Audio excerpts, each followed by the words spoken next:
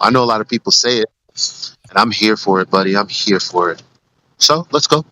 Yeah, I'm here for you too.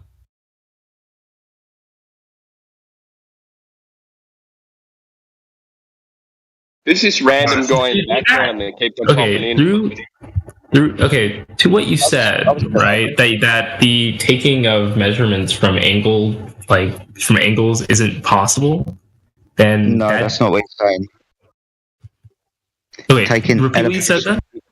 He's taking angle measurements, or in this case, elevation angle measurements from curved surfaces. Wait a minute. Possible. Wait. Time out. I finished. I'm only interrupting you because I don't buy that. How did you grossly misunderstand? That's I'm asking. I was asking you to repeat it. I was asking you to repeat it. I was asking if that's what you were saying. So it's a question kind of way. If you could repeat what you were saying, that'd be great. I mean, we're literally talking about geometry. Do you know what an adjacent is? Yeah. So you heard me say that the horizontal is flat, right? That is what you said. You understood that I was talking about the adjacent? Yes or no? I'm listening to what you're saying. I'd like to hear the whole of your spiel. The reason I'm asking is because I don't understand how. I'm talking about how an angular measurement, specifically an elevation angle measurement, requires the adjacent to be flat. And you said, in response to that, I don't know why he's saying we can't take angle measurements. That's kind of mind blowing. When measuring an angle of elevation, you don't need the adjacent area to be flat. I thought elevation measurements are made in situations where terrain isn't flat, because we take elevation measurements in mountains or hills. There's no difference when I say flat, it means that you have to hold the device that you're taking the measurement with parallel to the ground, which is horizontal. Period. Well, what bearing does that have on not being able to take because when you're doing celestial navigation and you're trying to get the angle to a star, that ground position is 1,000 miles away. Yet the right angle is made right there at that ground position, and you're aiming at it, even though all you see is a horizon. So the reason that it has to be perfectly parallel is because it needs to be horizontal to the surface, and spheres don't have horizontals. So prior to, I'm just trying to understand what bearing does this have on spherical excess and what triangulating points that are on the ground. You're giving. I'm looking for the example because I know exactly what elevation angles are. You guys are saying, well, no, the ground is curving. So I'm like, okay, well, just go on with it. Give us an example. Please and thanks. Of your epistemology. You have a method, okay, quote unquote, sure, whatever. Okay, now where's the show? Give me the show.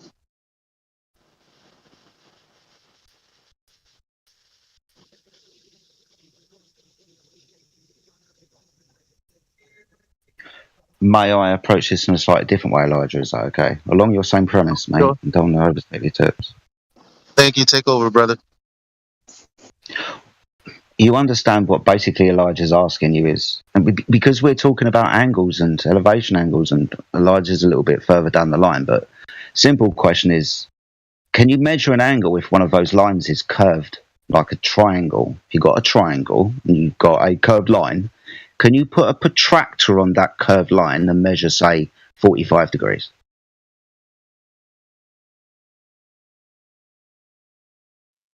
No, you cannot, but that's not exactly how you're measuring the angle. Okay, but you are measuring an angle, aren't you? Yeah, but not with a protractor, obviously, because it's curved. No. Yeah, exactly. But we're using a sextant, which is an angle measuring device. It's basically a glorified protractor. It's for measuring angles. 90 degrees, 45 degrees, that star is 20 degrees above the horizon, right? That's what we're doing. We have like precise measuring equipment these days that like. Yeah. These days we do, but 300 years ago, when navigating on boats around the fucking oceans of the world, they used sextants, didn't they?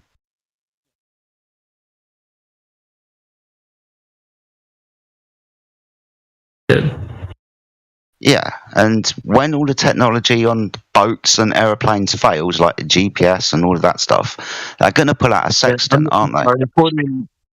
I'm sorry. According to marine sextant users today, meaning captains today, some of them still use sextants to keep their wits sharp, and when used correctly, you can get within a mile of the intended destination, so that's pretty fucking accurate, especially over the course of like 400 miles or whatever. So I hate, like, what is this? Do we have a more accurate? I mean, a mile is pretty fucking accurate. Would you agree? It's kind of besides the point. It's accurate enough to navigate across the Earth. When your technology fails, you're going to pull out one. That's why Elijah said people still keep their wits about them with using sextants, because they're useful. But ultimately, we have to remember this, and okay, we're measuring elevation angles to stars, but every single star has got a ground position upon the Earth, and that is a 90-degree angle to you, the observer, using the sextant when you reduce your altitude to 0. Whether you do that with dip angle correction, or whether you do that because of a calculation of how far above the surface you are, ultimately you're going to take that device within the calculation down to ground level. So put the sextant on the floor. And then the ground position of, say, one star, let's call it Polaris, like Elijah was saying, 1,000 miles away beyond the horizon, 90 degrees to the sextant that's on the floor. And then look at another star, 90 degrees, ground position to you, the sextant on the floor. And every other star is 90-degree ground position to the sextant that's on the floor. And then you can measure your elevation angles to it. Yeah, you might be on a boat. Yeah, you might be on a plane. Yeah, you might be on a mountain. That's why you have to correct for shit, to put yourself on the surface of the Earth, which is required to be flat, level, you're adjacent, for you to measure angles off of. It's pretty simple stuff, isn't it? It's just geometry.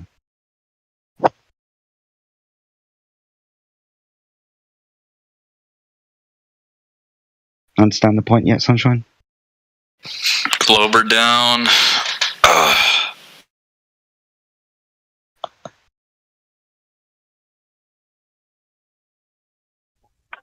I mean, they swear on their lives that these anti-flat earthers know what they're talking about. Yo, Elijah, turn up your mic, man. Can't really. Yeah, just turn it up real quick. No. Listen intently. Nice one. I got him up to 200 when I need it. I've got him up to 9,000, man. Elijah, please, man. Come on. That's all right. Leave him alone. Anyway, back Where to did this guy go? Sorry. Yeah. Where did this guy go? Come on. Is he still here? Did he bail? Has he got a response? Comments, questions, concerns, my friend? It's just a fucking... I'm trying to do like the actual math of it. So what I'm doing right this second is I'm taking the distance between Moscow, Cairo, and New York City. Right? 3 very, very long places. Obviously, Why? Obviously, any person believing like a globe Earth, there'd be curvature, a lot of curvature by that point, right? Well, the curvature of the Earth is the same, at least in our belief. But I'm trying to see if I can mathematically prove it using like the theories that like I was, taught. That way, I could like try to prove like a physical. It sounds like No. There's an issue here. We don't Sorry. There's I mean, a video Yeah. already. And we might- Yeah. Sorry, Elijah. You might have a problem when you're saying that you're just going to work on an assumption and base your calculations on the Earth being able. What you would have to do is measure the surface of the Earth to see it was curving in the first place, not work on a mathematical assumption, right? Well, okay. So logically, if Second the of all, Earth is this is flat, what- right? Any I'm sorry, one more- any triangle drawn between. Bro, I don't want You to can have answer. to mute because I know you hear me. Let's not make it retarded. Let's not make it retarded. Yo, the problem that I was going to point out is that you said this is the method that's in. What method is that? That has nothing to do with I have celestial the floor to navigation. explain it. You're not going to take 3 different people from 3 different points just to figure some shit. That's not an actual method of celestial navigation. No, it's off wrong time. That's It's how you anti-flat prove Earth- curvature. That's an anti-flat Earth argument No. trying to prove your what you already assume to be true. I mean, it's a glorified begging the question, really. But it's not has nothing to do with celestial navigation, though. I thought we were talking about celestial navigation. Elijah, Was I For a wrong? second. Can you turn up your mic? Can I have on? a, your can I have tone a on. floor for the second? to, Yo, like, ask me respond? to turn my mic up again, and you're not going to talk for the rest of the day. Okay, so my thought process here is on any flat surface, you need to take a piece of paper out right now. Any like triangle with 3 points should have 180 degrees, right? If the Earth is flat within like a very long like distance, like let's say like the 3 cities I just like threw out there, Cairo, Moscow, New York City. They should have it should have a degree of 180 combined, right? And that in itself mathematically proves that is flat. No. You've missed the point, and now you're trying to talk about something else. What we've demonstrated to you is the Earth has to be flat because we're going to be using triangles anyway for elevation angles and ground positions of stars. Why have you now moved the triangle on its side and now trying to calculate and put triangles on ground positions of cities? And saying that that is physical. Hold on. No. And then declaring that this is how we prove curvature when we've just demonstrated to you that the Earth is required to be level. It cannot be curved for us to use celestial navigation. If we were to use celestial navigation on a curved surface, well, we wouldn't be. Because we're using angle measuring devices which require the Earth to be flat in the first instance. If the Earth wasn't flat, we wouldn't be using a sextant, would we? I'm not using celestial navigation. I'm using like geometric surveys to prove the curvature of the Earth. It's the point why I'm annoyed, and probably why Elijah's annoyed, because the bell hasn't rung for you. The penny hasn't dropped for you. You've decided to move on to something else and say, this is how we prove curvature. No, it isn't. And the point that we've just spoken about really must make you scratch your head, because you can't get elevation angles from curved surfaces, my friend. Curved surface, that the Earth being a ball, that bit. The Earth can't be a ball for us to use celestial navigation. Yep, exactly. Why sorry, my thing is okay. So the impasse we have here is as I don't know enough about celestial navigation or sextants to even counter that argument. Listen. I still talking. The way I was like told in like the prior conversation is that the burden of proof would be on me for disagreeing to explain why I disagree.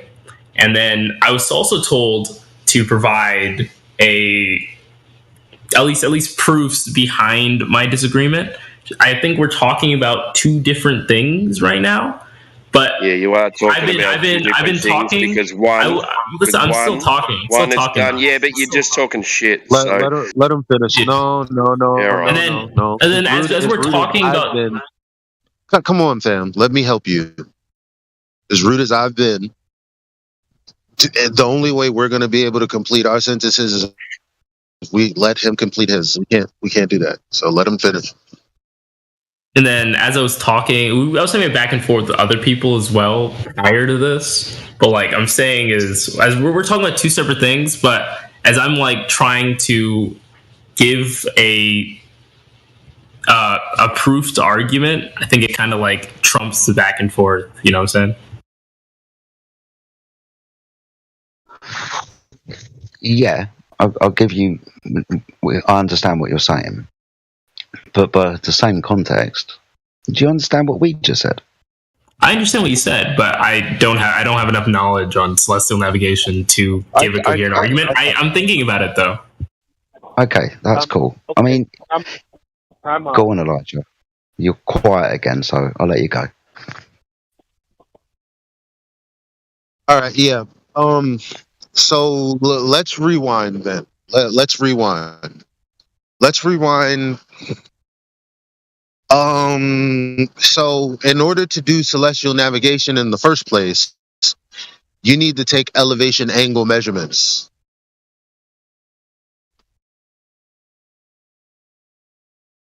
So the ground is assumed to be horizontal in all of those instances.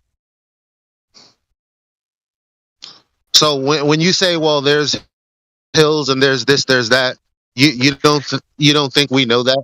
Like, I mean, seriously, I'm 33 years old. I'm 33 years old. You don't think I considered that? That's a rhetorical question because I'm gonna respond to that with there's a Google Earth elevation profile, and what it's called is flat. That's what zero angle is. It's a line. That's what sea level is. It's at zero. So that in that context is flat. Anything above or below that would be the elevation higher or lower, obviously. So we're talking about this line, and in order to have this line, the Earth that we're using has to be horizontal. What's hard? Okay, what don't you understand so that I can then send you some diagrams from navigational text? Not from flat earthers, but straight up from, I mean, because all we want to do is get you guys to fucking see what's out there in the world. Not just TV and people telling you it's a globe, because even when you watch these YouTubers, they're like, yeah, it's a globe. So I understand that we're drawing a line here to make it simple, but we all know it's a globe. Now let's do the actual geometry, assuming a flat earth. That I mean, I thought that was weird. If you can look at that and think, no issues. Well, I mean, fam, no one's trying to convert you. No one's trying to change your mind. We're just trying to give you information that you didn't have when you came in here. If you think you're giving us new information about the globe, you're seriously wasting your time. I don't believe I'm giving new information. I'm just saying with this certain. Is that the only part that you're going to answer to? What about the former, which was actually the most important part? Let's start at that then. Obviously, I'm not calling you dumb by giving an opposing or just asking if you considered something at your grown age. I'm pretty sure you probably considered it. But what I'm trying to say is you're trying to like invalidate this geometry argument that I have, right? Or trying to say, oh, I haven't thought of this. It's not an argument. It's a reification fallacy on top of, I mean, you know what a reification fallacy is, right? You have a nice Detroit accent. Yeah. God. Right. So I'm not speaking from ambiguity. You're not like, I mean, when I asked for example, it's like, okay, you gave us these 3 arbitrary places, and it's like, who's taking who's taking angular measurements from these places? Like, how is this actually happening? And I'm only asking angular measurements from these places just by searching up their locations. I'm only asking you because I know nobody's fucking done it. I only know that you're asking because you've been taught this. You didn't experience this. You've been taught it. And my goal is to get you to understand that.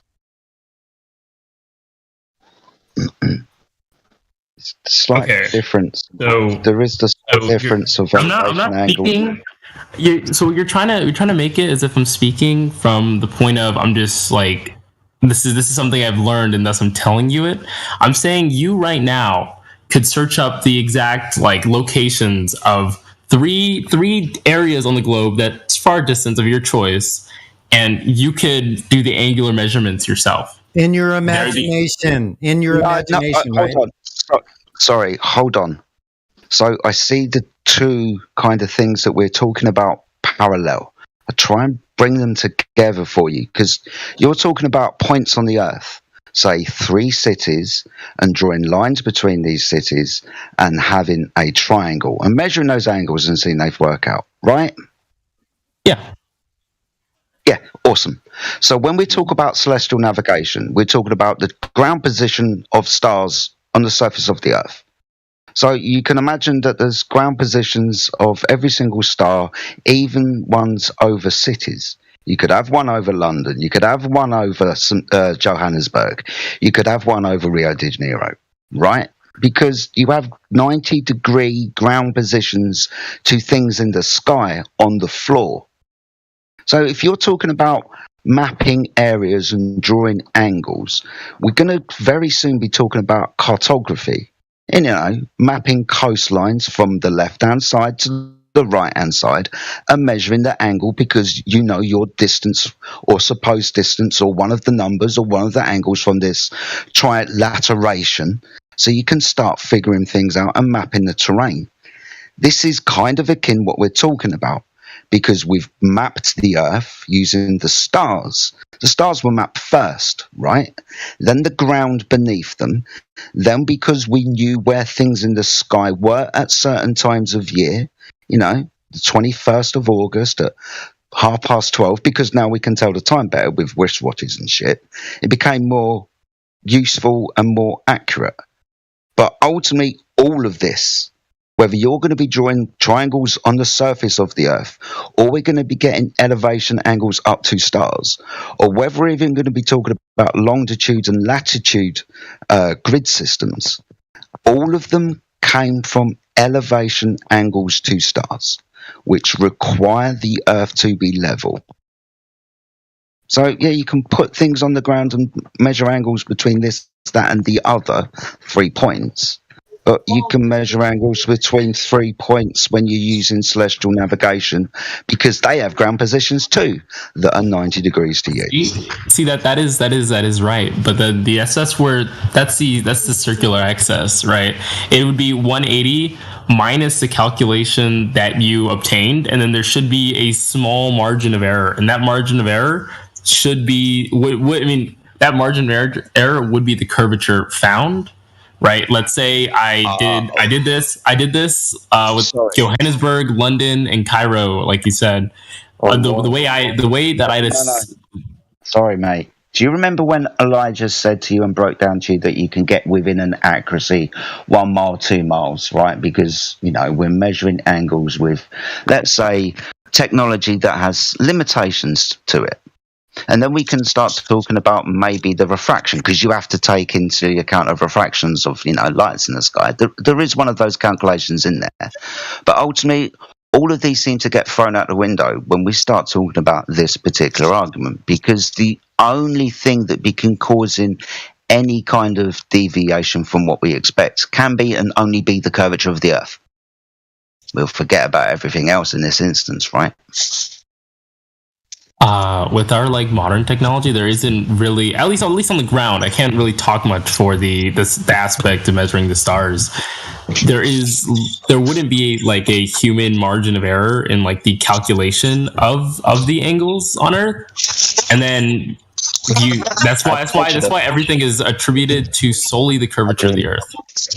Yeah, exactly. And if you can give me something that would affect the calculation, then I'd think about it. Why are you saying calculated angles? Elisha, your mic is kind of low. Can you turn it up? I can barely hear you. Time out. what's his name? Say. Did I? Yeah. Thank you. Give me a second. 'Cause my phone is kind of freezy. But your ass is on ice for the rest of the day. You thought I was fucking around. I can hear you, Eli. Pretty good. Maybe a little bit choppy, Yeah, I know. but coming through good. You sure that wasn't Dootsy? I think it was. I'm server muting him anyway. If it wasn't, then somebody unmute him later. But wasn't it? I don't think it That was was. Dootsy, right? I don't think it was. was. It wasn't. No, it No? was Who was Dutzy. it? Yeah, it was Dutzy. Oh, that's what I thought. All right. I thought he wasn't. Next one is a red gavel. You're gonna have to call somebody to unban you because I don't know how to do that shit. So, continue. Calculation. Oh, what was happening? You jumped Oh in with yeah. calculation. What is this calculation of Engels shit you keep talking about? I don't get this. Say that again? Measure angles, but every time you talk about angles, you say calculation. You say we calculate the angles. What does that mean? The only calculation is just minusing 180 from the sum of the angles that you found. That's it. You're obviously, when I say calculating angles, it's just like finding the angle between, like, in this triangle we've created, and then you just add up all like all three sides, and then if our current belief on like what the curvature of the Earth is, it should come up to like 179.5 of 55, leaving like a 0.45 margin of error, and that margin of error is believed to be the curvature of the Earth. But Chris here is saying that there's other things that could attribute to that margin of error, and I'm asking him what those things are. Yeah, how do you take the measurement? There is no measurement. It's a point. Exactly. So there's no actual measurement involved. It's just a backwards engineer and verification of we're on a ball in the first instance.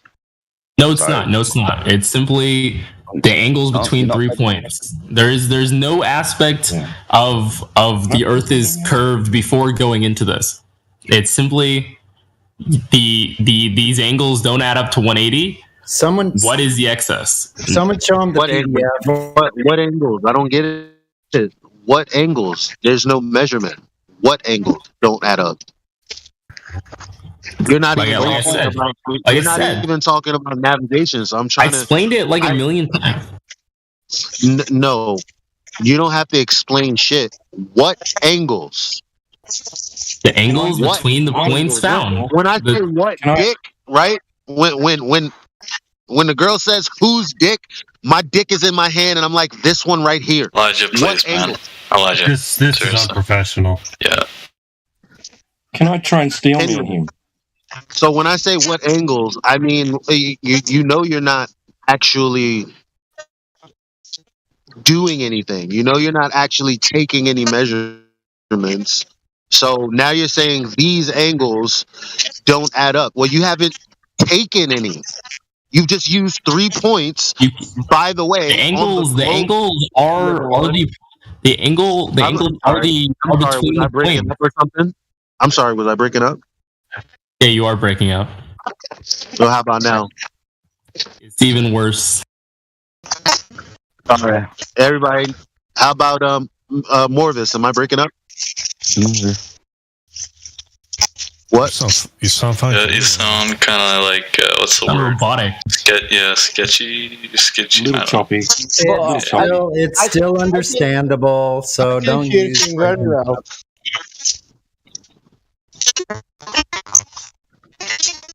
Understandable? Hello? What? Yeah, you need to fix your mic, dude. No. It's more of a. Okay, I take that last part back. Now it's not.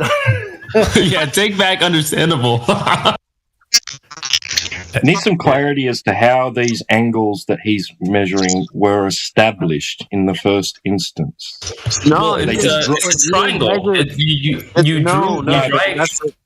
I'm sorry. The problem is, did you not hear him say that is no actual measurement of. No one's taking a literal measurement. Anyone? Yeah, you can take a literal measurement. You could do it right now with your computer in a couple minutes. Well, probably a little more than a couple minutes. You hear what he's saying? Yeah, This is what I mean. He's drawing lines between 3 points on a spherical surface. And No, there isn't spherical in front of the surface. It's just drawing 3 points. Just right. There's not. I'm not coming into this to prove it's a sphere. That's You know why I what? said You know what? What are you drawing 3 points on? On the Earth's surface. He's still stuck on Okay, a on a sorry, map. hold on, Sonny. Yeah, what map? What surface? What are you putting these points on? What, a Mercator projection map that we have hung on our wall at school? Have you just put 3 points on that? What map have you used? What reification of the Earth's surface using a map have you used? I'm using the. Yeah, it would be the Mercator map. It would be the Mercator map for sure. Okay, so that's the reification. No, that's the reification. When you look up the meaning or definition of a reification fallacy, it will literally have in quotation marks, the map is not the terrain. Now, there are thousands of maps. When I say Mercator projection, the one that you have hung on your wall, that's a square one with the north at the top and the south at the bottom and left and right at edges that you'd fall off the sides of.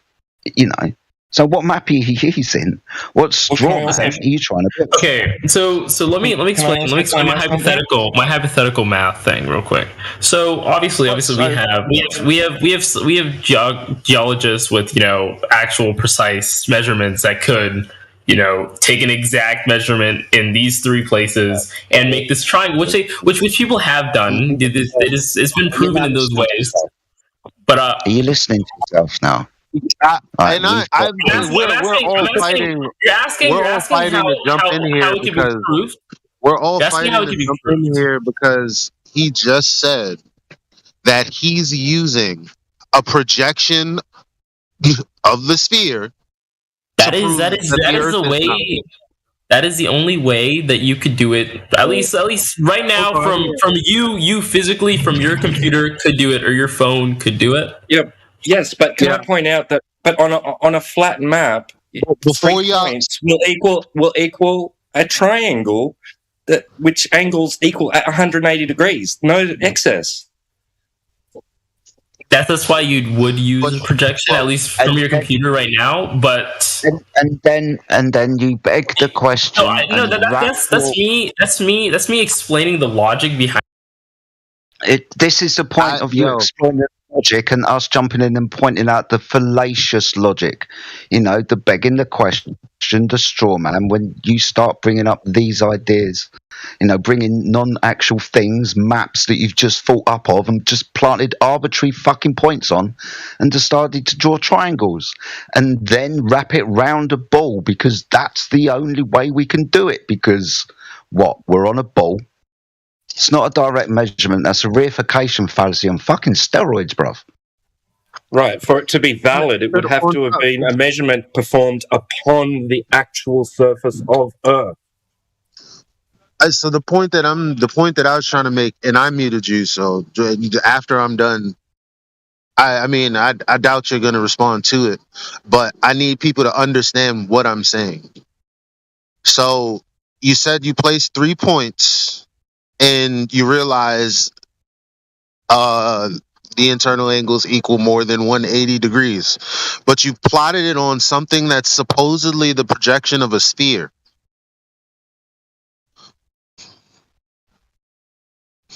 And by the way, they would say that all of this is a projection of a sphere, but the truth is all of these projections are possible because of real elevation angle measurements on the Earth. Yeah, so when you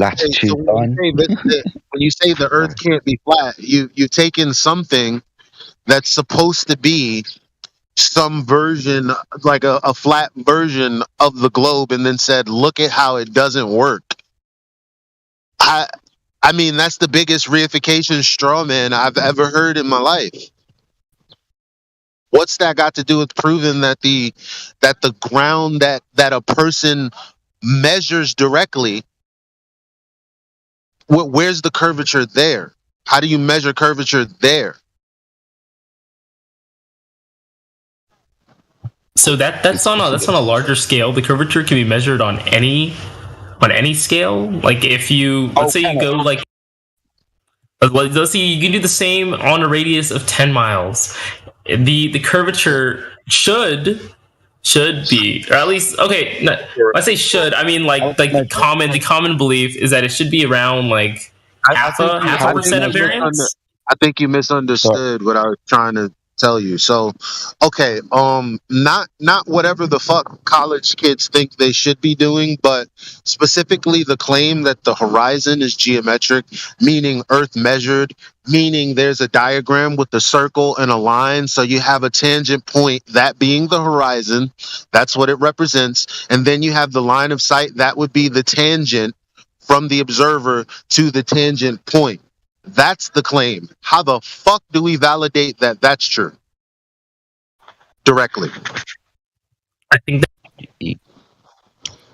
that was a mistake. My bad. I think that's completely separate from what we were going about previously. No. I'm gonna stop you there. Don't tell me that the conversation is separate from the conversation we're trying to have, because I already know that. And you're talking about calculations, reifications, begging the question, straw man. I don't know how many other things that you can put on top of it. I don't care about any of that, because none of that has to do with validating that the surface of the earth is curving. It only has to do with your bias of it. Because if your bias was true, then, laterally your argument would work with the geometry of you're literally talking about pure geometry. Literally, right? Therefore, you should have no problem with the concept of a geometric horizon. It all ties in. If what you're saying is true, then the horizon damn well better be blocking my view 1.2 times the square root of the observer's height in feet. Like, what? Why are we playing games? If everything that you're saying is true, then the horizon is literally the cutoff point from the rest of the curve of the earth. So why are we playing games? Let's just get to the most important part of the conversation. Exactly. You've got him. My friend, when we're going to ask you, doesn't matter how big your ball is, how are you going to measure it? You said we can easily measure the curvature of the Earth. That doesn't matter the radius. Mm-hmm. Okay. So how do you do that then? He's been muted. Sorry, you're going to have to unmute him because we need to have the conversation. I'll unmute him. I unmuted him. Thank you, Sonny. Could you prompt your question again? Yeah. It doesn't matter the radius of the ball. We're going to ask you how you're going to measure it. So we can measure the curvature of the Earth. It's easy, according to you. So 3,959 miles. How do we measure the curvature of the Earth? The same way I've said like 10 times before. Just triangulate the angles, and you minus it by 180. Sorry, you moved on to something else. Sorry. Yeah, you moved on to something else. You said it doesn't matter the size of the ball, right? It doesn't matter the radius. The distances between the points are irrelevant. That's what I'm trying to get at. Yeah. So you haven't understood what we've put down, because you still now think that you can put triangles on curved surfaces, and it's going to prove that the surface of the Earth is curved, even though we've explained to you it can't, because of the way that we navigate across the surface of the Earth and map the surface of the Earth. It has to be level, because we're always talking about angles. Every time that you put something on a ball, you're not measuring angles anymore, because you can't, because you're on a curved surface. Doesn't matter if they're up, doesn't matter if they're left and right, doesn't matter where you put the angles on the curved surface. You're not going to be able to measure angles, You're just going to bastardize it. Your first Honestly, instance. I think he's actually confused about what's being asked, Jedi, because he's using the thing which we're asking for evidence of as proof of the thing that we're asking for evidence of. He's putting these triangles onto the thing that we're asking for proof of. Yeah. How can he have the thing already that he... It's begging the question. It's so circular in logic. It's crazy. Do you understand what is exactly being asked of you, Sage? I think he's asking for like the proofs behind the proofs I'm giving, and then that would just simply be like. Are you listening what people are telling you? Because English is my third language, but I'm listening. They are speaking about geometry and surface and the rate and the radius and how much you can see.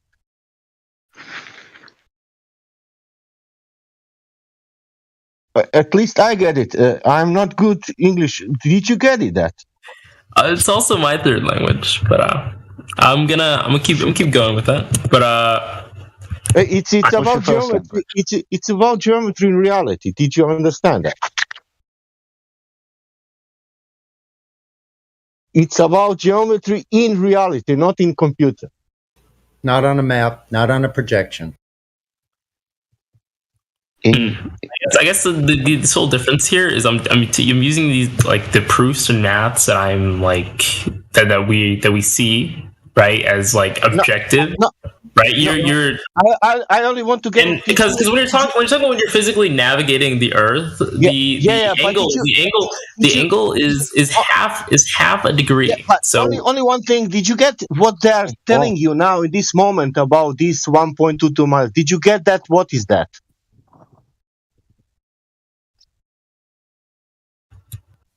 The point is, for the thing to exist upon your computer, for you to use with spherical geometry, right?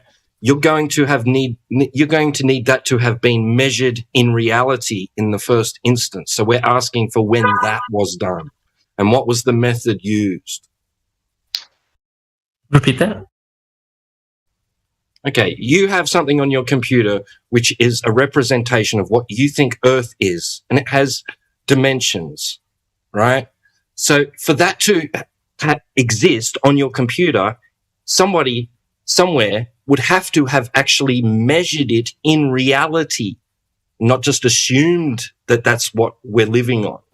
Or else it's just a cartoon. Yeah, I understand that. So that's what we're asking. When was that done? How was it done? Who did it? I feel I understand your argument, and although I can't tell you that, what I've been saying is in response to that is you could physically go out and do it. Let's say you got three GPS three things you could pinpoint. Stop. That's why you're getting physical. It's physical. Stop. No, stop. You're going to a reification, another map. It's not a map. It's physically can be diagrammed. Sage, if I do that and find out calculation, okay, good. Now I have curvature. Can I check that in reality? Is that true? What is on computer showing the curvature? I didn't say on computer. I said you can go out and do this. Okay. There I'm you going go. out. You can, but so I can go out and do this, or it been done. It's been done, and you can go out and do this. The reason why I'm saying be done is yes. But stop, Sasha. Okay. I mean, the first thing I asked is, okay, give us the example of it being done so I can see exactly what is being done. That's the first thing I said, man. Yeah.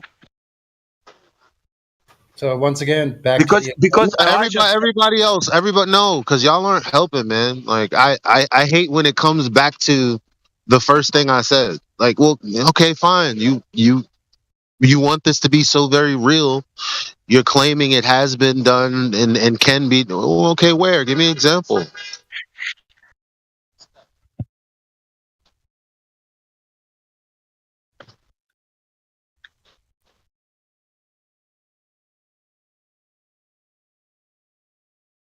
So I just searched up calculation of the Earth using the Haversine formula, which is a mathematical equation I'm using, and I'm staring at like a million results. Would you like? Which one would you like? I'm muting you. He didn't respond. Yeah, no, Sonny, stop. Okay. Well, he wasn't responding at all. Yeah, he is. Wasn't I? Yeah, I don't know when in my sentence I got muted. Pick one. Yeah, any one of those 1,000, pick one, and then remember what we've been saying for the last 10 minutes. Pick one, post it in the chat, and then go to the point of the video that speaks to your point, which would be a citation. Video, PDF, whatever it is you got, go in and give it.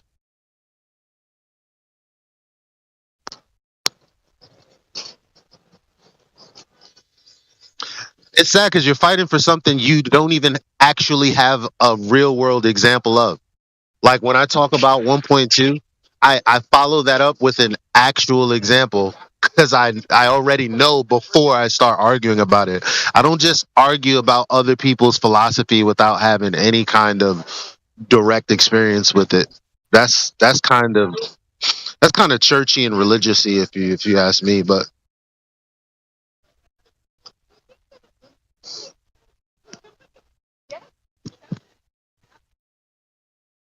there's 1,000. No need to be picky. Just throw one in there, man.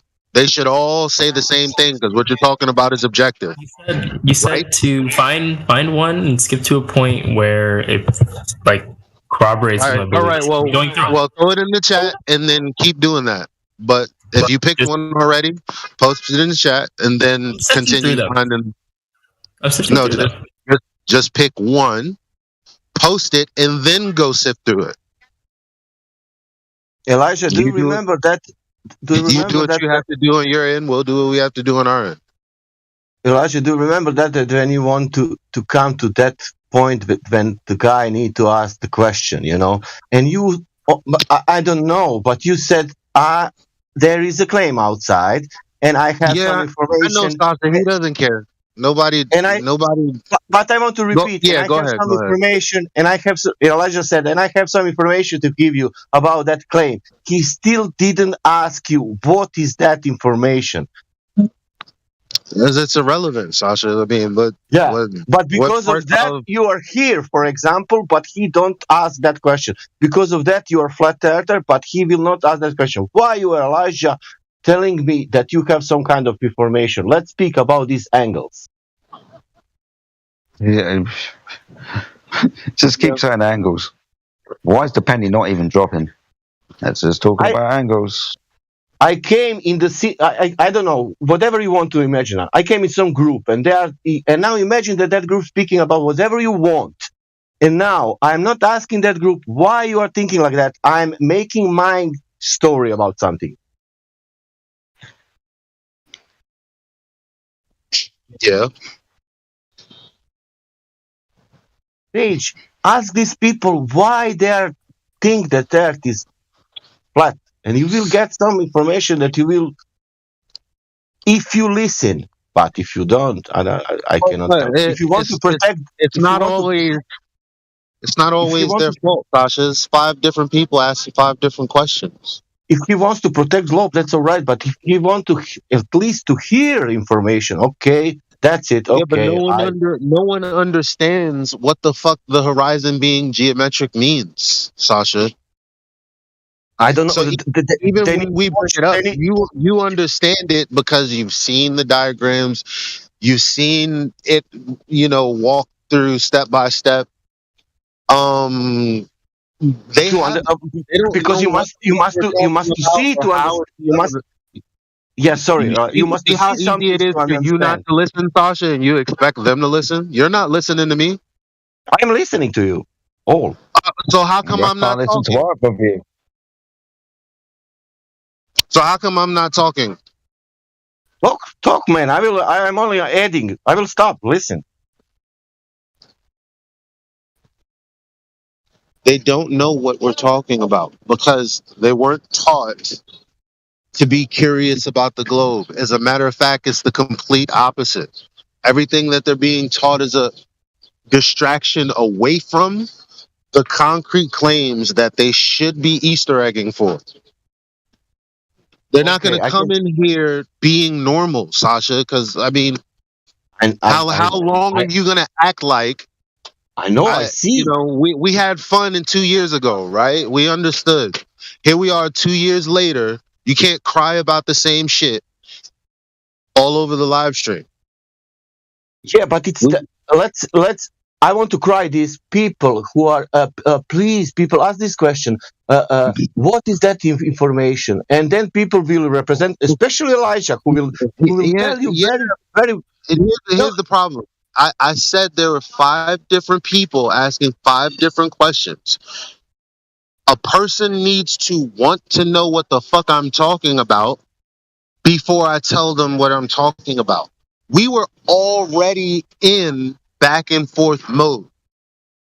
The only reason I brought up the geometric horizon is because he's talking about geometry and angles. It's the only reason I brought up elevation angles. At some point, I realized he doesn't know what he's talking about because he can't piece all of this fundamental information together, which means he's learned something specific, which means his mind is only going to be able to function within that matrix, which means even though I brought up the Black Swan, it doesn't mean I did him any fucking justice, Sasha. I know he doesn't know what I'm talking about, and I didn't give him the opportunity to be curious about it. Right now, I'm just throwing it at him as an attack rather than explaining to him why I'm bringing it up. You can't be mad because he didn't bite. I'm not mad. I understand what you're talking about. When most people come in here and this situation is, I didn't get the opportunity to feel like. I'm not mad. I even don't want to. I want that you and Jenna lead this conversation. It's great. Okay, great. But we're not. We're in the very beginning, I asked him to tell me what he knows. It's not a fucking about me, Sasha, right now. Maybe you missed that part. Maybe you're missing what I'm saying in this No, moment. I'm not. When I first came in, I said, why don't you tell me about these 3 points? So what you're talking about is a complete fucking non sequitur. Not that it's not important, but it wasn't what I set out to do. Elijah, listen to me now. Maybe you're 3 years old. I'm 51. In this moment, I'm speaking. Okay, but listen. In this moment, I was all the time on your side, on your fucking side, all the time. You're not on my side because you're not talking about the 3 points. Okay, great. Okay, great. I'm speaking about bread in this. What you're speaking about yesterday? Great, thank you, Sasha. But right now it's not the time for yesterday. About fucking geometrical horizon 1.22 miles. Okay, we weren't speaking about that. I only brought it up because I said, by the way, we're talking. Let's speak about angles then, Elijah. Okay, great, good. Thank you. Can we all just get along? If we can all stay on the same topic. I know. I agree. I hear it. Did I change the topic? Yeah. Oh, you did. Sorry. I'm very sorry. I will not do that anymore. Oh, I'm really sorry. This is what. Well, how about you not be? How about you just Elijah, not be? This is Elijah pathetic. I don't want to speak anymore. How about you not be prideful? How about that? How about trying that? How about this is not about me? How about this? I don't know where you are pointing now out or what are you speaking now. I don't fucking understand you now. Okay. I'm saying stop being prideful. It's not about me. I waited till you said what you said. Elijah, and here you are again. In this moment, I don't know in this moment what the fuck you are saying. Do you understand me like a human being? I don't know what the fuck you are saying. Do you understand me?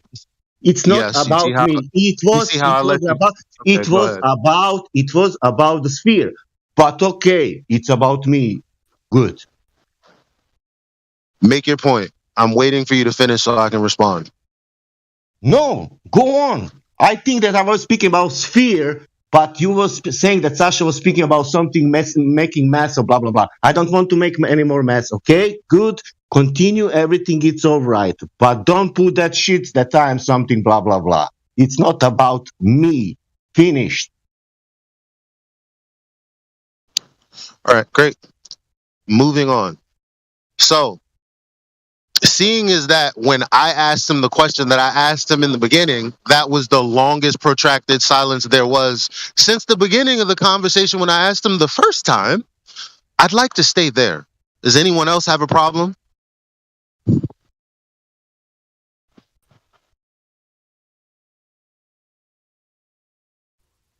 Well, Great. not in the future. But that person not only left the chat, they left the server by the look of it. Or did I miss something? Well, there you go.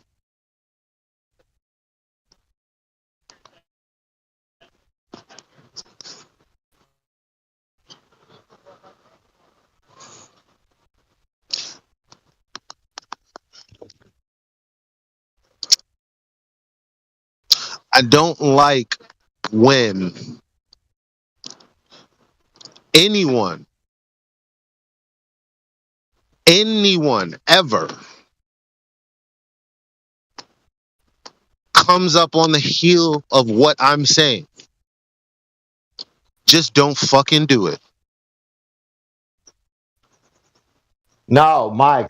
No, ever. Nobody. But it wasn't about you, Sasha. I'm talking to the No, whole it's about fucking me. server as the lead mod. Like you're speaking about you now. I'm speaking about me also. No, Nobody. I'm telling everyone I in don't the. want that nobody tell me nothing about because everybody can say everybody here can say somebody this somebody blah blah blah. That shit's it's enough. I muted you, Sasha. Anyway, I let him say what he had to say. Everyone, you're gonna have a problem if you're trying to talk on the heels of me. I don't like that shit. Then you're gonna get in your feelings. You don't want to get in your feelings. Don't fucking talk anywhere near around when I'm talking. That's it.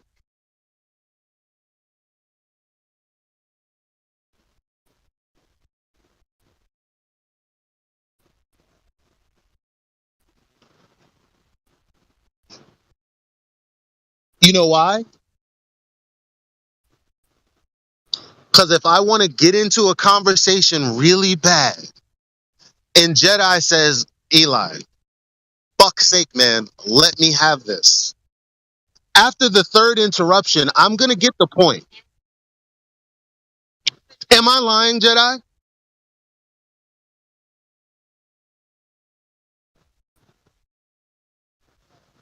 Anyone else? If somebody really wants to have a conversation really bad and I've interrupted 2-3 times, I'm going to stop after that, right? Understood. I don't fucking expect anybody to continuously disrespect when I ask for the same.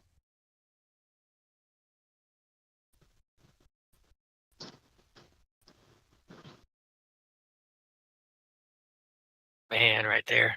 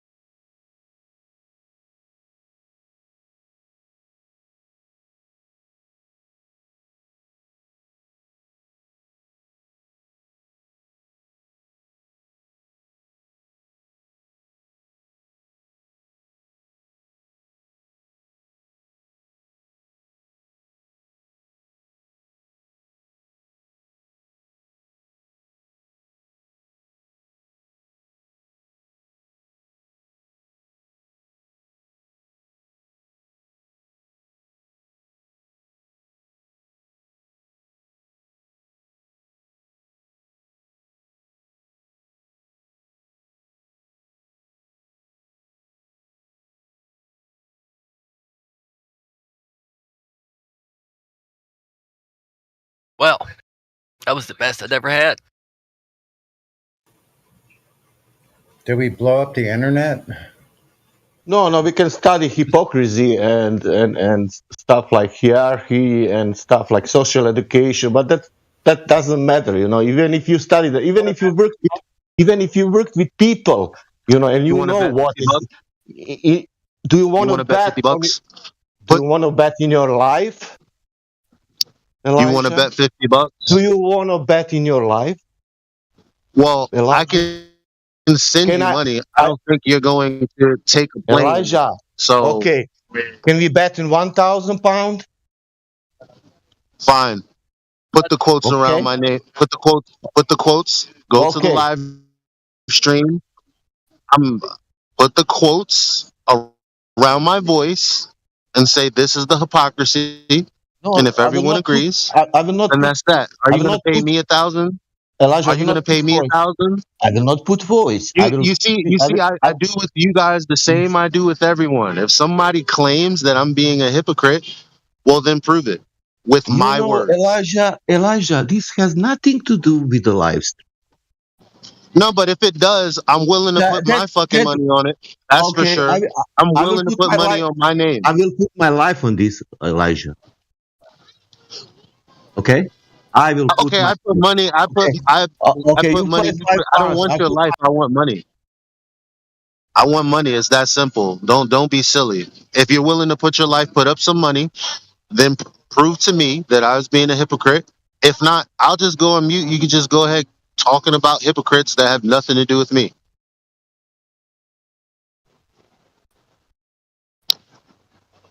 But I like when problems get handled. So if I'm being a hypocrite, that's a problem. I need somebody to prove that shit to me. We got a live stream. It's recorded. Let's go. Hop to it.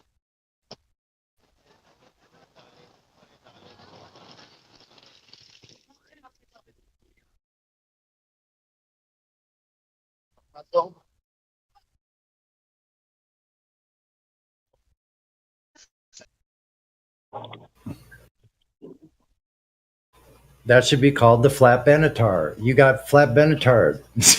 Oh, I'm kidding.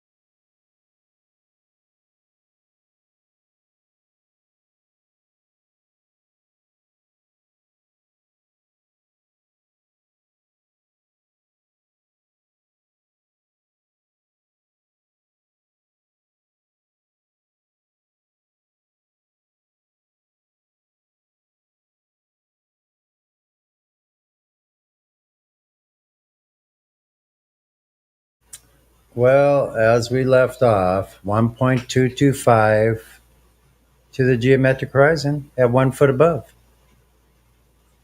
So we still are. Glovers, bring up your proof where there was a measurement that verified or validated your radius claim. Thank you very much. Globe globe measurement to VC1 check-in. Thank you.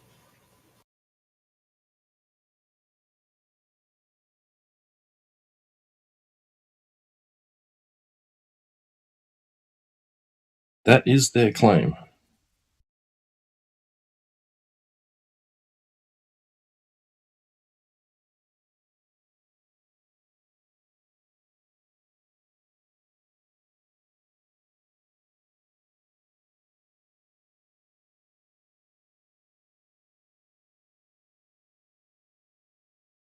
How was it established again? I don't know.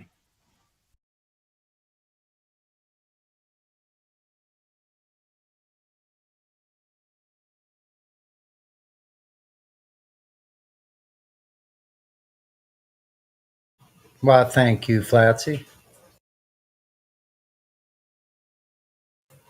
Slithers, is that someone new to the chat? I don't see them in the. Oh, there you are.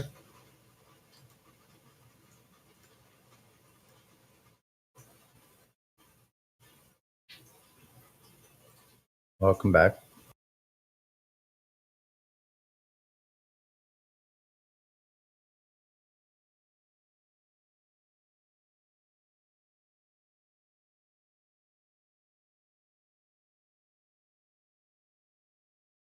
Water just has a listening pass. Okay.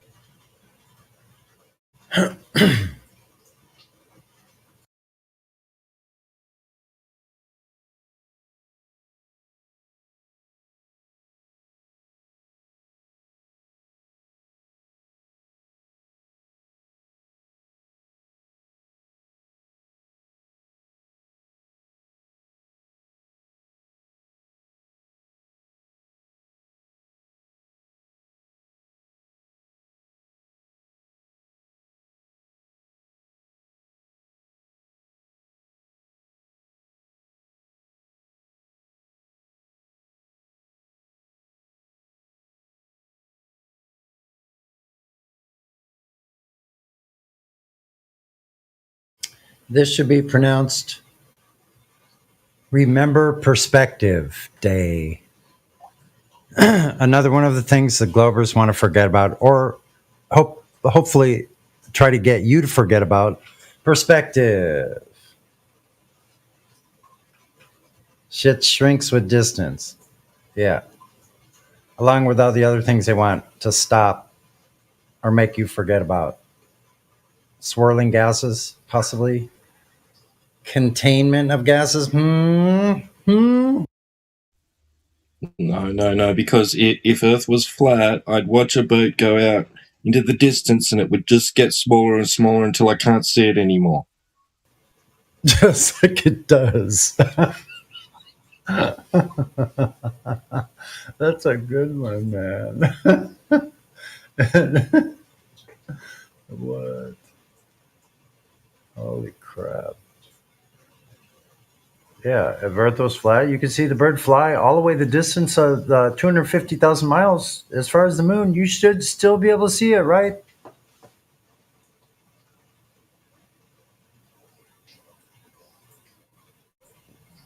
Correct. Yes. Especially something as big as the Eiffel Tower. You should be able to see it from New York. Yeah, because see, everything stops and then you remove all the air and it becomes a complete like neutral zone where nothing's in motion, nothing's transferring, anything like that. So like remove all optical effects. How are you going to do that?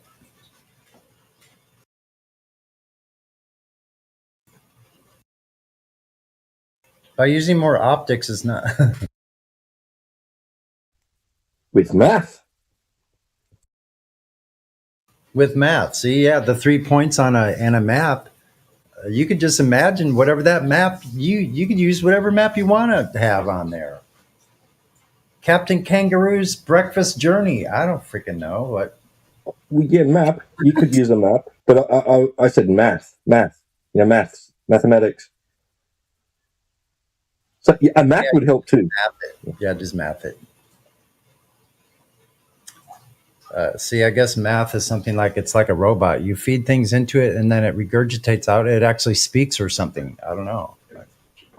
Math tells you. How does math tell you anything? No, you tell math what to do. It does what you tell it. What? That's wild. That someone would think that you use math first. Like with that presupposition of the numbers.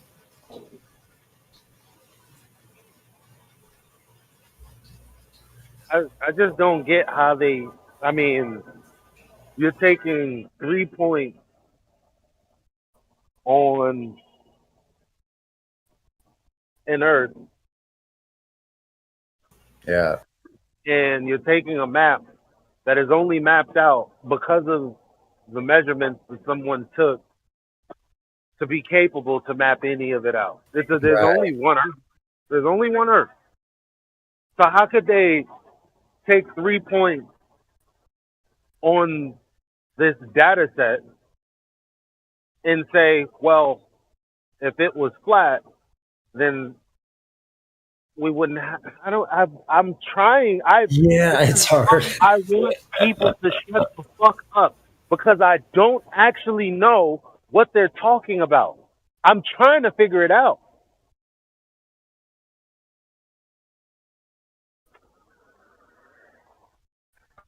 Like, for me, my own sanity, I'm trying to figure out what is it? Like, what? I can sense your frustration. Sense?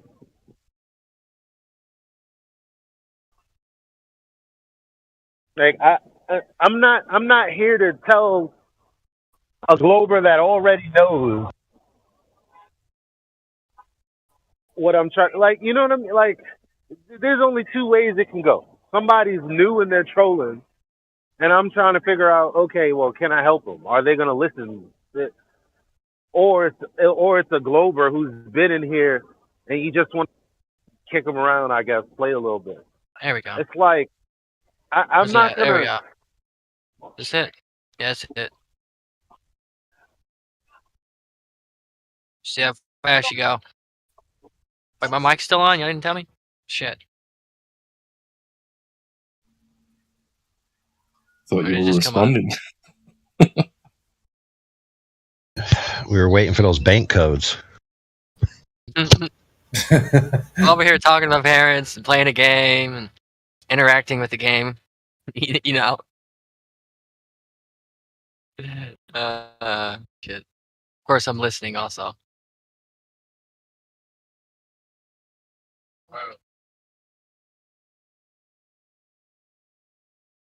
Got it on the hotkey now on the keyboard.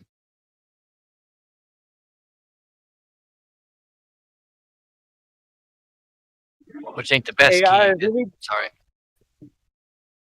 AI, is anybody like, hey, can you point me to like a video where the best, like,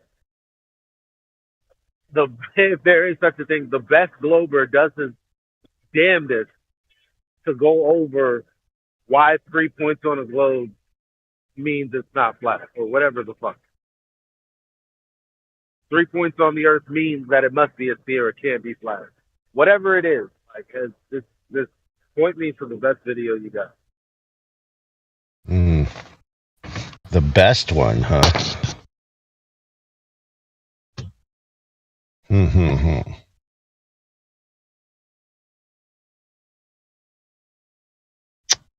I think the best one is probably going to be by McToon, where he tried to create a large-scale three-dimensional model of a section of the Earth to apply that triangle to, and he printed out the maps from Google, and he like pasted them on this armature that he made, which was like, you know, a section, a alleged section with proper curvature of a globe based on the scale of the pictures.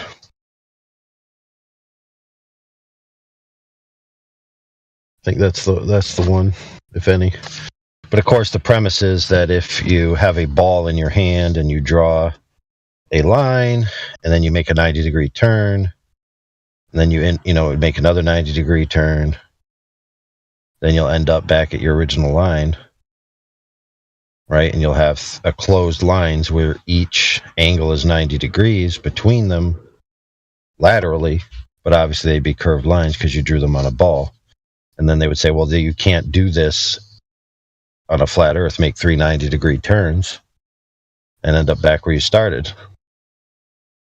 Now, whether that's true, right, in that instance, applies to that scenario.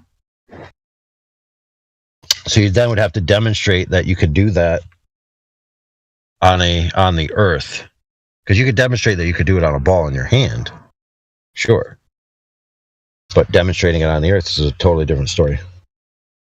So he attempted to validate it with pulling images off of Google, right? So not actually making the journey, you understand, just doing it with graphics, basically, which he assumes are one-to-one spatially related to the Earth, pulled from Google Maps or Google Images, top-down images, high altitude photographs. All right, let me get my slip ready before I don't know what it's titled, but I'm sure it was in an attempt. It was in an answer. He was answering someone who I think made a challenge, if you could do it. Now, rest assured, okay, if you're being challenged to do it, then you'd actually have to go out on the Earth itself and prove that you made a straight line, and prove that you made a 90-degree turn, and prove that you arrived back where you started, right?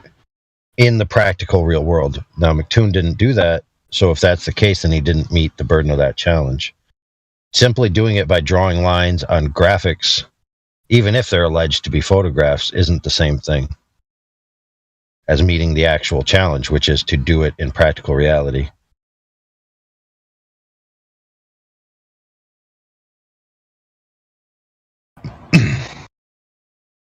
Because for obvious reasons, there's ways to distort images or to align them in certain ways, right?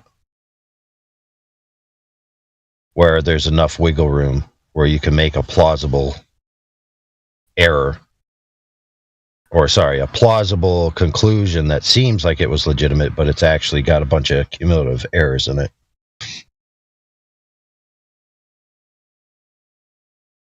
In other words, no one has a demonstration of leaving a fixed point that they've chosen, going 100 miles or whatever, then turning 90 degrees, proving that they went straight from their initial point to that point, and then turned a perfect 90 degrees, then went and turned a perfect 90 degrees, and then ended up back where they started. Okay, that doesn't exist. right.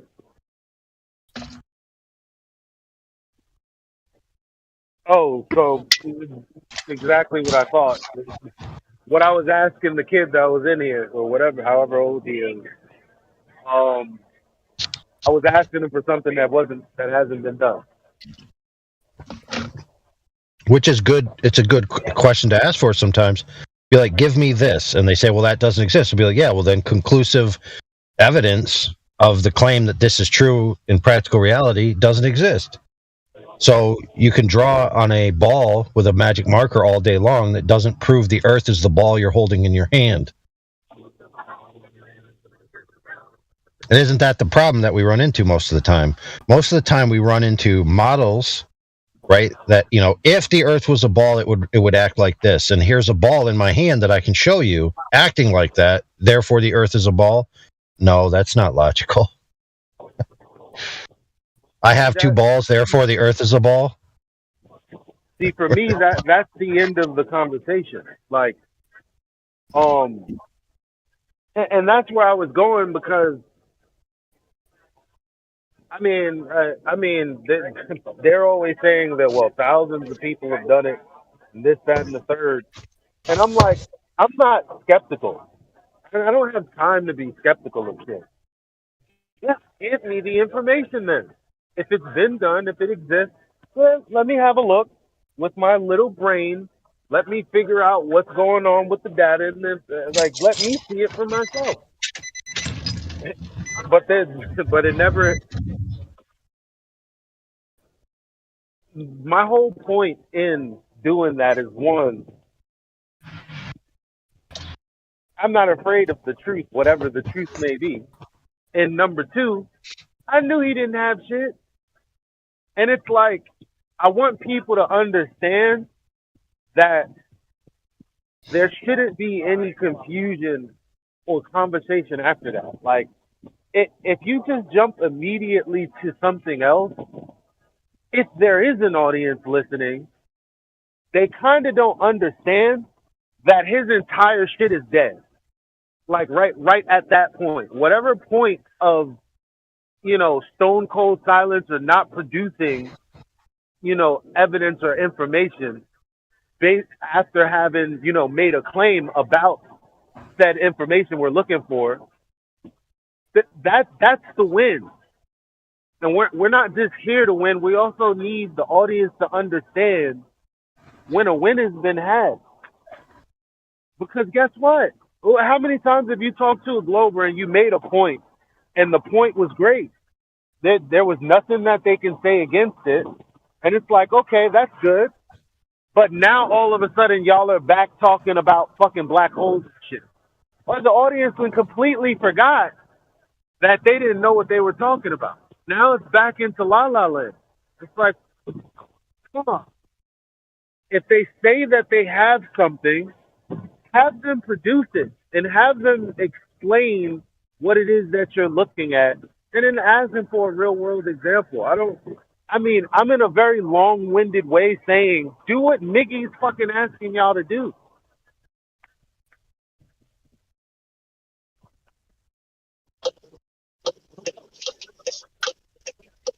Yeah, if you don't get them to concede, then they're not going to grow, because they're just going to keep changing the subject or trying the same shit over and over again. I think you need to hold them to that one point and get them to concede that point. It's actually healthy for them to be able to do that, because they need to do that going forward anyway with every other point that's wrong.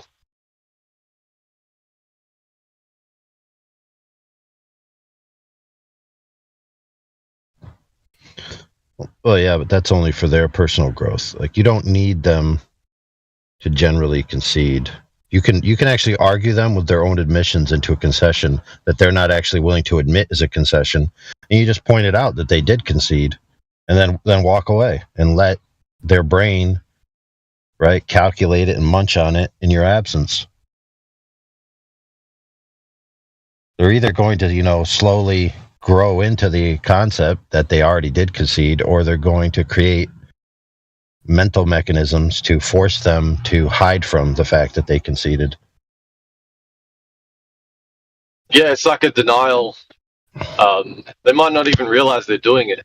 Their brain's protecting themselves somehow from experiencing that traumatic response that would be if your whole world paradigm's just gone underneath yourself. So I think it's subconscious as well sometimes. Cognitive pain. Yeah, cognitive. Yeah. But I think Elijah's point was correct in that sense. Matthew Learns has made some of the most, like, insane. So when I say insane, I'm like, he's made the concessions of a fucking sinner. Yes.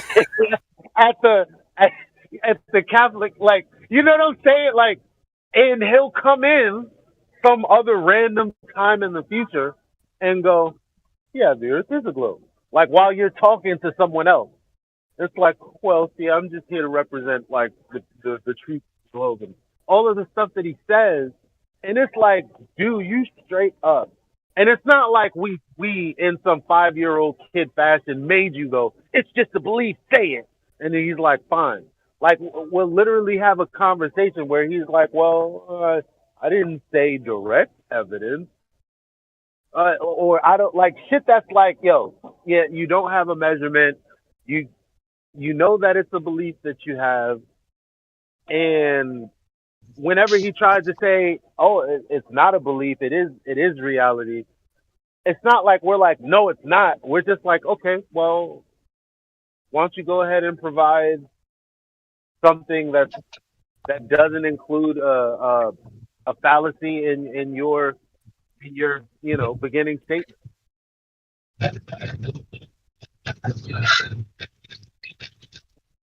I don't know how he sleeps at night, man. I don't get it. You're talking about Matthew Lertz? Yeah. Yeah. And the abruptness at which he could backpedal too, back around to like, oh yeah, but I still believe it. I believe it to be true. Yeah, yeah, you're right about the batshit part. I've heard him say before, you can't prove anything physically, only with mathematics and calculations. He's that dog. You know that dog, the meme with that dog sitting in the room and it's burning, and then there's a speech bubble saying "This is fine." He's that. He reminds me of that meme. Whole world around him's burning, and he's like, "Oh yeah." He's got a big smile on his face. This is fine. Well, he's wrong and not wrong simultaneously, because he's defining proof in a limited way. And he is right that you can only use mathematical and logical proofs to prove argument strings or math theorems, etc. But if somebody says, "Is the ball in the box?" and you open the box and see the ball in there, then that proves the ball's in the box, right? But he would say, "Oh, that's not a proof, because I use proof in a way in which applies to the field that I specialize in, so it's a specific definition in our lexicon of our field." And that's the problem, is when you take a word and you force that lexical definition onto all uses of that same token, for example, the word proof, then you're committing a fallacy. You say, I can't prove a proposition about the nature of the physical world is false. To say I can't use a mathematical proof, right, it's a different category. To conflate the two, you're committing like two fallacies simultaneously. A category error fallacy, right? I've tried to make this a point. Lexical fallacy. I've tried to make this point. Tell me if I'm getting you wrong. But I've realized that I don't want to argue about what evidence means and what proof means, because I think it's reasonable and justifiable for someone who has a field to use proof in whatever context that means for them. So obviously, when you say proof, they're going to give you proof in that context. It's like, why not avoid that altogether? So in that way, I started saying, well, what is the evidence that the horizon is geometric? Because then they have to answer that specifically. Is it because it goes with a specific claim, which would be a specific proof? Versus saying, what is evidence of the curvature of the earth? There's a ton of evidence if you ask someone, right? Because it doesn't mean anything. What's your evidence of the globe? They can just show you the globe. There's the evidence.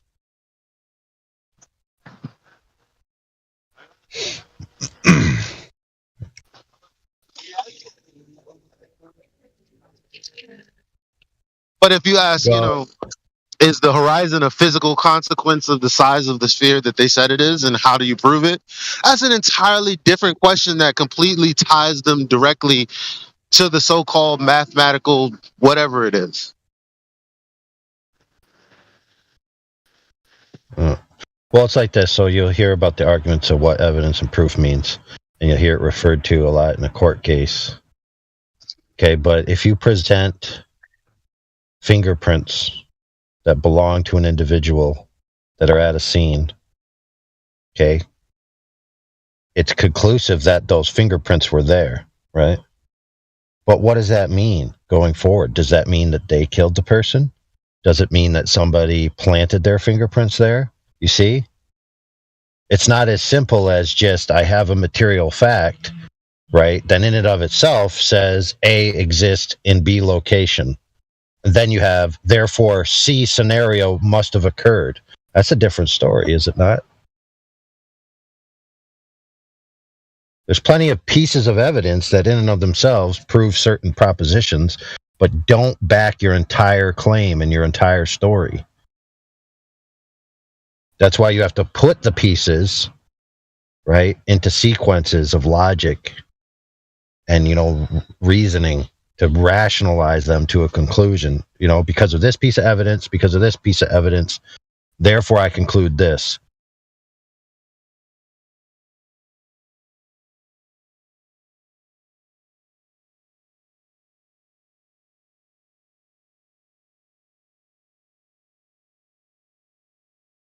So, for example, what's one of the most famous ones that the globe uses? If the Earth was a globe, boats would disappear from the bottom up. Boats disappear from the bottom up, therefore the Earth is a globe, right? That's a formal logical fallacy, which would be true if the if in the beginning is proven. The conclusion that the Earth is a globe doesn't follow from the previous thing unless the if is proven in the first instance. So you'd have to change it from if the Earth is a globe to the Earth is a globe. So you would then need something different beyond that piece of evidence to prove that the Earth is a globe, if you're going to use that as your argument. And it's that piece of first order evidence or first order proof, or the proof in the first instance, or the premise in the first instance being proven, that seems to always be missing from their arguments. Yeah, it's like a modus tollens, right? Yeah, they don't have a lot of those. Yeah, but isn't what you described? It's like a falsely, incorrectly put together modus tollens, like a false modus tollens. So, if P then Q, if not P then not Q. So it seems like it's kind of like a modus tollens. Well, it's more like if P then P, Q therefore P. Yeah, that's the false one.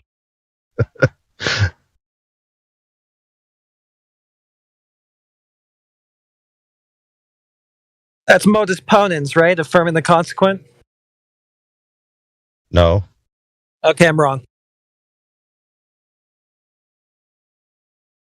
Modus ponens is just an inverse of modus tollens, essentially.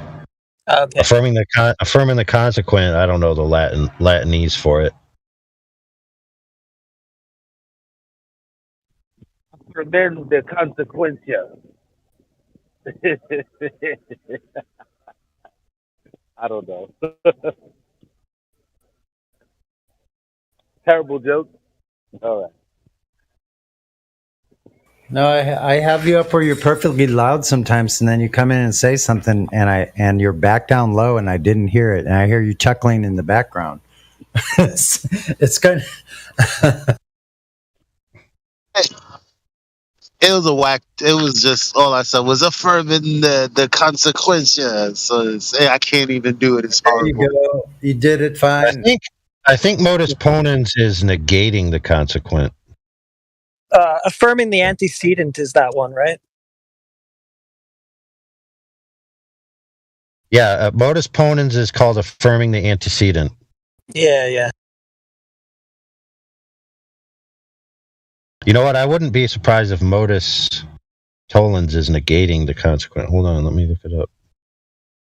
Modus tollens. So how would you word that for, was it, what did you just say about? affirming the antecedent. So how would you state that?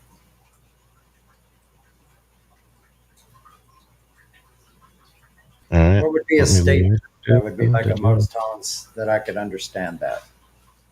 Well, let's go with modus ponens first. Which is that what you were saying was affirming the antecedent? Antecedent. Okay. All right, man.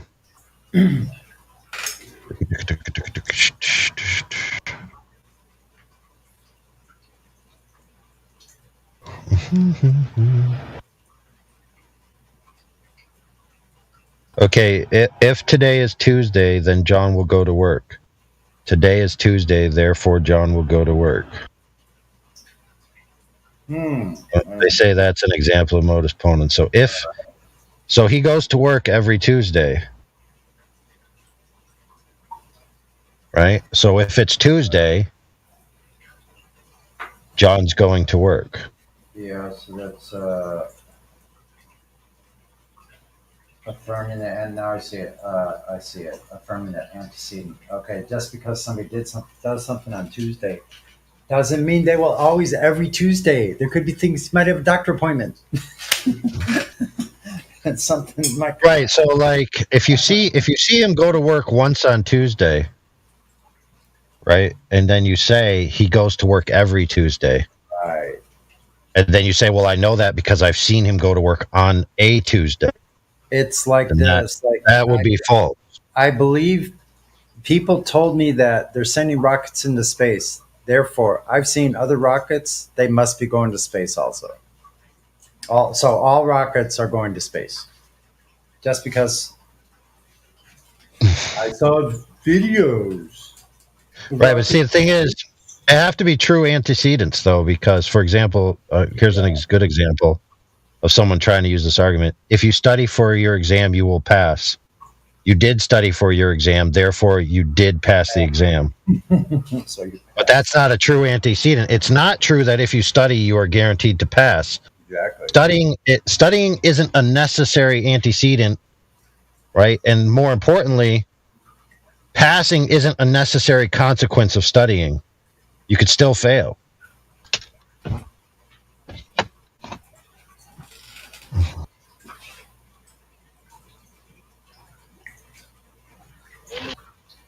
So check this out. If the Earth is a globe, then obviously if things go away from you, right?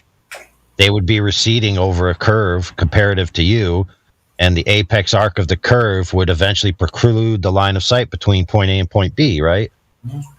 That would be something that would happen, what? If the Earth was a globe. That doesn't mean that you see that happen, therefore the Earth necessarily must be a globe. Oh. You know, and that, look, you hear this one all the time in the flat Earth community, because Nathan Oakley says it a lot, which is, I ate a steak, therefore I am full. Mm-hmm. You know, 3 days later, I am full, therefore what did I eat? You had to eat a steak. Have eaten a steak. Yeah. Only a steak can make you full, right? Right. Well, that's false. You could get full from eating anything. So being full, right, isn't only contingently linked with eating steak. You could eat any substance whatsoever and get full. Now, if the Earth measures flat, therefore Earth is flat. I know one thing you could eat and not get full.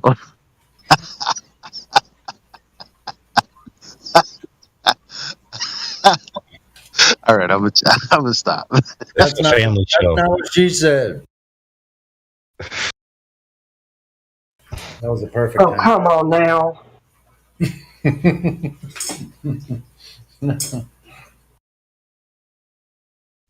I didn't know there were.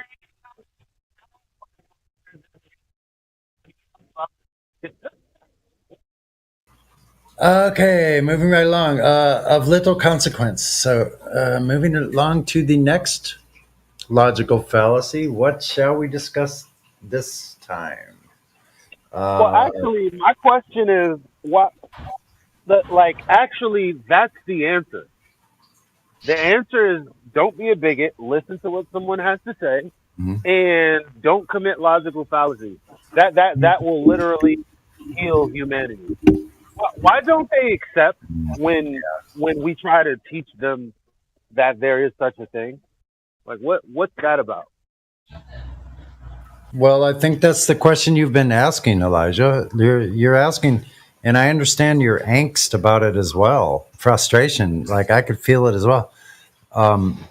You want to know, and forgive me if I'm wrong on this account, but eventually I want to know, like, what is that one thing that they're using to back up that they think they have knowledge. This guy was like adamant that it was like he knew it, but no, but no, that's part of it, Nate. Yeah, my whole thing is why can't me saying, hey, wait a minute, that's a logical fallacy, why isn't that more powerful than I would have it was powerful for me. Like if someone says, yo, bro, you're caught. Even with all this, even if I went through the whole, I'll bet you this amount of money, I know.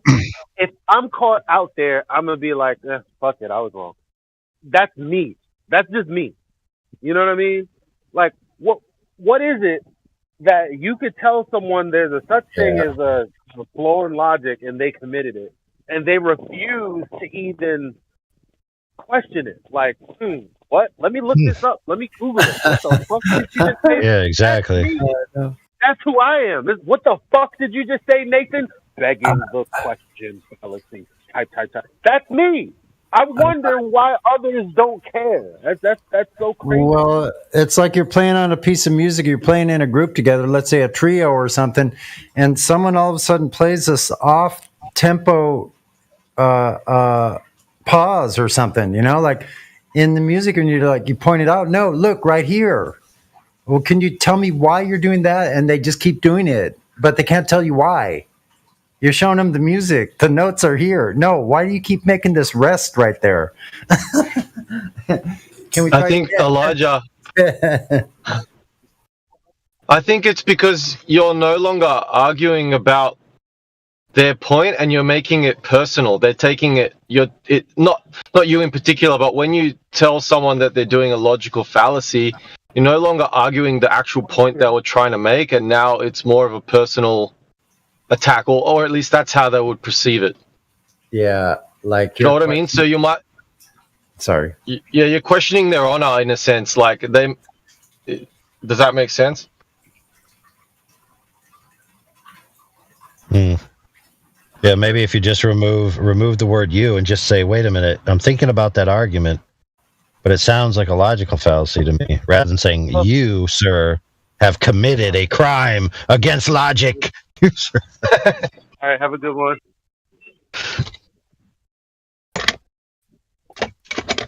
Well, look, sometimes it's rewarding to just point it out. For example, the other day I was talking to someone in the chat text, and I got them to concede that their worldview is based on the acceptance of logical fallacy, and then I just concluded with, "You admit that your worldview is logically fallacious. I rest my case." What more needs to be said? You're defeated. Yeah. Because you actually offered them that logical solution. They conceded. Yeah. And you pointed that out a lot of times. Like you pointed out. But logical fallacies, yeah.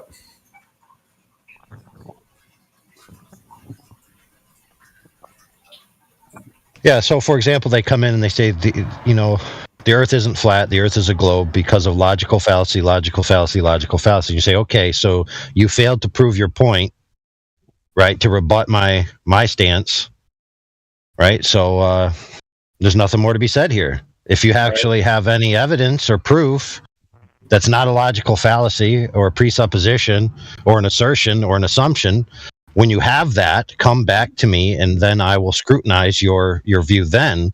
Because if right now you don't have a coherent view to scrutinize, you just have a bunch of nonsense that I'm not going to entertain. Right.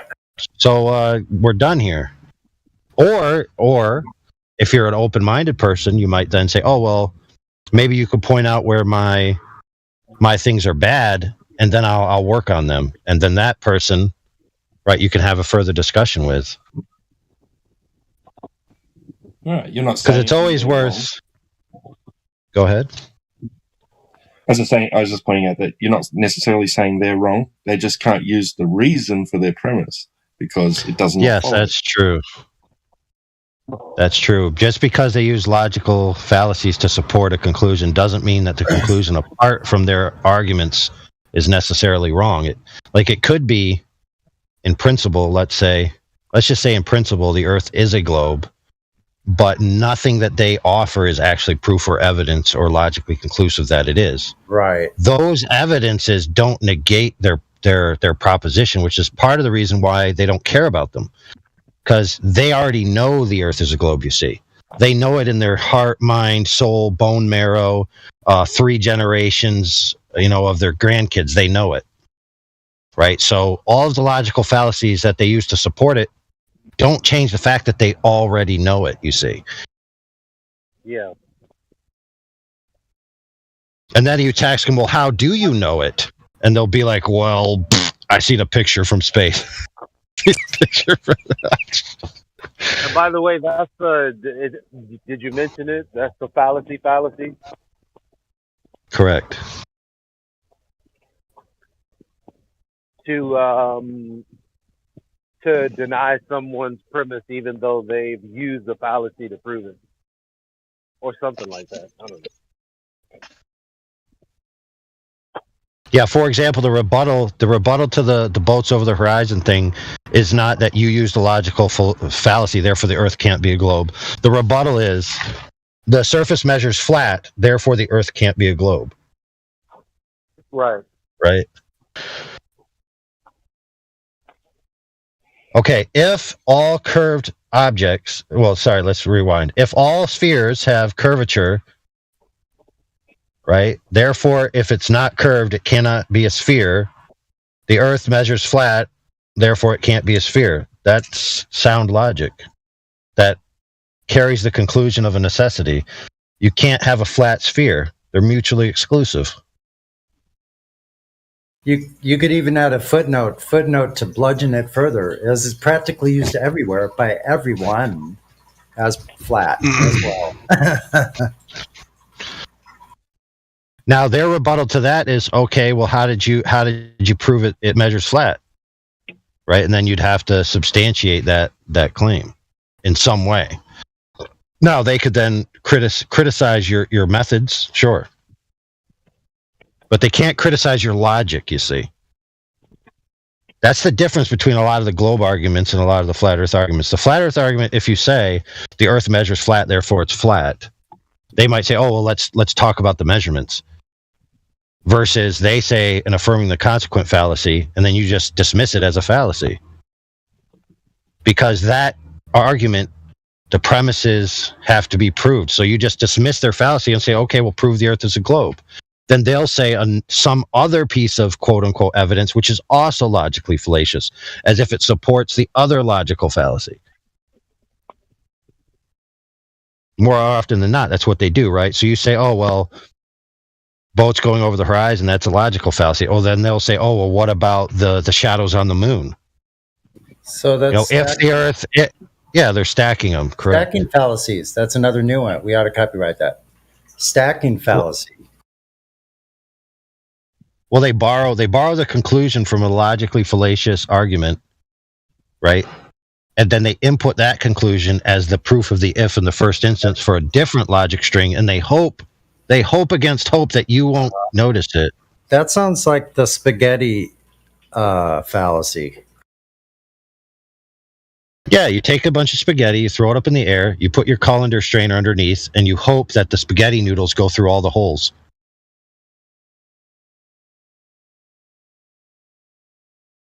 I hope that's where you're going with that. Yeah, and with the globe, that's like about the same amount of accuracy as well, as far as how many are going through the holes. Right. So let's just say we dismiss the boats over the horizon thing as a logical fallacy, right? And then immediately they say, oh, well, if the Earth was a globe and the sun was over here and the moon was over there, then the shadow of one of the bodies cast on another body would prove that the sun was over here and the moon was over there.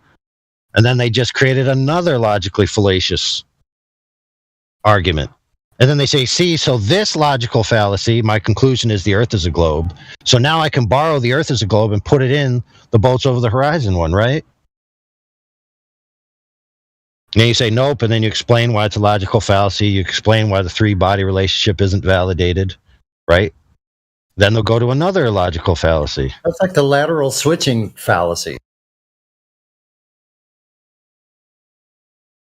See, the problem is that when you're conversing with someone and all they talk is about fallacy, then eventually you just got to conclude that they're a dick. Well, that's the thing. That's kind of how I assess where I'm gonna go with someone. It's easy when it's just a one-on-one. It's hard when there are other people, because then, you can't really comfortably put yourself in the mindset of, okay, well, this is where this person is at. I'm making a decision to be frustrated when I know specifically. If you hit me with 5 fallacies in like 3 sentences, 3 run-on sentences, I'm not even going to waste my time. Like if you hit me with one fallacy and you're really trying to justify it, like you like you're explaining it and I can see that you're trying, then I'm going to spend some time with you. But if I point it out and then you're like, oh, well, fuck that, what about this? Oh, fuck that, what about this? I'm not going to do that, because that's just me trying to undo a ball of yarn. Yeah, well, this is where a lot of flat earthers in a forum like this don't help each other, because they recognize something someone says and they have a point about that point, and rather than let the point continue that was on the floor, they want to drag it off into that point because they think they'll be the one to solve the problem or point something out, and then it just gets distracted. So a lot of these claims become red herrings that cause other people to want to munch on that red herring. And they do, and it just derails everything. And then you try to rein it in, and then people get butthurt, that they're not being allowed to participate, and yada, yada, yada. It's like, you gotta yield to the flow. It's got to be done. It's just the way it is in a forum like this.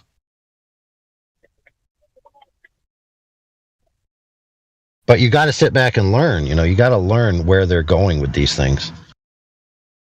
And sometimes that requires actually spending your time, instead of participating, just listening to the flow of the logic.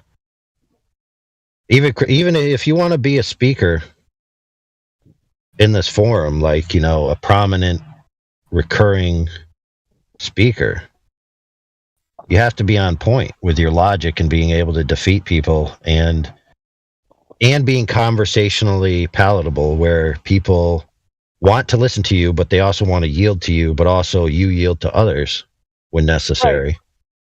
Right. How the fuck do you guys... Matter of fact, let me not toot my own horn. AI, you have been here since I came in. I even remember bumping heads a couple times.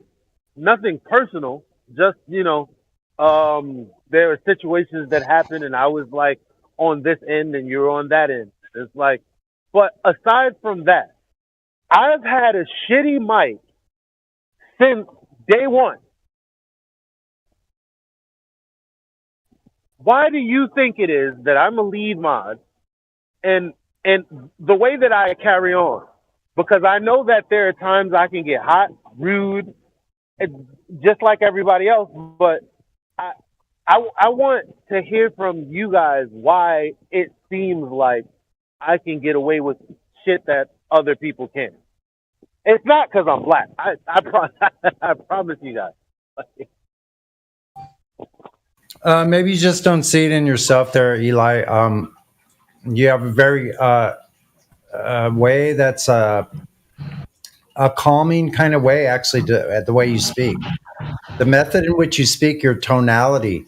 There's a lot about it that, like, we don't understand that about ourselves. Like, for instance, I don't understand that about myself. Whatever I'm projecting, I'm just hearing it from my side. So you have a really good way of speaking with people that people will sit back and listen. So if you wanted an honest opinion, that was mine. I'm saying, like, from a community standpoint. Oh, I guess I wasn't. What do you think, AI? Why have I been promoted through the ranks?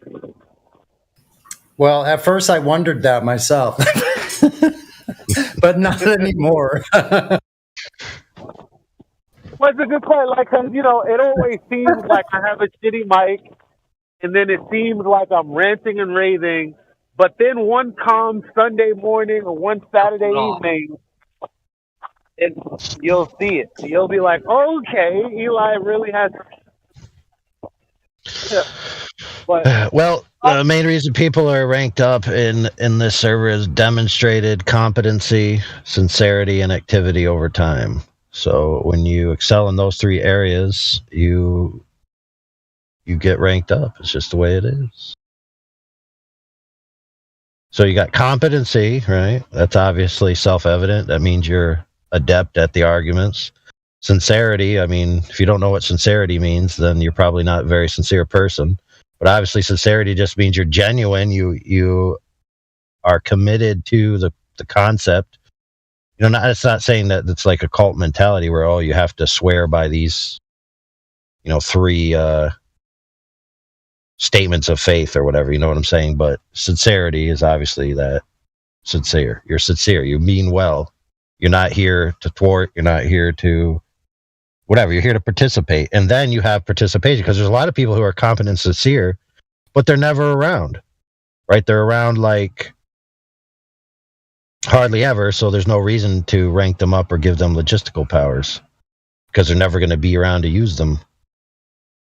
You know, they're more of a guest, you know what I'm saying, than a let's just call it a staff member, for lack of a better term.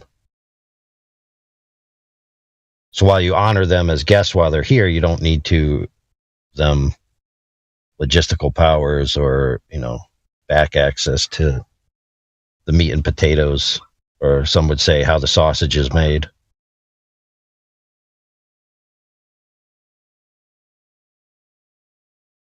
Yeah, but look, if I had it my way, all you guys with crappy mics would be banned except me.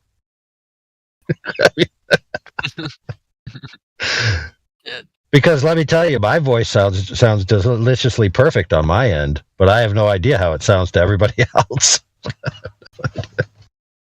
The same with a lot of people. Like, they're talking, and it sounds so good to them. They made such a good point, and then everybody's like, "Dude, we didn't hear a word you just said." It sounds like a McDonald's drive-thru, man.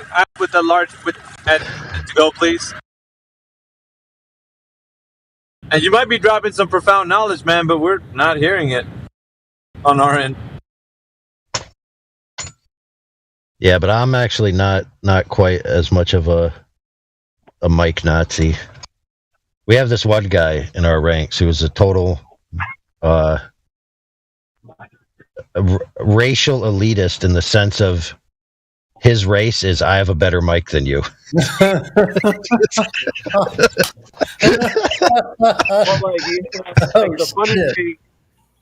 I'm glad I wasn't drinking just I then. really get.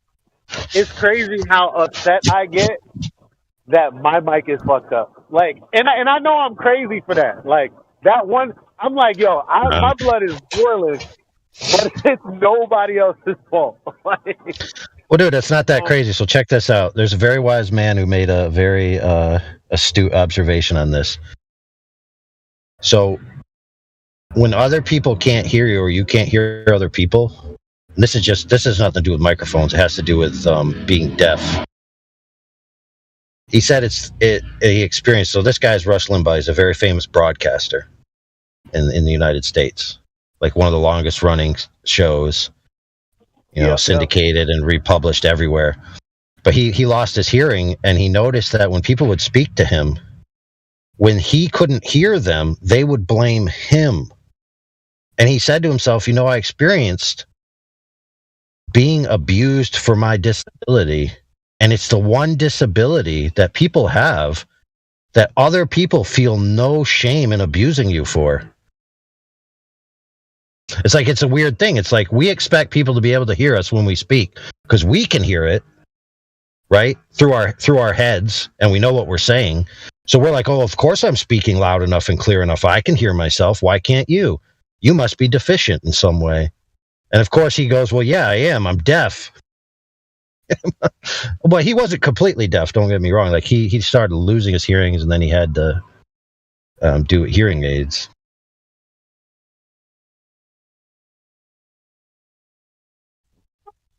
That is interesting. Well, I think that I have risen for all of those qualities. But in my mind, in the beginning, one thing that I thought was very important was learning more. And two, only speaking when I knew that what I was saying was in line with whatever moderator was speaking or whoever was debating. Like, I never opened my mic for any other reason other than to be like, yeah, see what Jedi is saying, here's the Google search, or here's a reference, or here's a this. Like, that's what I've done. Nonstop. It's like, I just can't understand for the life of me why someone would open their mic to say something completely unrelated. Like, what the fuck is going on in somebody's head when that happens? Yeah, that is so annoying when somebody's constantly interrupting. You finally yield to them thinking they have a good point, right, that's going to carry the logic train forward. And instead it's a piece of dynamite that they're putting under the tracks. Yeah, man. He's tired. Track.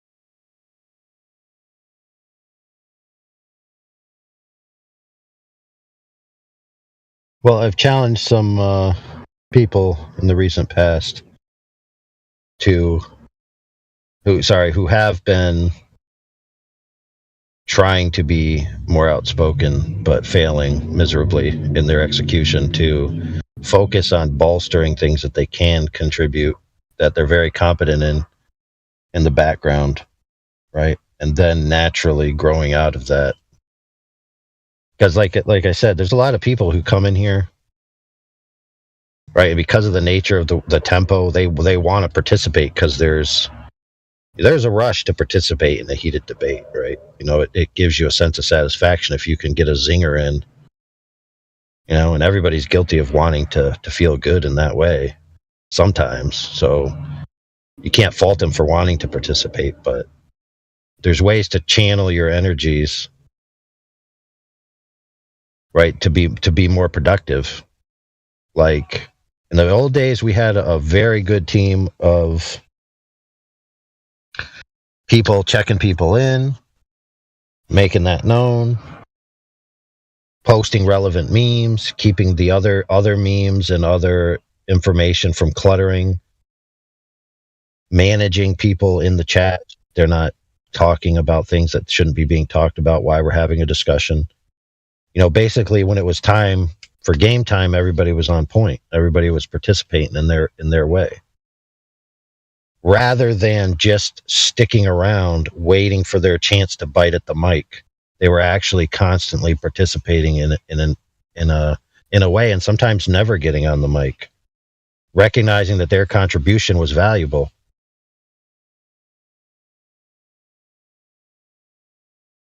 And that's the point, is everybody needs to recognize that just because you're not a premier speaker, or just because you're not a this, or just because you're not a that, doesn't mean you're not valuable, and what you have to contribute is worthwhile. There are people that have established themselves in this community and other communities with a niche of participation that is unique to them, you know, where sometimes they're even named after that. Like, we have this guy who... Go ahead. Sorry, I was like, for example, the gold mods that no one knows about, they're never on VC, but they're you know, championing the lobby, making sure people are getting in here. You know? Yeah.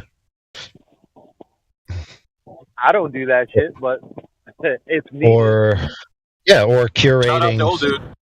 Yeah, or curating small clips, right, that we use later for expositionary purposes, or creating infographic memes that we use later for purposes. Or, you know, scouring through hours and hours of old content because one of us remembers a conversation that we had that we need for a point later, and they're like, "Oh man, I'll find that clip for you." There's so many things that people can do to participate that are so needful, and we all can't do everything ourselves because we just don't have enough time. You know, people who are speaking don't necessarily have the time to do that in the background. People who are researching don't necessarily have the time to do something else. And so every little bit helps.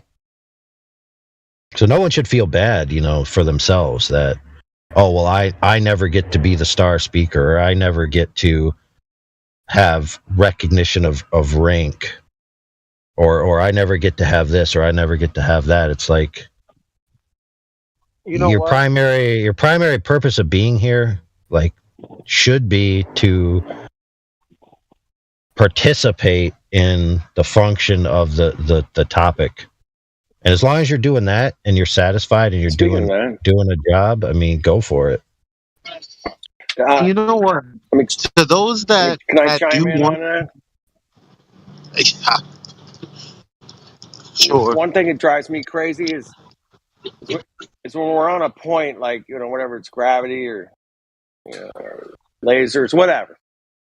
Keep it on fucking point in the chat, for fuck's sake. I hate it when people just post some crazy shit that's totally off topic. It's not on point. It's not flowing with the conversation. And, you know, I always try to, like, if we're talking about, you know, lasers or something, if I've got a link or a video or a picture or something, just try to keep it on point. I love when it's on point. It really flows well. When people are just throwing in like weird fucking memes that are just, you know, funny or whatever, that's fine, but there's a time and a place for that. Especially when it's, you know, a really hot topic and it's going well. Yeah, absolutely. So that brings up another great point, is we have a general rule that you're supposed to be participating in the chat by being in the VC. One of the main reasons why that is because we want you to know what's currently being talked about, so your conversations in the chat stream are on point. So if you're not in the VC, right, but you are on point, then it's not that big a deal to not be in the VC, and we don't have to execute that rule as if it's hard and fast. Right, but if you're not in the VC and you're off point, you're wrong. If you are in the VC and you're completely off point, you're also wrong. It's like we're trying to curate. I mean, I know it does feel like a hangout, but we are trying to curate a presentation. And the better that presentation is, especially if we're going to clip it, right? So we clip a small clip about a really great point about disproving something about a globe claim, right? And this clip is excellent in the voice. And then the accompanying 1 minute clip, the graphic for that clip is like somebody taking a dump on a pile of hot lava. Right. Yeah, it's like, dude, yeah. I mean, now we can't use that clip.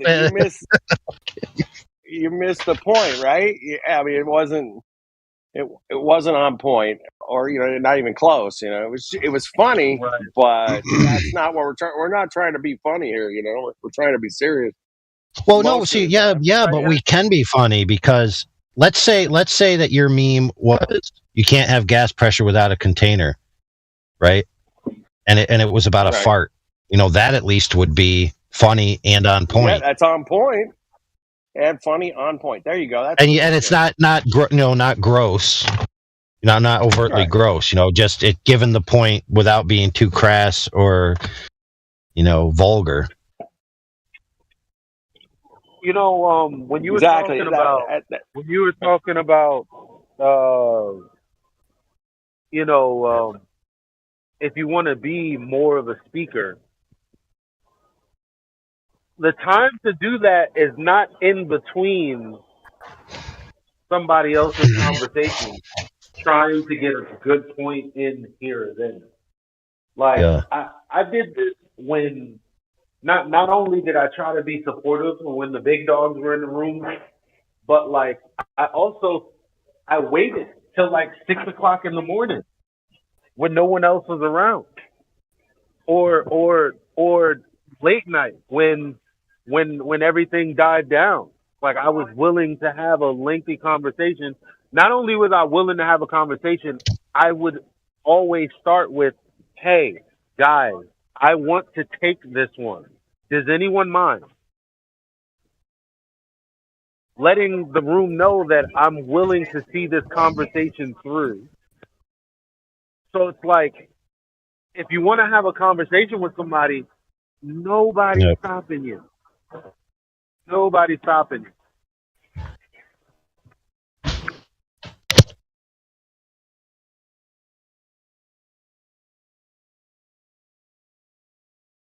Yeah, you're right, Elijah. Nobody's stopping you. You want to get a conversation, you can get it. You just gotta be like Elijah and jump in. And go, can I take this one? Thank you. And you better crush it, or you might not get a second chance, right? Right. If I was trash, and I was like, "Yo, can I take that?" They'd be like, "Nah, get off the court, scrub." Like, what Get the is fuck out of here, dude. You missed it. Dude, that was an air ball, bro. Shit. Didn't even hit the rim. Yeah. You only get a couple of those, man. You got to crush around here. Speaking or you're not speaking gonna of sweaty dudes passing balls to each other, I have to go eat dinner. No homo.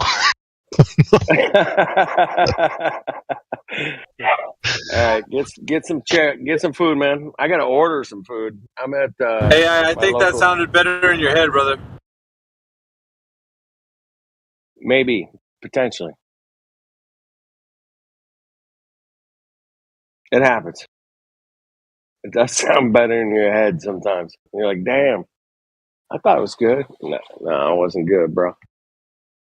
Why does Elijah have a shitty mic and he gets away with it? Because you do have a shitty mic. I think that's part of the way you have been able to just, because we have to like really listen hard to Elijah because his mic is so shitty. I thought that was pretty funny. You get my method. See? I got the mess. Yeah, we get it. But we gotta listen extra hard and go, oh shit, I missed that word. Okay, about all that. Yeah, he's on point. Wait, okay. Yeah, it's kind of a bit of a puzzle, a little bit in a lot of ways sometimes, man. But when your mic is good, oh fuck off, man. These motherfuckers are done, man. Get out of here. Get a better mic, man. Get a better mic. Right, they want me to be screaming and in the streets because when I'm home and like, all right, so Yeah. what seems to be the problem? It's like, and they're like,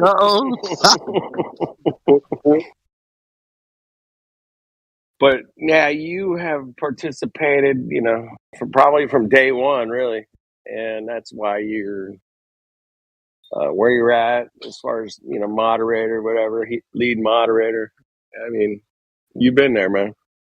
But you handle it. I think Sonny said a good point. He's like, you you're rough. You probably think you're more rough than you actually are, but you're rough. But it's in such the nicest fucking way possible. And I've met a few of you guys just like that, man. I can pull it off and just, I'm not one of those guys myself, but you can say, listen, I need to make a fucking point here, and you guys need to shut the fuck up. But with all due respect, you'll say at the end of it, it's like, oh fuck, oh okay, that was really nice of him to say that, And yeah, when you say with all due respect, you can say just about anything, right? Right. With all due respect, it doesn't work. I don't know. I need to get my shit out right here, and if I don't, man, I'm gonna be pissed. Yeah, and all right. Get your shit out, Elijah, man. You go, Bo. You go. Nah, I love it, man. That's true. True, man. A couple years hanging out with you, man.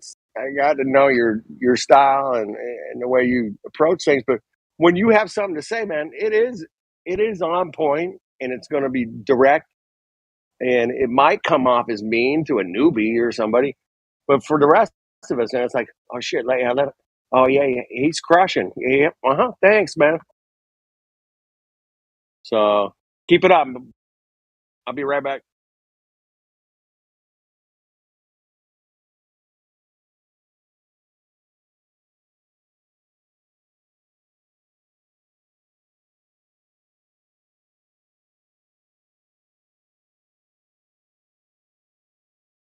Shout out to the panel, whoever's in here right now. What's up, guys? Hey, I was gonna say to dude, letter dude, don't ever go full boomer. Hey, Flat Earth dude is making some overtime hours today. He clocked in early. His shift doesn't begin till like 12 midnight, but he's in here now, so. We usually see him around that time anyway.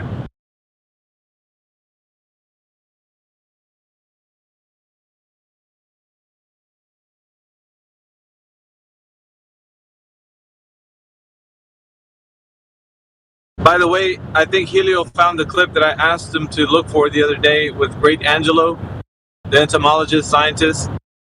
I think all of us had a conversation with him.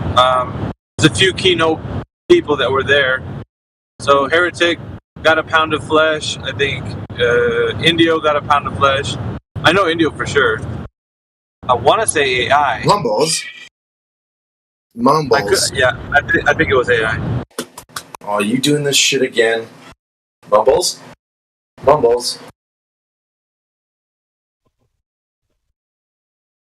I made a joke. Hey, who's talking right now? Somebody saying Bubbles? It looks like Bomb. You have an avatar of a red pill. Your mic is open. You might have been hot micing, but then again, maybe not. Hey, Biggie. Hey, what up, dude? You got to get you some of that spherical exo. Oh my God! Have you been talking to Dogs or Gods? That's the hottest topic right now. Is Dogs or Gods the guy that I'm supposed to have a lengthy conversation with? Yeah, you need to talk to him at least once if you haven't yet. Oh, okay. No, I thought you were talking about that guy that I said that I would go through navigation with. Who's Dogs and Gods? Dogs Are Gods is a newest numpty on the scene. He's trying to make a name for himself as an anti-flat earther and basically one of the low-ranking. I mean, he's a low-ranking guy. He's just. I guess he's getting his teeth cut on the scene. He's trying to do as much debates as he can possible with us, or I'd say with the panel anyway. But he got banned the other day. You might look him up and tell him to come in here and have a chat with him, and you'll see how he fares with. Oh, wait a minute! No, I think you're the one that banned him. I think. I'm feeling like I know who you're talking about. Young sounding Yes. Yes. Cut people off. Australian. Yeah. Fuck that guy. He started talking about like what did he say? Why does evil exist in the world if God is real or something like that? Yeah, And he went in a bad way. That was it. But that was I mean, he just the tail end of like his state. I mean, really, you really caught the worst of it because like he was really spiraling at that point.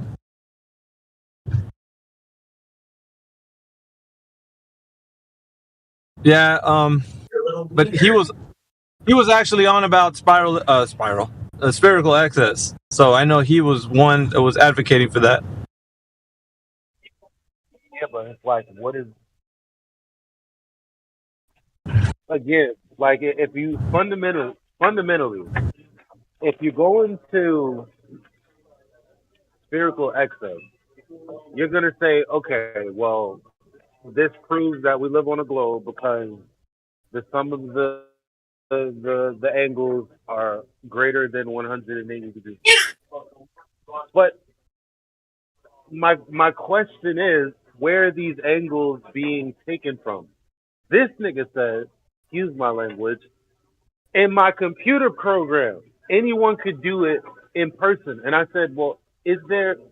It wasn't him. It was some other guy I was talking to today. So it was like, I was like, yo, just give me one example, one example, so that I can actually know what the fuck is going on. And he didn't have it. Apparently there's no such thing. It's just, well, it's a globe. Let's just take these 3 known points and let's calculate the angles. I'm like, why are we calculating angles, man? That wasn't Mewtwo Gaming, was it? Because I feel like I've heard that conversation. Maybe it was a different guy. It's a new guy. Another guy came in here today.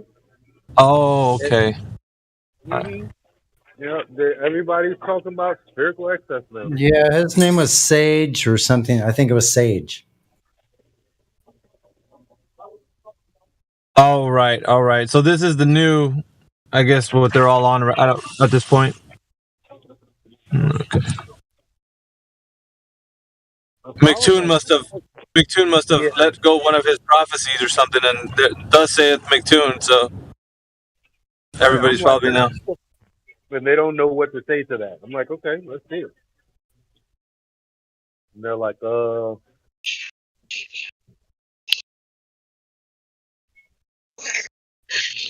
Isn't it funny they keep on recycling arguments from years ago, and then they pick they must pick a subject for every 2 months, every month, and just bring it regurgitated again. That's how it feels, right? It's like they come in waves. Yeah. And then you feel like you're repeating yourself all the time, you know, like I know it's good to repeat yourself because if people who haven't listened before are listening, then they might catch on and get it, you know. But yeah, it's like Elijah should know the argument, you know. They should know that spherical SS can't be measured. Well, it's like Elijah was saying, you know, some new person came in here was talking about it, but you feel like, didn't we just have this conversation before? Like almost as in a repeated fashion consecutively over like the span of a week. Like you're like every single other person that comes in here that advocates for globe is talking about spherical excess. Like for some reason, it's almost as if they're in a hub somewhere, like, you know, in a huddle. Okay, spherical excess on three, ready, break. You know, they come out to like the world and they're. Yeah, because the last one was theodolites, you know. It was that was the last one they were using. Theodolites. Yeah. Oh, fuck. Here we go again. I told the dude today. Today I told the dude. I said, "All right, let's see it." Now he's responding. It's so January.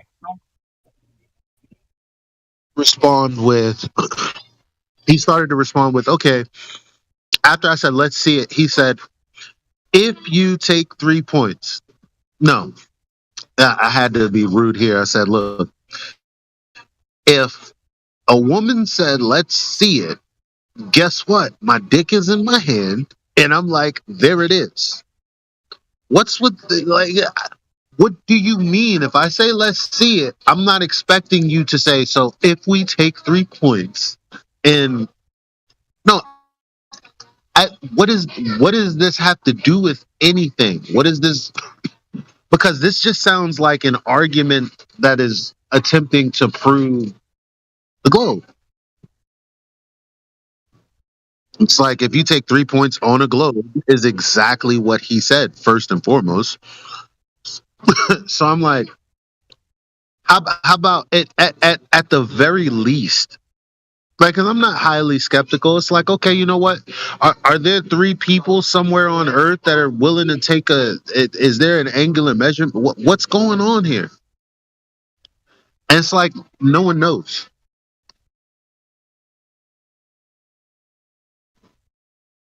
But what angle are they measuring?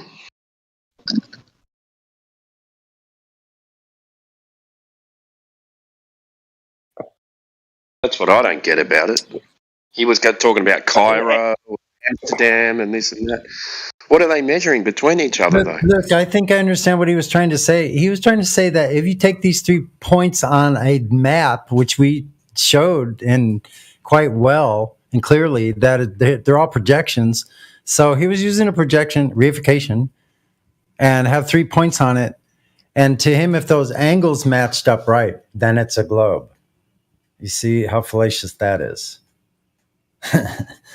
Starting with a reification and then try to use angles on a reification and say that if angles are thus, therefore reification is correct. Yeah, so it definitely is a reification fallacy, like Sonny mentioned. So that's the way they're operating with this argument. It's just a reification. That's what it is. Yeah. This is one of the same things Matthew Learns would do too. Same kind of thing. Because it's funny because they're not wrong in theory. Yeah, if the Earth was a ball and they measured between these, they would get that. But in reality, you can't do it. So they're going, okay, but in their mind, they're saying Earth is already a ball, so therefore this works. It's fucking weird. Yeah. But they're plotting 3 points onto supposedly a globe projection onto a flat map. Yeah. So I don't get it. Like this is what really I don't get it. I don't get why they don't. I don't get why they don't get it. I think that's kind of where you're coming from too. I don't understand why they don't get that. How that's not. When I say I don't get it, what I'm saying is, why aren't you doing that? Why are you doing? As in, I've realized once I get to the point of, wait a minute, this is supposedly supposed to be a projection of a 3D object onto a 2D surface anyway. So am I using this? Yeah, I don't, man. They just they're not even in the same ballpark. So we think we're playing the same game with these people on the same field, but they're in a completely different field. They think they're playing something else. Like, let's say we're playing baseball. They think they're playing basketball on the baseball field. Sonny. Yeah. Yep, that's it, man. That's a great analogy. They come in with it, hey, let's play some soccer. And you're like, dude, man, we're on like a football field. No.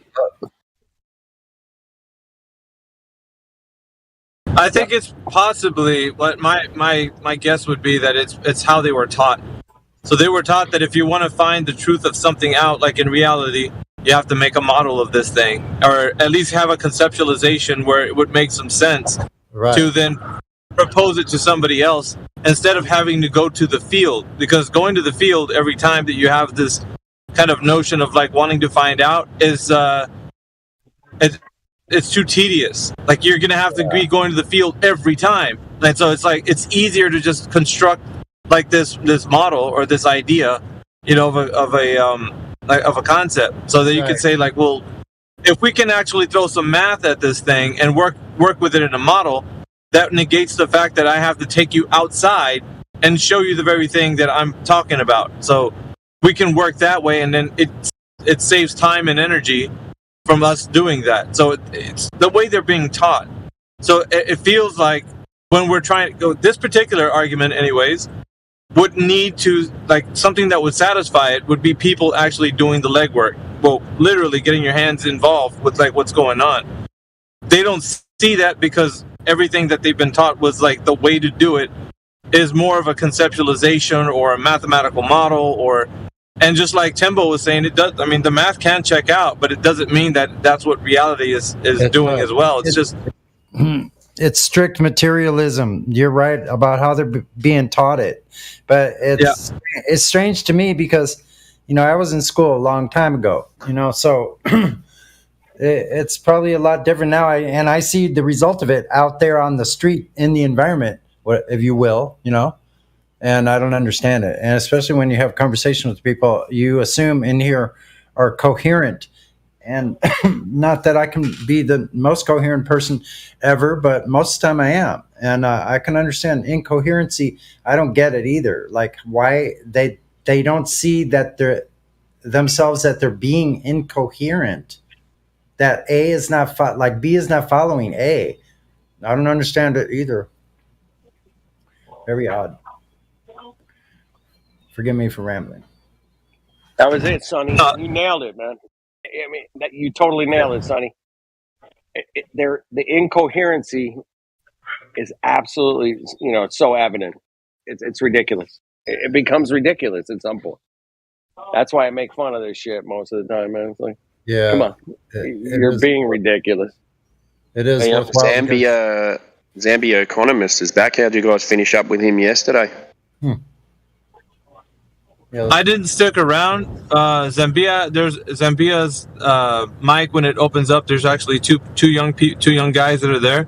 I don't know if there's two young guys behind the mic tonight, but he kind of spiraled in the end, didn't he? The second guy. A lot of roboting going on. Robot. The friend spiral. Yeah. Oh, sorry. Go on. I might be roboting. I was just going to say that can be fun sometimes. He went on a bit of a rant. And just kept on talking for about a minute. So he got kicked out. So you can rejoin when you stop talking. The incoherent ranting style of Spiral.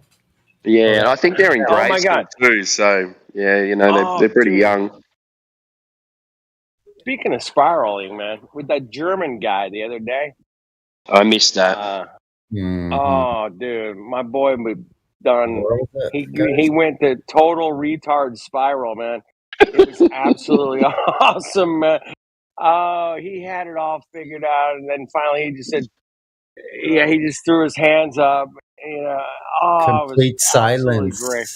It was Didn't like it go to 2.5 complete silence? Yeah, like that. It was beautiful, man. It was like, I kind of felt bad for him. I was like, shit. The guy was in way over his head, but he, eventually he dropped. It's like, I can't prove anything. You could tell he was spinning, man. He's like, he made some really great concessions, didn't he? Yeah, he did, man. And it was fantastic. Thank you guys for that, man.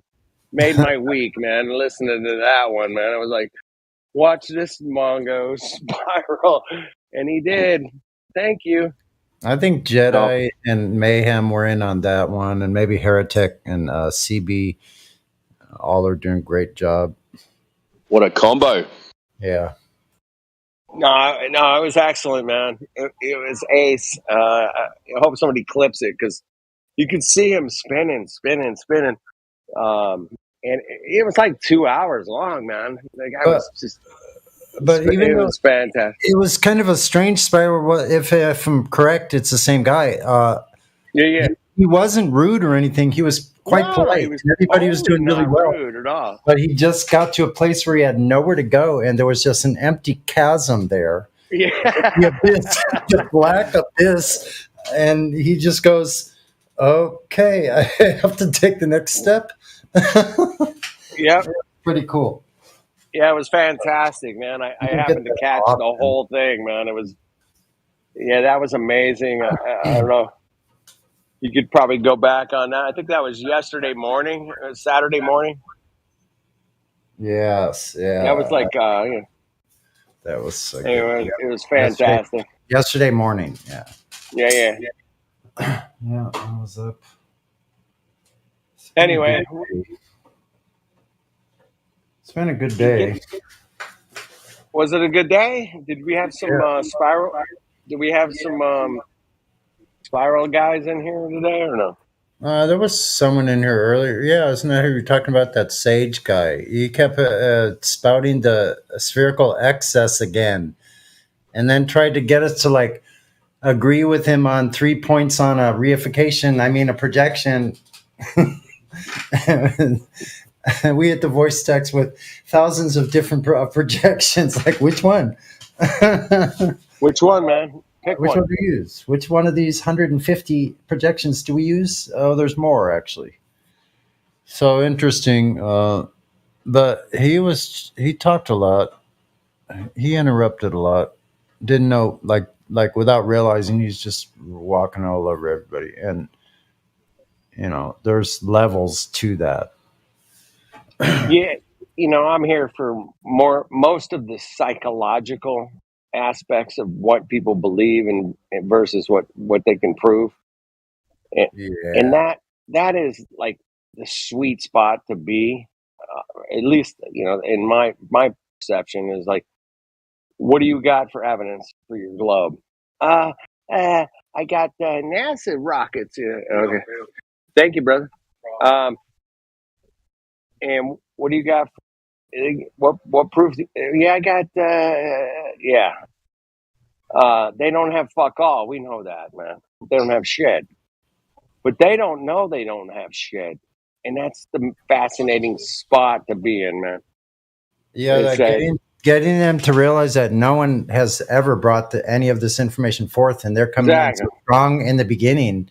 And then for us to have to educate them that no one has ever done any of this, and then also that what we were able to bring to it is like, okay, on all these different accounts, like then we can go to like the rotation or motion and go make all these different things that they don't even know about. Like where is the people telling them at the water cooler there down in the office, in the sweatshop, whatever place they work at, and telling them like, you guys should do a little homework before you go in here.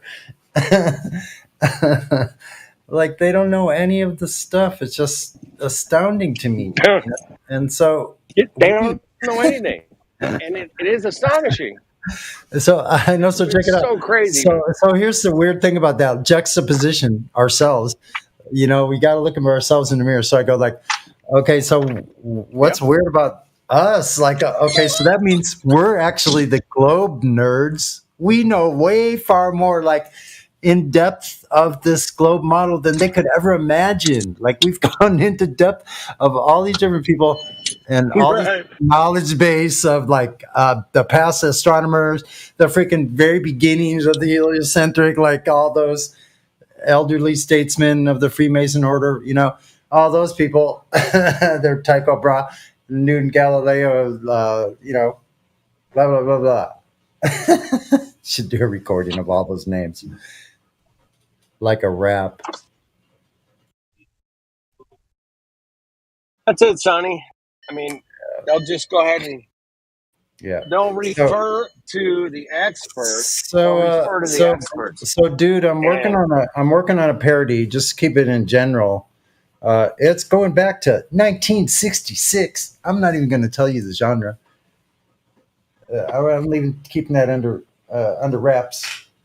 And but it's interesting. I may need to get your ear on some things because I'm behind the 8 ball on like knowing everything that I need to do. But I think I got a pretty good start.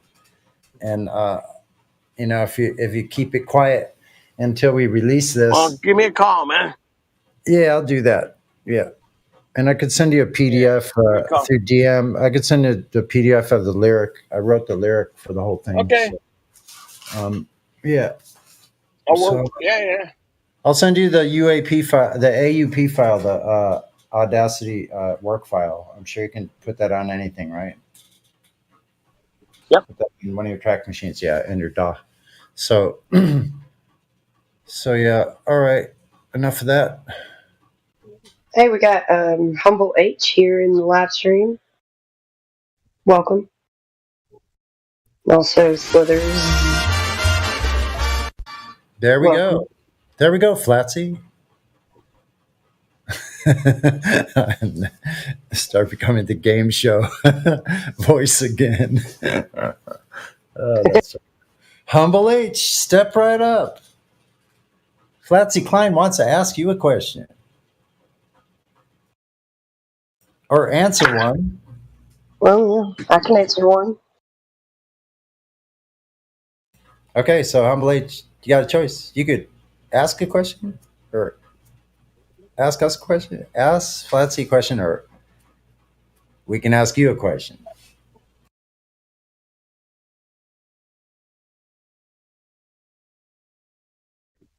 Okay, neither. Answer C. Okay.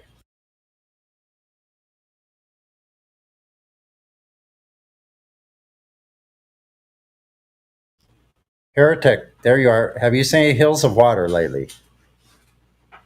Any hills of water? Giant Not a hill of mountains? water. No mountains of water, anybody? Nobody's. Okay. There should be mountains of water, like miles high. I should see that when I look on the Pacific. How come I don't see that?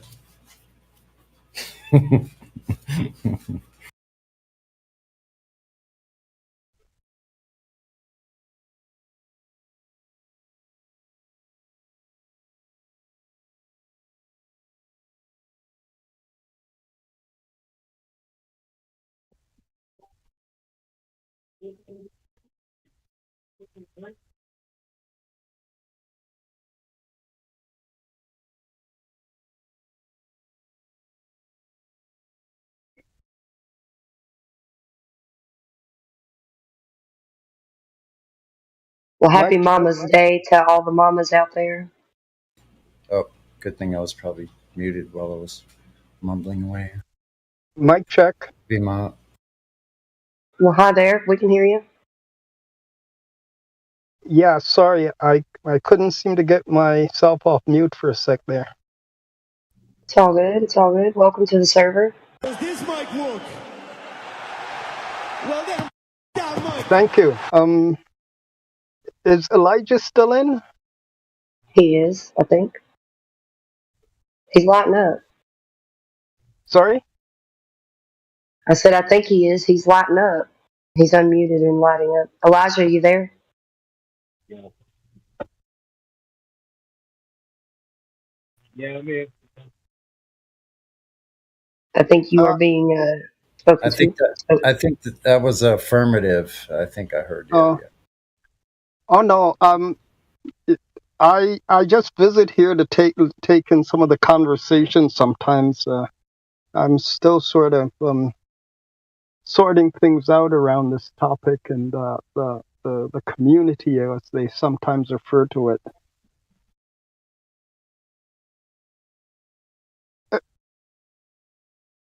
Someone was asking about a question, and the big question I'm still having is the intrusion of math into some of the discussions or some of the topics surrounding this, because I'm coming off of listening to FED on Nathan's channel, and I'm still sort of trying to sort out some of the intrusion of math into this whole question. Are you talking about like the dimensions that were given, like the formula 1.225 times square root of the observerite? That type of math? No, not that. The math around well, once you get into this level, I around things like the quantum physics, right? And Yeah. and so that's the sort of thing that I try to get some answers on. But that's why I was curious if Elijah was in here still, because I am he still. was, or anyone else who hangs out at FED. Still here. What's up? Eli is here. He's trying to speak up. We can't hear you again, Eli.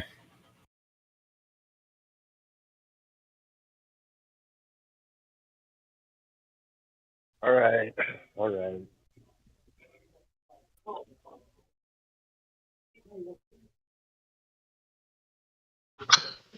I'm also playing Call of Duty right now. What's going on? Oh no, it's okay. I was just because they were talking earlier. A couple comments were made about how math is being used in this discussion, and sorry, am I talking over someone? No, I just either my mic is open or it's closed. You gotta pick your poison. Okay. Yeah, no, I'm just some statements I hear, even tonight as I was listening, I heard certain comments made about math and its intrusion into, Did you write it science. down? Can you put a quote around it? Put a quote around what? Sorry. The statement? I mean, I have no idea what you're talking about. We speak to like so many people a day. Oh yeah, but what I'm talking about is the mathematics, right? People use mathematic equations to support their argument. Well, it depends. What's wrong with that? Well, again, this is what I'm trying to sort out myself, and I don't know if it's fair just to throw You it think out. something is wrong with it, or you don't think something's wrong with it?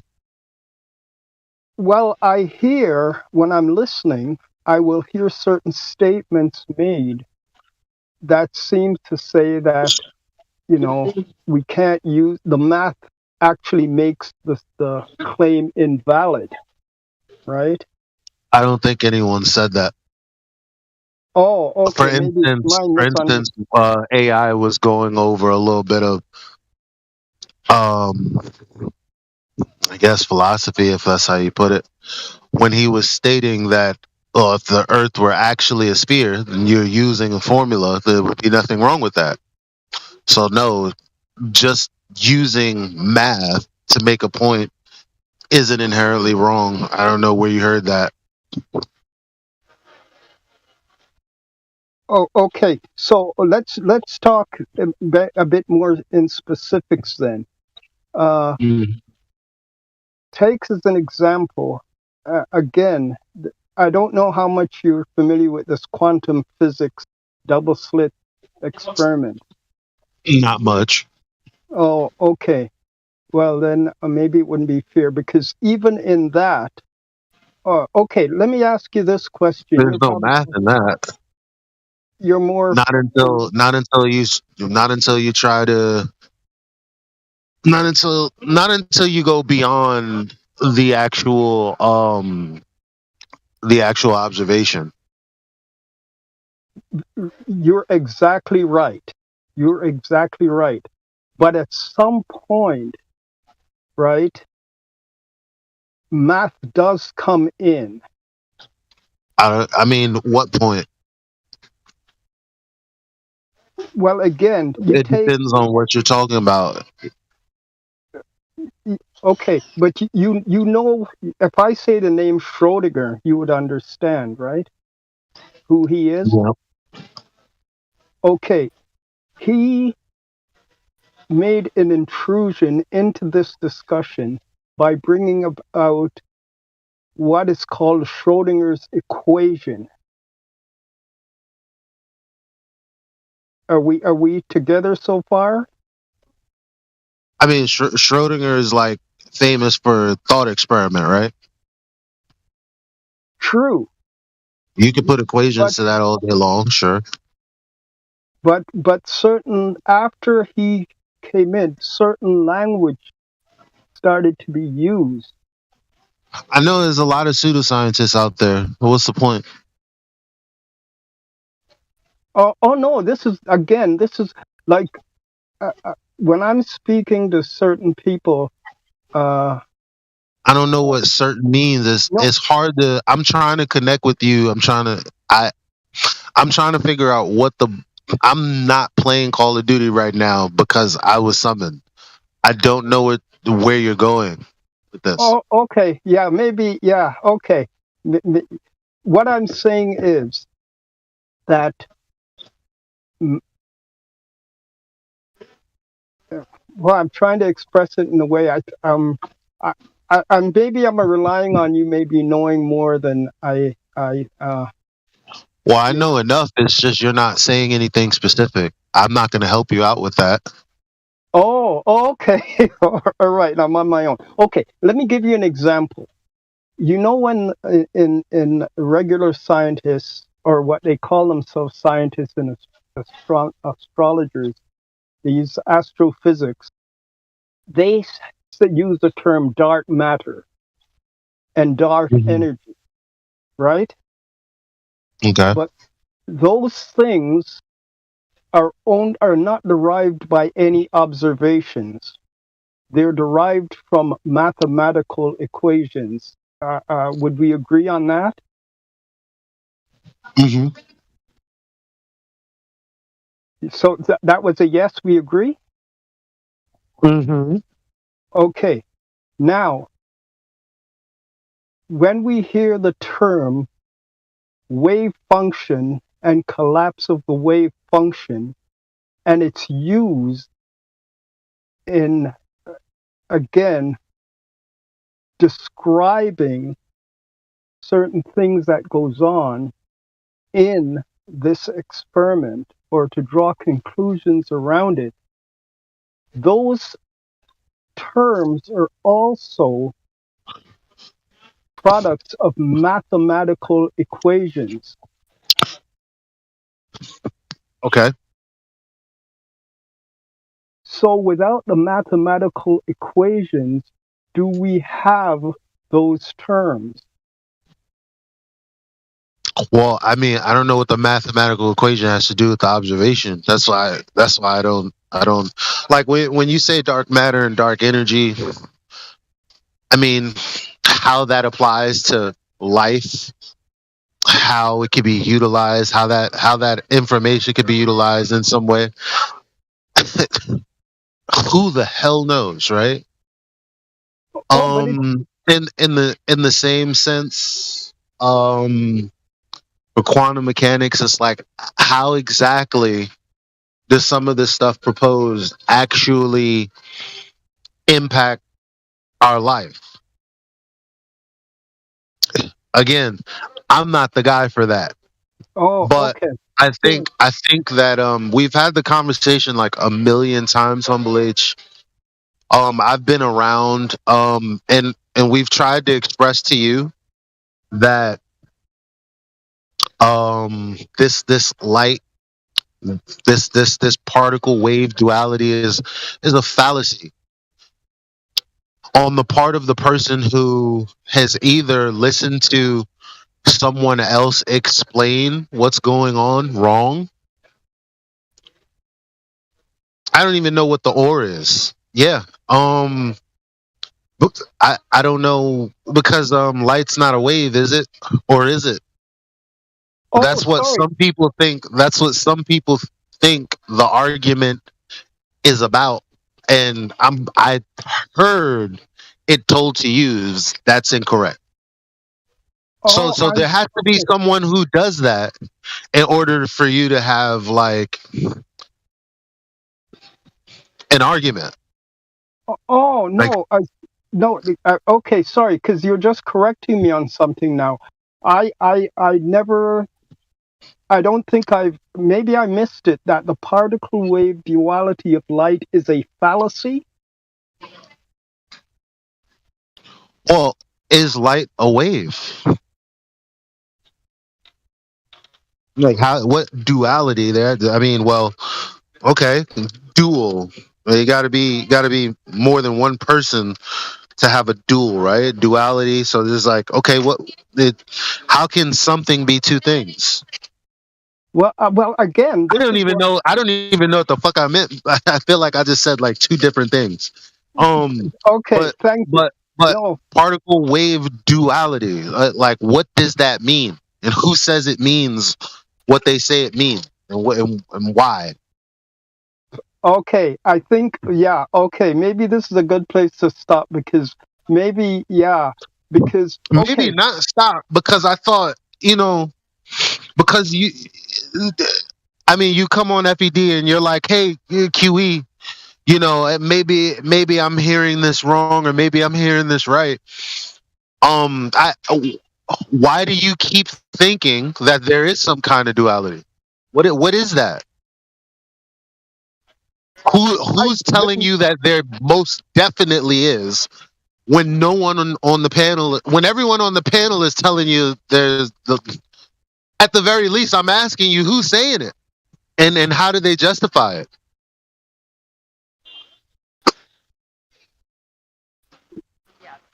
Is somebody on the panel saying it? Am I saying it? Am I contradicting myself? If you're asking me about light and its discussion on this panel, this is. I'm not asking you about light, vaguely. I'm asking you about what you're inquiring about, which is the math, right? And I'm asking you, who has validated the math? Who said that this math is based on this thing, and the particle wave duality thing is a real thing, and so we're using this knowledge to then go forth and do this pseudoscience, whatever. Who's informing you that that's the case for you to come in here and say, well, I'm trying to figure it out? Because I know we told you that light's not a wave. Or if it is, it's like, how do you... Says who and how?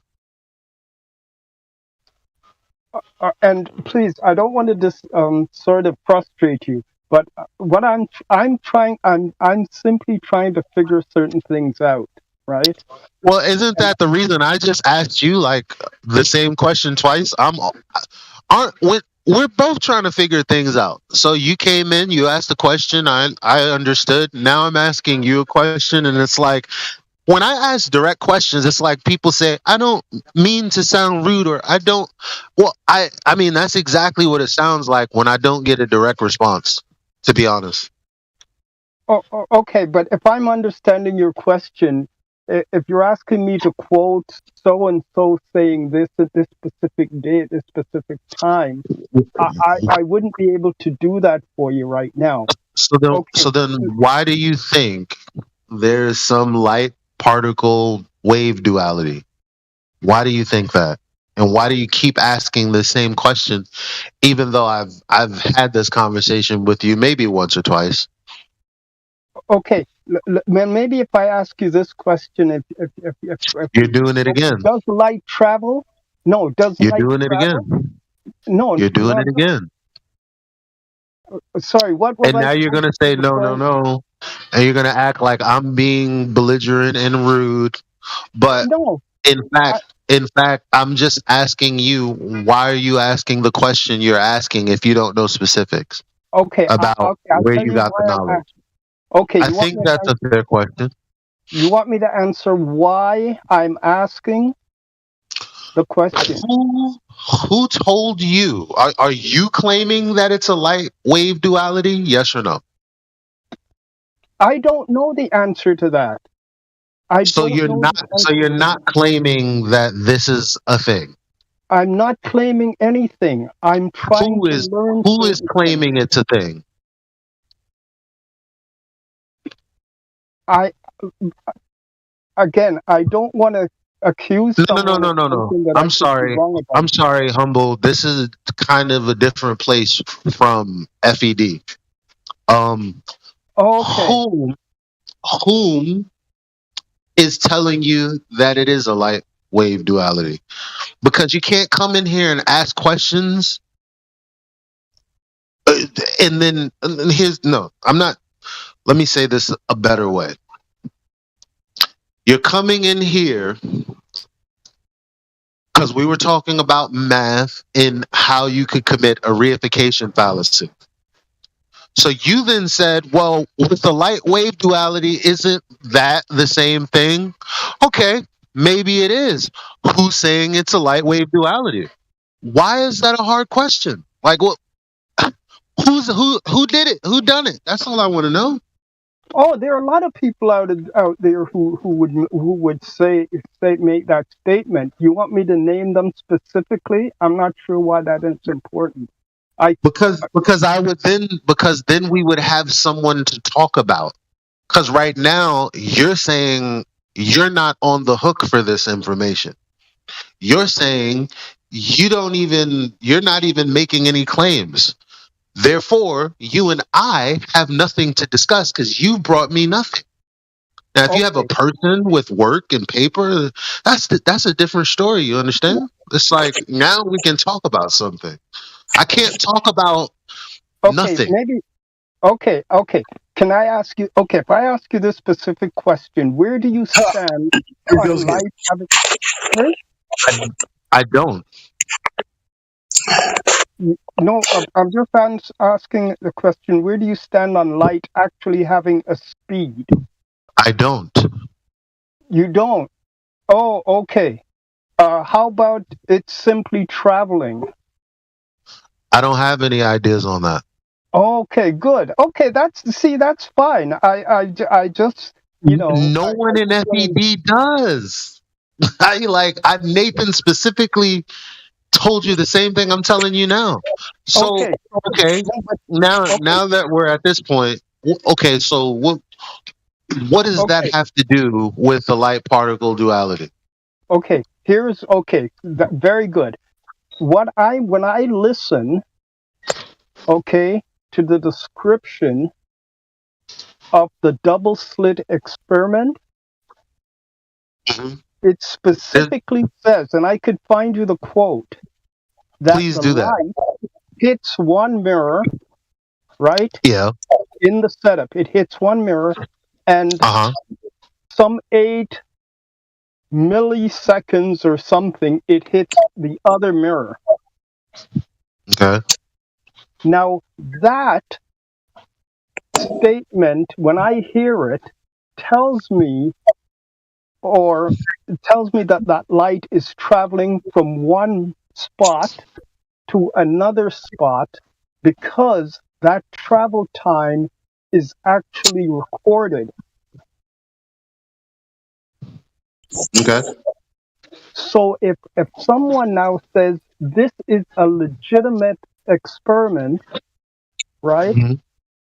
I believe to make it legitimate, they have to accept the fact that that light hit one mirror at one point in time, and some 8 milliseconds or whatever the count is, don't hold me to task on it, but there was a measured amount of time that it hit another mirror. And that is an important part of the experiment. That is basically telling me that light travels. I'd like to see the setup, of course, but if that's the case, then that's the case. Okay, so what? Well, this is that's my dilemma. See, if we why is the conclusion of an experiment a dilemma unless you have a worldview or unless the experiment is in fact not a true experiment? But those are the only two options I can think of. But that's an important part of the discussion. You see, if you're explaining how an experiment there's no explanation. If there is a difference in duration, that part should be understood. And if it is indeed the case that there's a difference in duration because of the light, quote unquote, traveling, I don't know. If we're saying that, then the conclusion is what it is. I don't understand what the problem would be.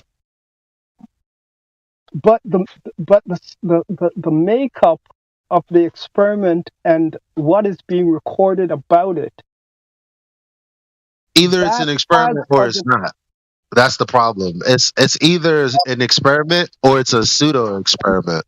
So there really is no problem. It's either it's an experiment or it's a pseudo experiment.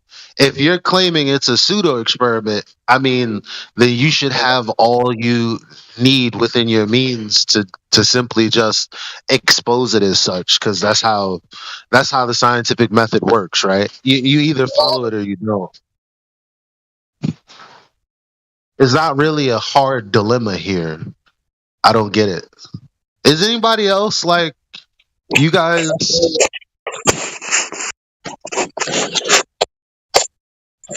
Right with you. No, I'm tracking with you, man. I've been listening to the conversation. Yeah, you're right. I've been tracking with you. Yeah, you're right. I think Humble. Go ahead, God Rockin', you go. Yeah, I just don't. I've been listening for quite a while now, and I don't understand why he keeps going back to this. He just is being vague, and if it's traveling, like you said, well, then what's the dilemma? I mean, you've been very clear, Elijah, and he's just being evasive. That's my opinion. So whatever. I have a suggestion. My suggestion is that I think that his worldview, he's trying to compare this idea that it's this or that. So in that worldview, he's split in the middle, like trying to figure out if the world is indeed what we're all saying it is.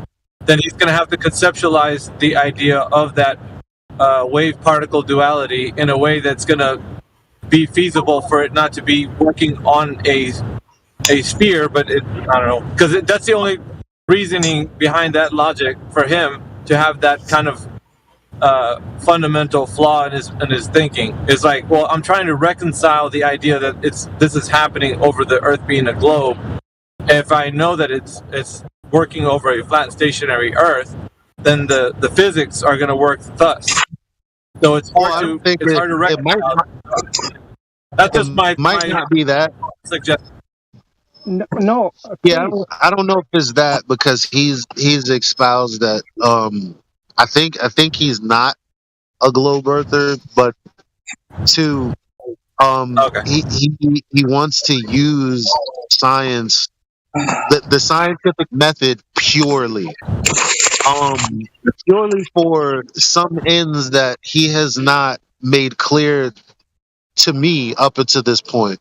And I hate to speculate, Oh no, please. Okay, I can explain to you. Okay. In this forum, right, the scientific method is very important. Okay? And again, this is not a statement that I think anyone would disagree with when I say that specifically with this experiment, people have made the statement that literally God has shown up in this lab. Is that an exaggeration? Who made that claim? QE, basically.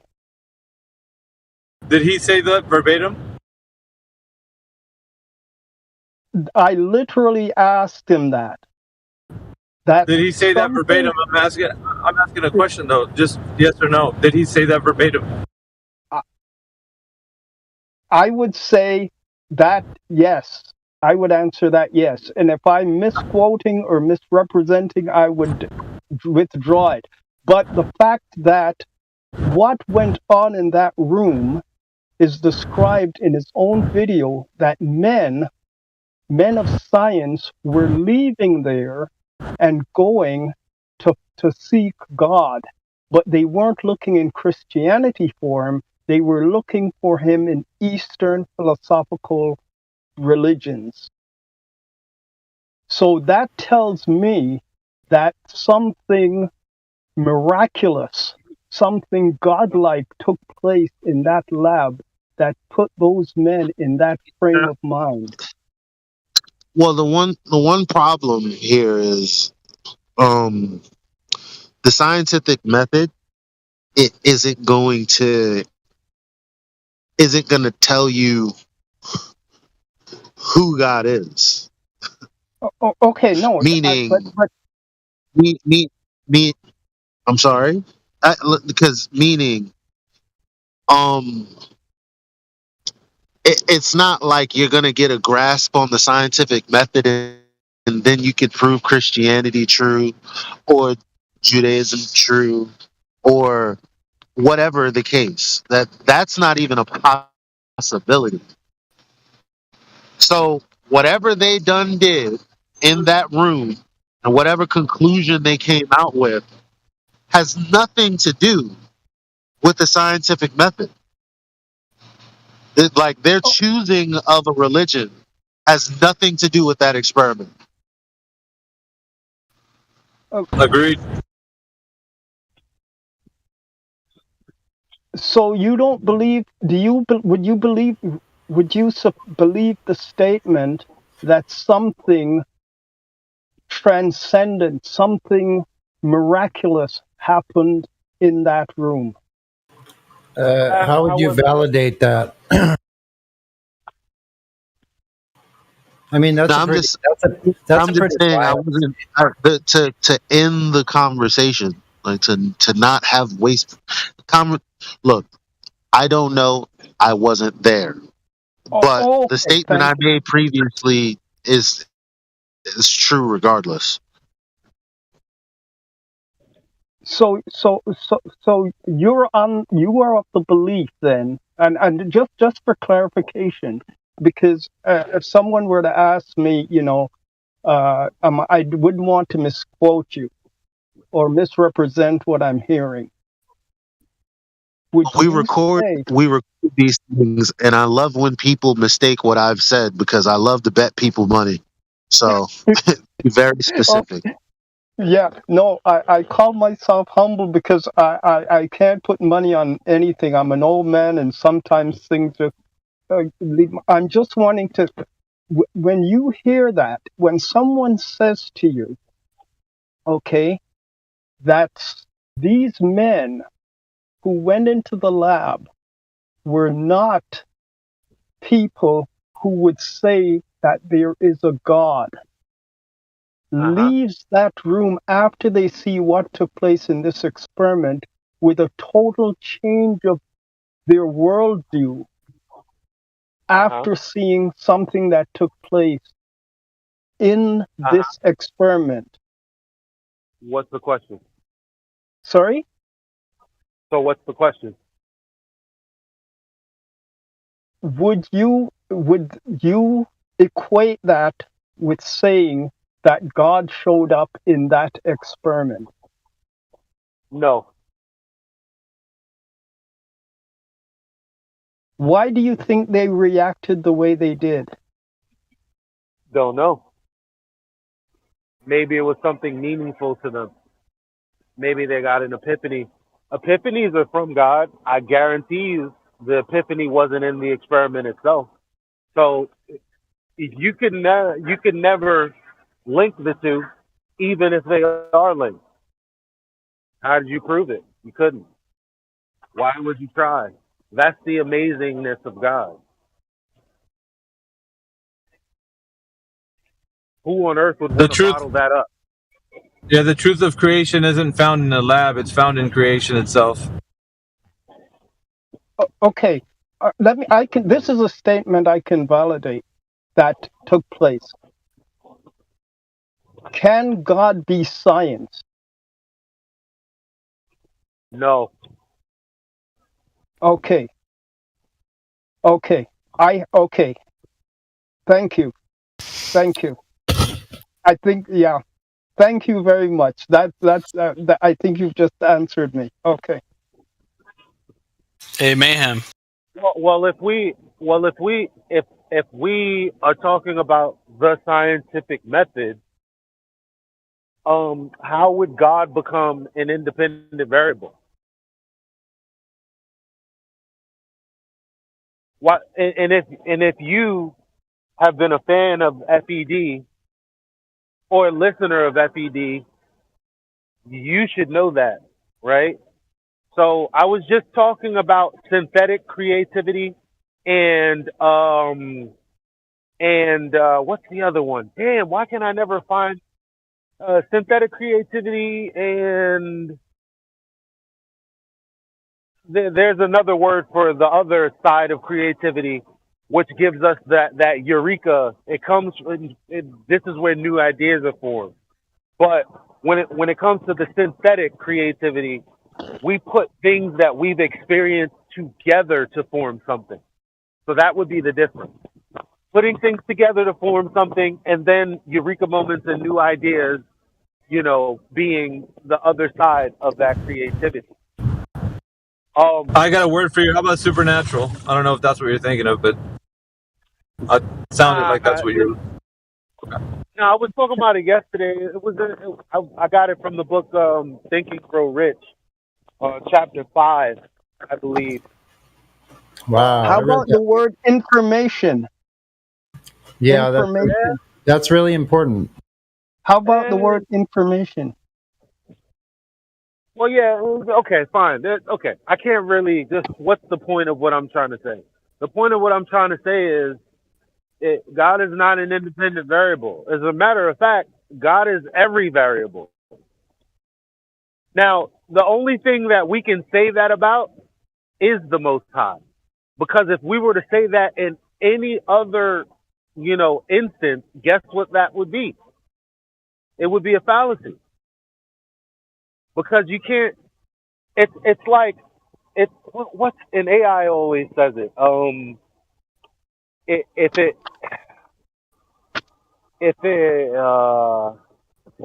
it has to do with everything, then it has no significance.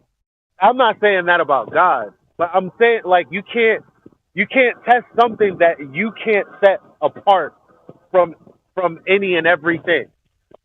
And God is a part of any and everything. There's nothing else that we can say about this reality. Well, we know somebody for sure was doing some handiwork in creating all the natural laws and everything in creation and all of the information structure in the beginning of every life. Yeah, you can't. So the main point is, God is not an independent variable. So we can't use the meager but useful method that obviously God also made to study the natural world. I mean, we're supposed to study the natural world, not question whether the natural world is really real. Yeah. Like, what is the question? The world is here. We didn't make it. Nobody fucking knows. Nobody knows what light is, period. Nobody knows what it is. But picture we that. know if it travels.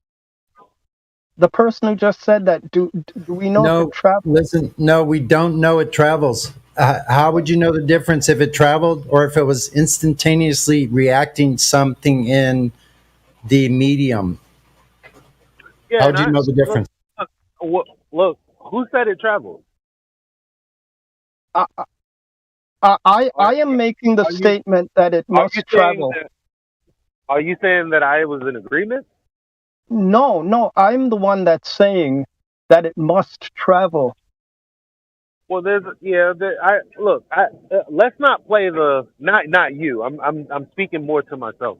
Let's not play the Glober game where I'm gonna act like I don't understand that a difference in time is a difference in arrival, is a difference in, well, you know what? A difference in arrival isn't necessarily a difference in speed. So there you go. Yeah, it isn't. It could be the difference in the speed of a distance or the speed of an activation. Just that alone turns it into affirming the consequent fallacy if you say it is a speed. I mean, and I'm not the only person that is subject. Like, because again, we're talking about, the excitation of light in different mediums. Maybe there's a different, I don't fucking know what I'm saying. All right. So To be check honest, out. Listen, you do actually listen. Check this out. Listen for a minute or two.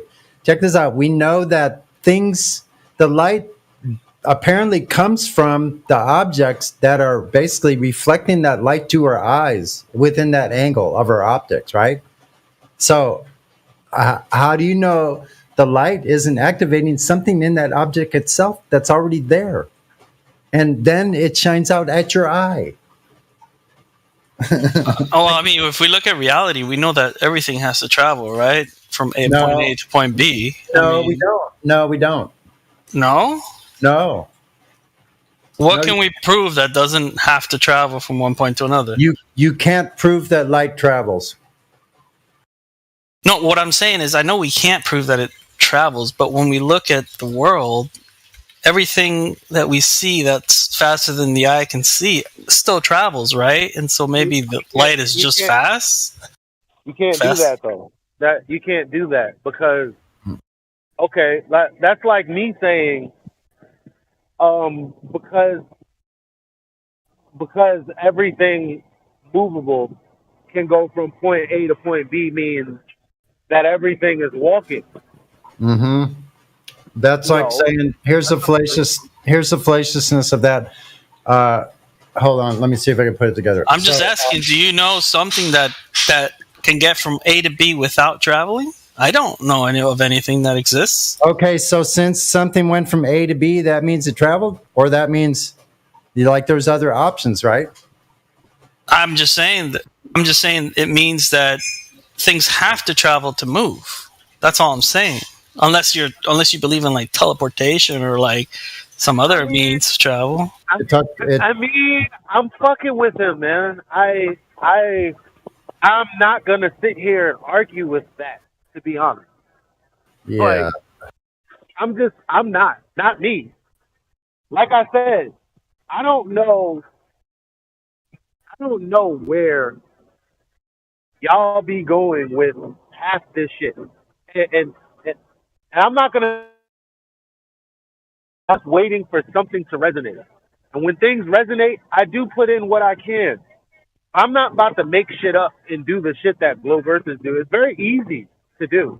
I'm not gonna sit here and pretend that I can think of anything else that can go from point A to point B without traveling unless it's teleportation.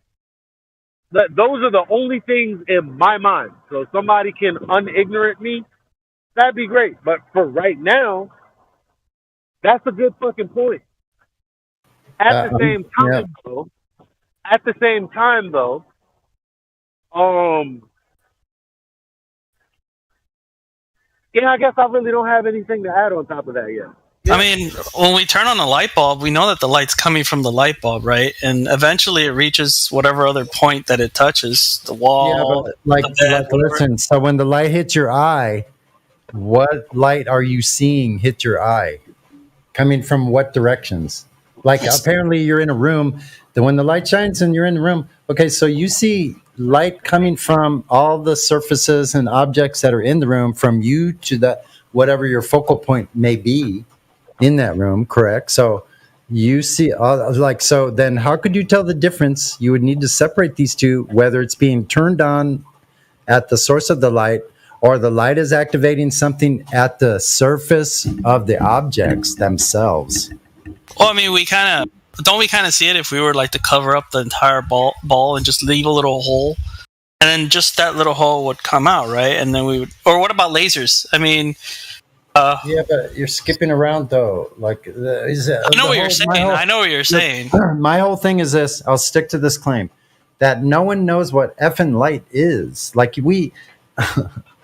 these are one of these things. You can only come to those kind of conclusions if you presuppose what light is in some sort of model in your mind. But nobody knows what light is. Just like you seemingly know what it does, like what it apparently does, that's not giving us the whole answer of what it's actually doing when we're talking about optics in the human eye. Well, you're also pre-proposing that it is. You're also pre-proposing that it isn't moving. No, I'm not presupposing it. I'm not supposing anything. Because if we look at nature, everything moves. I mean, nothing teleports. What I'm saying is that you don't know what it is in itself, inherently what it is. We know what it does to certain things. There's certain ways it behaves. Yeah, we can test those things. Those have been tested on light, right? But yeah, Elijah. It is hard to just not say the light's traveling. It's hard to do that. As a matter of fact, I mean, I don't know why I wouldn't just say, yeah, it's traveling. So yeah, it's traveling, Dan. But at the same time, I have a point. Let's not act like we can just case close every fucking thing because everything makes sense. Like, for instance, cars go, boats go, air goes. Everything goes from point A to point B. Therefore, even though we really can't, we're limited in what we can know and do with light, we're just going to go, yeah, that's traveling too. Well, I mean, that's just a necessity to make it make sense. At the same time, magnets don't fucking make sense. Yeah. When you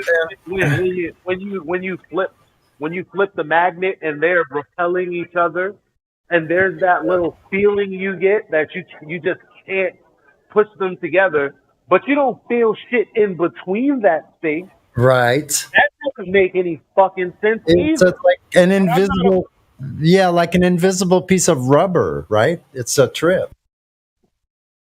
Is there something going from point A to point B between that, even though I feel nothing? I know. So check it out. Yes. And I'm not about to start making judgments either. I just don't know, and I'm good with leaving it at that. Unless somebody else wants to come along and say, hey, have you thought about this? Well, look at this interaction here. This is like, unless you have that, then I'm not willing to conclude somebody else. Yeah.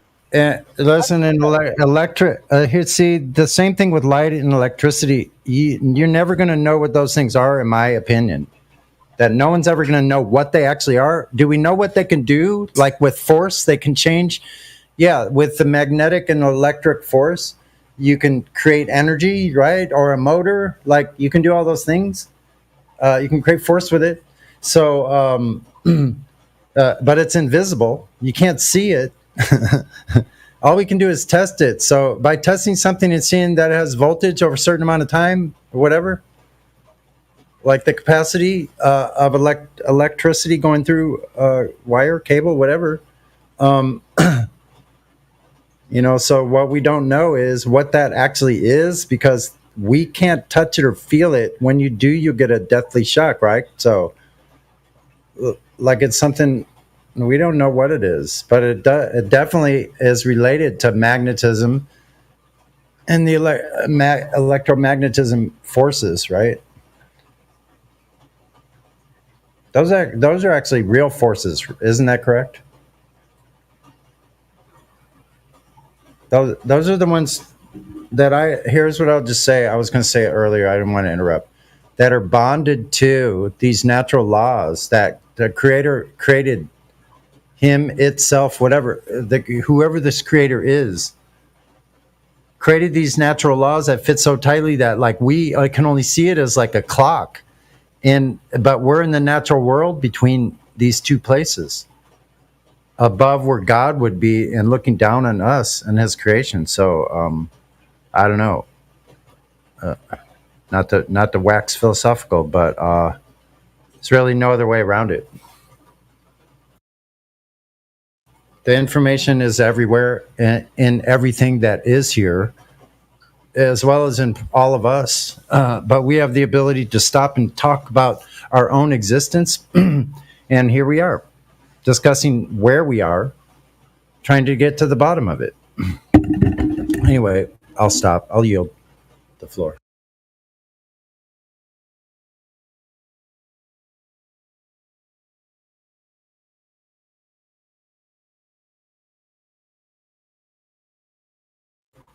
We got Friendly Ghost, no rolls. Would you like to speak, Friendly Ghost? Oh, you disappeared? Oh my god. That was quick.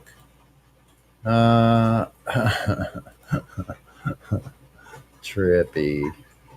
So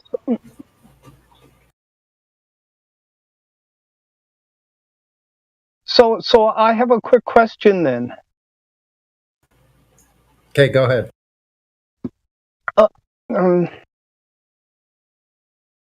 Or you want Elijah to answer? I could back off. Oh no, and it's for anybody. When just about the first day that I went on FED, we were having a discussion, and I mentioned that spirituality would become a very important part of this discussion.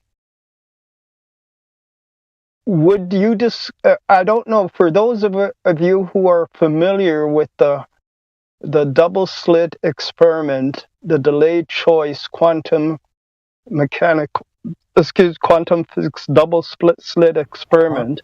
Yeah. Would you say that spirituality has entered the discussion once we bring that experiment into the discussion? Well, I think you're like 5 years too late. Like, I think for me, like the quantum, all of that, but I started reading about those things like 30 years ago almost, or longer. So like I knew about the double slit experiment prior to 1990. I was reading those books about it. So, should I take? I think here's what I was going to say. For me personally, I think it was one of the things that led me to a spiritual, more of a spiritual oriented life, because I was searching for something that was beyond myself. Because I've always felt there was something there. I could feel it, like in my bones. When you just know, that's one of the things I've always known, that there was something greater than myself, like that. I don't know, like I guess I've always been like a child in wonderment about this place. So like, even as jaded as I can be, I haven't lost that wonderment, you know. So, but it didn't lead me to the truth about itself, like quantum. Like those things can't be proven. Those things are theoretical. So it's the same thing as the heliocentric idea. It's only an intellectual thing inside your mind. It doesn't exist in the natural world. Like you can't prove those things because you don't know what light is, for one. So you're making all these suppositions and prepositions about what these things are, not knowing the foundational premise in the first place, which is, what are these things in the first place? Never been shown to know. Nobody knows. Can it move a lever? Yes. Can it swing an arm? Yes. Can it rotate a wheel? Yes. It doesn't mean you know what it is. You see my point? So it didn't lead me to knowing what light is or that it traveled or not. It did lead me to other ideas about like what's really going on with myself and my consciousness and my observational skills and me being able to see in the perspective that I do, or having the ability to change my perspective in order to like break the wiring or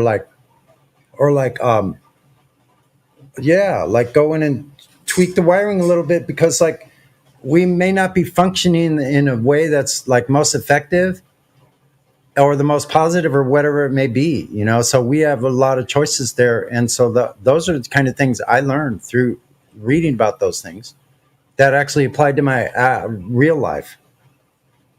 Right?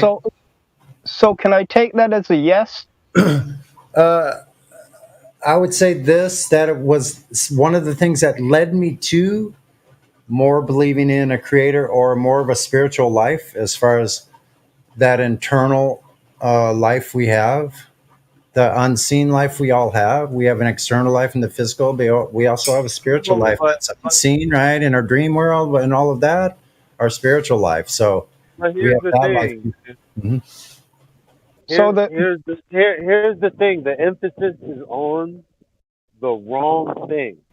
Do you want to know why most people are ungodly, don't have a belief in God, don't have a belief in creation, all of these things?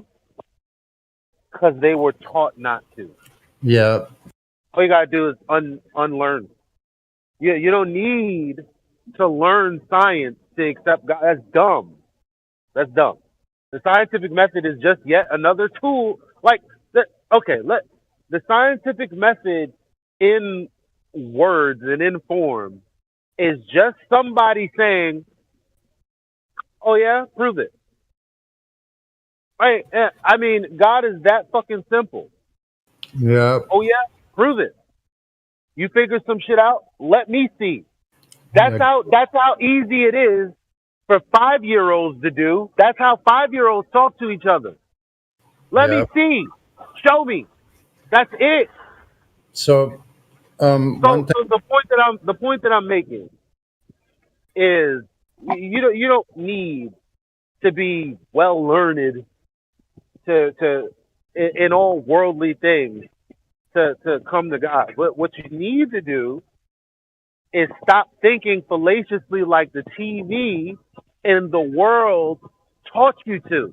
If you stop doing that, God is is like He's right there. Yeah. So I was just going to say one. I was just going to say one thing real quick, and I'll back off because I'm going to leave for a while. But Humble, one thing I think you may or may not be doing. I don't know. It's up to you to decide. But you may be trying to switch belief systems to other belief systems like hopscotch, jumping from leapfrog, from one belief to another. I don't think the whole thing about becoming spiritual or becoming more truly spiritual is to not go to another belief system because they are just systems, but drop all of them, which will then open me up for what truly is instead of any being filtered by my rose-tinted glasses of what I think maybe they ought to be before I've even gone there. Because before I go into a situation, if I have a presupposition about what that is, I can make it do exactly what I'm thinking it is. It may be far from reality in actuality, which... And so... Well, what I'm again, please, I'm not asking you gentlemen to judge my motives, to try and see through what I'm just trying to say certain things. Number one, this experiment is being represented as the most scientifically validated experiment ever in science. Okay, And so it what was the seems to independent me- control? What was the independent control value then? What was the value of the independent control? You have to have something you manipulate. Otherwise, it's not natural science. It's another category of science, which we call pseudoscience, because you can't validate anything with it because you're starting with a presupposition, a model of what light is or what light is doing. They had that before they went in there. Right, but sorry. Yeah. But again, you haven't done some reading on this for years before, you said, right? I told you I've been reading since 30 or more years ago up until the present. Right. But you believe what this experiment was telling you happened, right? No. Who said that? Oh, sorry. I thought I thought I got the impression that you said it had some influence on your belief in something supernatural. Maybe it did, but it didn't. It did, but it didn't give me information on the experiment itself or how light travels or why it does or because the observer's there. All that was presupposed because you have to presuppose what light is. Okay, but I'm just saying to you I'm just asking you, really, Okay. that it validated, or it validated something to you, and that was the supernatural. Yeah, it sparked something in my own mind, just my own curiosity, if you will. So that was an internal change But in I me get it. that kind of helped as a catalyst, possibly, of those types of investigations. But that was on my part, actions that I actually took. Also. Can I get an example of? I mean, you just said that this experiment that Sonny witnessed led him to believe or accept something supernatural. Now, first and foremost, he already knew, and we already know Mm-hmm. that there's supernatural shit, like information, for example, like dreams. So what I don't get what you think this experiment uncovered. Like he knew that supernatural stuff was real before the experiment and after the experiment. Yeah, listen. You got to be more specific of what you think. Yeah, because I didn't say that the experiment itself led me to a spiritual way of life, or that it led me to being more spiritual at all. What I meant is, in my investigation, studying those types of things for myself internally was one of the steps that it took for me to get any further. Like, you know what I mean? To get to where we are now, I had to learn. I had to do a lot of learning. So I was really investigating to try to find out what is really going on. So that was part of my journey. It wasn't the experiment. That experiment only was just making me more expansive in my investigation to try to get more specific about what are they actually talking about. That's all. Okay, but this is a very specific statement. I'm trying to see where you stand on it. That experiment validated the supernatural. I don't agree. Scientifically validated the supernatural. You don't agree with that? I don't agree. No. Okay. Okay. Thank you. You want to know why? You want to know why I don't agree?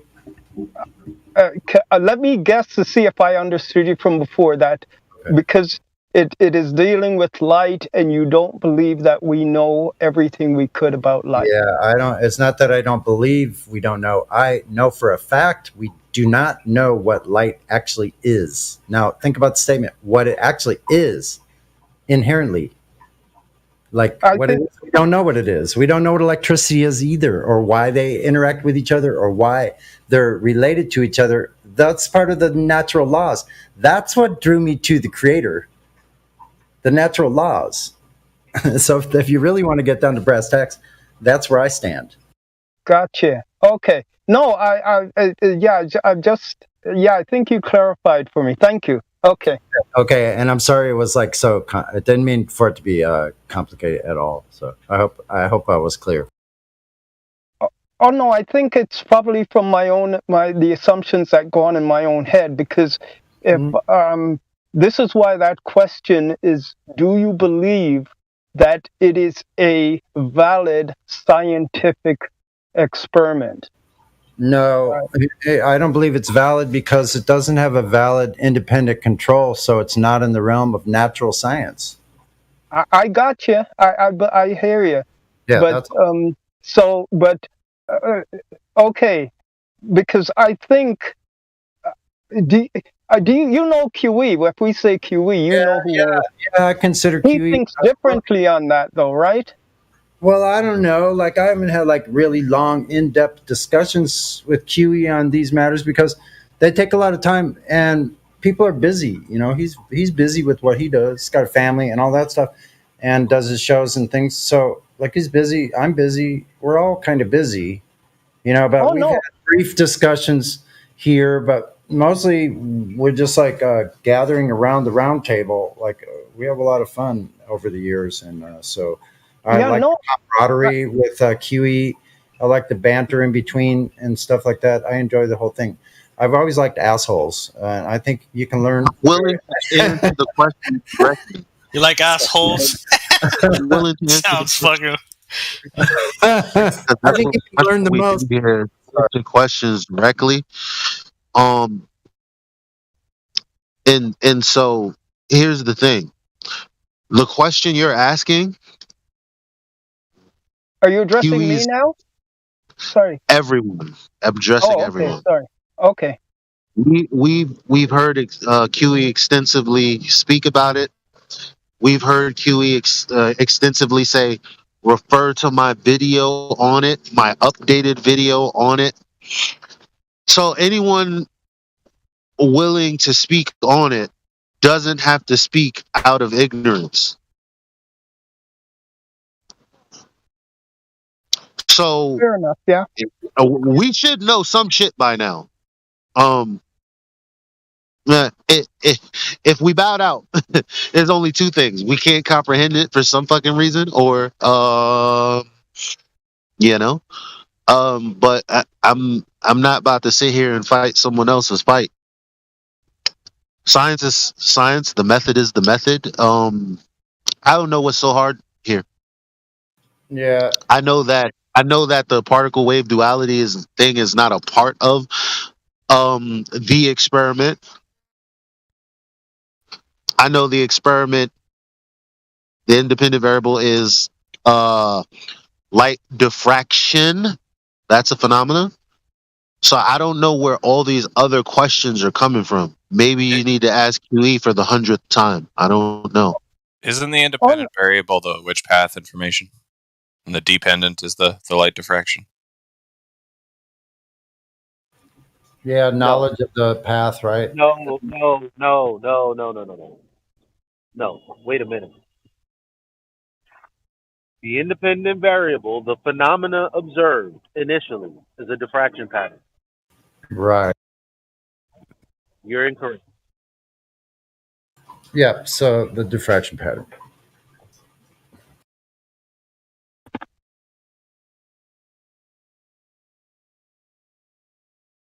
There's no question about that. We just wanted to know why. There seems to be a scientifically valid answer. What the fuck does that have to do with particle wave duality is what I want to know. Well, okay. Here it is. What Schrodinger was doing.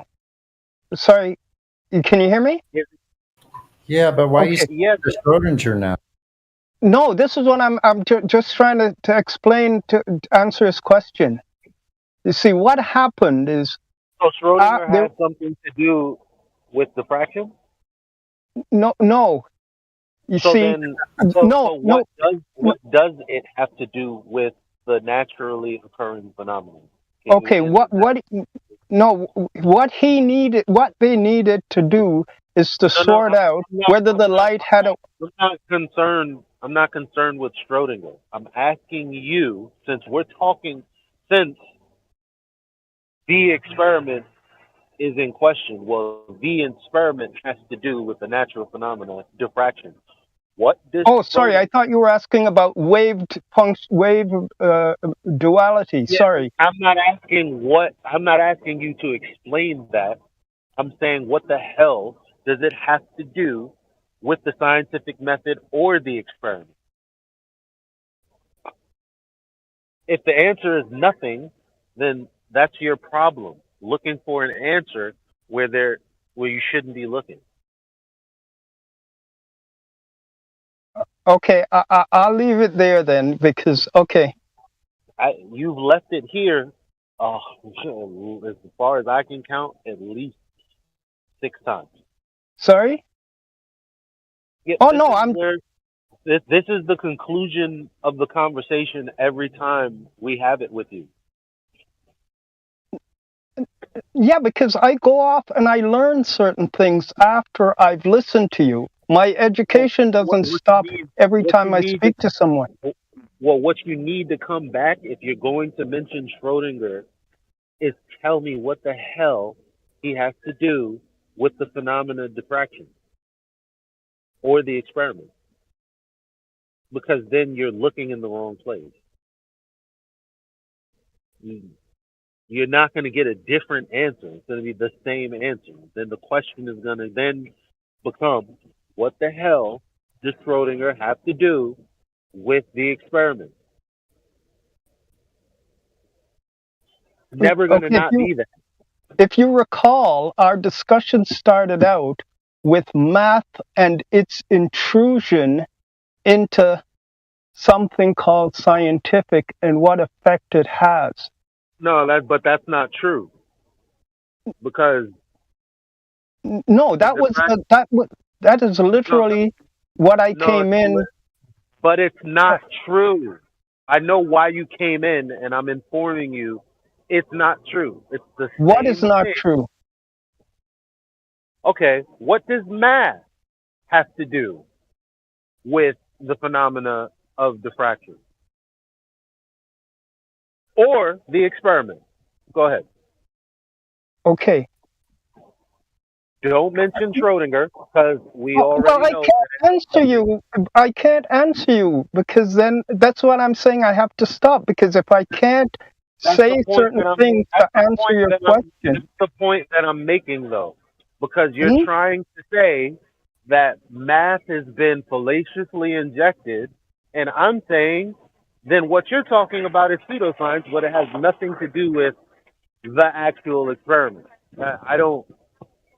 That's like, what's so hard to understand about that?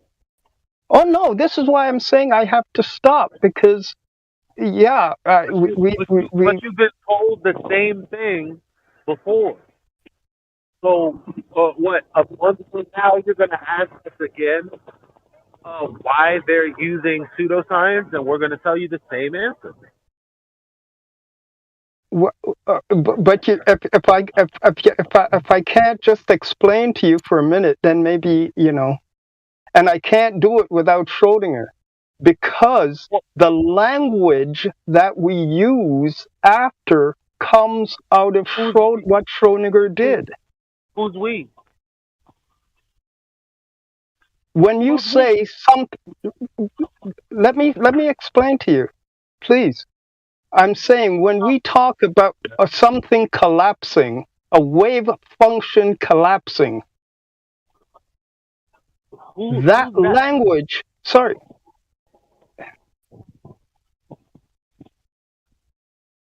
Who's that? Sorry? Who's that? Who is what? So we're talking about a wave function collapse. Who and why?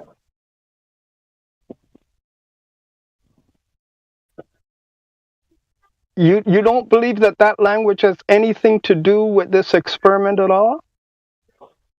Of course not. It comes after. But okay.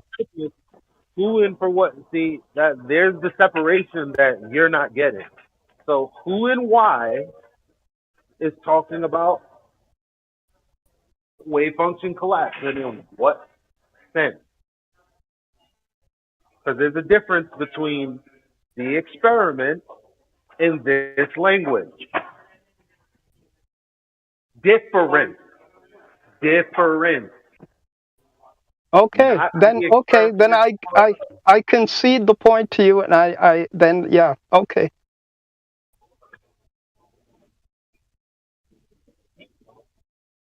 Yeah, but that's boring. Keep going. No, but then I'm sounding like if you can take Schrodinger and completely dismiss him from this experiment and what came out of it, the language that came out of it, what they teach about it after, if you can say no, please. I'm not saying I'm dismissing it. You're invoking it. I'm saying Schrodinger has nothing to do with the experiment. I don't care what came after. Not that it doesn't matter. But what you're asking is, how can we be talking about the scientific method and something that you guys would say is outside of the scientific method also as science, which would be the mathematical makeup that comes after. No one is, but no one is saying the math or any of that has to do with anything. And you'd have to show the tie. You'd need to show the tie of between Schrodinger and the double slit experiment. What is the tie? Where are you tying that in?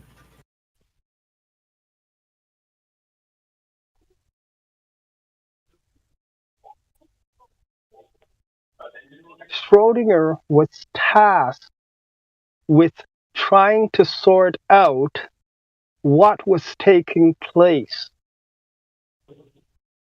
With a thought experiment. That's right. This is what I'm but saying. A thought experiment is not an experiment.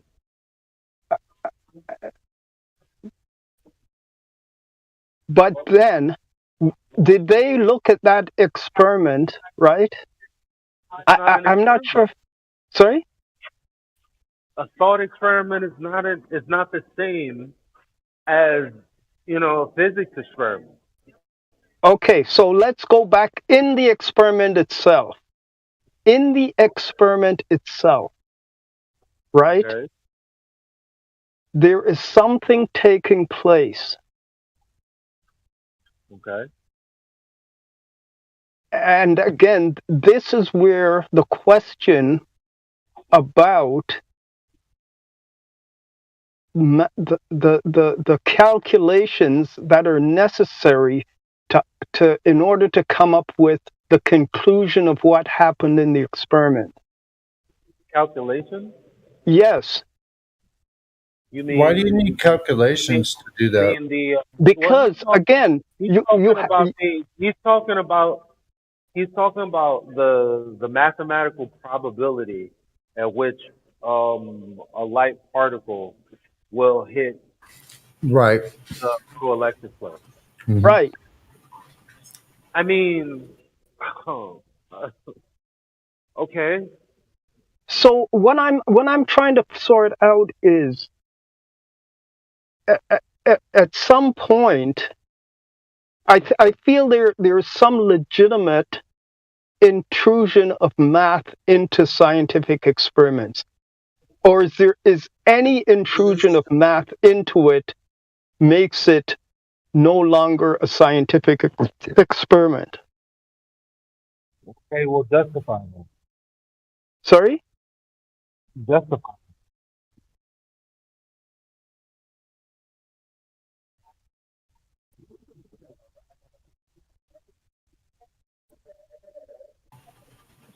That's what I would say is being interjected into it is the math based on these presupposed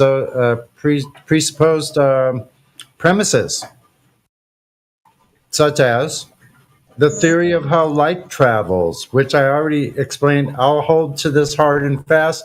No one knows what light is.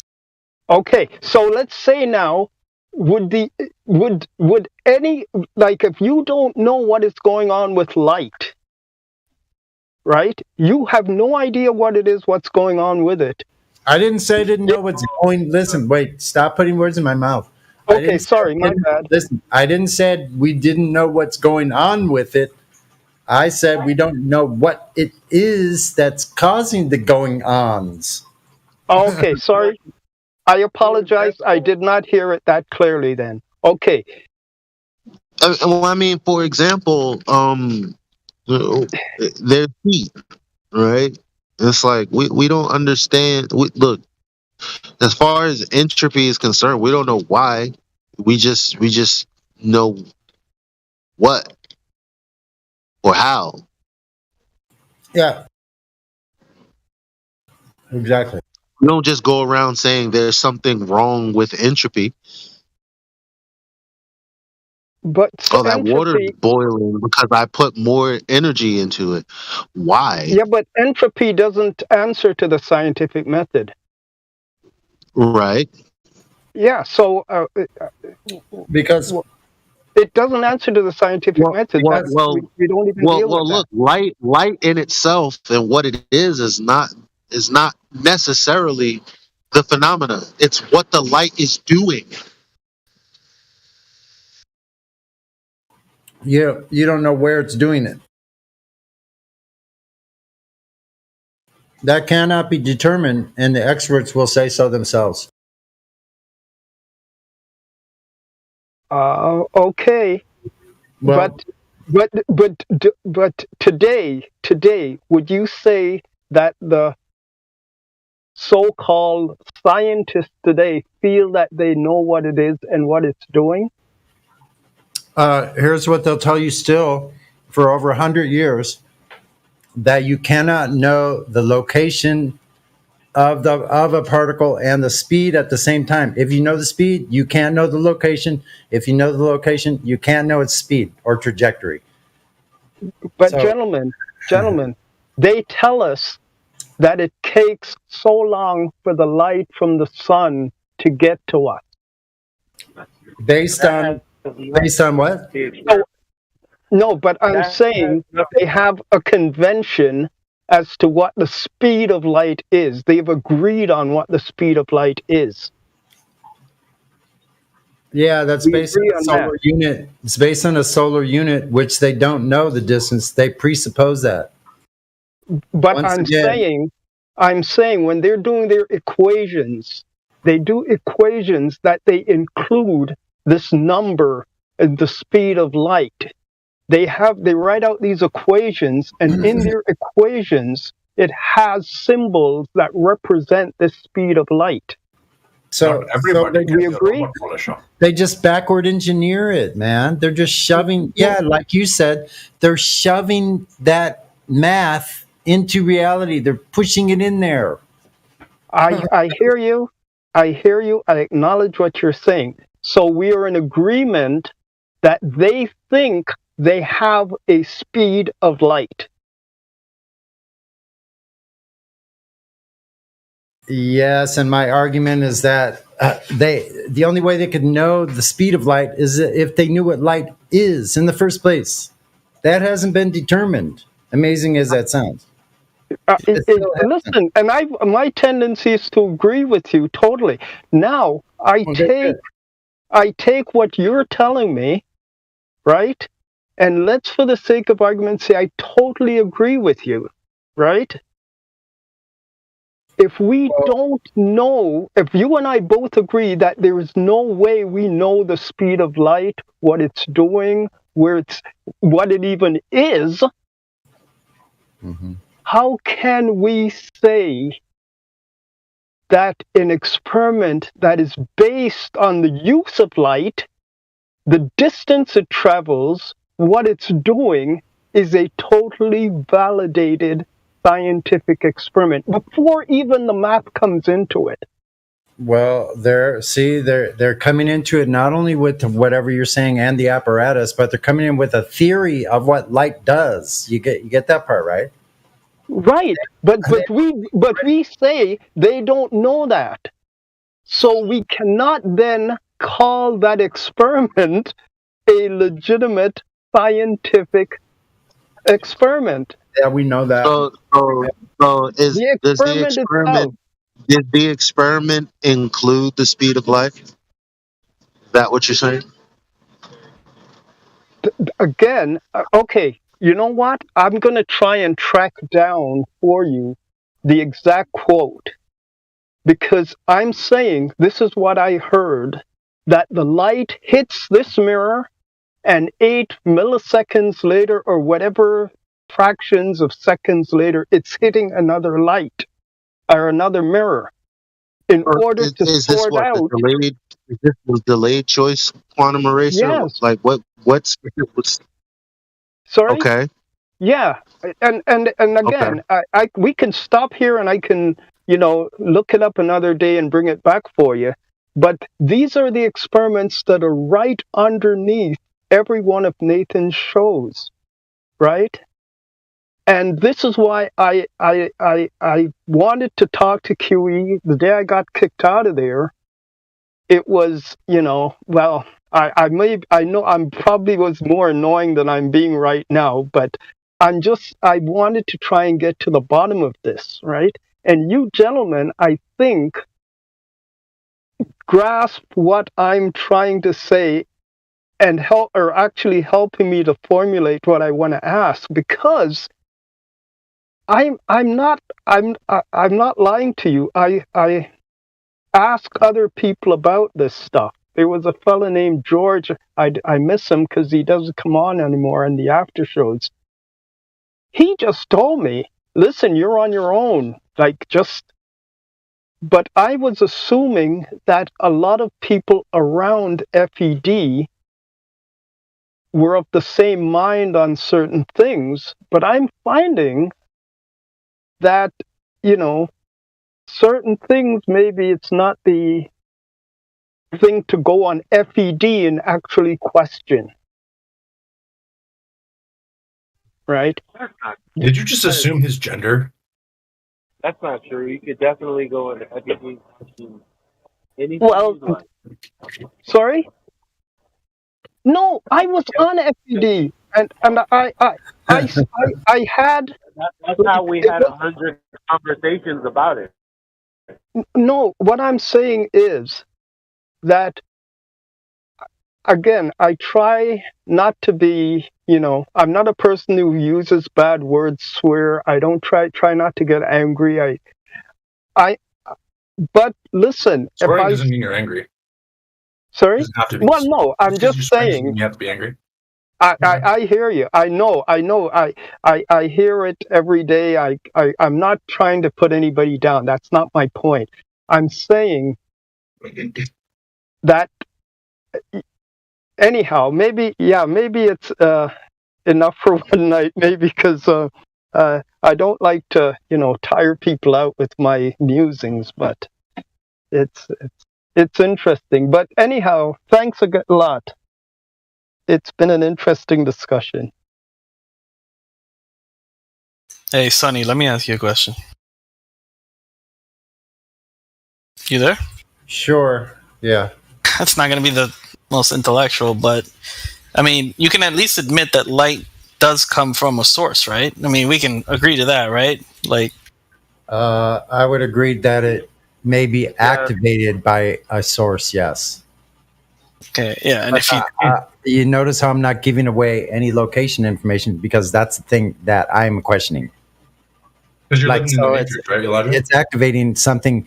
Does that mean that light that is focused where the focal point is, does that mean that's the source of light, or is there a source behind that that's focusing the light? Do you see the difference? The ether, right? Like everything, like anything can be anything, right? What I'm talking about is it's activating something that's already here in the medium. Yeah. In between you and the object that is reflecting the light, whatever that reflection means. We tend to get an idea that that's directional. But what I'm saying is that I'm not agreeing with that. That's my contention with this whole thing. You see where I'm coming from? I'm coming from a totally different point of view, where you don't know if it's activating the particles in between you and the object. If the object is the thing that's being activated to make that light come to your eye, or you don't know the difference. There's no way to tell the difference. What's the speed of dark? So, I'm telling you, I've been reading about this stuff for many, many, many, many years. Before my friends were even ready for it, they're like, who the fuck are you? So, can I ask you a question? Do you believe in the ether? Listen, I don't believe in anything unless I have some backing up front. Like, no, I just don't believe things. No, I don't just. Okay. Have you seen evidence of 5 grams of mushrooms, bro, and then you'll believe it. I think it's just as viable. Listen, I think it's just a viable solution that possibly it does answer some questions that we don't have answers to. So maybe one of the answers, but saying that we're ever going to know what these things are because they overlap so intricately and are bonded so tightly with the natural laws that we don't understand. If you take a few of those natural laws, right? Well, magnetism, electrostatics, like all those different things that are going on, thermodynamics, right? They're so tightly connected to each other, you can't separate them. So no, you don't really know what the source of these things are.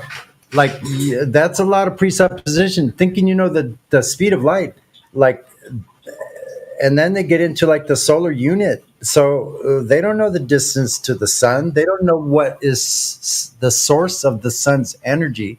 Like I said, we have no idea as who we are to be able to tell what these astronomical bodies are, if I might call them those. Like, there's no way for us to tell if the sun is an actual object, if it's physical, if it's only a focal point of some energy. We know that plants, we know that plants only grow with electric light. As us, as humans, that's the only way we can make lights that make plants grow is electric light. So I'll rest. UV lights. What do you mean by electric light? Just like what I mean by electric light, a light bulb? LEDs you can grow plants with. You can't grow plants with combustive materials, gases. I don't think they're LEDs. Or plasma. Yeah, you can't grow plants with a fire.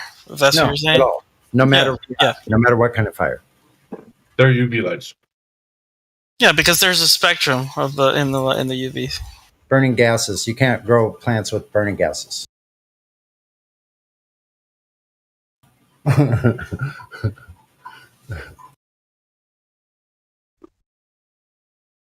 know what's a funny argument? Is asking someone that believes in the globe how Jupiter can exist, because it's a giant gas ball, right?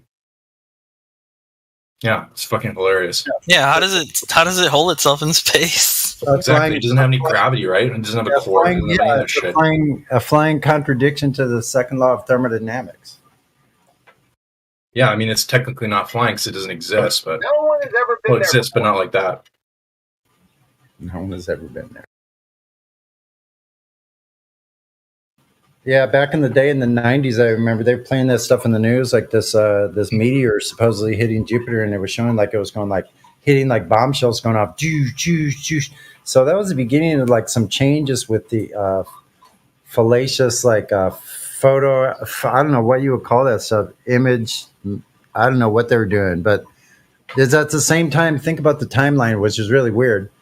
In the early 90s, the first, what was it, Voyager supposedly landed on Mars, so everybody's glued to their TVs or their computer, like their first computers, like in 1990, what was that, 92, 93 or something like that, yeah.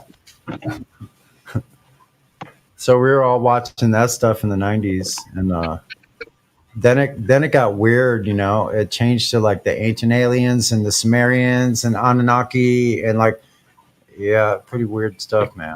What a journey.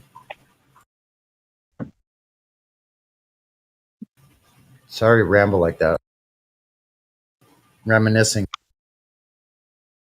It's very fallacious.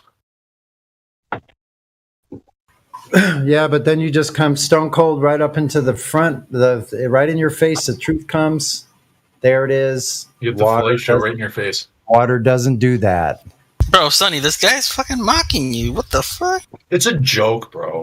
I'm not mocking him. It's okay. Look, I could take it. I don't care. I'd be able to take a joke, bro.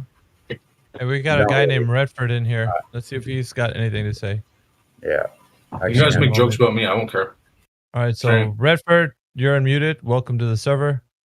If you're there, you got the ability to speak on your mic. Just unmute your mic, Redford. If you're there.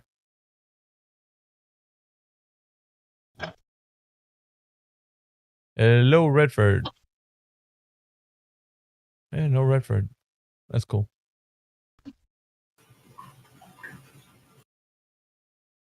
You got a mic? You got a mic? Hey, y'all got a mic?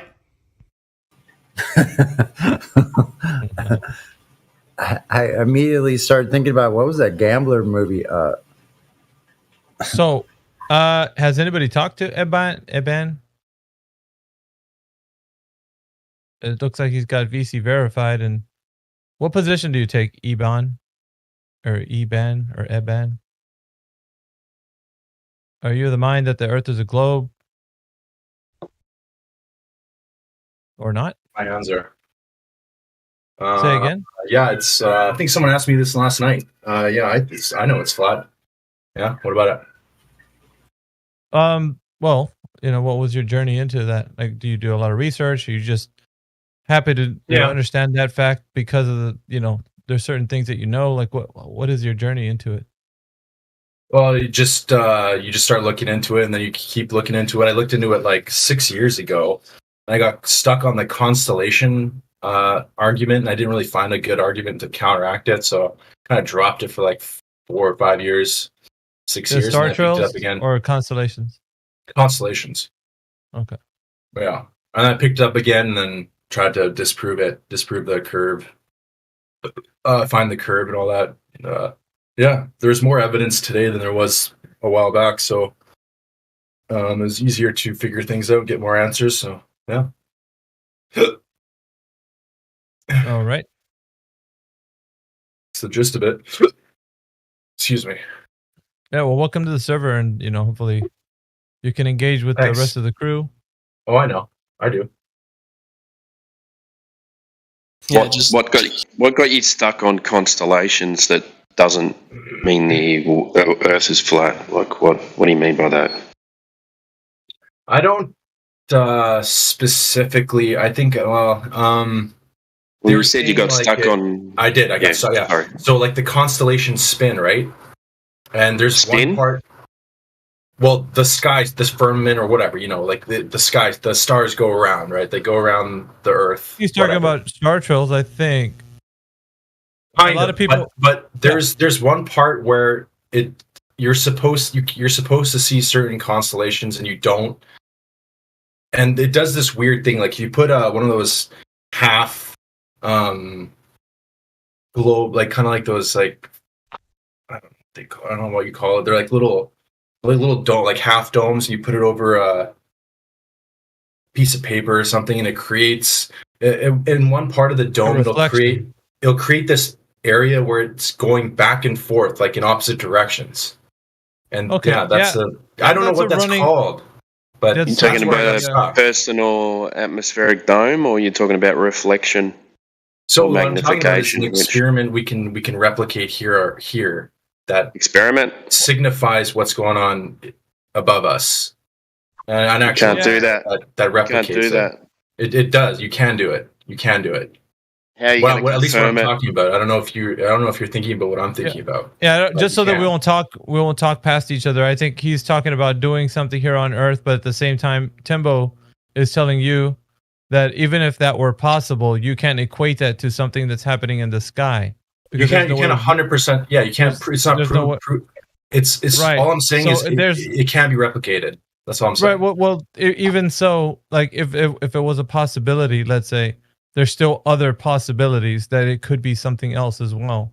So Absolutely. We can't just. Yeah, I'm not saying it is. Whatever it's worth, you could just say like, well, it could be this. That's about it as a speculation. And then if that revived you to come back into the argument or whatever, that was probably not a good thing to be revived on. Like you could just say, I thought about something differently versus like before. What knocked me out was that I couldn't explain the reason why something happens. But here's the issue. Neither can they. Or at least when you left the time that you did, when you put flat Earth down, you're like, I'll just step away from this for a little bit. What you should have looked at was like their argument or what explanation ever they had. They don't have something that's consistent with the understanding of known reality. They can give you maybe something to think about. And you could say, well, as if it were a globe and it was operating this way, perhaps. But they don't know themselves. The only thing they can tell you about the sky is it's cyclical in nature, that it's repeating. So things would happen. But that's a duh, right? Like you don't need to. I was under the impression of logical fallacy to begin with, because I was assuming the globe was the reality, and then I had to prove the flat Earth when really you can't even prove the globe. So that was my first mistake 6 years ago. Well, that's fine. I mean, go ahead, Tim. I was just going to say, I actually got stuck on, because I'm in the south, so I got stuck on Star Trails as well until I realised it actually doesn't matter, and you can't actually confirm what's going on up there. So when I realised that, I said, okay, well, let's concentrate on the ground, and the ground is the only thing you can concentrate on, because that's the only thing that you can prove. Yep. And yeah, it took me a while, man. It took me a while to get my head around why is this guy doing this, and then I can give many of my assumptions, but it's probably not. Yeah, It doesn't matter. Yeah. If you don't mind, real quick, I'm just going to check Redford one more time. It looks like they unmuted their mic. Meanwhile, I think Eban, you were talking. So I'm just going to check to see if Redford is still here. Redford, are you there? I saw you unmute your mic, so I think you're trying to figure out your mic situation. I don't know if you sorted that out or not. Just checking. If not, that's fine. I saw you unmute your mic, so just giving you a chance here. Okay, no worries. If you sort it out or whatever, just can unmute. Anyway, I'm probably gonna have to be going here, but yeah, you're in good hands though, Eban. Oh yeah. I feel like I've seen your name here before though. Like you were a Flat Earth tag before. I don't know, man. I've been here before. I was here like fucking like I don't know like a couple months, 2 months ago or something. I was talking to Yeah, him. I remember him. I remember him. And then I kind of went away for a while, so. Somebody was telling me to keep an eye out on you because you might be spouting off the N-word, N-bomb. So I don't know. I don't know. You did it. Yeah, he did it a couple of days ago, but yeah, I'm not sure if it was an accident or. Yeah, I'm very forthcoming with this forum because this is all of ours. Like it's a forum that we highly regard in the sense of like we're not gonna let nobody come in with muddy shoes into the server. Seriously, I ain't coming in with my shoes, bro. I know, but I'm saying, listen, I'm not what intention is what matters. Yeah, I'm just saying, like we take care of this platform, so as long as everybody understands, we have moderators listening at all times. It's really not going to be a thing for us, but we care about it. So like we want you to come, with answers and questions and like just dialogue. So yeah, it's all good, really, is what I'm saying. But as long as there's no kind of like. No hate, man. No anger. None of that shit. I'm beyond that. Cool. Yeah. Like, wow, man. I mean, I'm probably gonna be gone because I'm gonna do some family stuff. But I don't know. There's plenty of things to talk about. We always have Globers coming in here, so there's gonna be something coming up around the bend for sure. Well, I can hope so. I mean, I don't. Every time I've been in here, it's kind of been like dead. Not too many of those the globetards don't really show up anymore. I don't know. Maybe it's your mojo, dude. Your mojo just like scares them away or something. I don't know. Maybe are they afraid of you or something? I'm trying to get Ebon, man. Let's get away. Like, let's not go in there. No, they're afraid when the sun comes up that Sunny might be becoming awake in the morning. Yeah, so they stay away. They don't want that sextant argument to come back on them, man. They're like that one guy. But yeah, anyway, who's Slithers? I don't think I've spoken to you. Never spoken to them either. Tried to get their attention earlier. Slithers and Redford, but Redford doesn't seem to she's the ladies' night and VC verified, so I haven't heard her speak though. If it is her, I don't want to make assumptions. Yeah, all of a sudden it's like, hey guys, what's going on? I'm like, oh shit. It's a dude. Right. You can't tell just because they have a female picture. Well, it has happened, man. People come in with female pictures and be like, hey man, what's going on? Like, nothing, bro. Yeah. So Andy, hold my beer. What's up, bro? He's in here. Yo, dude. We got freaking Dodo in the chat. Don't open Pandora's box. I'm just saying, guys. Yeah, well, I don't know why. Where is he? Pete, are you listening on the YouTube or what? Because I'm not seeing your name on the panel, dude. He's in the live stream voice text, typing away. Yeah, but he's. I mean, why? He's obviously listening. Yeah, Pete. Why are you in the voice chat, Pete? By the way, do you guys know that our chat is disabled? I don't know. I'm just throwing it out there. Chat on YouTube. Disabled. No, I didn't. It's a glitch on my end. My bad. False alarm.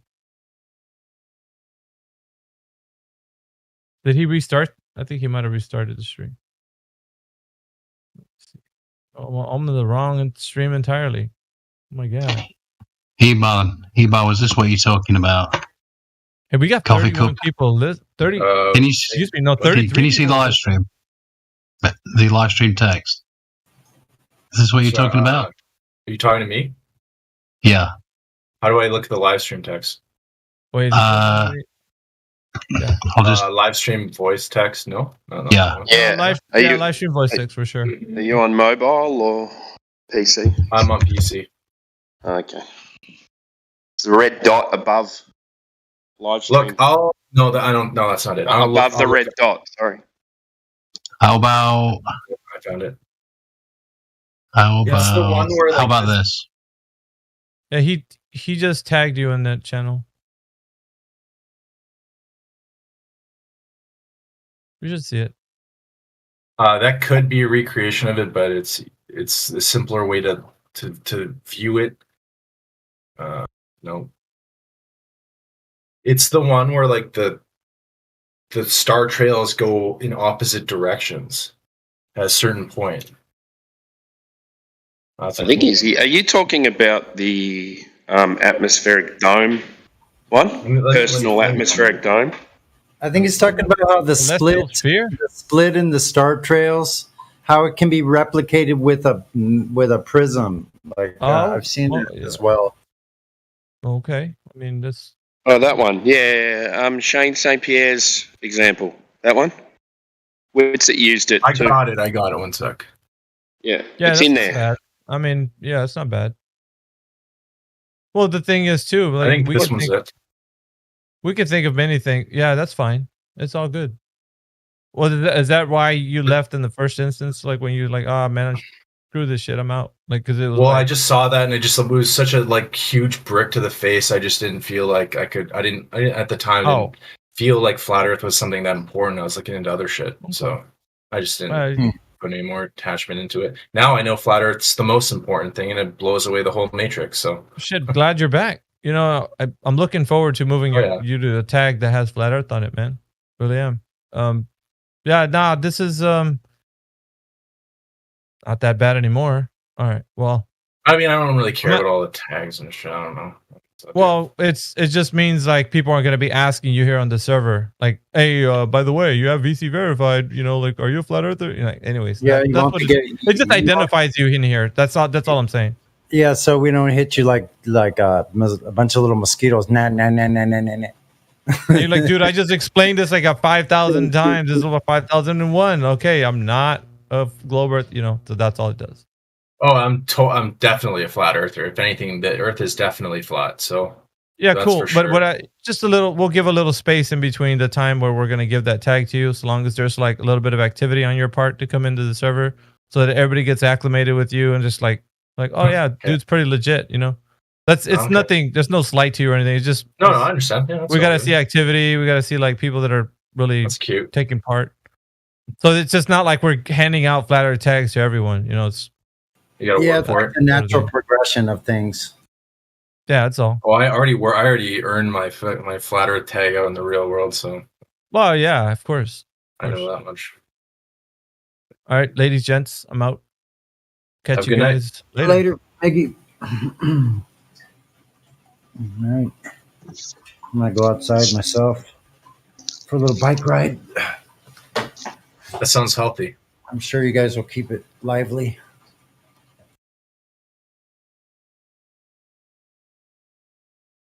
So, what was it you saw then, Eban, that made you think the Earth was flat? I tried to disprove the curve, or prove the curve. I couldn't do that at all. And the mathematical whatever they give you, the 8 inches per mile squared, is a bunch of bullshit. Doesn't work anywhere. And then you see all the dudes on harnesses and. In underwater in the international space station. Yeah, it's underwater in an international pool. Yeah, it's just it just looks so obviously fake. It's just ridiculous. It's just it's funny. I mean, there must have been an observation you saw though that were like, oh, that's weird.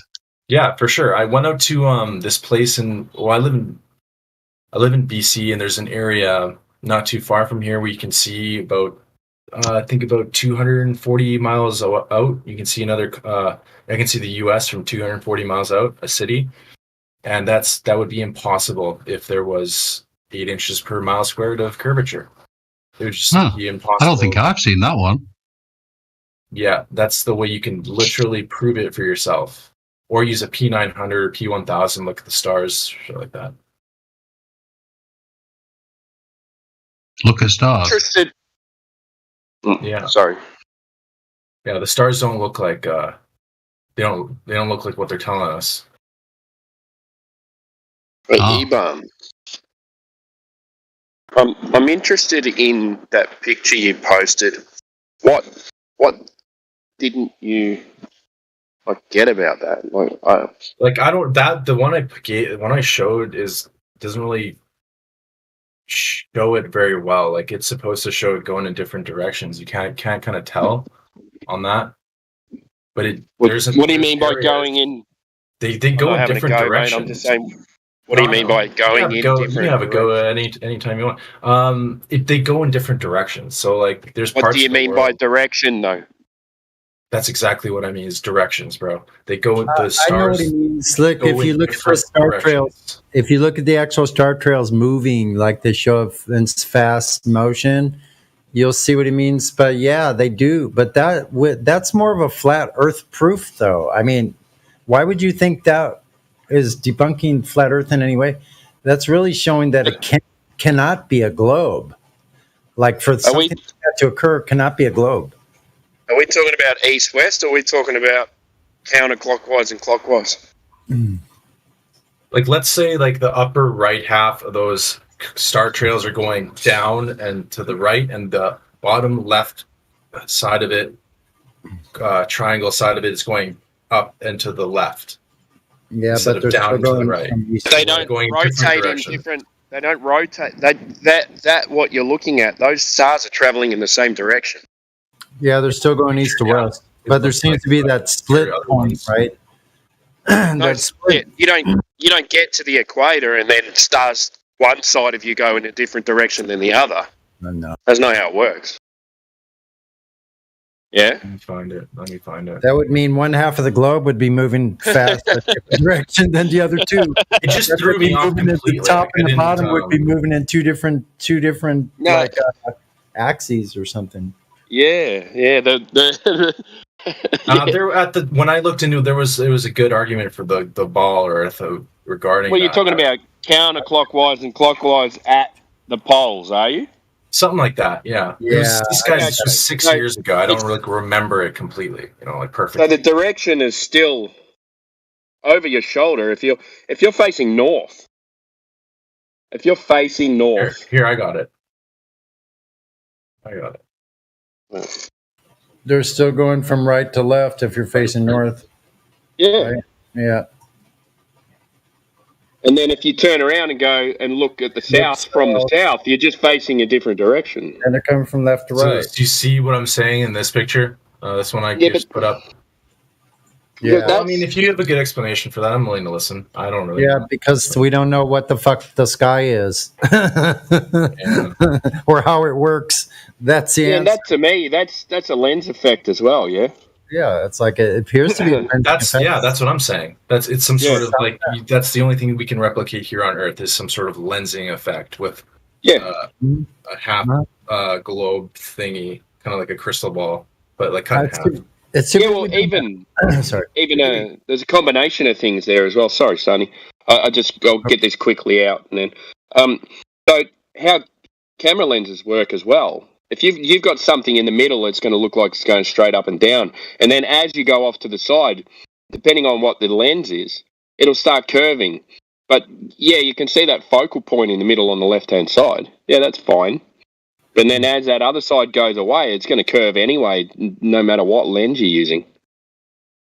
Or like you're like a photographer? I don't know anything about. I use pictures. I'm not a photographer. I'm a builder, but I do use cameras. I do have a camera and different lenses, and I do a lot of photography. But I'm not a photographer. Way more than I do. So does that occur to anyone else that, like, when you're looking at the lights in the sky like that, how they create those lines like that? That appears to me to be an optical lens effect. Yeah, that's it. That's what you're talking about. So there's something like that, like a light show with a camera going on above us. That's what it means to me. It's like flat Earth. Like we're still at the bottom, at the foundation, at the basement, looking up. Yeah, I've never heard a concrete answer for this one. There and I'd can't always be- love to have one. there And- can't For a concrete, for a concrete answer, you need to know what is up in the sky and what the things are in the sky and what the sky is doing. It's kind of searching for an answer and never knows. being able to get one. You know what I mean? Maybe someday. Maybe, yeah.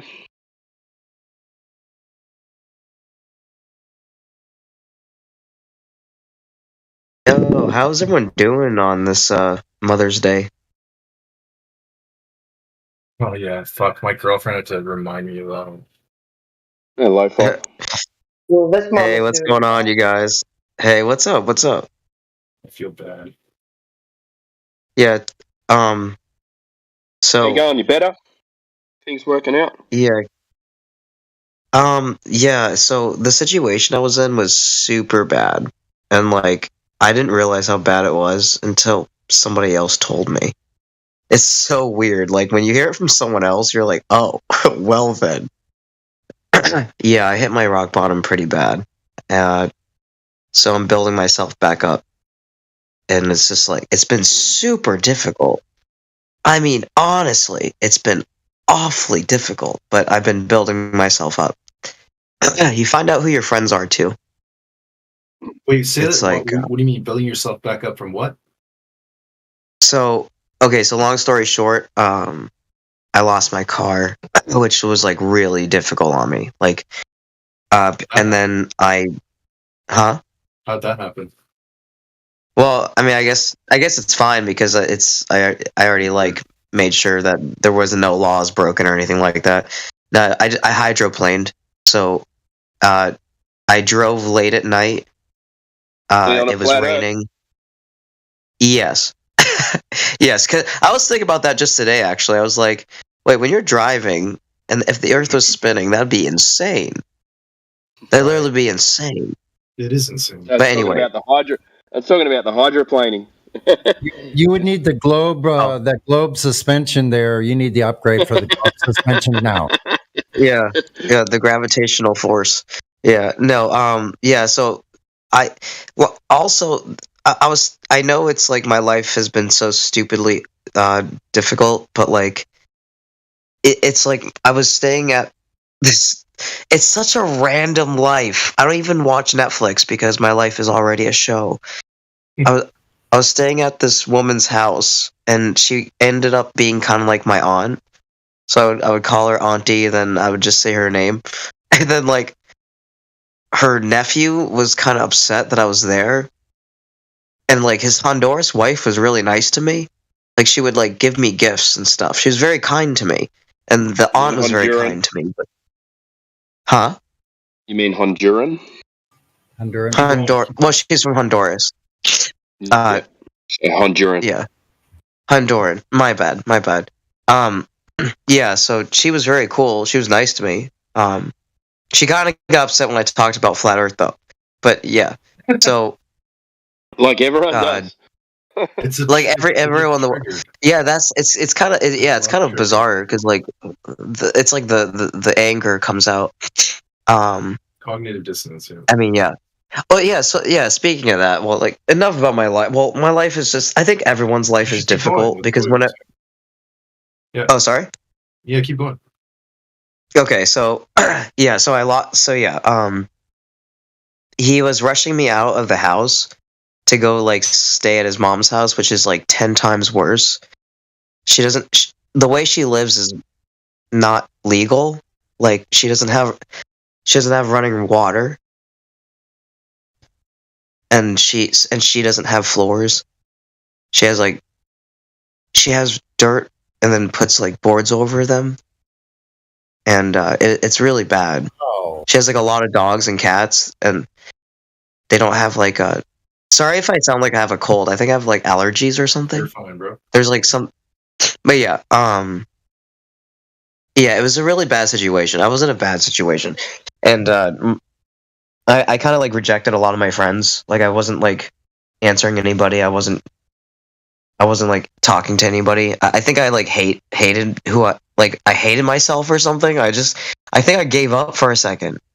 Like honestly, I like slipped, and then some friends just kind of like picked me up and they were like, "Hey, you got to get your life together." And I'm just like, "Yeah, let's do that." And so I literally just like I sold my car after I got in the accident, and I used some of that money to buy like new clothes and stuff, and then I applied for a job, like a full-time job, and then I'm just kind of that's kind of where I'm at. I'm really feeling it. Like not having a car is like that was the worst thing that could have happened. Like or dying. Yeah, I should be grateful for that. That's another thing. Volvos, or if it was any other car, I think I would be dead for sure. Yeah, for sure, Thanks. for sure. Yeah, Volvos are the greatest cars ever made. Like Safety. well, Yeah, they're not safety wise, yeah, good, but yeah. After 1999, when Ford bought them, they kind of went downhill. But like, I had a luxury antique, and it was my first car. So like, when people are like, "Do you remember your first car?" I'm like, "Oh, why? Yes, I do." And I would just show them my Volvo, and they're like, "Whoa!" I was so proud. Like, so losing that car is like worse than like losing a Lambo to me. I'm just like, oh no. I still had the windshield wipers for the head beams. But yeah, so like pretty much everything that could have went wrong went wrong, and I'm like trying to find my way to like build myself back up, like financially, mentally, spiritually, just everything.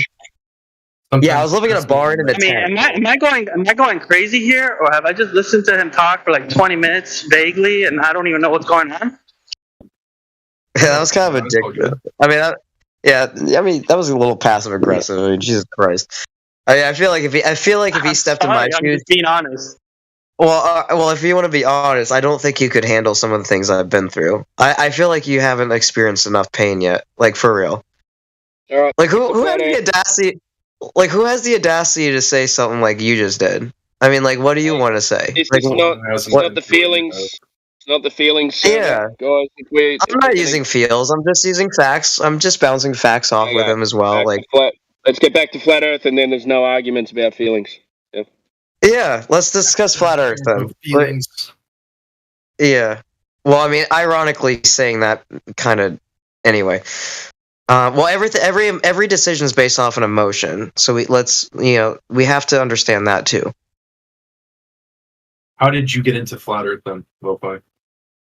Because I hit such a rock bottom in my life, like it was so bad that like instead of like killing myself, like I genuinely wanted, like I know a couple. I shouldn't say that on the stream. I was like ready to like let it all go, and I'm just like, all right, maybe I should like not do that. And I ended up going to a food pantry because I didn't have any money for groceries, and I was paying $2,000 a month for rent, so I was going insane. So like I went to a food pantry, I couldn't afford food, and so they gave me a Bible, and they were very kind to me. Like one of the ladies like put her hand on my shoulder and prayed for me. I was like, oh, that was so sweet. Like it was like some of the kindest people I've ever met. And so like I read Genesis, like which is the first few pages of the Bible, and it describes like the way there's like a firmament in the sky.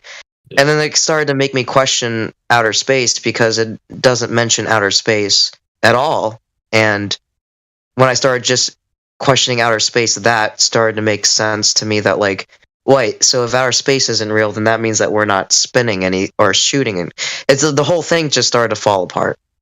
And then I realized everything is a fucking lie. I'm like, oh, great. So this is, so it was easier. Sorry, what's up? So the Bible got you into it. Yeah. Yeah, and I didn't even mean it to. It was weird. It was because like it makes sense. There's a lot of verses. I know Psalms has a verse about how the earth shall not be moved, or it shall not change. And so I thought that was interesting. And yes, like things on Earth can change, but the Earth itself is not going to change. And so I don't know. I think scriptures. I mean, thank God it's Sunday right now because I think scripture takes full responsibility, and that like freaks people out. Like if like anyone, because like you have to like be your best self, and you have to think the best thoughts, and so people avoid scripture sometimes. Yeah. Oh yeah, that's true too. That's true too. I've gone so deep into it. I'm just like, what if the Bible is written by the government, but the government wants you to not think that, but they want you to think that, and then like everything's just a psyop within the psyop with a conspiracy. But at the same time, I thought to myself as well that like there's got to be a truth. There's got to be some like if there's a result, there's got to be a false and a truth. So like. But everything leads on scripture. Everything's opposite of scripture. Well, the society wants you to be. So it's just like a lot of it, yeah. Yeah, I just kind of figured out, I believe there's a sky.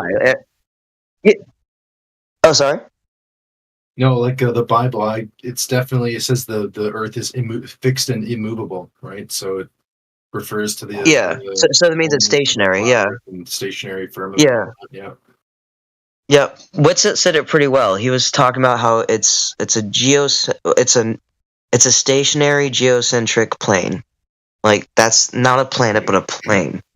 It's funny because the word plane is in planet. They just added a T on the end when they put it in. Yeah, everything's a play on words, and everything's kind of like everything's like a pun in a sense. It's like mockery. It's kind of like how Einstein sticks his tongue out. That's how spellcasting works. People think that spells. I'm going to go to Hogwarts and go through the 1 3/4. No, it's spells is about how you use words in conjunction with how you say those words. That's a big part of how spellcasting really works. Weaving a wall. That's true. Yeah. Actually, they weave narratives. They weave narratives, and they can control minds that way. Yeah, it's so true. It's so true. Yep. Oh, sorry. Go ahead. Oh, I was gonna say, didn't Catholics come up with the Big Bang Theory or something like that? Yeah, it was a Catholic. Yes. No, I know the Wait, really? I know the Catholics came up with the helix model, the globe. There was corrupted the Catholic, the whole thing anyway. For a long time. How do these same people read the Bible and then come up with that bullshit? They're not the same people. They They're didn't. completely different. It's just some. They didn't come up with the Bible. George Lamette, that guy. They created a codex and made a translation. The Bible's savage, dude. I think it must. If there had to be a truth, that most likely is the truth. Like, because it's literally what led me to flat Earth. I mean, I know that you could figure it out other ways, but I thought that was interesting. That's what opened it up for me. Can I play a clip real quick? It's small. Yeah. Let's hear it. 7 seconds. Yeah. The earth takes shape like clay under a seal. Its features stand out like those of a garment. Some food mumbles?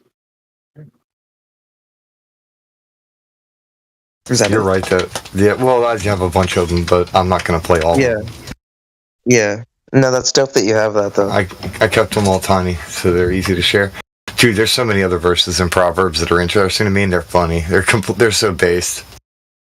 Right. No, and you know what's interesting about Scripture, too, is that speaking of outer space, like and instruction. Oh, I see what's wrong. I think the volume's low. Go ahead, man. Yeah, I couldn't hear it. Yeah, I was just gonna quickly say that Wernher von Braun has a Bible verse on his tombstone, and he's like one of the founders of NASA. So I don't know that. That clip. Yeah, I don't know how that Yeah, it's crazy how that has that. Anyway, everything just leads to the Scripture. I mean, seriously, I don't know. Now everyone made me feel like a dick now. I'm sorry, guys. What? No, you're good. Listen, check this out. Fools find no pleasure in understanding, but delight in airing their own opinions. Based. That's savage. There's so many savage verses in here that I love because I've just been collecting clips from Proverbs, and I'm like, dude, this is some wise stuff, though. Yeah. Oh, thank you, Platter, for posting the picture. Yeah, it's crazy. It's almost unreal how like that's a thing, and then the fact that like outer space is not real. Like it's just, I don't know. Perhaps scripture. I don't know, dude. If the Bible's true, then it's true, yo. Like I can't really deny it. You know, I can't say it's false. I can't say, oh, the Ten Commandments are completely irrational. One of the problems people have with it is they don't know what words mean, so they try and read something without even knowing what words mean, let alone where words come from. So they'll try and read something based off of a modern version of dialect that's completely shoddy, and they're reading something far more articulate than they can possibly imagine. Yes, it's true. You have to like really connect with it. Like at the church, I went to church today actually, and I was trying to talk to some people about the scripture about the Genesis, even Psalms as well about the earth, and they looked at me like I was crazy. I'm like, well, I'm telling you what the verse says. Like, what do you mean? So, I don't know. I think that like it takes a next level mindset to like talk about this. A lot of people get heated. You honestly cannot understand it on your own understanding. You have to accept words for meaning what they mean and take it for what it is instead of trying to make your own translation of it. We don't get to make up what things are and what they mean. That's not how reality functions. So, the folks, they want to make their own interpretation. They come up with their own version of God, and now they're worshiping themselves practically. They pardon all their own sins, and they'll be, blaming everybody else for everything. Yeah, it takes full responsibility for sure. It takes full responsibility, like not like 98%, not even 75%. Like one thing I find interesting is the entire concept of being born again is pretty much ego death. Yeah, it's like you're a kid again.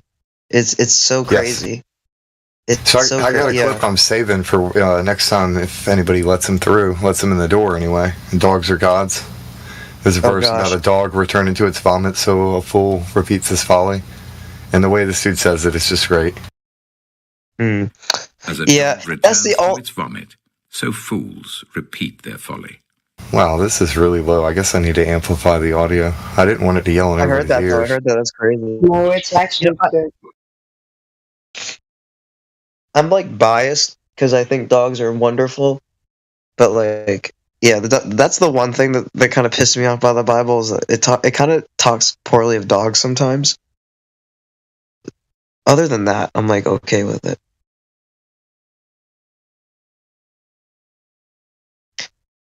Why is everyone silent?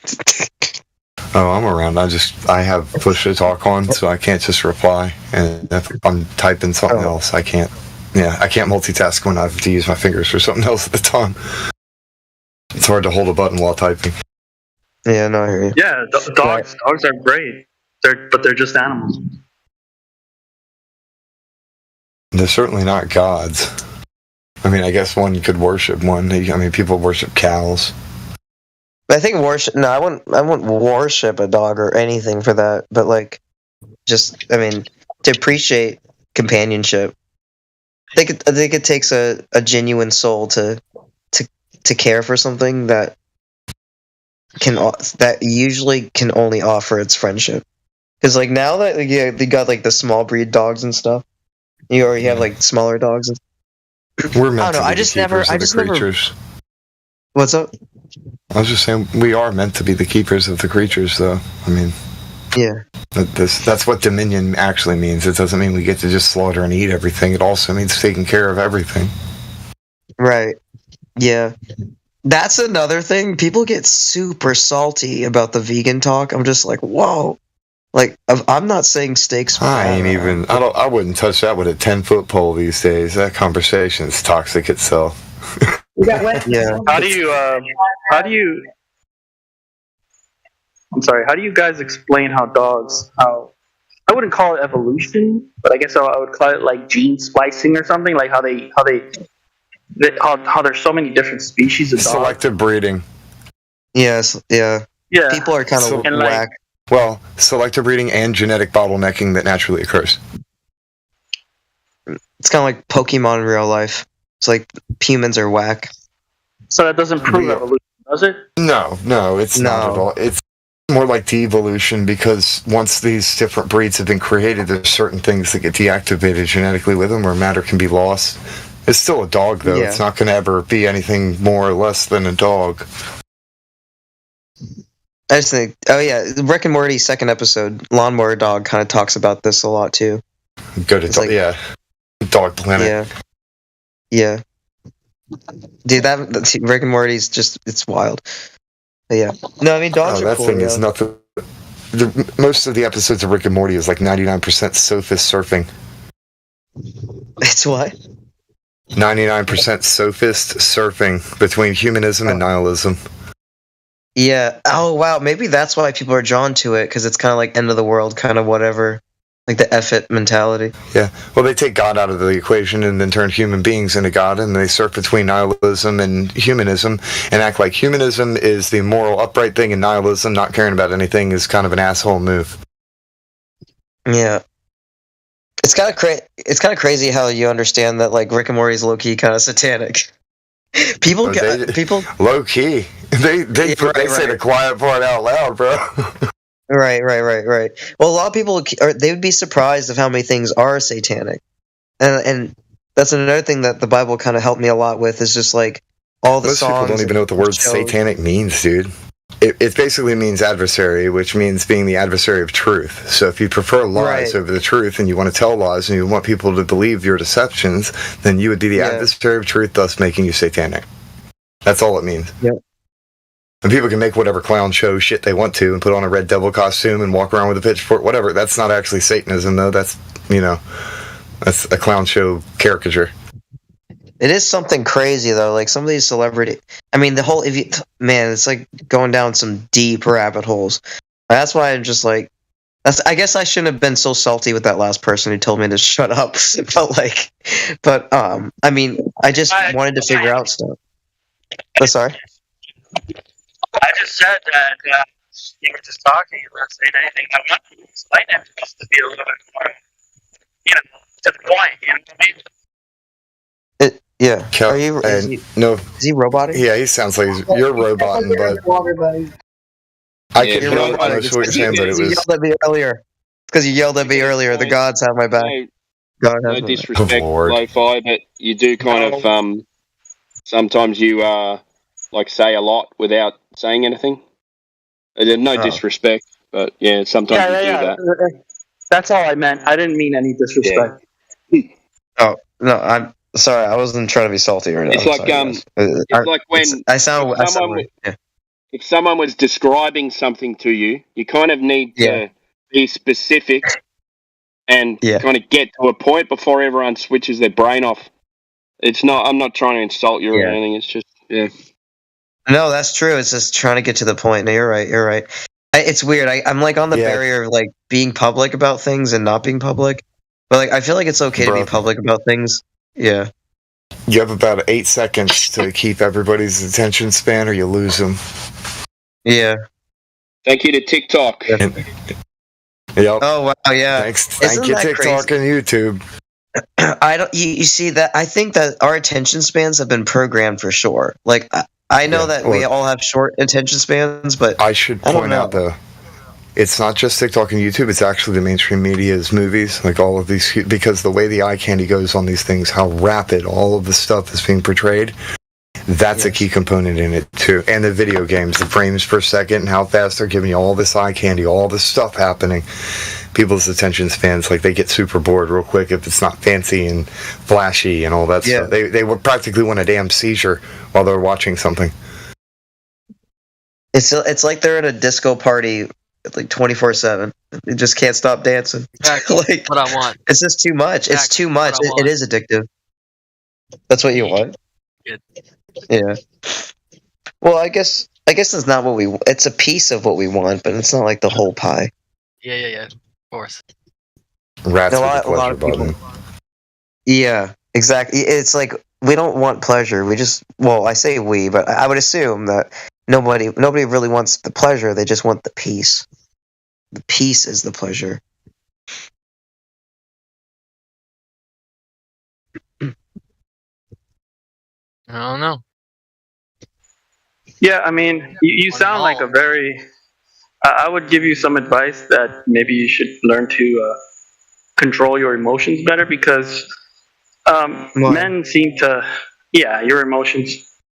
You know, testosterone and a lot of emotions is not a good thing, and a lot of times it leads to violence. So, just keep that in mind. No, I mean, I guess so. I wouldn't say that. I mean, estrogen's also very powerful too. I mean, have you seen a grizzly bear around her cubs? Like, estrogen's just as powerful, yo. I mean, I see what you're saying, but I don't think you really believe what you're saying. It's like saying someone playing Grand Theft Auto is gonna go off and be Grand Theft Auto. Or Call of Duty. Or It's Fortnite. not the same thing. No, it's just not the same thing. So controlling your emotions is You can not play Grand Theft Autos and not have any emotion towards it and not really feel any way. But if you play Grand Theft Auto and you're highly emotional, right, and you get mad and then you want to destroy the game and then you want to go out there and destroy the world, yeah, that's a problem. Well, everyone's emotional, dude. I think it's kind of weird to say, like, don't have emotions. Yeah, I didn't say that. I think anyway, you're saying don't have emotions, they're basically saying, like, don't let your emotions rule you. Oh, wait, when I, like, called the guy an asshole? Yeah, basically. Because, like, you didn't really even make sure what he meant in the first place. Like, you jumped to that conclusion right away. You should have just kind of, instead of internalizing, kind of thought about it a bit. Yeah. Or even, yeah. No, I don't disagree with that. No, I definitely don't disagree with that. Sometimes I can get emotional too, but I understand that it's not healthy, especially for a man to be highly emotional and not in control of their emotions. So, yeah. Well, I mean, I chose to tell him to don't be an asshole. It's not like I was like I wasn't like, oh, I'm gonna like murder you. No, I'm just like, dude, don't be an ass, dude. It's like, I think you're missing the point. I'm just saying, like, I mean, if somebody like confronts me, like, I don't think it was about what you did to Cal. It was about the waffling on beforehand. I think that's more what he was talking about. I mean, I guess I could rebuttal and just say, could he have just been like not passive about it? Is that fair to ask? Just like, hey, it's just I didn't even get to finish my sentence. I was just saying, well, what did he have to say? I think we should move on from this, but like, you know, I'm just saying. Whoa, wait! I'm just saying, what did he have to say? Like he said, why don't you be quiet? I'm like, all right. So what did he have to say? Yeah, see, you're doing it again. I never told you to be quiet. I just said you've been talking for 20 minutes and you're not getting to your point. Get to the point. That's all I said. So you internalized what he meant. You made up your own mind about it. He didn't really say that. Sorry, man. I mean, hey, it's okay. No one's attacking you. It was just a simple. I'm not saying no one's attacking me. I'm just saying. I'm just saying. You just made a simple. That's why I said maybe we should move on from it. Yeah. Yeah. I mean, I'm okay looking like. I'm okay being wrong about things. I'm just kind of confused. I guess I just expect people to be cordial, even if it was like nonsense. Hey, can I change subject? Great, thank you. Hey, what's the purpose of being here? Why are we here? Why do we live on this flat plane? Probably to get closer to the creator. What does Timbo think? Why we're here to live on this flat plane? I think it's all a separate journey. Everyone's got their own journey, but maybe to what end? I don't know. I don't know, man. It's a deep question. No, I heard you having a conversation with Miggy a couple of days ago about the Bible. That's why I thought I'd ask you. Okay. Yeah, that was interesting. Yeah. I didn't hear all of it. I just heard the end of it. I went for about 2 hours, didn't it? It was just me and him. I think. Oh, and Cal was there too. Good on ya. Yeah, it's a. I don't know whether we can answer that question. If you want me to speculate, I'll speculate a bit. I know it's Monday for us, but I think it's still Sunday for them. Yeah, exactly. I'll take the liberty. It's a massive. We're living in a massive filter, and based on your actions, you either return to the source. The filter means good, or if you don't get filtered, you come back. Depending on how you look at it, you're filtered back to the source, the creator, or you're purged and you put back in until you're good enough to be filtered back out. That's my opinion. I have a verse that kind of goes with what you're saying, man. I'm sure there is. Let me hear it. A person's steps are directed by the Lord. How then can anyone understand their own way? I thought that one was pretty weird. That was interesting. I didn't get the Can't even context. understand your own ways. I didn't get the context with what I was saying, though. If you want to enlighten me a little bit. You're saying that it's like this filter or whatever, but the point is we can't, trying to even fathom the meaning of life is a weird question because we can't even understand our own ways. Exactly right. Yeah, and that's why when I said it, it's a filter. Was it Sorry, go for it. No, you're right. I was just thinking, was it that our future is predetermined? Is that what you're saying, Ether? More like that? Whatever we do doesn't, it's hard to say. I'd say it's the opposite of nihilism. The absolute opposite of nihilism. Everything matters. Well, he decides what. Yeah, everything matters. Decides what happens. Yeah, everything matters, but don't overthink it. Yeah, don't overthink it. That's the irony. Everything matters. Don't overthink it. It was that someone used a good thing the other day. They said when you're swimming in a stream, you start swimming against it, you tire yourself out. If you just float downstream and just go with it, then things happen the way they happen. I thought that was quite good. Yeah, but you end up at the destination you didn't want to go to. So maybe that was the predetermined destination. Exactly. Well, let me ask you guys: do you think God is all-knowing? I mean, if He is all-knowing, then what is the point of having a filter? If He already knows the outcome, right? No, exactly. That's a good quandary. Knowing the realms of possibility. You might know all the paths you might be able to take, but you're not going to necessarily take those paths. You might have a choice which path you take. Exactly that. Because it's the realms of possibility, so he wouldn't be surprised. Ever. For any reason. Will, though. You can still use your will to screw it all up, though. Well, what people decide that they want to do can end up being used for good, though, in the long run. That doesn't mean you can't get back on it, though. So the underlying argument seems to be free will or not free will. Yeah? There's definitely free will.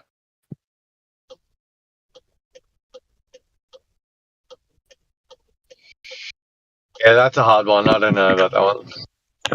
Yeah, there is no free will, at least not where we You gotta have free will. If there's no free will, there's no intention, true intention. You gotta have intention. You're either choosing your own adventure or somebody's choosing it for you. But the parts of the books are still written and you can't really change those aspects. But you can choose your own adventure. Do you end up at the same place? If we had free will, we could go to Antarctica. That's different to free will, though. Would you will that, though? Yes, that's the point. Yeah, what he said is an excellent point. I wouldn't even will it. So I'd stay on the beach, man. I'd just stay where I am. If we do have these choices, do we end up in the same place if we make these different choices? Is the destination predetermined? That's what I mean.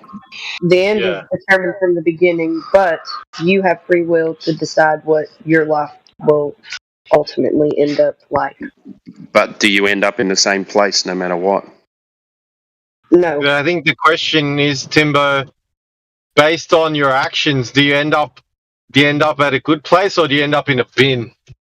Or do you just get recycled and then keep going until you end up in the good place? That's my question. I would say either way, you end up exactly where you intended to go. Yeah, that's true in a sense, but that's true in a sense. God doesn't send anyone to hell; He just honors it. I think God intended us to have free will, but I think currently in our world we don't have free will because you can't just go out and do what you want. Yeah, you can. So we have free will, but we're not free. But you can will against someone else's will. Dude, you can go to I kind of Antarctica. do whatever I want, though. I mean, can go not to everything, but I'm practically feral. Yeah, like I said, you have free will. You're just not as free as you'd like to be, which is well, like he was saying, you could go to Antarctica, and even if like somebody tried to stop you, where there's a will, there's a way. But would you want to? Diesel fuel your blood would freeze. You will frostbite to death. You will just freeze. Our body doesn't have the capability of producing enough heat to even be able to survive that, even suited up. Like, it's only small periods of time. Like, you can freeze your lungs out and just straight up die. Perfect design. Yeah. Well, I mean, what do you think is past Antarctica? I have a theory. It would either prove the firmament, or it's like since it's speculation Sunday.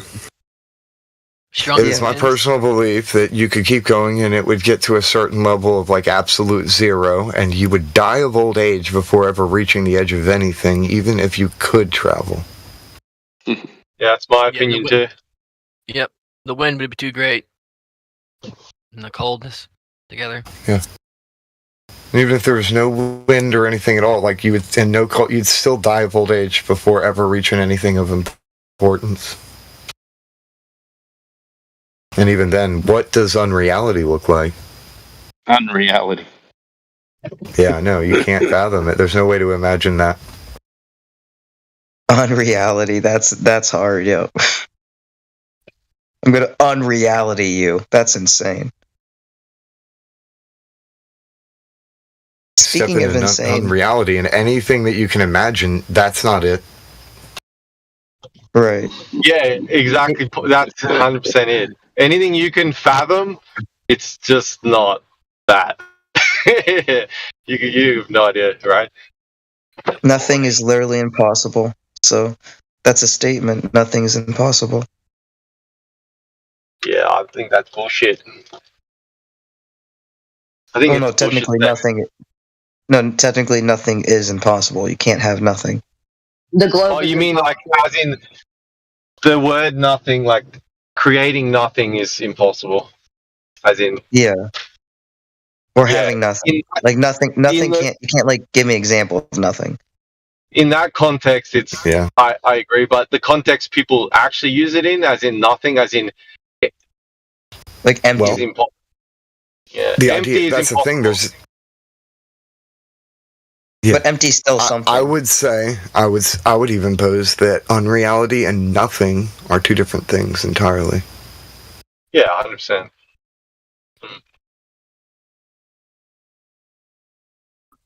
Fuck, I thought it was buzzed as it is. This is really taking me places. I'm still trying to think of unreality. So if not nothing, what would you call the time when you were born? It can't exist. So wait, whoever Timbo, it can't exist. I think that's a good question to find. No, I understand what they're saying. It's just a funny word, yeah. Unreal. I would say that there's biblical basis for what I'm saying too. It's tohu and bohu, and has to do with the formless unreality before everything was created. It says formless and void in most Bibles, but it's Tohu and Bohu, and it has to do with formless unreality of an abyssal plane of existence. Ether, do you think we're like in some sort of snow globe thing, like a dome? I don't make any claims to the form of what we're in, but I can definitely make claims about unreality. I mean, they're unfalsifiable, and it's speculation Sunday. Hey, while this conversation's getting a bit weird, should we try Redford again? Redford, if you're there, I saw you typing in the text before. Do you want to open your mic and have a chat?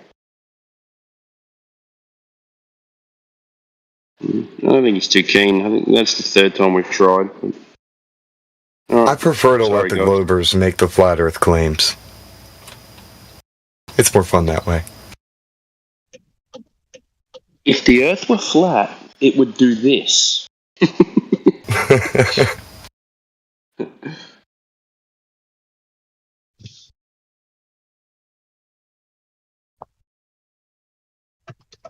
I do know that water finds its level, and a very large percentage of this world is covered in it. Water. They put that shit on everything.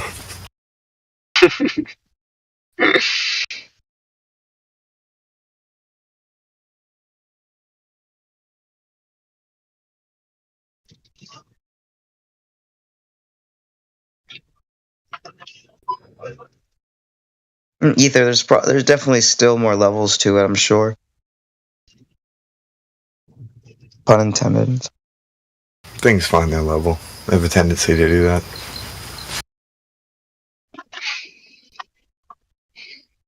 I would like to actually know what is at higher altitudes, but I'm not keen on actually going up there because it seems like most of the people who try to either, blow up or whatever. Have a bad time. You have to level up. I'm good on keeping my feet on the ground for now. I'll shed my mortal coil and see what's going on up there later, I guess.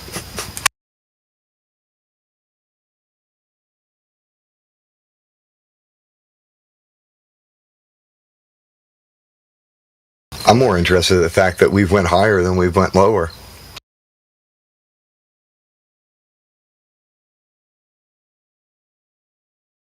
Am I lagging? Did Discord cut out? No, you're good, man. Sometimes it'll look like everything's normal, and then I'll click a different channel, and it just closes out and has to reload the whole thing.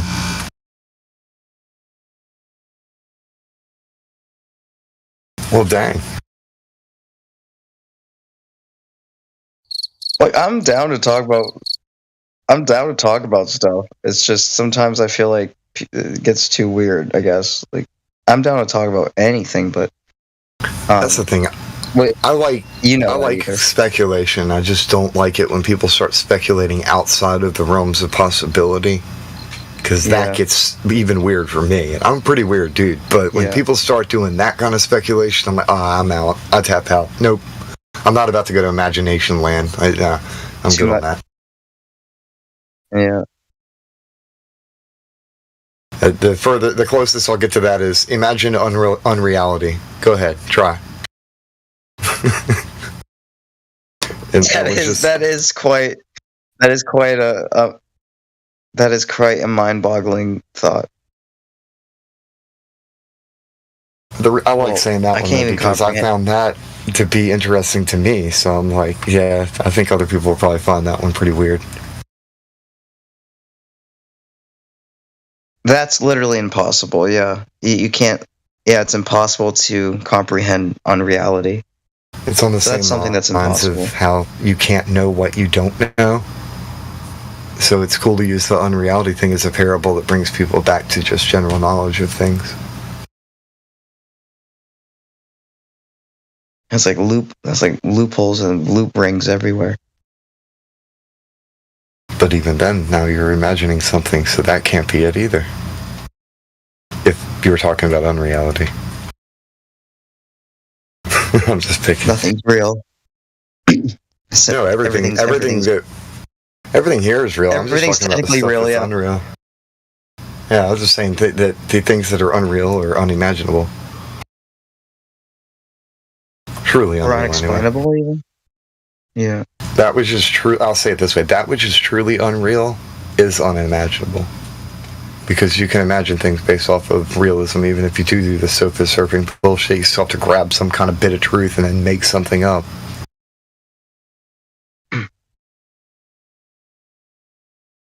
Yeah, it's like you can't have a thoughtless thought. Liars often use bits of truth in order to form their stories, and in the same way, artists tell the truth by painting lies.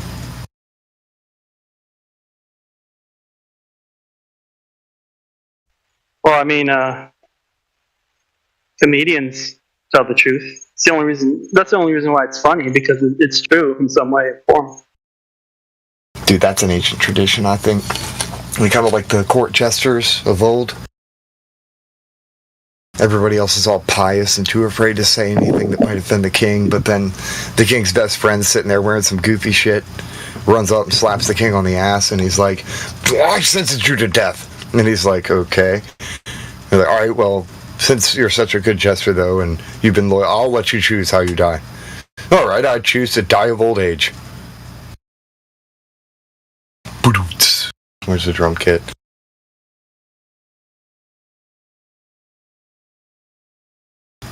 That kind of, but really, honestly, think about it, though. You have somebody in there, and they can say some offensive, silly stuff, but they're actually being the...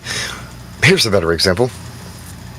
There's actually something that's called like the ignorant American. It's a job position. I mean, it might be called something else. But basically, it's a job position in Japan that people can get. The entire point is because they're so respectful that nobody's willing to say anything that might offend somebody.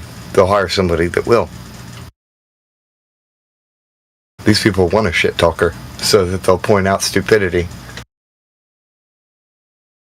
Sometimes you need a clown around who actually tell the truth, and that's why comedians can get away with saying certain things, and it'll take the edge off of a hard subject while still making people laugh and accepting that as part of reality. Like, hey, that's kind of that's funny because it's true. The comedy goes back a long ways. I think messengers learned comedy in order to prevent from being shot.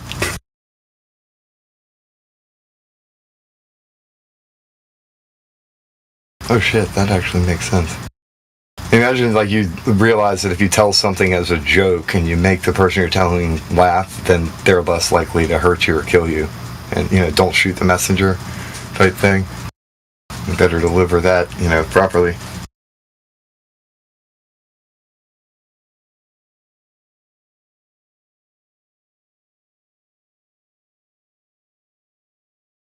No, I'm talking too much. I'm just trying to fill dead air and y'all muted up. Noobs. No, dude, it's all good. I was just reading what Platter was saying. It was what you were saying earlier about how artists use lies to tell the truth. Oh, damn, and then politicians use them to cover the truth. That's true. I mean, that's a fun pie to eat. Interesting thing about the V for Vendetta thing, I won't say anything about it, but look what triggered their curfews. And I won't say anything else. Curfews, V for Vendetta, and the year that it's set, and all that good stuff. But yeah, peace out. Back to Flat Earth. I wish I saw that movie. It's a good one. It's pretty good.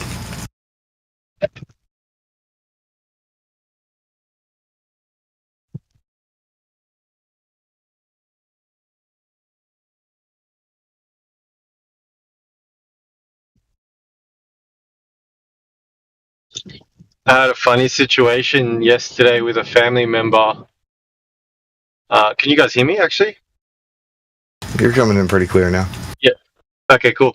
Yeah, we were talking about horoscopes, sort of like star signs and things like that, just out of curiosity, compatibility with partners and whatnot, and who had what and what traits and all this sort of stuff. It's more just shits and giggle, interesting stuff. And he's like, how do you guys believe in horoscopes if you don't believe in space? And I was laughing so much, I just couldn't handle it. And I handled it wrong. Because I'm like, dude, the stars we still see lights in the sky. The stars are still there. It has nothing to do with space. It's just stars in the sky. He didn't get it. He just didn't get it. And I should have pushed him on the point, and he really explained it properly, but I just let it go because we were playing a Romeo number game at the time, so I was more focused on that than actually explaining to him. But it really opened my mind, my eyes as to how dumb they think we are. Like, did you win? The important question is, did you win or lose the game? Which one? that one I won. I won that one, but I lost the next one. Yeah, I was gonna say that if you push the flatter stuff while you playing the game, your chances of winning might go in higher, because they're gonna start, might break some people's brains. They won't be able to concentrate on the game. Dude, that is actually genius. Have you been using that against your friends playing video games? You're diabolical. No, that's a good idea. Some people in video games, if you try to talk to them about something else, they just don't hear what you're saying. They'll actually be deaf to what you're saying. But in a board game, like in front of you, if you can bring some stuff up, they might hear you out. That's funny. That's great. Yeah, that's so true. The best part of it was with my sister-in-law and her boyfriend, and he said to her, which made me really happy. He said to her, he was actually saying it to her. He's like, I thought you didn't believe in space. And she said, and she's not a flat earther, she said, we just don't believe what they're telling us. And I'm like, oh, the seed's been planted. Nice. And I didn't push it any further because it wasn't the appropriate time, but I was so happy to hear that from her. Because she's got two sisters, one being my wife, and she's a flat earther, and her other sister's a flat earther as well. And she's like, the fact that she's already just denying space is good enough for me. I'm happy. I mean, I'm happy that there's space between us, and yeah, I'm happy for that. Yeah, exactly. Like, define space. They don't even understand what space is. Yeah, because we're denying the damn outer space lore bullshit. Not saying that there's not something up there. Stupid people. Yeah, they're just they're trying to do their sophist surfing stuff. They just say stuff without thinking about it as well. Like the stars in the heliocentric model, as far as horoscopes, don't really make sense at all, because the stars would be changing all the time. Yeah, I was going to say that, but it was like 5 minutes later, and I'm like, oh, I don't really want to bring this back up. But, yeah, then you look insane, like, you're still thinking about it.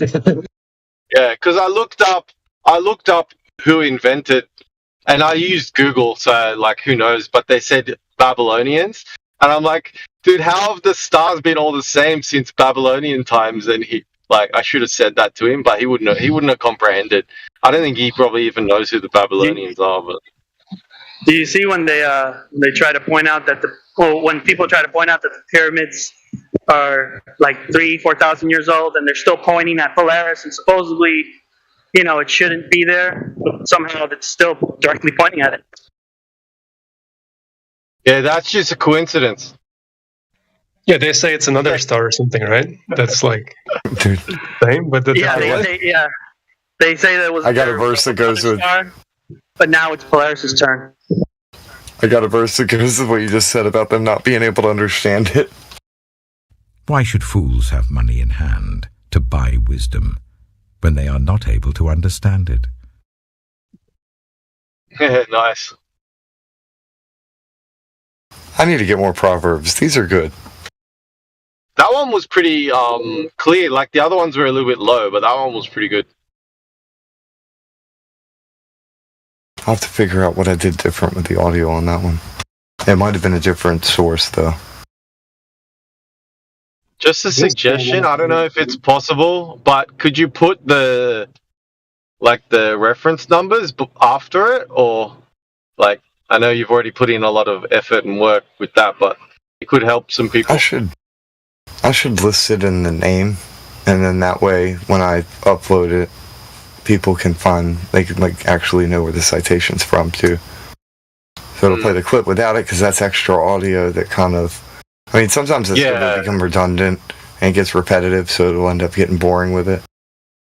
Plus, when it comes to the Bible, a lot of times I've found that if you put the citation to it in there first, people's walls go up instantly, like, oh, well, this is a Bible verse, and they're not listening. But if I just say something that's witty and cool that comes straight from the Bible, it's funny to me. It's awesome. Yeah, that's true. Based.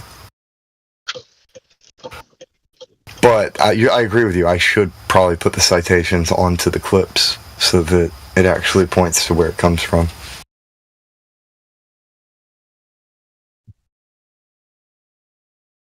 So the seed's been planted with my sister-in-law, and then my sister-in-law, but my brother-in-law's wife. So there's no like blood connection to him, but like she's pretty much she's on the edge, but I don't think she says anything because she doesn't want to sound weird in front of her friends and family and stuff. So I'm pretty sure she's that's the biggest problem, ain't it? A closet flatter. Everybody's afraid of sounding weird. Sorry, bro. No, you're good. 100%. I find it. Maybe there's enough delay where I actually talk after you finish. Bloody satellites just beaming internet across the globe taking so long. China needs to send up some more satelloons so that we can have some proper internet again.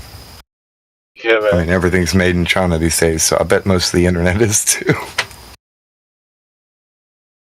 All the devices for sure.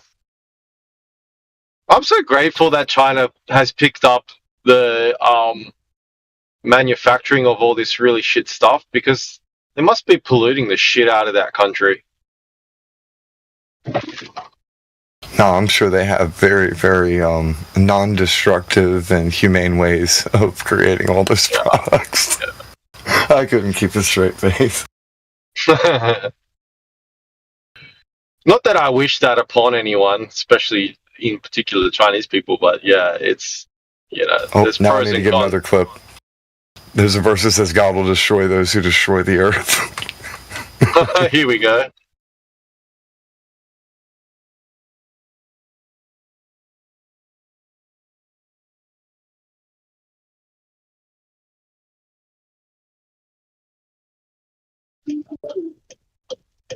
I've got a question for you after you play it. Oh no, I'd have to make that clip. It just reminded me that I don't have that one. Yeah, all good. I'll get it later. My question was sort of to the panel, to everyone really.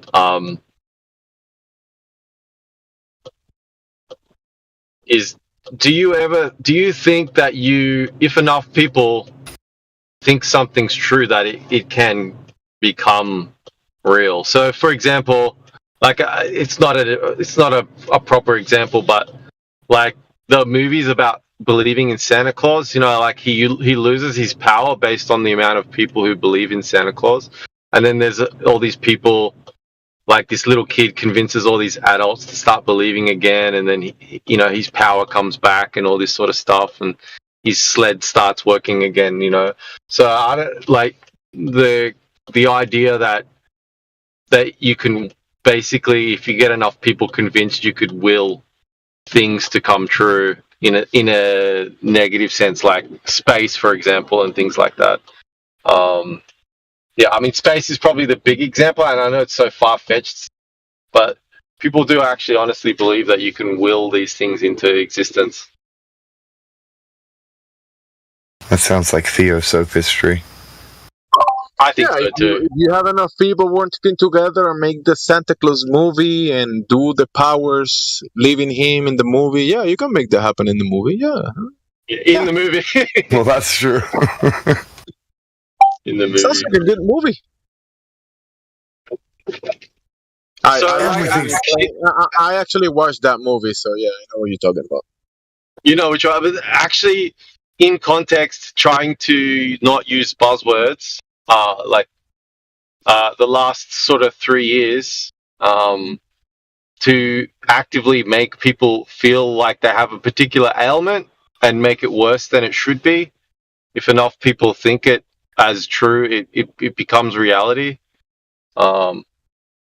Like that's one example where I could say it actually did happen in that sense. I think there's something to that, because even though someone has an ailment, hey, you have this ailment, and the same person starts saying, yeah, I have that because someone else told me, and they repeat it, and then they start treating it, right, with whatever drugs, but they probably don't have it or have something else, but yeah. Or maybe so they can make it worse. Yeah.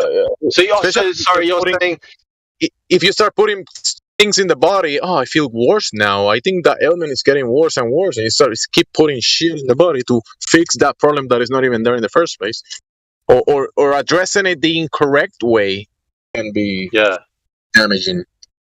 See, that's more of a I agree with what you're saying, but that's not necessarily a mind game thing. That's more just being fooled into doing something stupid. I'm thinking more on the lines of I'm not well, and everyone's saying it's this, so they physically themselves in their mind make it worse just by thinking it, rather than taking a particular course of action. Yeah. If you're not well, now you gotta change your diet. You start worrying about it. You gotta do this and eat that, and maybe because the mindset will get you to state things that are not true, like I'm not well, I'm sick. Stating those things based on your state of mind, and then you're gonna act upon that mentality, and who knows, maybe make bad decisions, and that will have consequences. Yeah. Sort of leads me to the next question. Do you think that, and we can change topic if we need to, if you think it's too far, but that if someone wanted to die and they had been given enough information to say that if you catch this you will, that they could basically just off themselves without actually physically doing it themselves, like. You mean if they believed that they were going to? Yeah. There is placebo effects that can happen internally within the body. So yeah, if somebody believes that they're going to die, they can shut down and have trouble. Okay. The will of living, the will of people that want to live, right? Yes, the will to live is very important. Well, if you don't have a will to live, and damn, that's a bad spot for the living. You don't want to live. It basically boils down to having despair or hope. When you have no hope, you have despair, then you're just going to go to destruction. That's a good point. I mean, you can make the argument that some people in jail wants to die, but they're in jail. They can't do anything about it. I mean, I don't know. Maybe it's just the entropy. You need entropy even to die. I don't know. Have you ever met a flat earther that's just full of despair? Plenty. There's a lot that are. There's a few around that are. Go ahead, sorry, man. Forgive me. I said full of shit, maybe, but not full of despair. No, I haven't. I was going to say black pill people do exist, though. In the flat earth community in particular, I would say, in my opinion, there's a lot of disclaimers there, that it's like very minute. Yeah, it's not a majority, but yeah.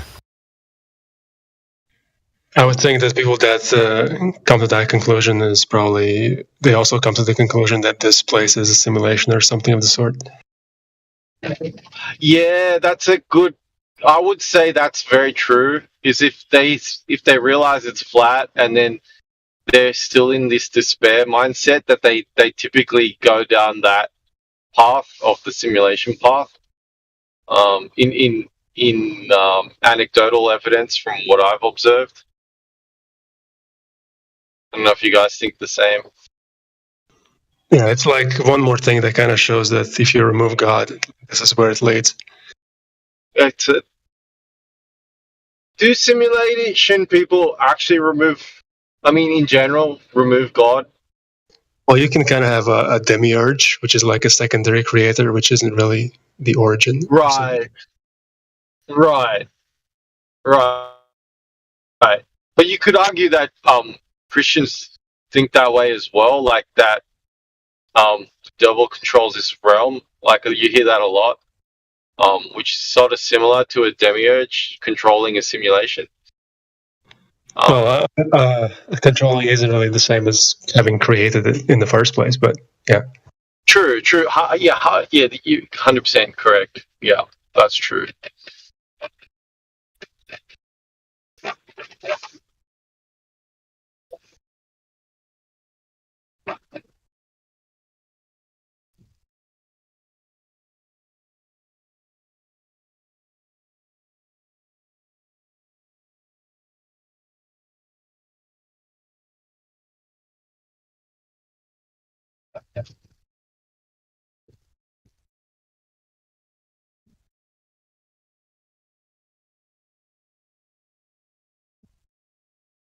So on the topic of despair, if people have despair and they lose hope and things, you can really see it on their whole body, like their posture, everything. And I think that leads to like illness and everything. It's just how you are in everyday life. Your head is hanging down. Your mindset is awful, and that just leads to things that just aren't good for you. I agree.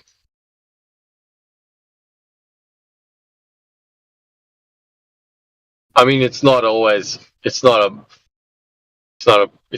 parallel, but you can definitely see physically manifesting their internal worldview. I mean, if it isn't true, then you just have to spend more time around them until you see it, because it will show eventually.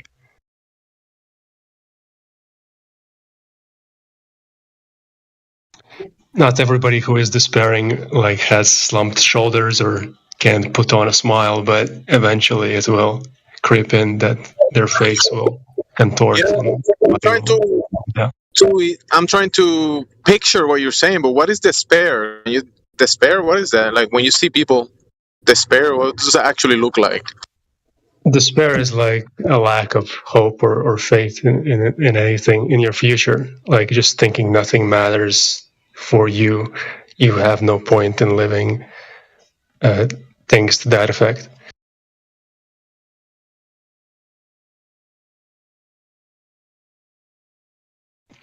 Basically, when you see no purpose, no rationale for anything. No reason that they lose hope. There's no reason to do anything and leave or whatever. Yeah, I mean, it might pertain to like specific things like, oh, I won't have love, I won't have a family, I won't have this or that. It's just whatever it is that they concentrate on. That's the thing that manifests as despair within them. A cheerful heart is good medicine, but a crushed spirit dries up the bones.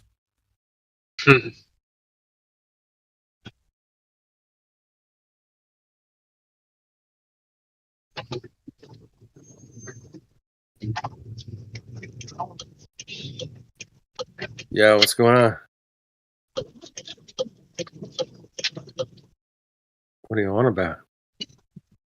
What are you on? What's up, Kong? Kong is back. Damn.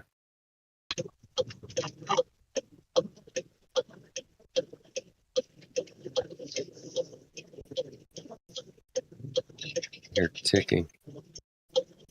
Sorry, that's me turning corner. It's a ticking time bomb. I'm just ready to blow up, man. Blow up. Tick tick tick. Ooh. Man. Time's ticking How you away doing? here. Time is How ticking. you been? I'm good, man. Time is ticking. So I just got here Saturday night. I don't know what the hell you guys are talking about. So We're hey, just talking about in general, flat earthers have less despair and are less nihilistic. Yeah, I knew one guy, man, a flat earther. He's dead now, but Man, the whole world was a big fuck all to him, man. He hated this fucking place, dude. Oh, really? Yeah, absolutely fucking hated every second of it. Just miserable. He thought it was a big fucking simulation there to fuck him up constantly. Oh, God. Just, he'd win fucking $1,500 and then his car would break down and it cost him $3,000, He'd be like, damn. Fuck this place. He's looking at it the wrong. He's looking at it the wrong way. Yeah. It should be seen that as a sign. Yeah, he would always bitch about it like that, like he's a great flat earther, man. Knew his shit inside and out. Put him up against anybody. He actually took astronomy in college. The guy knew his fucking solar system better than anybody. And he could not fucking get over this shithole place, man. He was so pissed. And couldn't blame him. I wouldn't encourage him to keep thinking like that. I was always trying to give him some positive something. But every once in a while he would just fucking lose his shit completely. That's all right.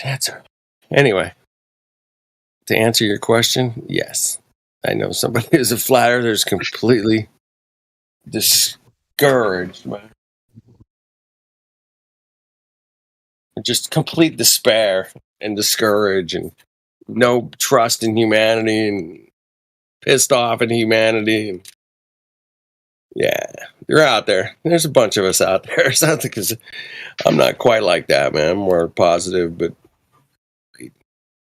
there's days, man, it just fucking gets to me. And I'm sure there's days for you guys too. And it's just like, fuck, man, I can't believe this. I'm fucking have to talk to these Mongos today. Oh, shit. And, yeah. It's like, fuck.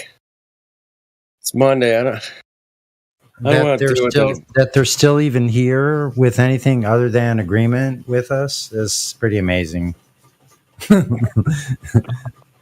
Sonny. Hey, what's up? How you doing, brother?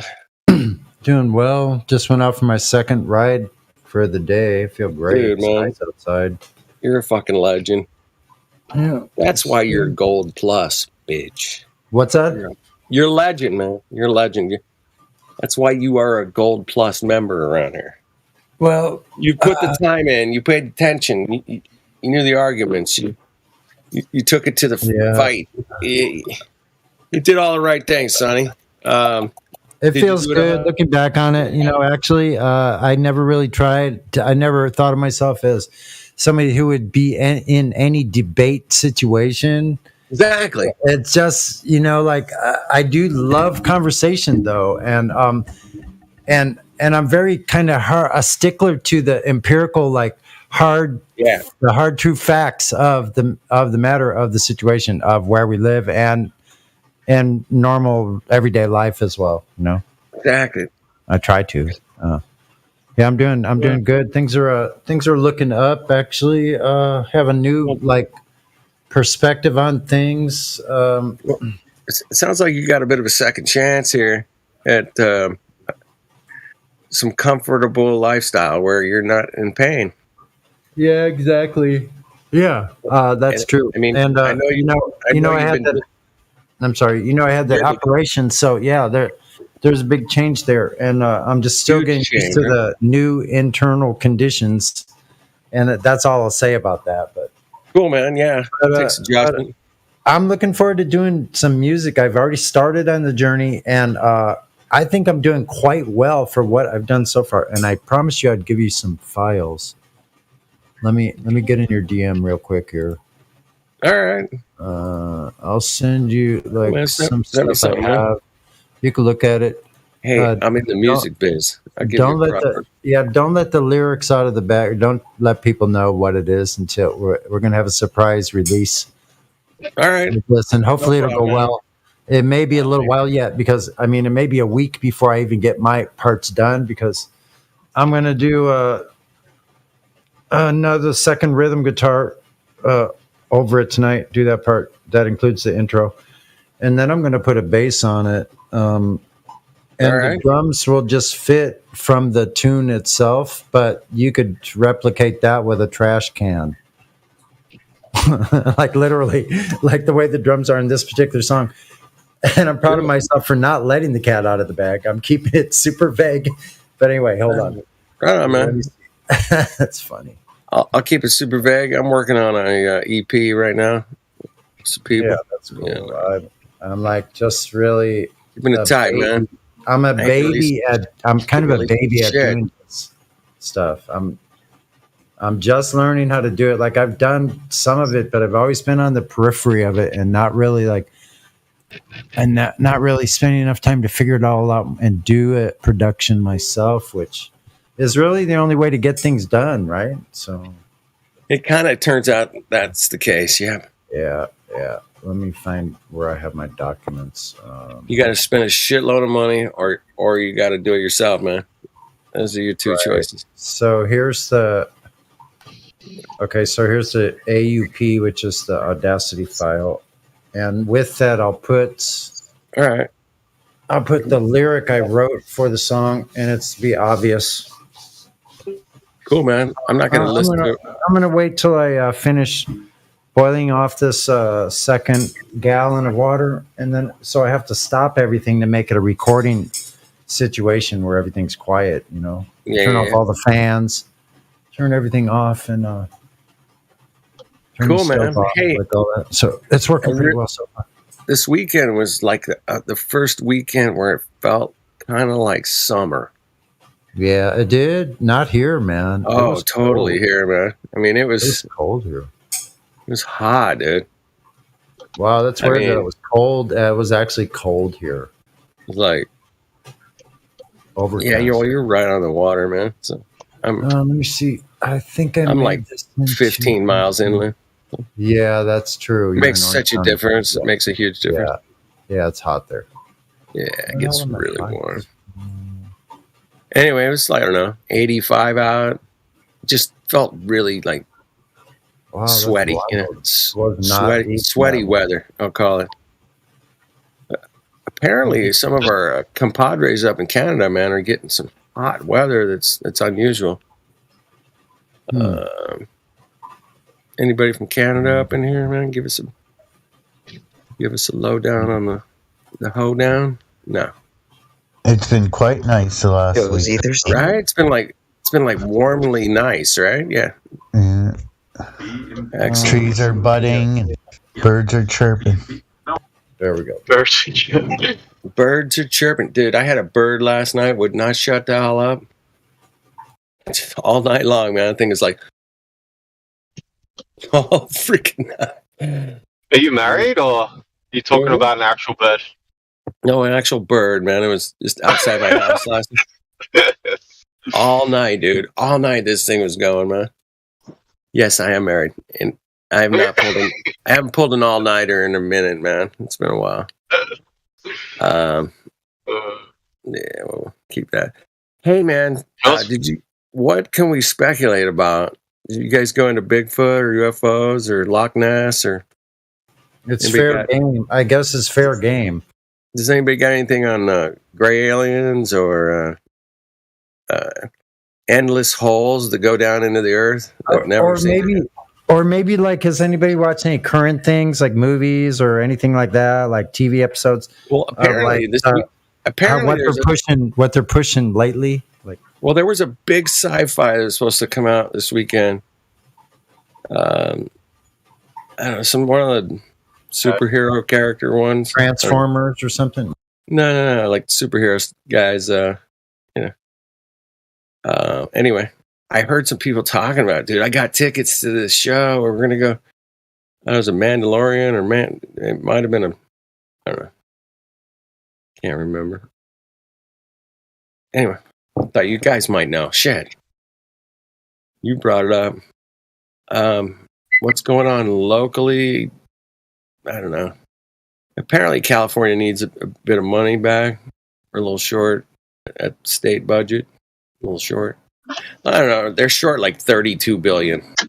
I thought that was an interesting. was like, what? Oh, was that where they're like giving tickets for like, ma'am, your dog doesn't have one shoe? We're giving you a ticket.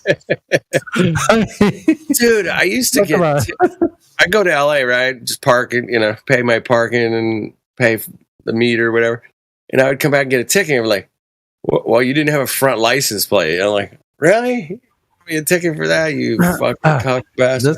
You could do a comedy special on this. Like, cops are doing the stupidest things. Like, they're like giving you warnings for things where there is no law preventing anyone from doing that. They're making up shit themselves. Hey, they did that shit like 3 years ago. They were really into doing that. Like, hey, man, if you open your business, no, we're going to fine you. $10,000 a day. Yeah, that's the number. Like, what? Are you crazy? You people are crazy. Well, you guys don't forget about that. It was crazy, dude. That was like crazy. Tradition. There's a tradition there to uphold in LA. What a history we've lived through, boys and girls. What a history. Gangster history. Reality gangster mafia history, man. Crazy. Mm-hmm. Yeah. That's pretty wild. There's probably Spanish gold still buried under there. You know there is. No shit, there probably is. As late as 1903, they were digging a foundation for some house. They didn't say exactly where it is in L.A., Los Angeles. Yeah. But it was in the city somewhere, obviously. And they said this location, they were building this foundation for a house, and they found freaking an whole underground city. I've heard California. About underground LA, yeah. These are the old newspaper reports that are like first-hand accounts. Yeah, and they're pretty easy to weed out. LA. Yeah, that's a trip. Crazy, man. I think LA got buried, man. We don't have a lot of Tartaria. We got some, but huge civilization underneath all, probably from San Diego to LA, because they found some of the oldest civilizations here in San Diego as well. Oldest life with mastodons and Stone Age tools with these 9-foot giants. Holy shit. In here in San Diego. And they said the oldest civilization known at that time, they're 130,000-year-old humans here in San Diego when they were digging up for one of the freeways. Yeah. I remember I read a book about a archaeologist that was exploring along the coast in San Diego and peeling back the layers and going, wait a minute, man. Yeah. This don't look right. But Ronnie, I've heard you a few times, and you have some good links and good videos about this stuff. The only thing that I've kind of spiked my antennas, my Spidey. And, your Spidey sense. When you say 130,000 years old, I know. Well, see, that's what I usually say. Take these ages and these time spans with a grain of salt always. Like, I don't trust any of their methods either. So I would never say. So I've tried to preface that with that kind of a statement, like to say like, okay, like keep in mind, these are their age, like however they're trying to do it. But it doesn't matter if you're looking at it just as a perspective kind of thing. It still gives you a lot of information, right? Because there's a lot they know about just sedimentary and digging up, just like the natural geologists that weren't cursed with the globe thing. Right. You look at them, they did some remarkable work. They found some amazing things. I see some people like they're able to tell like is that a true, like some people I can tell the age of this tree because of when they cut the trunk or whatever, they can rings. Yeah, it's only like an average though. That's just like an average, but it does give you an idea of local conditions going over throughout a period, and pretty much they are season by season. So yes, they can tell you in the season what the growth was like, meaning how much water was available, all that. It's funny. They would say something like, if the ring is tighter, it was a colder winter, right? Or if it was thinner, if the ring was thinner. Thinner. I thought it was just, it's it would mean tighter. It's like saying, hey man, that light in the sky is a trillion miles away. Yeah, what do you got? I mean, I don't know. Yeah, so it's pretty hard for nobody was there. Nobody was there, 5,000-10,000 years ago to go, hey man, I planted that tree, bro. Like, no. So there's a lot of speculation with the way. Yeah, they say there are trees as old. They say there are trees as old as like 3,500 years, or maybe even 4,000 years. I think there's some oak supposedly somewhere, maybe in the Middle East, could be. But some of the redwoods, I think they say lived to 3,000 years. Now, that sounds more reliable than like some of these crazy astronomical ages they give for things. Yeah, there's a tree here in California, in the Sierras, called bristlecone pine. And they say those are like 4,000 to 5,000 years old. Yeah, so that's pretty crazy. And I camped there one night, man, and it was at 9,000 foot level, pretty high up. And yeah, that's what they say. But yeah, they told us that Santa Claus was real too. Those bitches. Yeah. I pulled an all-nighter about a week ago. Next day, the calluses were ridiculous. There you go. Yeah, so they can grow to 50. Wait a minute. Let's see. Wait a minute. Bristlecone pine, Pinus longeva, and P. aristata. They're small pine trees, the oldest individual organisms known to science. See, when they say science, they should say in nature. Yeah, that's true. Oldest living organism. So these are small pine trees. They're not that large, but they're super old. They go ahead. It says they have several in Nevada over 3,000 years old. And the Prometheus tree, which was cut down and dated to be just under 5,000 years old, the Methuselah tree of the White Mountains of California. Why would they call it the Methuselah tree? I don't know. Why would they do? What? Why would you do such a thing? And right at 4,850 year age was once thought to be the oldest living bristlecone. And it was surpassed in 2012 by the discoveries of a nearby tree estimated to be more than 5,060 years old. There you go. Here's a picture. That's a lot of rings, man. A lot of rings. Picture and the link. Bristlecone pines. Yeah, I got one here at the house somewhere, man. Oh, wait a minute. Did it too soon. Okay. This is Britannica. Yeah. That was surprisingly accurate for Britannica. Surprise. Anyway, that was. Wow, it's a trip. Wow. Yep. Bristlecone pines. I got a couple of the pine cones. I picked them up, took them home. Sorry, they were laying on the ground. Yeah. What was that? Got some of the pine cones? Got a couple of them. Yeah. That's probably how do they date the trees? I don't know. Through science, man. Known to science, bro. You know what, dude? I used to live in San Pedro with my girlfriend before I joined the Navy, right before. And I used to ride my bike out to Palos Verdes, out to the very end where it's called Abalone Cove, and go down there to the beach. And now up on the cliffs, now this is one of the most active areas where like the road, they have to adjust the road like every year. Like it's always falling off the cliff. But I used to go to this place up on top of the cliffs where this really active motion is happening. There were trails and things that go down to the beach. And there was a super old tree up there, some kind of real old knotty pine. And it was broken in half and looked as though it was on fire. And then it continued to live on after the fire. It was like burnt, like it was hit by lightning, all kinds, like very ancient looking tree. Like I used to see that right up front. Pretty crazy. Awesome. That was a beautiful place, though. Abalone Cove. Well, it's kind of famous. We used to swim out to boats and go out, swim out to people's boats, drink a bottle of wine, swim back to the beach, stuff like that. That was fun. Those are good days, man. Yeah. Good days. Hey, man, they use the word science, and I saw it today on somebody's lawn. This house believes science is real. It was like, okay, well, we all can get down with the scientific method.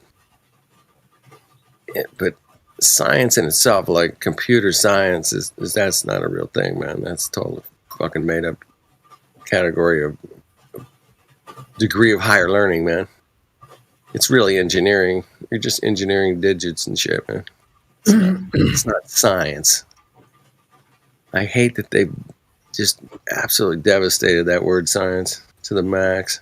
It just sucks. Assholes.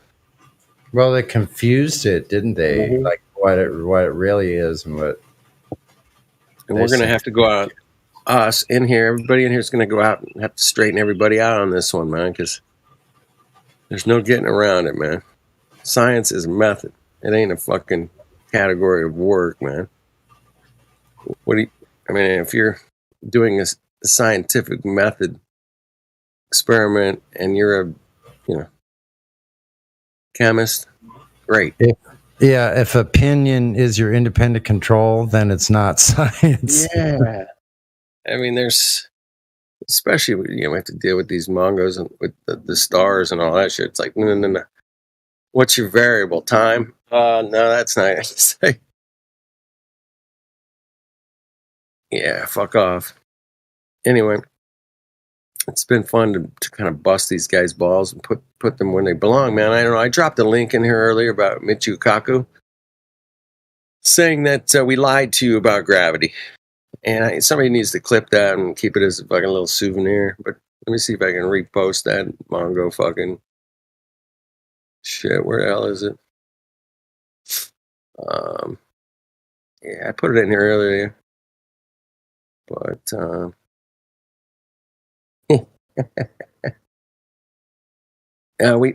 he confesses.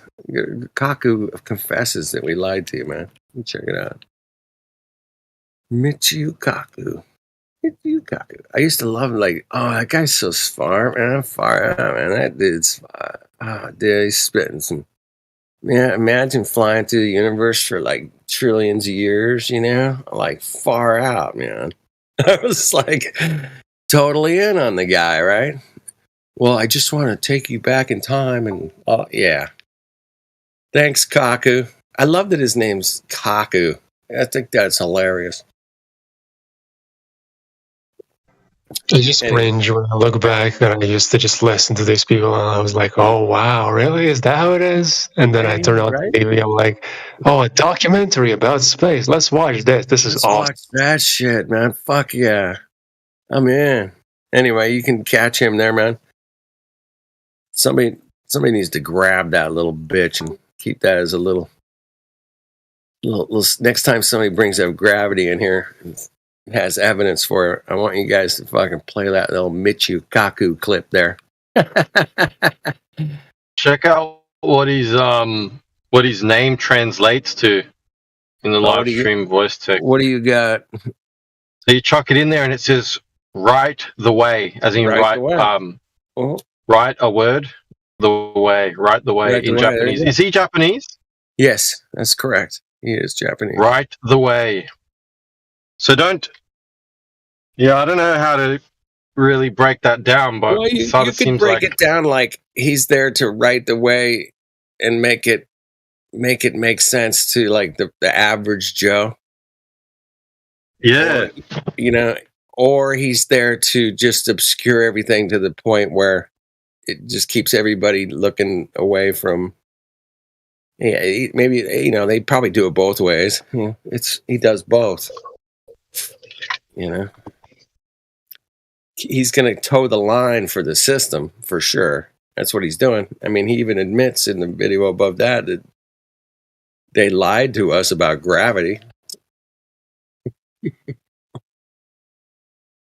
mean, I don't know how much more clear it needs to be for some people, man. It's like if one of the high priests of science, especially when it comes to cosmological sciences, whatever you want to call them.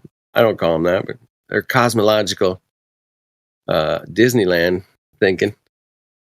Then if he's the high priest of all that, and he's saying that we lied to you about gravity, and he also said that all this astronomy shit's like, it's the seat of our pants, bitches. And if I had to say that as a job, I had to go to work tomorrow and go, dude, man, I'm just going to see to the pants it, bro. yeah, that's not going to work out, man. It's just definitely not going to work out. But he said it twice now. I'm always waiting for that third one for him to come out. There's got to be another one where he spills the beans a little bit more. Spilling the beans, Kaku. Spilling the beans. And, you know, so did Neil deGrasse Tyson. He spilled the beans, too. He told you everybody right to their face, man, that shit's flat, man. That stuff is flat. And you're like, really? But people don't pay attention, man. People don't pay attention. Now, there's a movie called Pulp Fiction, man, and there's a scene where they kept calling the dude Brad, you know, but that wasn't his name in the movie, right? That was his actual real name. But they left the scene was so good they had to leave it in there, but nobody noticed it until like years later. I was like, is like, I can't believe you left it in the movie. I mean, it was a total fuck up, but it was so good that the acting, the camera work, the sound, you know, the scene, the whole drama of the moment was so intense that everybody overlooked it, that he was calling him by the dude's real name. So, anyway. So yeah, people miss shit, man, but they put it out there right for us. But you guys are sharp, man. You guys are captured every possible thing that you could come up with, man, that shows that they're... I've got a little clip from some movie that it's this professor standing outside of the science people there in England, man, the big ones. And he's like, we're the Royal Society of Science. We don't have to prove anything. It's like, yeah, you don't. You don't have to prove fuck all, man. You don't have to prove shit. Yeah, go ahead. We're the Royal Sciences. We don't have to prove anything.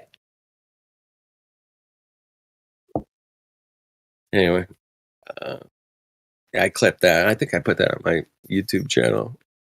I always try to find those little clips, like where the guy's wearing the T-shirt that says "It's not flat. We checked," and it's the NASA shirt.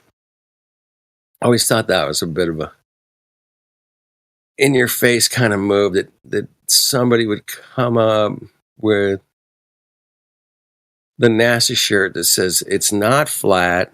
We checked." I just think that is... I think that's a super tell, man. I don't know if you guys ever played poker, but there's a tell. And one of the great tells that we've all noticed over the years is they've come after us in the most strangest of ways. They really have. Yeah. You guys know what I missed, though? I didn't hear you, Patsy. Go ahead. No, do you know what I miss? I didn't hear you. Adam Unsalted's memes. Thought I'd throw that in there. Kind of missed that. Where is that? Did I miss it? No, Adam Unsalted left a while back. I don't know if he's going to come back. Yeah, he might be back. Yeah, he was pretty good, man. He was always on top of shit. Pretty good. You never know. People come and go, man. And I'm just used to it by now. You know, I'm a long time into this, and some of the greatest flat earthers just said, you know what? I gotta go, man. So how's this for a snack? What is it, like 10 o'clock? 9 o'clock. 9 o'clock. So for the 9 o'clock snack, I got some organic white bread. I hardly ever eat white bread, but I'm put it down on a pan. Yeah. Put my leftover spaghetti sauce, which is delicious, even cold at this point. Homemade spaghetti sauce? Yeah, homemade. Really? I mean, yeah. And with beef. And what? And onions and garlic and like good stuff. So oregano. And so then I put that on the bread and put some mozzarella cheese on it, and I'm baking it. Oh, fuck off. It's going to be like toast on the bottom. All Toast on the bottom. Gooey shit on top. Yeah. Hot. Tasty. Mm. Yeah. Yeah. With a little bit of meat in there. Perfect. Mm-hmm. You'll be feeling good after that.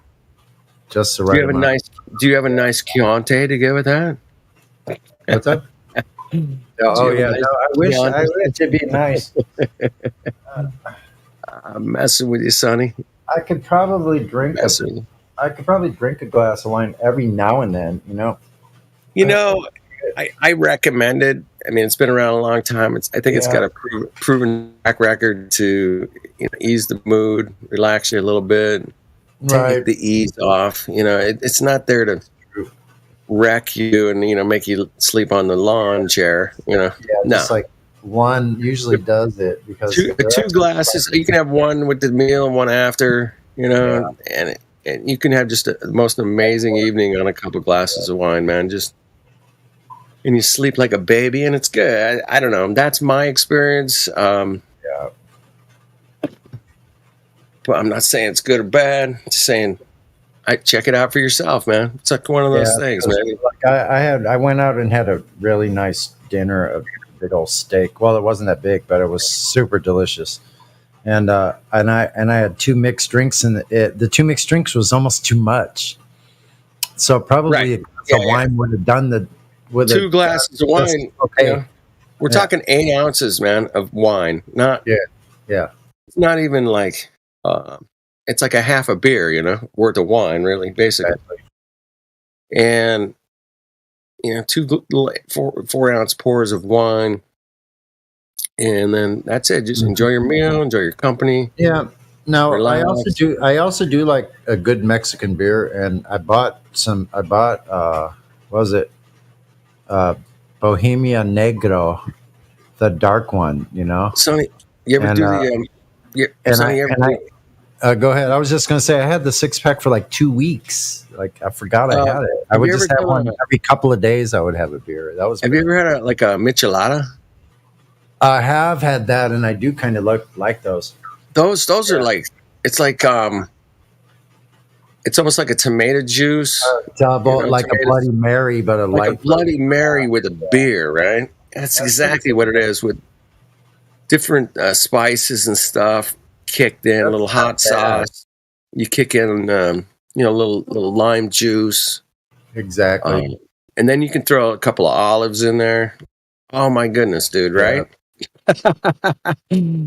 It's like that stuff's good with a meal. All of that. Yeah, I mean, you could do that with a meal, man. And micheladas are incredible, man. I mean, they're actually becoming super popular right now. By the way, because all the gringos are finally figuring it out, right? Yeah, that's what's going on. Yeah, that's funny. Well, it's true. I'm not. You know what I found out? There's one of those restaurants like that Mexican one we went right down the street now, right on Broadway. There's one of those. I forgot what it's called. Gordo. El Gordo. El Gordo. Isn't that the thing? Yeah, I think it's that's the I'm pretty sure that's the franchise. What is? Oh, okay. El Gordo means the fat one. He's the fat guy. El Gordo. El Gordo. Like gourd. Remember we were at the taco place? Yeah, they're cutting the meat right off the freaking thing. They go slab over the fire. That was stupid, wasn't it? Wasn't that stupid? So you could be referring to someone that is fat, or just referring directly to the fat. So you're talking about fat you're talking about fat that you want to cook and eat, or that is really fatty. So you grab it and you say, "Hey, I'm gonna cook this gordo. I'm gonna eat it after." That's right. Oh wow, that's interesting. Exactly. And you're gonna get gordo because you're eating a lot of fat and you look happy, gordo, fat, and healthy. Yeah, here's happy and gordo. Jamsey, here's the stupid thing, man. You could eat a bunch of fat all your life, man, and not get fat. I know. I'm like, skinny. I'm super skinny. I eat a bunch of fat. Remember, it's gordo because people are gonna go there, eat a lot of food, and then drink a lot of soda and a lot of stuff. Their potatoes, and I gotta have my French fries and my, I've been eating a lot of fat. That's why I'm gordo now. No, you're drinking the Coca-Cola with the fat. I'm not Gordo, and my blood pressure is like 117 Dude, over you are 70. super not Gordo, bro. You're like a mega not Gordo. Oh my goodness. Especially now, I'm even after the hospital. I'm Right? struggling to gain weight. I'm struggling, but Well, I'm eating a lot. Hey, is your little Italian dish done yet? Are you eating it? It's got like I'm gonna do it for 20 minutes. It's got 10 minutes. Let me look. Oh, okay, you got 10 minutes. Perfect. So yeah, I always thought that was interesting that I watched the Eskimos. I mean, that's all it's pretty much all they ate was like, some seal and fish and shit like that, right? Right. And there's a lot of fat in those seals, man. Those bad boys are fat. They eat whales as well. Whales, yeah, all that shit, right? And some of them are like really fat, and there's like a ton of like blubber in there. They used to make fucking oil lamps out of the blubber, right? Yeah. So I never had whale before, but I'd like to try some. Yeah, you know what? If a whale washed up on the beach and we carved it all up and shared it, yeah, I'd be down. What are you gonna do, man? Hell yeah! Then we can just get one and eat that one, dude. It would take like 12,000 people to eat one. It's like, there's whales that get near the shore. As long as you can have some decent equipment, you can just harpoon it and pull it to the shore. Well, of course, I've seen a lot of video where they're out there doing whale hunting and shit. That's crazy, man. Fuck, bastards. It's fucking wicked, man. For science, bro. We gotta try some whale. Just for science, yes, for science. We've done other bad stuff for science. We can just eat some whales for science. Hey. What do you guys think about Megalodon? I'll eat them too. If one washed up on shore or ended up dead in your, I want the fresh one, bro. Don't give me that dead one. Come on. I got a Megalodon tooth. Well, the important question is: did you kill the Megalodon and took the tooth out of him? That's the real question. No, the important thing to say is that it's a shark that supposedly existed, right? Right. And I can compare it to a great white shark, and they kind of look similar. Okay. But the shark no longer exists. That shark. Well, guess what? Here's my speculation for Sunday. I think the Megalodon still does exist. Yeah, it's a shark like what, 4 times larger than the normal shark today? Yeah, listen. I think they're still alive. Prove me wrong. I love you, Sonny. Fuck yeah. Yeah. You don't. Hey, Sonny, man, run down to the store, man. Grab a little $7 bottle of Chianti. I'll pay for it, man. I'll fucking pay. I can't right now. I'll PayPal you. I'll PayPal you the money, man. Really? Are you serious? I swear to God, man. I'll PayPal. I'll tell you what. I'll PayPal you $20. Just go down there. All right. Have I ever steered you wrong, Sonny? Have I ever? You got my info right. Okay, I appreciate it, man. I'll go down there definitely, and I'll let you know how it is. Yeah. Turn your little burner thing down and go get it. Come back. Yeah, I'm all good. I'll turn that boiler. It needs to go off anyway. Yeah, turn it off. Cruise. I mean, I know how close the store is to your house. It's only 2 blocks. It's like it's a block and a half, dude. It's not even. No, it's like 2 blocks one way, and no. That liquor store where I parked. Yeah, that one's probably closed on a week. Oh, wait a minute, Sunday. That's probably closed on Sunday. Yeah, it's 9:00. Yeah, you're right. It's early, but the other one's up until like 11. All right, 10:30 or 11. So. Go grab. Hey, if you see a bottle of wine that's made in Argentina, grab it. So hold on. Let me exit Discord so I can turn my VPN off to check my account. 1 second. I'll be back. Hold on. All right. I'll be back. I'll be back. All right, I just want to buy you a bottle of wine tonight with your incredibly delicious sounding entree. Right? I mean, you got toast with meat, red sauce, You get grated fresh Parmesan cheese on top. Are you kidding me? Yeah. That sounds perfect, man. I mean, that's how the Italians would do it. Hey, you got the meat sauce, the toast. Forget about it. What more do you need? Shut up. Oh, you need a glass of wine? Yeah, hold on.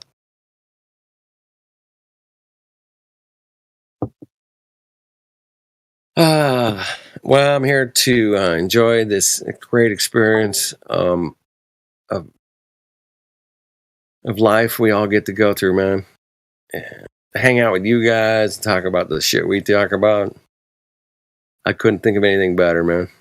I mean, it's like day in, day out. You guys are just checking out where we live. This is where we live. This is how it works, bitches. You got a problem with it? Take it up with the moderator. Yeah. Your shit is fucking toast. Yeah, it's fun, man. It's fun to see the people try to explain away their fantasies, man. It's sad and it's funny at the same time because there are people that have come back in here after getting absolutely humiliated. No. It's laughable, but not funny. I'm sad. Just kidding. Well, I'm glad that you clarified that. I'm glad you clarified that, Jimsy. Because, yeah, I could have had some flawed thinking on that one. You're right. I could use better vocabulary for that one, for sure. Yeah, no doubt. And Come on, man. So I can just tell him, hey, man, you're fucked up and retarded. Or I can say, well, your thinking is a little bit flawed and you need to reassess your situation. No, I just wanted to stop you at the middle of your sentence because you were talking for over 3 minutes. I don't want you to pass out on the mouse or something. I was watching. So yeah, there's different tactics for different people. I mean, we've all seen many guys come in hard and get called retarded, dude. I mean, like, dude, you're retarded. Oh, damn. And I get it, man. You get frustrated. You're trying to deal with these guys, and they're just not getting it, man. They're just not playing. They're not thinking. They're not even listening. Yeah, they just keep firing their glow bullets at you, and you just keep knocking them down. And then eventually, man, they got nothing, man. They spiral. And it's funny to watch. It's fun to watch. It's entertaining. It's informative. It's definitely educating. I mean, especially if you're like somebody who's looking into it as well. You see somebody coming here with all the kind of things that you've been thinking about. Like, oh man, well, the sunrises, sunsets, and I totally got. What about the moon? And your gravity. I got. Parallax, and yeah, they get spun out, man. I call them spinners myself. If you're on a spinning globe, you're a spinner. That's my term for those spinners. But there was a German guy in here the other day, man. Yesterday, I think morning in the early. I got up and I was doing some stuff and work and listening, and yeah, he was going on for a couple of hours at least about refraction, and black swan, and trying to get the radius and what we should see, what we shouldn't see. Why are the oil derricks, distorted, and a lot of it went on for at least 2 hours. But at the end, man, he was really frustrated, and because he didn't have all the answers. He thought he did. It looked like he was Foucault pendulum, man. He was doing it all, man. The cat was in there for a long time, and thank you guys for putting up with that, man. And he was very gracious. He wasn't an asshole. He didn't call anybody names. his mic interaction between everybody was pretty good. It wasn't 100%, but there was a couple of times where everybody was trying to talk all at once. Yeah. No, it was good. It was good interaction. But he spiraled out at the end, man. He kind of just he kept interrupting, and I think somebody muted him, and then he bounced, and that was it. That was kind of the end of it. But no, the German guy.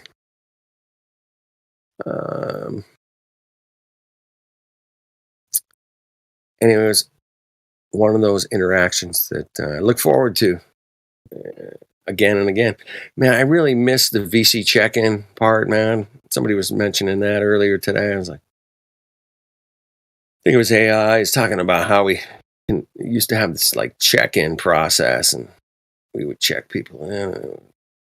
And it was constant, man. There was always somebody up there in VC check. Always. And I loved going up in there and just trying to gauge these guys coming in here. I just thought that was a great way to, talk to people. Always welcoming. Hey, how you doing? What's your name? Where you from? Just get to know them a little bit, where their head's at. And I had like a 90% success rate of checking people in, man, back in the day. But I haven't checked anybody in here in I don't know, at least 6-8 months. Bro, did Sonny win to get what you asked him for? Or no? The what? Sonny what? You asked Sonny to go somewhere and Yes, get I you. did. Did he accomplish the mission? Well, he just left just a few minutes ago. He was going to go to down. He lives in a very tall building, so he's going to take the elevator down and walk about a block and a half, and get a bottle of wine, and then walk back. So he'll be back here maybe in I'd say the next 10-15 minutes, maybe. Oh, okay, so you guys are at the same location at the moment. Okay, cool. No. I just asked him. I go, dude, man, I'll buy you a bottle of wine. Just go down and get it, and I'll PayPal you the money. We're about 100. We're like about 90 miles apart right now. Oh, okay, get it. I got it now. I was a little bit confused. That made it clear. Yeah, I was like, dude, let me buy you a bottle of wine, because he was making this really nice dinner, and he was telling us all about how the Parmesan and the cheese and the meat and the sauce and the bread. And I'm like, dude, you need a bottle of wine with that, man. You do. Or at least a half a bottle. You don't have to drink the whole thing. A couple glasses. Okay. Sure. I offered to buy him a bottle of wine tonight with his meal. That was it.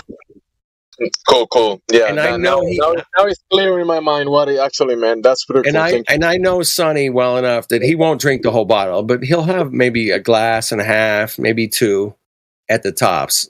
But he's not going to drink 4 glasses of wine. He's not going to. No. That's not Sonny.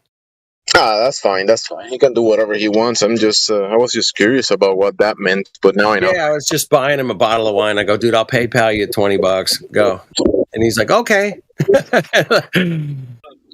Because he knows I'll PayPal him. And it's just like, Sonny and I went sailing last summer, man, and had an incredible 3 days on the ocean. 3 days? 3 days, man, on the ocean with Sonny and I, man. It was incredible. I'll never forget it. He's the greatest sailor. Did you guys do any fishing? No, it's a sailboat, man. Fishing is kind of like poo-poo on a sailboat, man. It sucks. Really? It's not set up for fishing, dude. It's set up for sailing. No, you don't. Oh, for sailing, okay. But don't you know? Because you said 3 days. I'm thinking, okay, we're gonna sail for 1 day or whatever, 3 days. I will say, hey, let's do some fishing and eat some fish. That would be my idea if we were doing that. I get it, man, but it was 3 day trips. It wasn't 3 consecutive days out on the ocean. I could see where that can get confusing. But it was 3 different day trips in San Diego, and it's just not conducive to fishing, really, when you do it like that. Yeah. Okay. Yeah. If sailboats are not set up for fishing. That's the problem, man. They don't have like flat decks and you put your bait tank here, whatever. Yeah, it's not set up like a fishing boat, man. Fishing boats are super set up for fishing, Yeah. Or you can still fish a fish from a sailboat. No doubt about that. Yeah, you can. All right. Fuck yeah, Well, you can. sailboats have anchors, right? They do. If you're in deep ocean, that ain't not really gonna do a whole hell lot for you, but you could just drop your sails and float around. Yeah. And we got some really, really deep oceans out here in California, man. 10,000 feet or so, man, from what I've heard. Yeah, I wouldn't. That's dangerous. I don't know. 10,000 foot depth oceans, man, are very, very interesting to cross, man. Yeah, it's pretty crazy. Anyway, the ocean is one of my favorite places to go and to be inside of an ocean. Whether it's surfing or sailing or swimming or whatever, man. Just salt water is so cleansing, man. I don't know if you guys know that, man, but it's like this. Or fishing. Don't. You didn't mention fishing. Add that to the things you like doing in the ocean. Fishing is a necessary thing if you're in the ocean. You better be fishing. If you're deep sea fishing and you're way out there, you drop a line. That would be a smart thing to do, man, because you might catch, a 60-pound tuna, feed you for a month, right? Or more. 2 months. Yeah. Actually, if it's a 60-pound, I'll be eating 3 pounds a day, or maybe 2 if I want to cut it longer. But yeah, 60 pounds will last me 2 months, not 6. I don't know, man. If you're eating that much tuna, I think you'll get tired of it after like a week. Of course, man. But you got to have some sauces with that, man. You got to have a little vino with that. It would be tasting good. That's when the cooking skills kick in, right? That's when the cooking skills you have to utilize. You're not just a fisher; you're also a chef, a sailboat driver, a galley. I call them galley bitches. You can just eat the tuna raw. Bro, listen this, right? No, you can eat it raw, yeah. But if you're able to sail or to get on the boat and then cut the 60-pound tuna, you might as well be able to cook it different styles for the 2 months. No doubt, right? I mean, if you have some ingredients, some seasoning, you could boil it, you could fry it. Yeah, you could do a lot of stuff, man, but you got to have the fuel to do that, man. And that's the bitch about these long-term sales trips, man, is you got to bring all kinds of shit with you, man. I've watched probably, I don't know, 3 or 4 what they call around the world sailing. And yeah, it's extremely tough to you got some bad weather, you're trying to cook. Fuck off. So yeah, you're gonna have some bad days where you just like, give me the tuna, I'll just stick it in my mouth. Fuck this.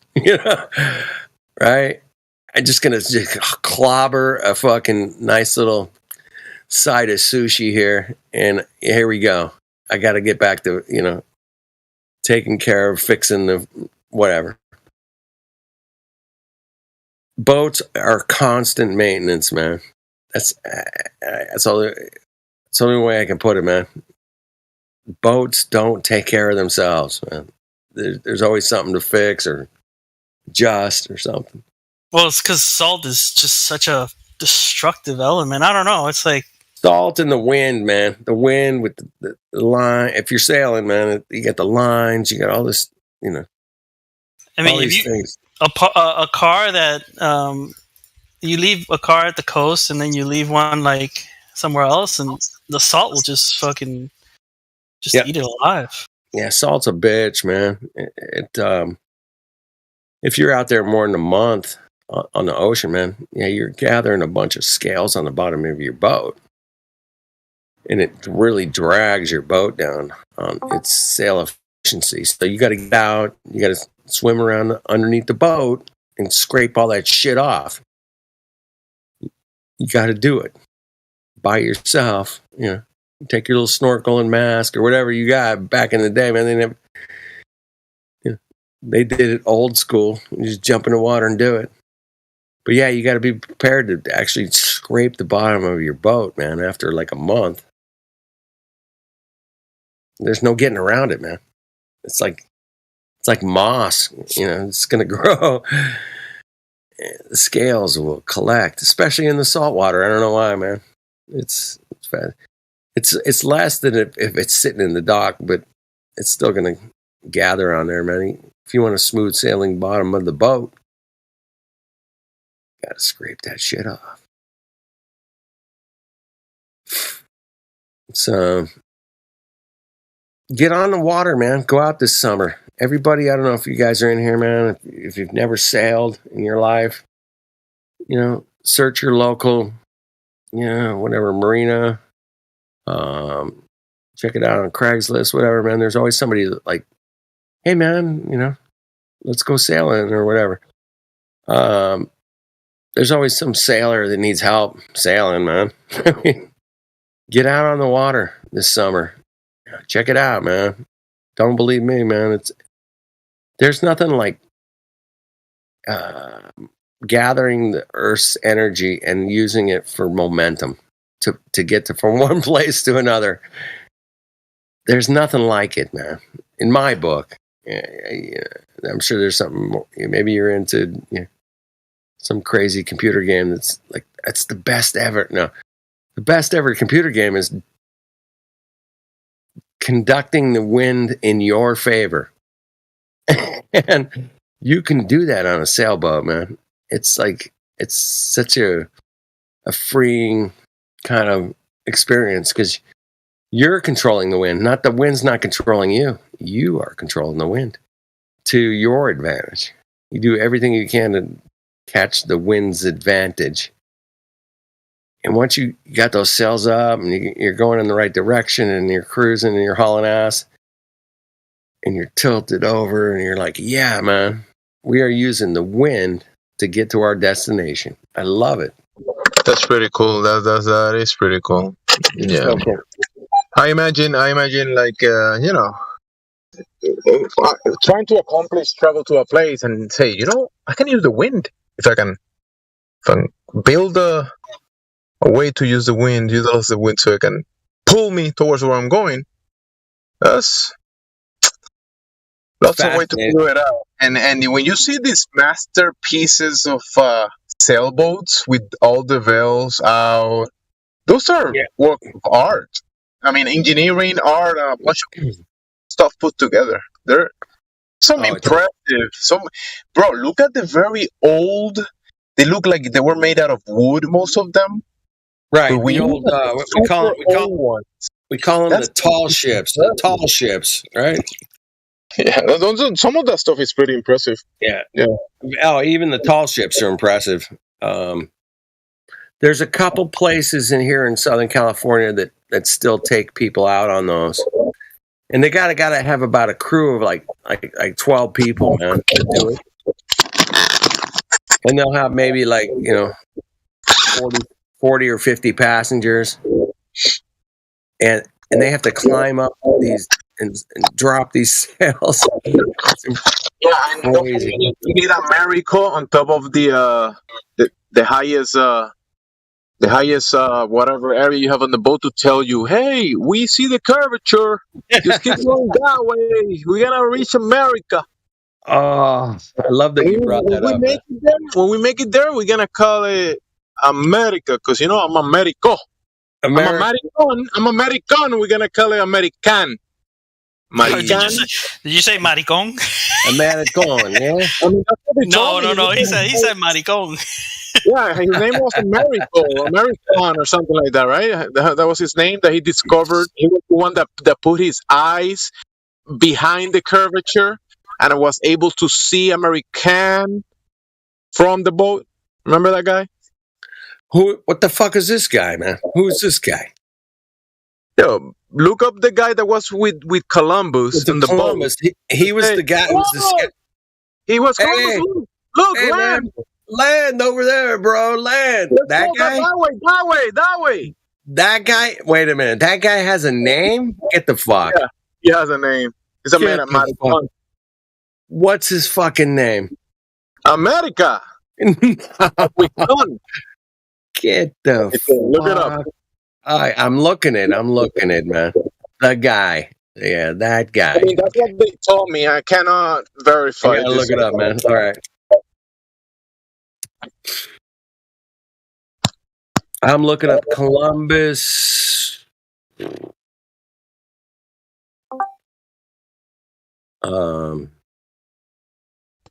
Someone should be able to find out. I'm traveling. I'm looking, man.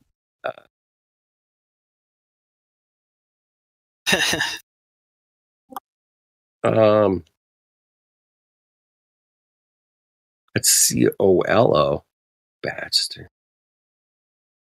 You know an easy way to find it? Just put America name origin. America name origin or America etymology or something like that. America name. It's from Franco America, or it's like origin. Francisco. America name origin. It's from Explorer. That's Armiga Vespucci. There he is. Hold on. Oh, fuck.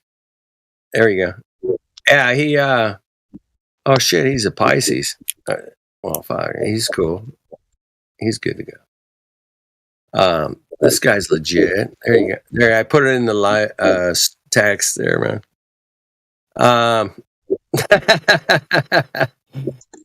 That's fantastic. Hey, man, there's some land. Hey, Mr. Columbus, there's land over here, bro. Check it out, man. And Columbus was like, "Did you look behind the curvature? Because I don't see anything." Did you see the curve? Because I don't believe you, man. Yeah, I got refraction. I'm looking behind the curvature. I can see it, bro. Just trust me. Hey, what about the oil rigs, man? The oil rigs, you know, they're distorted, bro. They didn't have oil rigs back then. I know. Of course you did. Oh, that was the guy. Amerigo. I like that it's Amerigo. I love that it's Amerigo rather than America. Yeah, because it's a Maricon that made a land for America. I love that. I couldn't make this shit up if I tried. No, it's because how do you know he was a maricon? I can tell you. No. Here's what because happened. all the Maricones moved to America. No shit, right? Amerigo is a male's name, where I guess America or America would be the female's name, because they would give the female name to. Here's the problem: the people land, people that don't understand Spanish don't understand what's going on here. Yeah, but I get it, so that's the only thing that matters. Yeah. Masculine, feminine. Well, you and Cal get it, man. Yeah. Okay. Look up what Mighty Kong is. I kind of get it, but yeah, you guys nailed it, man. That's the male version versus the female version, right? That's right. There you go. You got it. Yeah. I got it. I'm catching up. Yeah, you're overthinking it. Keeping it simple. Keep it simple. Yeah. The Maricon discovered the Marica's land. Right. Maricas. Hey, man, I want to have this new land looks pretty hot, man. I think we should, penetrate it, bro. What do you guys think? I mean, imagine, but think about it. If you go out, you'd have to be pretty good. Actually, they penetrated it and they raped the people that was there already. So that's right. That's why I use that word, man. It was on purpose. Make a wrong turn, your whole crew will be dead because you might run out of food. You never hit land. What, the refraction you're talking about that we didn't hit land? What? I'm talking about like navigating back then. You know, you just have to use the stars, the celestial navigation to navigate. Like if you got it wrong, well, you're dead. here's the bitch, man. I mean, I've been sailing. If you see land, you can sail towards the land, dude. That's not hard to do. Yeah, but as if you're in the long as middle you of the sail Atlantic long Ocean. enough to see land. Once you see land, you can go, hey man, let's head for that bitch, because it looks drier than what the fuck we're on right now, bro. And okay, let's go to that little hump of land over there. Okay, that sounds good. But if there was a guy, a Marigold, he's up there going, hey man, over here, bro, hang a left, you know, port, go to the port, about 20 degrees, man. That'd be good. Imagine they said, let's just sail towards, you know, away from the sun and towards the sun after noon. Well, that's how they did it. You know, that's how they did it. There's plenty of guys that got on and say, hey man, keep the sun on your left side of your boat, man. You'll be good for like, you know, do that for like a couple weeks. You'll be good. You know, oh, okay. And they would do it, you know. It's not complicated, bro. Keep the sun on the, you know, left side of your boat for, you know, you'll reach America eventually. Whatever. It might have been the left side, right side. It doesn't matter. Yeah, I know. The fact is you can navigate just using the fucking sun during the day, man. And go, oh, well, at night, man, we're going to sleep and, you know, have a couple glasses of wine and eat some, you know. But they didn't know that America was there, right? They kind of like just blindly they're sailed just that way, sailing, right? bro. Exactly. No, they thought it was going to be in Asia. Based off his calculations about how big the Earth is, off his eyesight, to how far he could see to the horizon, he predicted that he could sail west and end up in the Far East. Right. But that's what it tells you. When people talk about, Christopher Columbus knew the Earth was a globe. Yeah, and he also thought it was like a third of the size that they claim it is. There you go. Don't plant in your flag that somehow Christopher Columbo was something other than some sort of mighty Kong. I love that you called him Christopher Columbo. I love that. That's the funniest thing I've heard in all night, man. Christopher Columbo. I mean, I don't know. The old farts will get it, right? The old farts will get it, but you youngsters, man. Jemsy, you're not going to get that. Kelly, Mayhem, maybe. Yeah, Mayhem will get it for sure. I'm not Gen Z, dude. I'm a boomer. Almost a boomer. I'm right on the cusp, man. I call myself an Xer, but I've been called out as a boomer. Yeah, that's okay. I can do it. I don't know all this Gen shit. I don't know. I'm 38, so I don't know. There you go. You're definitely an Xer, man. 100%. 38? Yeah, you're an Xer. So navigating Earth on a sailboat with this dude, we got Americo, man. He's up there on the post. He's like, yeah, bro, man. I see some land, bitches. Head a little bit to the port side of the boat. Yeah, we got it. Amerigo. That's so... Thank you, Jemsy, man. That was fucking ace, bro. That was an ace find. Fuck. It's so in your face all the time. Every time you look at it, man, it's like right there going, hey, man, you guys don't see this stupid thing in front of you? What's wrong with you? But most people go and like they don't give a fuck that Amerigo didn't fucking saw the land first. There he is. Dude, that guy looks like a legit, old fucking boomer right there, man. 100%. You need to trust that guy. He's trustworthy. That guy was a boomer of his day, bro. Right? I mean, who's not to trust a guy that doesn't look right legit? I mean, that guy looks like totally trustworthy. What's he holding in his hand? I'm interested. Looks like a map. Is that a weird ass fucking map? What the fuck off? Sure it is. He's an explorer. Maybe if you had to explore the world back then, you didn't know what the hell you're doing. What the fuck is he holding in his Why are hand? you going to serve on a boat with a guy that doesn't know what the hell he's doing? You know what I mean? If you're, you know, right. What, You know what I I'm mean, saying? if you don't trust your navigator and spotter, man, you're fucked on a boat, dude. You got dead. Like I said, You're that's what fine. I said originally. You're dead. You're dead. Hey, is that where a merry-go-round? You run out of food in the middle of the ocean. Yeah, exactly. That'd be a the hard way to fucking- go. Who's the fishing expert around here? Oh, that's you. Okay, all right, Tommy. All right, Timbo, you got this. Well, I want you guys to fish for the next 2 days. Okay, you got to get us some food. Yeah, I would trust Timbo to figure I got out it, man. I got how it. to fish for 2 days. Yeah. Oh, okay. If he said, "Hey, man, I need you to stop the boat here, man. I think there's some fish over here. I see some splashes in the water over there. Maybe we should cast a line over that way." I'd be like, "Well, okay, let's do that." Because You know, it that- goes back that's- to like the trustworthiness. Like, would you trust somebody that looks like didn't keep up with their facial hair right or something, or look like Quasimodo? Like, what if Quasimodo said, "Hey, I know there's this place." Well, I in think if America." you're at sea, then you're not really going to have much time to keep your beard clipped. Right. That's it, man. Think about it, man. You're at sea for maybe 2-3 months, 4 months. You're going to be hairy. You know how disgusting these people are when they come out the boat? Like, oh, dude. Like, you're not going to go on a boat for a couple weeks because the guy Shit, that- man. My nephew came over to my house last night from the gym, and he smelled like a fucking rotten freight train, dude.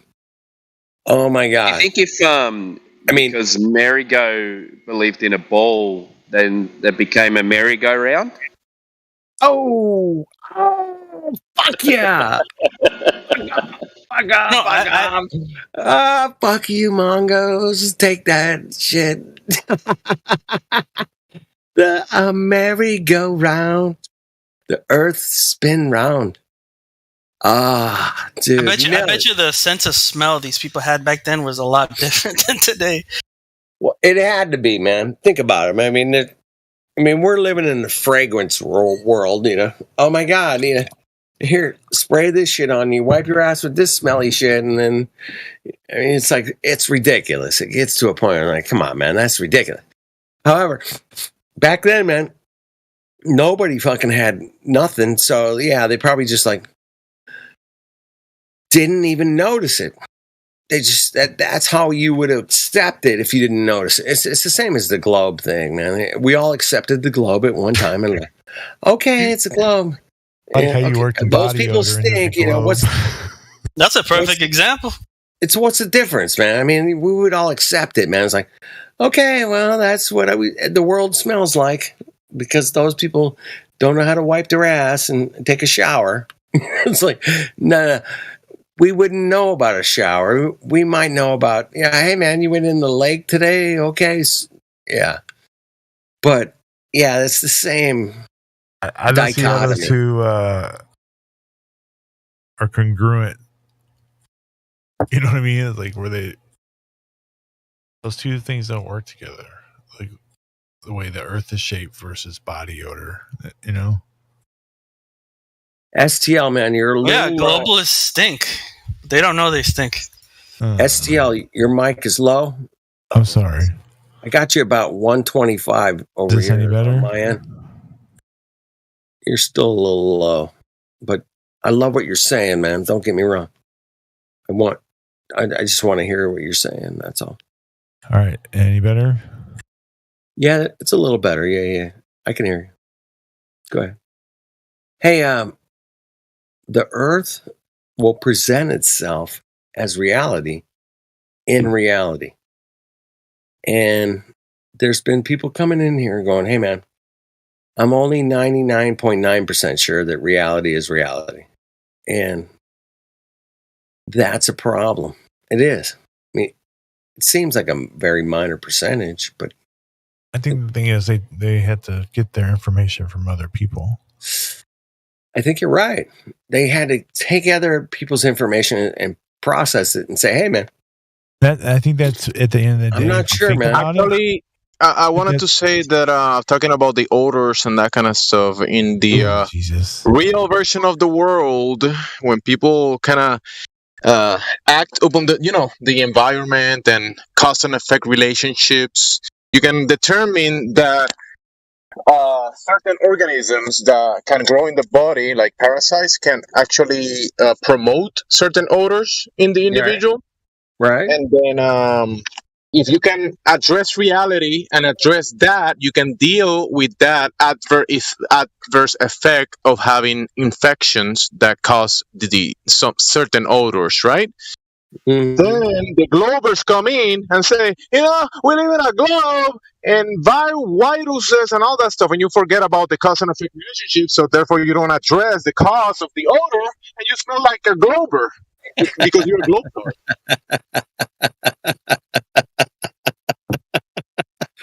I didn't know where you were going with that, but I'm like, I gotta hear him out.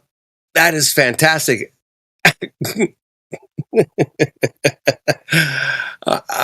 Maybe you guys don't appreciate Gemsy, man. Thank you, man, for that. That was ace, man. Hey, so go ahead. Can you hear me? Yeah, I can hear you. All right. So I think when it comes down to it, and then between globe versus flat Earth, is where you get your information from. Okay, you guys, right? Like. Yep. You folk, you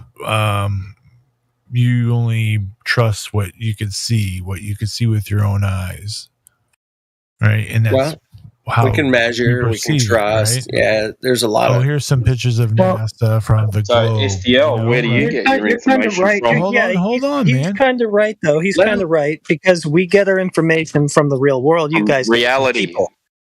Yeah, he's right, man. That's what I was trying to get at, man. I was like, motherfuckers run dead balls on. And you have here's NASA. Wait a minute. So here's NASA. Oh, here's pictures of the globe, right? But it's like, hey, that's you telling me that's a picture of the globe. I can't see with for my own eyes.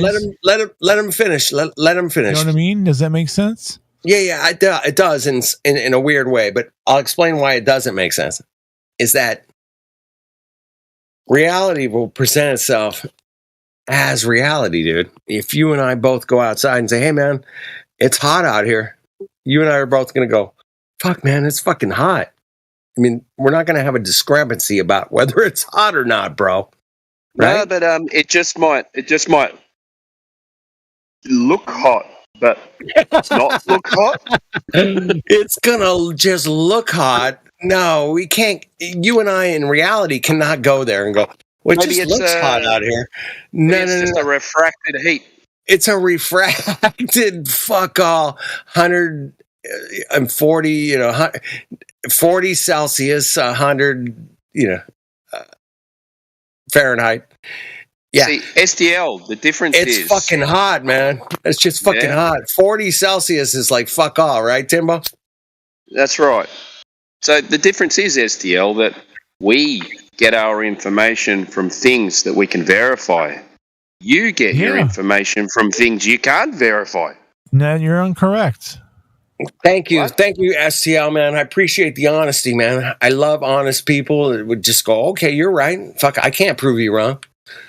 And no, he's incorrect. Where he's in. What am I incorrect? Listen, I'll tell you. Yeah, that's not what he said, dude. Just like, let's hear him out. So listen, what I'm saying is I'm not going to trust if a scientist said or astronomer said, hey, I found a new distant planet out there in this zone. And I'm like, okay, where's it at? Yeah. Oh, it's right over there in that area. It's right next to Orion. Oh, well, I can't fucking see with my own eyes. So who gives a shit, Like, why am I going to believe a scientist that tells me there's a brand new planet over there? That's like 17,000 million, light years. Yeah, away. Whatever. Yeah, I ain't gonna be able to. Okay, you know what I mean? Who are you to fucking prove that? What about the Earth? About the Earth? Well, that's when we can start talking about like a debate. Like, I it's not a debate. Listen, I see it from your perspective, where you could see, you go by what you could see with your own eyes, what you can prove, and what So where do you get your information from then? A bunch of different sources. Yeah, and have you ever verified these sources? Have you verified what they've done and how they've proved a ball? Yes. I believe How? so. Can you explain it to me? He believes so. Hold on, wait. Belief is an enemy of knowing. Belief is not confirming, though. Well, I can't go and travel and see it myself. Oh, no shit. So you haven't Sherlock. confirmed Neither it. can we. Yeah. Go ahead. What'd you say, Timbo? Yeah. No, it's just saying, so you haven't confirmed it. So it's a belief still. Right, that's what I said. It's a belief. Yeah. Hey, well, that's the problem. Dude, that's the great starting point, man. Is that a belief and knowing are two different things. Can you agree with me on that? For sure. I mean, like I said, hey, I believe I can replace my alternator in my car. Now, after you did replace your alternator in your car, it's no longer a belief. It's an actual reality that you did replace the alternator in your car. Have you ever done anything like that? You know what I'm talking about? That. Yeah, I know what you mean. Yeah. So I'm trying to determine reality from, Okay.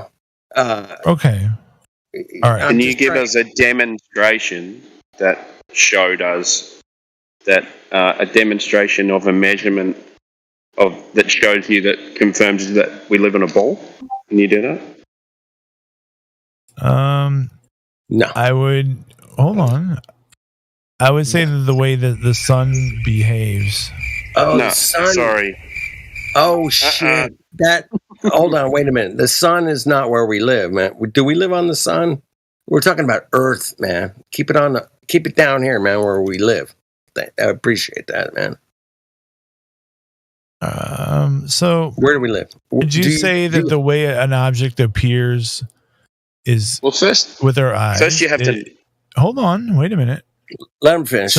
Let's say you have an object, and the only way you see that object is because light is bouncing off of it into your retina.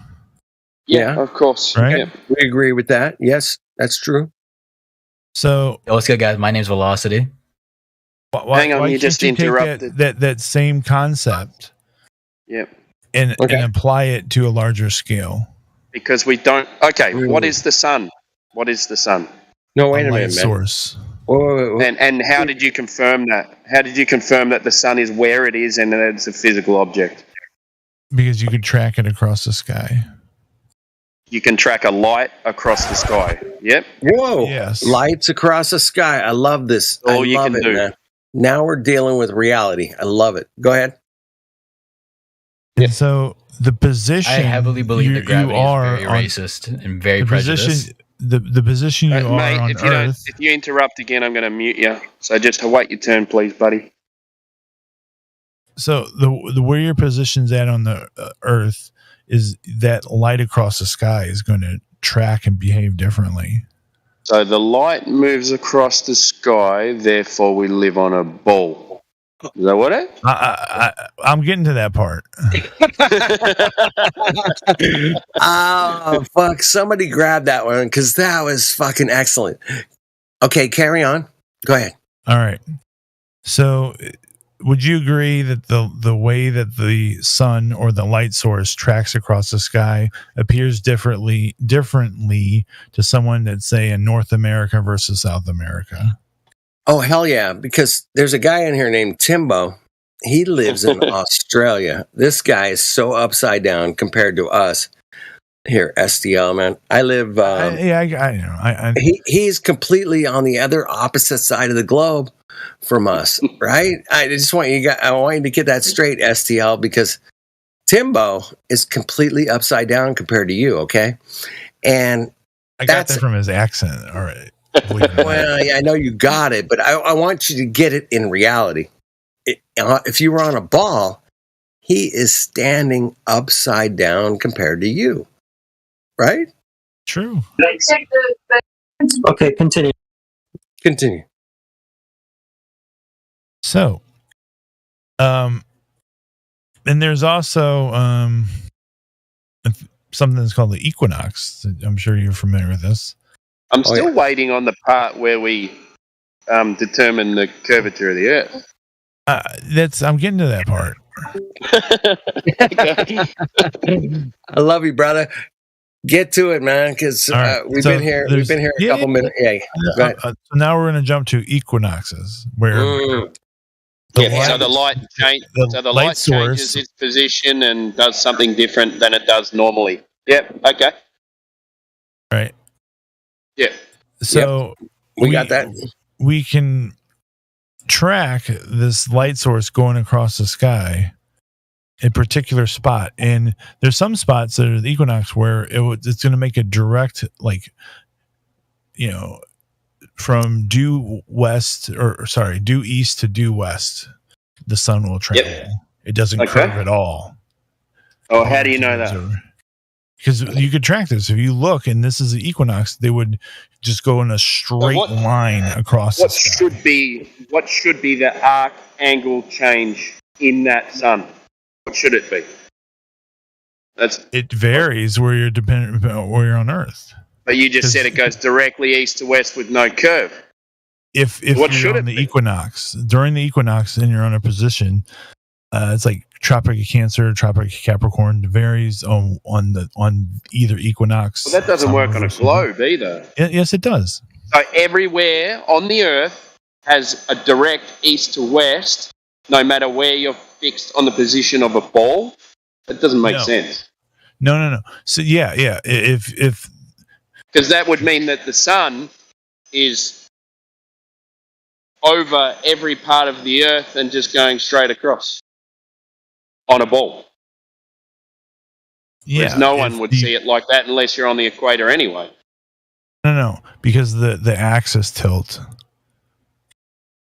I know I'm making a jump. I'm making a jump there, but that's I'm jumping to the end. That's why it does that. So where's the curve?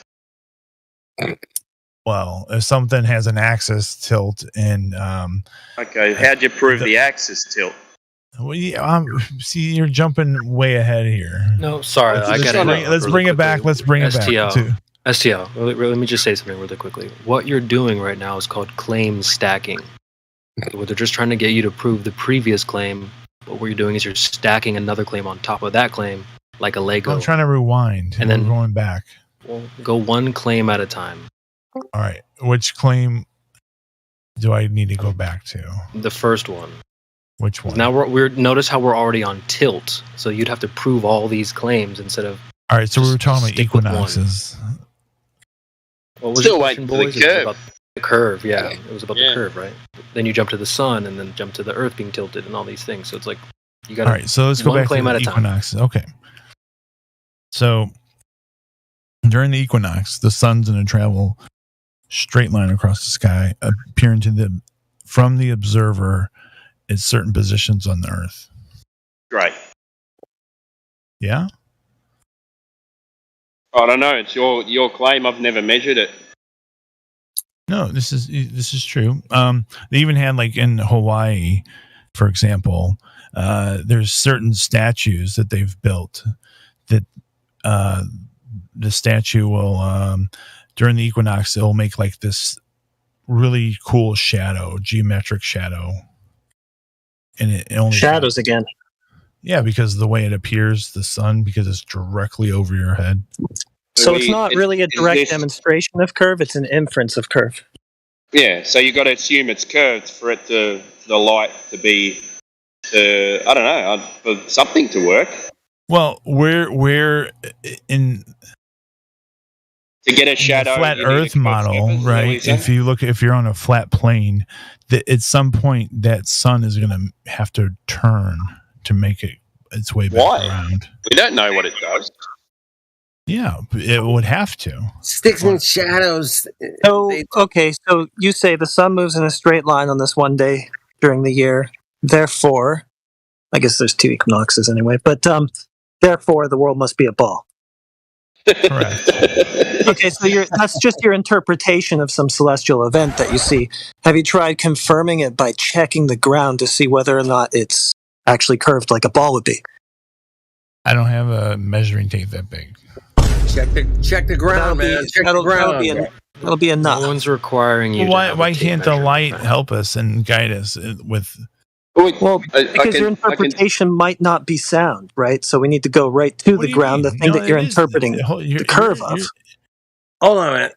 Exactly, man. We got to check the ground first, man. We have to check the ground. You know what we did? We actually took our own lights. No, we were talking about lasers, lights. Now you're talking about the ground. No, okay. So we took our own lights, which are called lasers, and we shot them over a certain distance, over a frozen lake. And you know what happened? The lights ended up the same distance off the ground as they left. Yeah, but we got a better light source. It's called the sun.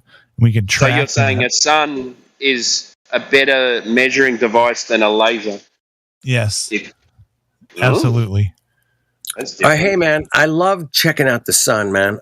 I'm a big dude that loves this thing called- But hold on. What he's measuring is the path of the sun. It's not a direct measurement of the curvature, which is the thing that we were hoping to get a measurement of, right? And you don't know how far the sun is away.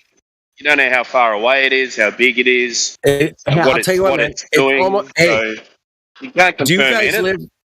live besides you, Timbo? Do you guys live in a place that's experiencing like late spring, early summer kind of conditions right now? Bro, I'm gonna stop you right there.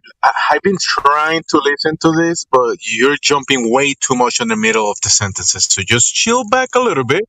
Let people have a back and forward, and 3 people, 4 people jumping at the same time. Just take it easy, guys. Come on.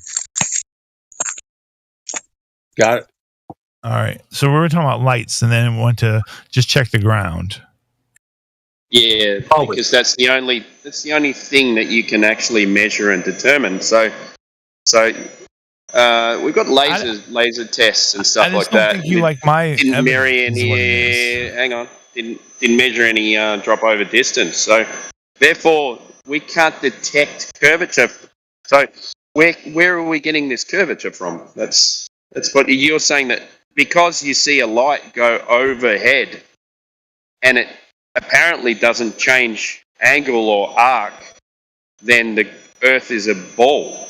Like I want to know, where's the ground measurements? Where are you getting these measurements from for you to believe that you live on a ball? Because you look out, it's not apparent. Like you can't see it. You can't see any curvature. So therefore, to determine that you live on a ball, you'd need some measurements to actually convince yourself that you live on a ball. Yeah? Yeah, we're waiting for how it equates to Earth being a ball, what you've described. Yeah. All right. So, for example, we can also have people, if someone would be located in, let's say, Puerto Rico, they watch the sun travel over their head directly 90 degrees. The person in Mexico can observe that when that appears above them, and then someone in Hawaii will see the exact same straight path of the sun. And we could, if someone was positioned in this, they can all measure and, with this for their own. And you can. Are you measuring an elevation angle? You need a flat surface for that. He mentioned the light. He mentioned Puerto Rico, and I've been there. I've been to some of the highest Puerto Rico, right? And I was able to look south. And I saw the ocean. And then I looked north, and I saw the ocean to the other side. And it's really impressive when you can see both sides of the ocean, north and south. I love that, man. I went to Hawaii earlier this year, and it was just like blown away how breathtaking. So yeah, I didn't saw any curvature anywhere. And then I looked east and west, no curvature that way either. So yeah, that was my point about Puerto Rico.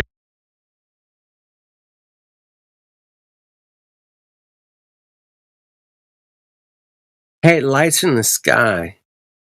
I can prove that we live on a globe. Lights in the sky prove I live on a round ball. Okay. Right, because at some point around there, one of those people are going to... So let's say the person in Puerto Rico observed the person in Puerto Rico I can't pronounce it. I'm not from there. Sorry. Puerto Rico. But there you go. Well- Thank you. They observe the sun travel due east, due Due west. east, due west, right? Right. The person Get it, in man. Mexico, when they see it, they're gonna see East, southeast, southwest. Right, yeah. No, and the thing, it's gonna go directly the same path. And if you make your way on further west, Yeah, I the get it, person man. in Hawaii is gonna see the same thing. So at some point, where does that turn? Like when this happens, right? That only can happen on a I'm gonna sphere. I'm gonna take you on a little trip. We call geometry, man, and geometry doesn't work on a globe. When you see the stars going down different avenues of what you would call your navigation of a Yeah, but all it takes for me to, my point is just someone with a telephone, when they can observe it and measure it, right? Yep. And they can have someone, a trusted person in Mexico, do the same thing. Someone in Hawaii will do the same thing, and you'd be able to map out the sun and see it's a spherical shape. Yeah. Based on what? Geometry is all in front of us, and we can check out that geometry, and we can look at the that's way. what I'm asking. What's he basing his on? Based on what? The path of the sun based on what? During the equinox. Right, for one person, right, and then another person can map it for their location. How do you map it for the entirety of what we're living on? We require multiple people to map that. Yeah, how do you correlate between those people? You can call them on the phone or have some kind of video conference. Right, but they're positioning in relation to each other. How do you determine that? I guess it would people over time. I guess they would notice this pattern, I'd imagine. How do they know where they are in relation to each other to be able to say that this is what the sun did?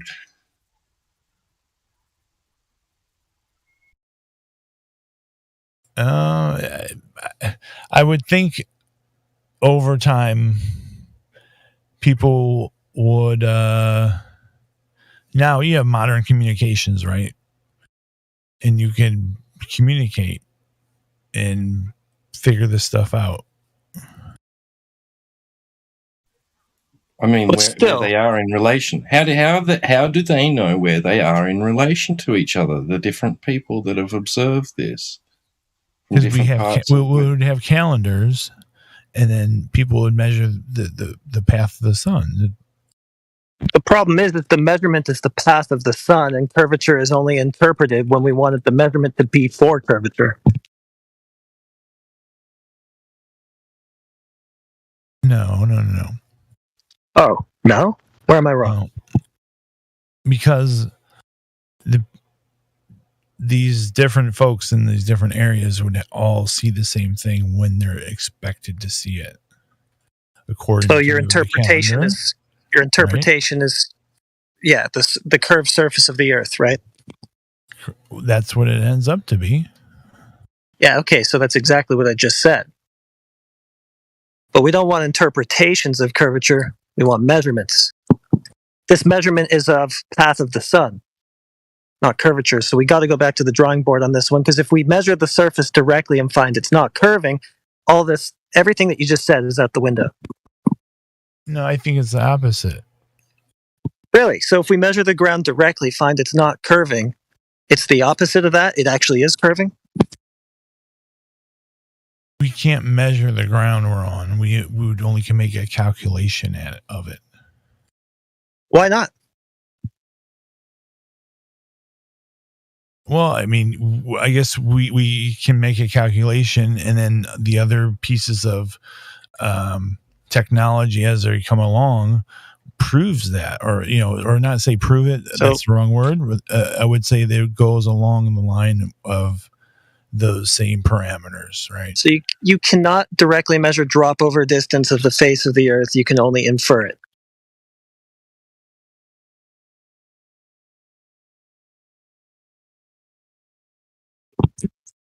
Yeah, because you only can make a calculation of it, right?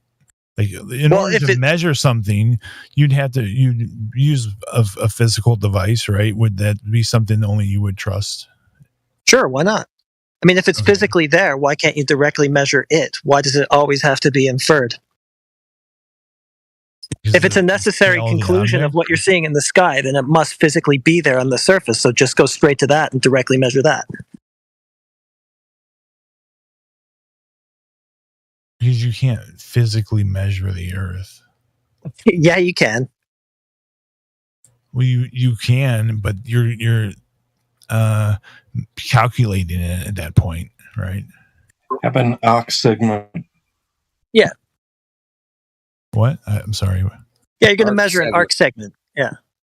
So you're not going to measure like the entire circumference or something like that, right? You're just going to measure a stretch of it to see if it's dropping, right? Mm-hmm. And if it's dropping at the expected rate given your radius claim, right? Mm-hmm. Yeah.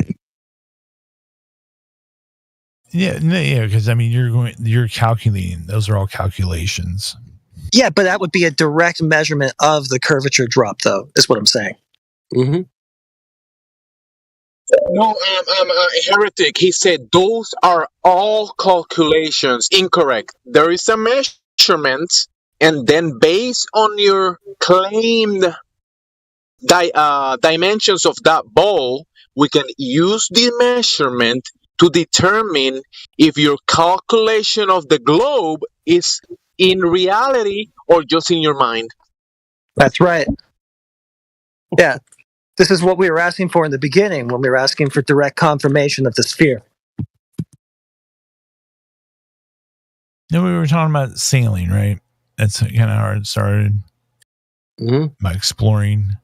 Yep. Well, over time, you would, with more, I guess, modern technology, you're able to take better measurements, and you can put them into a computer, and you can calculate when the sun's going to travel at certain points of the Earth and during certain times, right?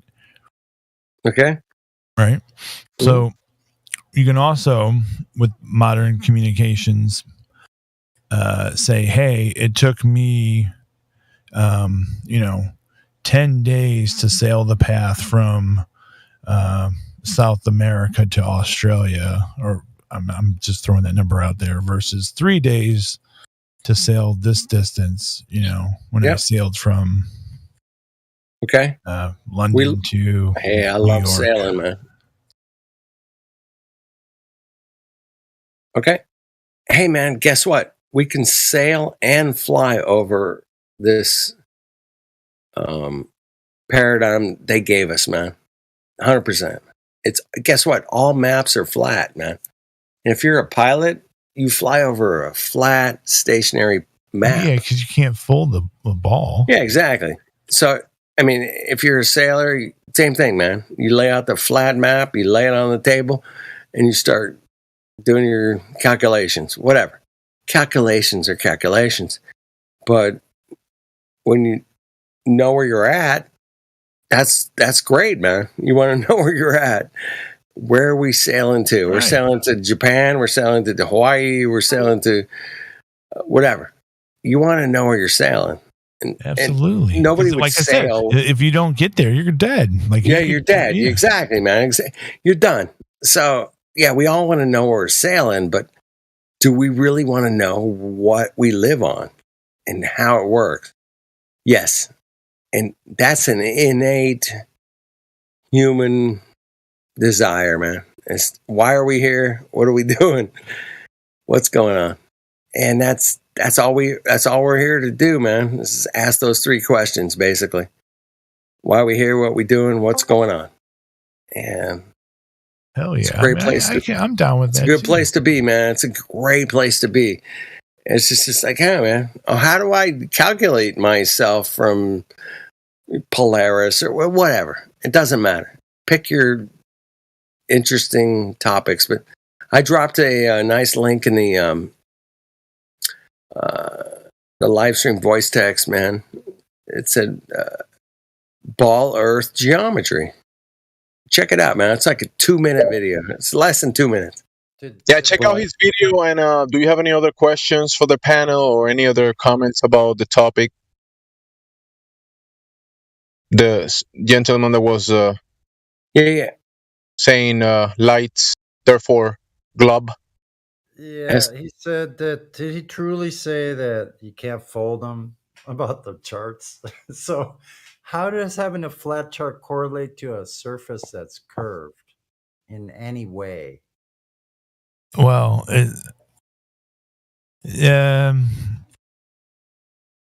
there's this guy, you probably heard of him, MC Tune or whatever. So you're not answering.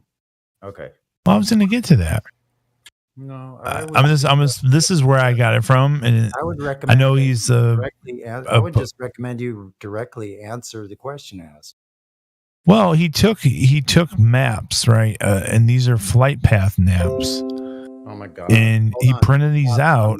He printed them out, and then he tried to assemble. Stop. Aircraft, sailing ships, vehicles of any kind like that are not measuring devices. Period. End of. Well, they're measuring, a necessary measuring device, but you can measure. Not measuring distance. The hell they are at all. Period. No, I'm not saying they are. Okay, so what are you saying they're doing? Saying the way you could path these paths out, right? The path. So you think? Yes. Okay, go ahead. And this only will work on a non-flat surface, a sphere. What globe will only work on a non-flat surface? What all right in particular? So there's a point that's above Iceland, and that's can you just like can you like distract? All right, so it's spherical geometry. We're making a triangle, and you could take a flight path from there's above Iceland down to like the center of Africa, and then that same distance you're going to go do a 90-degree angle to a place over there on I think East Asia somewhere, and then another 90-degree angle from that point back up to your original one back above Iceland. Okay, so do you have an example of this being done in reality? Yeah, the guy, he took this. Okay, what example? Printed out the flight path, and it only worked. He's only to tape these together on a sphere. So printing out the flight path is not going along the flight path, is it? No, it's not, clearly. Why not? So you're talking about some intellectual exercise that's just a mind. You're just using your mind to imagine things. Like, what are you doing with this aircraft, this flight path? What is that trying to tell you? Well, there's these flight paths that are all over, and you can fly these from this point to this point to this waypoint to that waypoint, and make it to different spots across the Earth. Right, and so that happens now. Sure, I gotta maybe break some news to you. I don't know if you are aware of this, but the engineers and the designers of the airplane have, before building it and design it, before building it, they have to pre-assume a flat, level, motionless ground. Right. So they can build the aircraft functionally that works and it's safe and you can use it to go to places. And then the operator of this craft, the pilots or the assistant pilot, they will never, in their imagination, take into account any curvature to operate the aircraft, to be able to, fly. I mean, get off the ground, go towards the destination, land. They will never think about the globe, utilize it for anything. No calculations requires to do that for the globe, right? They have to assume the opposite of the globe. And you know what? There's another variable to this. The guy at the ground on a war situation, right? War environment, the guy at the ground trying to shoot down their airplane will never take any curvature, any movement of the ground into account to shoot down the aircraft. Okay, sir? There you go. Neither do the artillery or ballistics or long range They do with ballistic missiles. anything being shot line of sight. I don't know what's going on, but this is like the second person that's tried to do this today, where they're trying to take 3 arbitrary points on Earth, and then from that declare that there's 90-degree angles between the 3 points.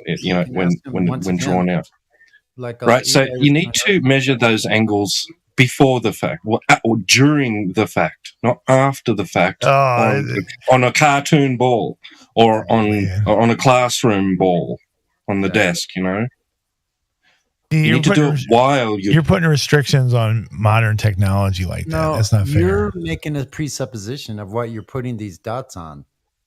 Well, you're saying you're saying I went from here, and then I went to this other point, and then I went to a different point, and then I ended up back in the original point, and then you're mapping that out on the surface of a cartoon ball and saying, oh, look, the angles don't add to 180 degrees. What do you know?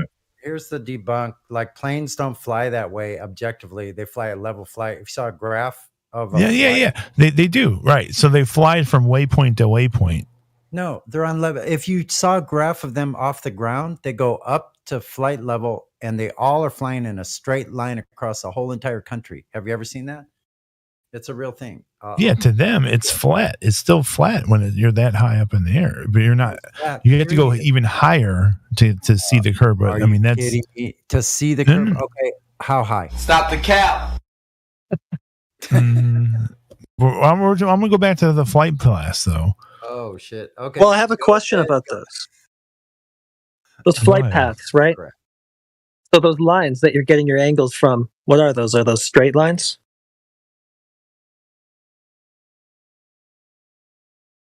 If you, I guess, zoom out far enough, yeah, I would assume so. Yeah. Straight lines, okay, with 3 internal angles. So where's the more than 180 coming from?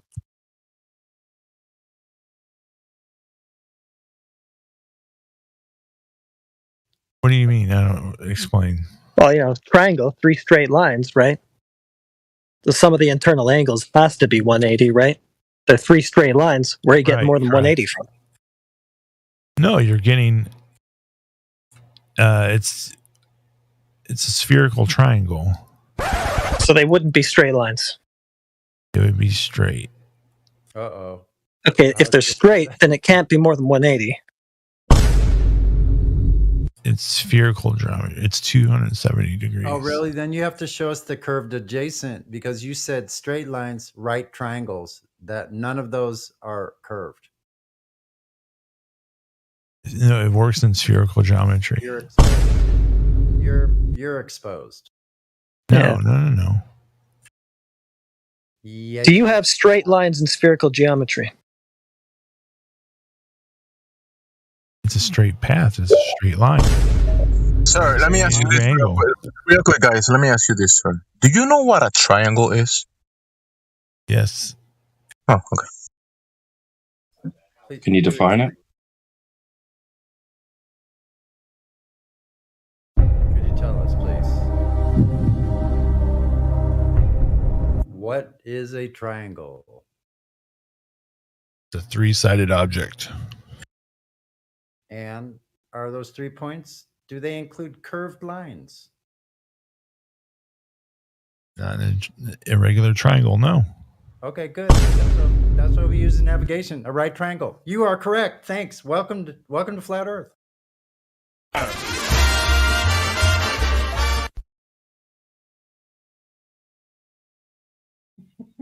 But I was talking about a spherical triangle, and those are different. Those don't have straight lines, and this triangle you told us about has straight lines. Wait the hell 1 minute. What did you just say? What kind of triangle has a curved line? A spherical triangle. Can you give me a citation, a source where that is said that that's such thing and that it's used in what, navigation? Show me a spherical triangle used in navigation. Show me the example, a source, a citation, or whatever. We're taking different forms of navigation. Okay, I want you to show me the one that has the curved adjacent that you just mentioned. Thank you. Put it in the live stream voice text. We'll wait for it. The curved. What are you talking about? The curved adjacent. You just fucking said there's a spherical triangle. Give me an example, a citation of one being used somewhere in navigation. Yeah, we have the globe. Holy crap. Do you use a globe on a ship while you're navigating? No, but you for ballistic missiles, you do. What the fuck? No, they don't. Where are you getting? You're just oh my God, you're just like a minefield, man. Focus. Where are they using this triangle you just quoted? Can anybody? There's a triangle with a curved surface, spherical triangle. Sonny, you're saying they don't. He's saying they do. You know, right? Oh no, they don't. They do. Right? This argument, like I've heard this before. Right. Can he have a conversation about logic before having this shape of the earth conversation? That needs to happen. I don't know. I'm just saying that, but my God. Well, okay. He can either show us an example. I mean, he's just saying things then. I mean, that's all. You're not providing any example of how a spherical triangle, which doesn't exist, it's an oxymoron. Well,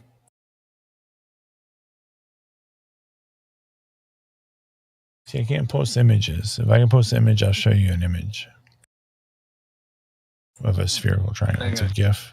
Wait, let me give you terms so you can post, sir. Give me 20 seconds. Wait. I got you, Jimsy. I know you're driving. Pretty sure we know. I'm pretty sure. Yeah, but what are you going to post? Is just a drawing, yeah?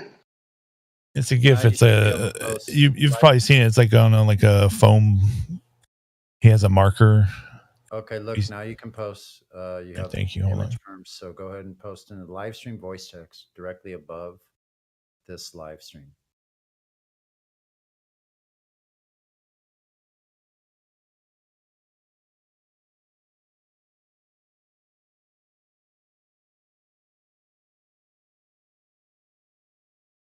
All right, there you go.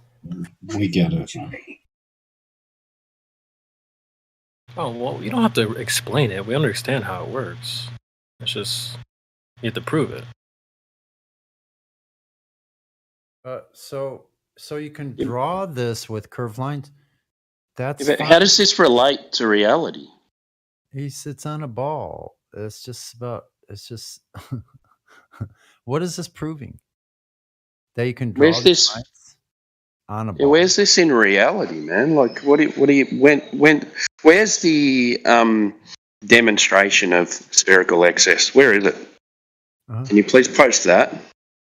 Well, it is. That's No, same in idea. reality, have you measured this stuff on Earth and got spherical excess? Where's that? Exactly. That's what we want to see. Well, we would use things to measure for us. Where? What? You can't use a foam ball because you haven't proved curvature. You're trying to prove curvature. So where's the spherical excess in reality? Where is it, man? Yeah, it needs to be measured, not imagined. Do you know the difference? Thank you. That's what I was saying. He's doing it after the fact on a cartoon, and then reifying it into reality. No, I'm saying that we take this concept that we can. That's what we're saying, bro. Sorry to interrupt you. We know. Hey, and it's so silly because you draw these things on a sphere and then you flatten it out and then you measure the angles. It's so stupid. So you come back to a flat plane. Everything's flat, mate. Like, what are you trying to do? Give us the thing in reality, the measured excess angles of 180 degrees. Have you got them? In real life, has anyone got these? I'm kind of bummed that you felt the need to post that GIF in the first place. Like, if they Yeah, like we didn't understand it. It's like, dude, we know Yeah. what you're saying. It's just that you have to go and like apply this to reality or prove that it's happening in reality.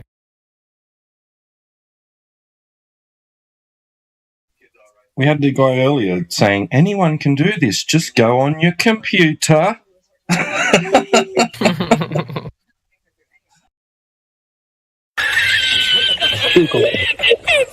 Wait, sir. I just saw the GIF. Are you saying that this proves what? Spherical geometry. Yeah, guess what? STL, do you know you're like the fourth or fifth guy that has tried to say something just like this in a row?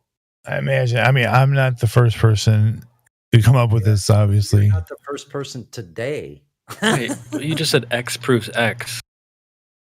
Spherical geometry proves spherical geometry. You have to prove that it's a sphere. Yeah. That the geometry is spherical. Prove it's a sphere first.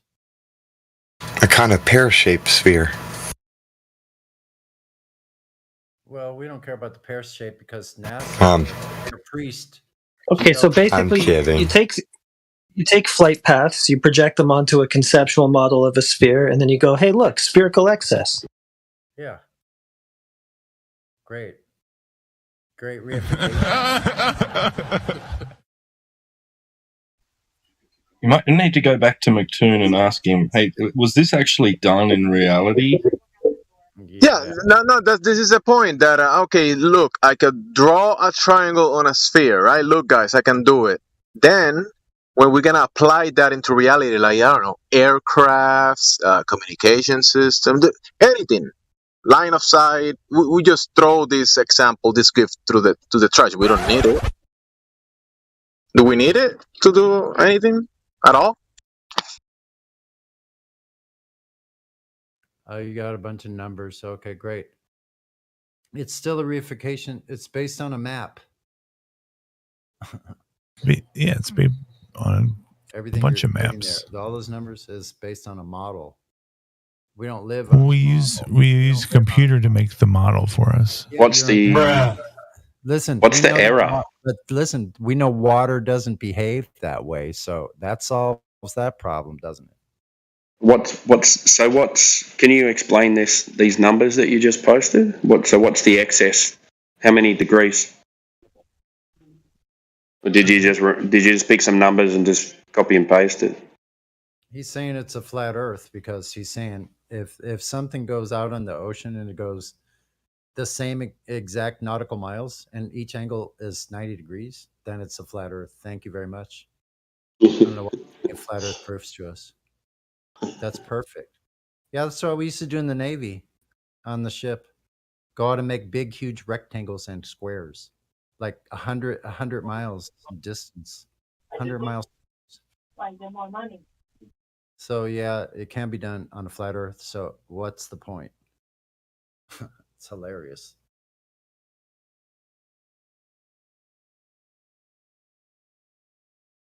You got anything that can't be done both? And who did this anyway?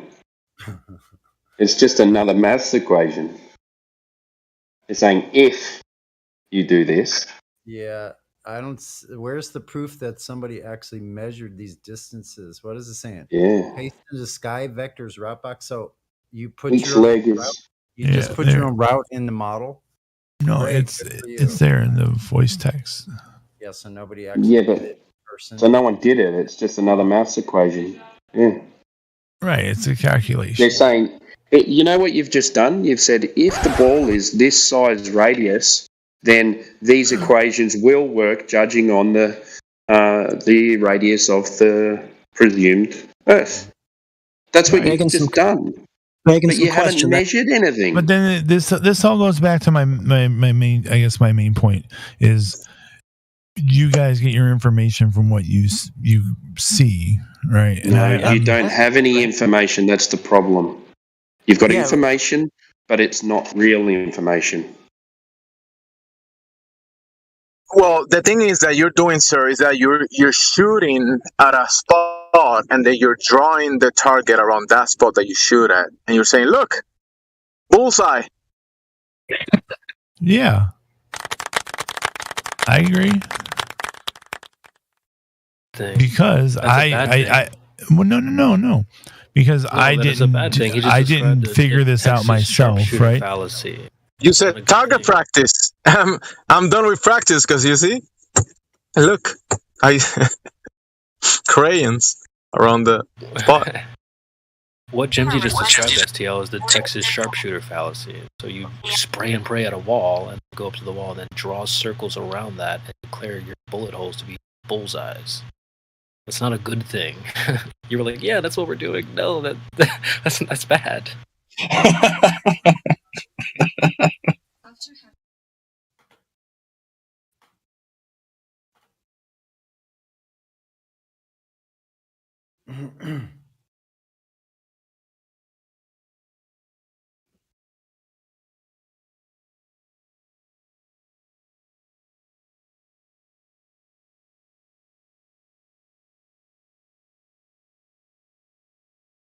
Yeah, we know water doesn't behave that way. So all ocean waters are horizontal.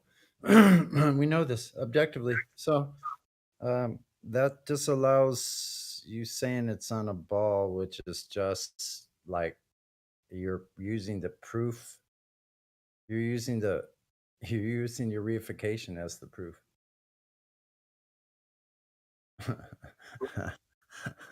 Wait a minute, Sonny, man. You said they're using the reification Yeah. as the proof. Yeah. Aren't they? Oh. Because they have the model in their hand and they're saying, oh, you can draw these lines. We can draw lines? Angles No. 90 degrees from each other. It could still be on a ball. But see, the thing is, that's what they're saying, that it still could be if you're drawing it on a ball. Right. Yeah. So that's the reification. They got it already before they start. There you go. So you can draw lines on balls all day long, but can you measure direct drop over distance of the face of the Earth? Right. That's what. The problem is that if you try to do what he did on the ball example on the gift, you will. If you try that in reality, you're gonna have to carve this shape into the, I don't know, the waters, the earth. I mean, you're not gonna be able to do it. I mean, okay, I'm gonna draw a line around the earth, make a ball out of it. You're gonna have, at some point, you're gonna have to go down, and where are you gonna go? To the ground is where. I mean, you're not gonna find the curvature. And say, hey, it looks straight. It looks like a level horizon, but I'm gonna draw this curved line, and then the horizon is no more. That horizontal line is no more. Just follow my line that I'm drawing into the earth, into the waters, or Yeah. I don't know. It's just, There's always going to be a big obstruction. You don't have a straight line. You don't have straight lines of travel. You can't on a globe. None of it. No, there are no straight lines on a sphere. So, I mean, you guys are just kind of late to the show. What? Because no one for the last all the decades, past decades where we've been in flight, no one ever uses the globe ever, even in supersonic flight. So, so you're just like, guys are late. Go check your friends at NASA, the CIA, Telenet Ryan, McDonnell Douglas, Boeing, all of those guys. Yeah, you might want to check with them because they're all flying over flat. Flat Earth model anyway. Earth model anyway. Derived from flat baseline angle measurements. Exactly. All the propagations of electromagnetism, of radar, of sonar, of all of that based on flat stationary, as well as the sonar underwater with submarines. Their sonar is flat stationary, Cartesian coordinates.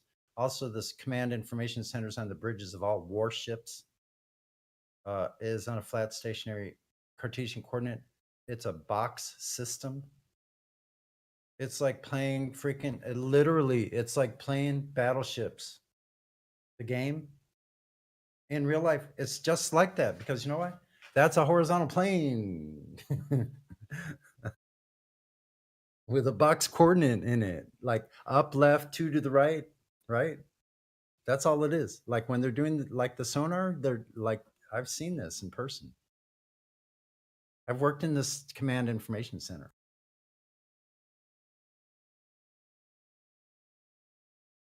Bro, the guy drawing the line on the sphere, he's gonna do. He's saying, "Yeah, I can do this in reality." He's gonna go just straight. Let's say you're floating, like on this ball, you're above the ball. In reality, you're above whatever you're standing. You're just floating, and you're gonna draw a line from there to the other side. You're gonna just go straight, and say, look, I'm going straight, therefore ball. Is he still here, or did he dip out? No, he's still here. No, I'm actually glad you said that, Jimsy, because it's so funny. Like, number one, you can't do that walking, on a bicycle, in a car, on a boat, in a train. Like, do I need to go Dr. Seuss on y'all? Like, you can't go straight. Yeah. There's a lot of stuff in the way. Can't walk on water. I said, you know what I mean? I said this to someone before, and they said to me, no, you just follow the latitude and the longitude lines. I went, what? How do you follow an imaginary line?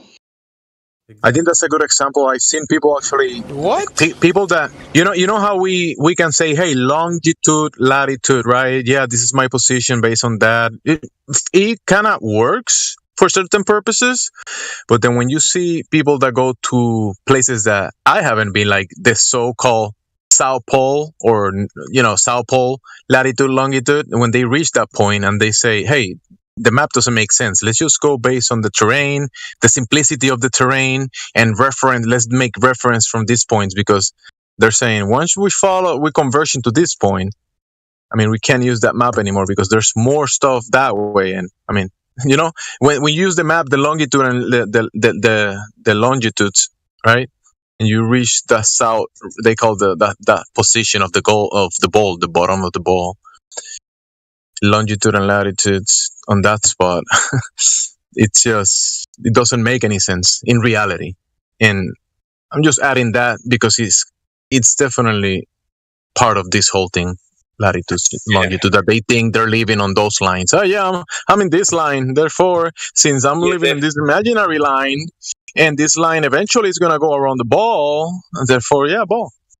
Yeah, so I'll follow this line, get to the equator, then turn 90 degrees, and then I'll follow that line for another 4,000 miles, and then I'll take another 90 degree, and I'll get back to where I started, and there's 3 90-degree turns. Therefore, ball. But you can't actually do it. They're crazy. It's nuts. Like I said, it's flat surface as well. Cha-cha-cha-cha. How do you like them apples? Look, apples only roll. Well, the thing is that you're doing, sir, is that you're shooting at a spot, and then you're drawing the target around that spot that you shoot at, and you're saying, "Look, bullseye." That's a good analogy. Yeah. Wait, did my twin brother just said the same thing I said? What the hell? Wait, why are you saying you agree? That's not a good thing. We just covered this. That's bad. I caught the clip. What? No, I caught the... Okay. Yes. I should have probably prefaced that, guy. Did that just repeat on me right now? Instant replay. Damn. I'm sorry, but that you got... people. Yeah, it kind of tripped me out a little bit, though, so I had to crop that one and post it. Play it again. I legit thought that was like... And did you actually repeat the same thing you repeated last time? He actually almost did. CB almost... I pretty much did, yeah. I wish I was making a good point here. I wish I recorded that. That's all the stream. Alright, G-Dub, I'll play it again since you asked. Well, the thing is that you're doing, sir, is that you're shooting at a spot, and then you're drawing the target around that spot that you shoot at, and you're saying, "Look, bullseye." And the shot. Hey, please don't play that ever again. Thank you. Wait a minute. And the spot you're shooting at, you have a blindfold on, and somebody else is directing your arms to that spot. You're not actually shooting or looking at it. It's shooting yourself. Bravo. Sorry. Hey, STL, have you got anything to say about this, or you just going to go quiet?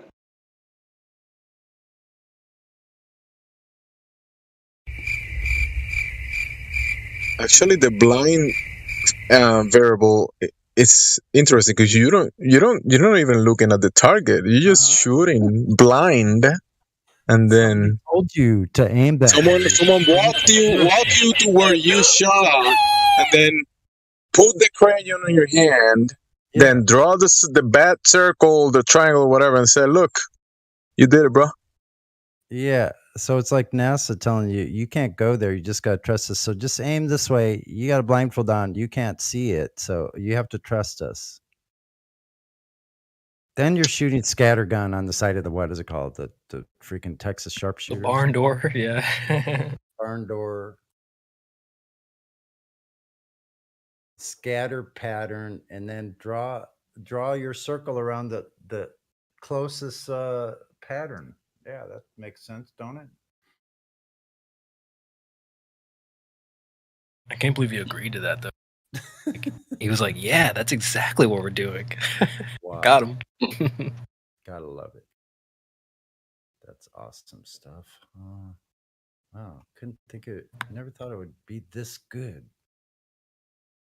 That's a good clip, though. It's almost like our hill of water clip. What's blocking the bottom of the oil rig there? Not a hill of water. So yeah, actually, that's exactly what it is. Oh, dang. That's a good one. Yeah, that's exactly what it is. So what if I want to illustrate a flight path on a pretzel? Will that prove that the world is a pretzel? Yeah, I bet you can do this. Now you're making me hungry. Yeah, I guarantee now that you mention it, you could make that on the side of a pretzel. You could go 90 degrees, 90 degrees, 90 degrees, end up the same place. It could still be a damn pretzel. I could project it onto a Pringle, onto whatever I want. Mm-hmm. Ruffles have ridges. You could even do it on the Ruffles have ridges. See, you guys been asking him for like his curved triangle. Let me post it in the chat. Found it. Yeah. You know, we've been asking him so much that the Globe actually got a sponsor now. They linked up with Dorito. So hold on, let me post this in the chat. Oh, man. They did finally found their spherical triangle. It's a chip. Yeah, I think I've seen those. Yeah. Yeah, it was Doritos. That's what I was kind of thinking. Like one of those. 3D. It's a 3D. It's got the spherical triangle. You're right, STL. Oh my gosh. Give him a prize. What is the prize we have tonight? Oh, that's a big old spherical triangle. No, you get a free bag of Doritos. Flintstone Club, a club that will bash you on the head. Bash that globe right out of your head. Thank you. That's not just a spherical triangle. That's not just a spherical triangle. That's a triangular sphere. Triangular sphere. Go ahead, Janet. Bash him in the head. He deserves it. Thank you. Never mind. No Glober was actually harmed in the making of this video. Is that a new shape, a triangular sphere? I never heard that one. Just buy a packet of Doritos 3D Crunch. Heretic, that's priceless. At 3 points, you know what? That could be a coin. Those could be pepperonis off the reservation on a pizza. Yo, that's funny, Sonny. Pepperoni's off the reservation. I'm gonna quote. That's a good one.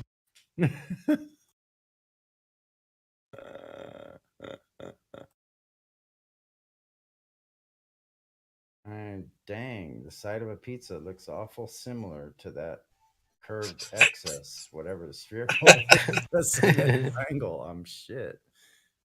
Do that little cutout of a pizza in that edge part. Wow. That's a 360-degree triangle. Shit, man. People actually believe this shit. That's crazy. The problem is STL, it doesn't match reality. That's really the whole deal here. That's why we're still here. But you can go ahead and continue to believe whatever you want to. Fairy tale triangles, like you can imagine how they're used on a Pringle or whatever you got in mind. You can make it happen on any kind of object you want. Unfortunately, Earth is not an object. So stop objectifying Earth. Really. And that's a good point, Sonny, that most people don't consider. Flat Earth is not a flat object. So I think Gemji touches on this as well.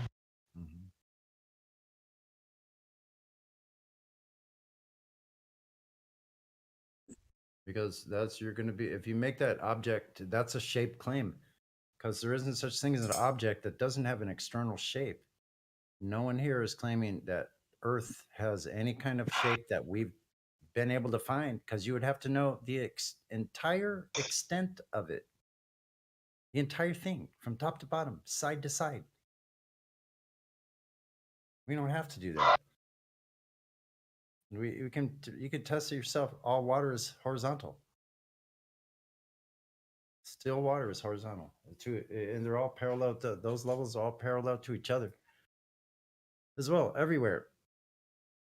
So in other words, Sally at the seashore over in Southeast Asia, her up is the same up as someone in New York City at the seashore. They're all the same, have the same up and down. There's no side up. There's no angular up. There's no up that's angularly different than anyone else's. That's just nuts.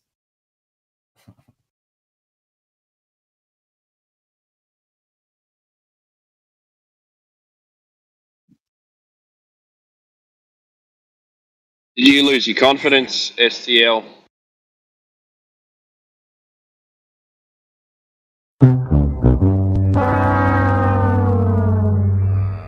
Might have fallen asleep. I mean, I think he was drinking some alcohol. So maybe I'm speculating, but maybe he's just naturally drunk. But yeah. It's like 6 o'clock. He pulled a helio on us. He pulled a real quick. He pulled a helio on us because helio will take the mic for 20 minutes straight and then fall asleep, not tell anybody. That's it. Done. It's like 6 o'clock. Helio already drunk. You making it awkward, bro. No, I got a little vape with some GDP. It's pretty great. Like, I got a suspicion there's a bit of a voice changer going on too. With STL? Mm-hmm. Yeah, from some of the replies and everything, I will say it's like a long troll. But I'm just speculating. I can't prove it. well, I don't know if he's still there. It does sound like he kind of tuckered out, but wasn't he rolling in with Dogs or Gods? Like, they kind of rolled in together a few times, I feel like. They came in hand. I've seen STL in here way before Dogs or Gods. No, what I'm saying is, though, the times that I've seen Dogs or Gods pop in, like once or twice when I've seen them come in, they came together. Like, they joined the panel at the same time. So I don't know, maybe my tinfoil hat's a little too wrinkly, but... No, maybe that's the thing, like they both come over from... Because where do they hang out now? Like Tartaria or something like that, or Gem Pandas. Maybe maybe Dogs or Gods go, I'm going to go over to 24/7 and ruffle some feathers. And he followed him over here. Maybe. Did that sound like Dogs or Gods or not? Sure seems like, well, yeah, that sure seems like a group of them came in with the same idea. Yes, I reckon they've been talking about spherical excess somewhere, and they've all latched on, and they don't actually know what it means or have a demonstration of it. They just go, "Yeah, look, it works on our model." Never seen the curve before. No one has ever been that high. Y'all really think that you see something imaginary?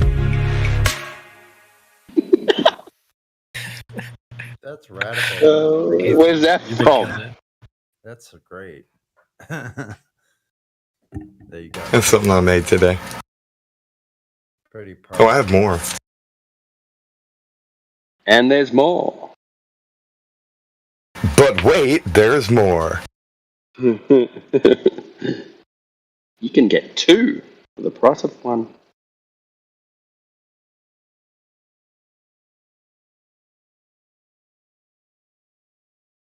They come in here with their religious fanaticism, and then it just has me thinking.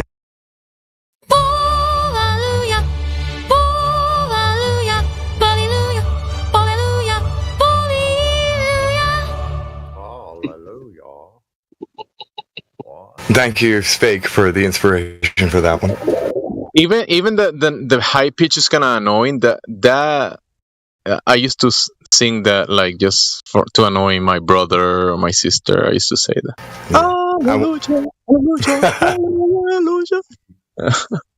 I won't cheese the stream with that one. That one's a bit high pitched. No, that was good. That was good. I got another one too.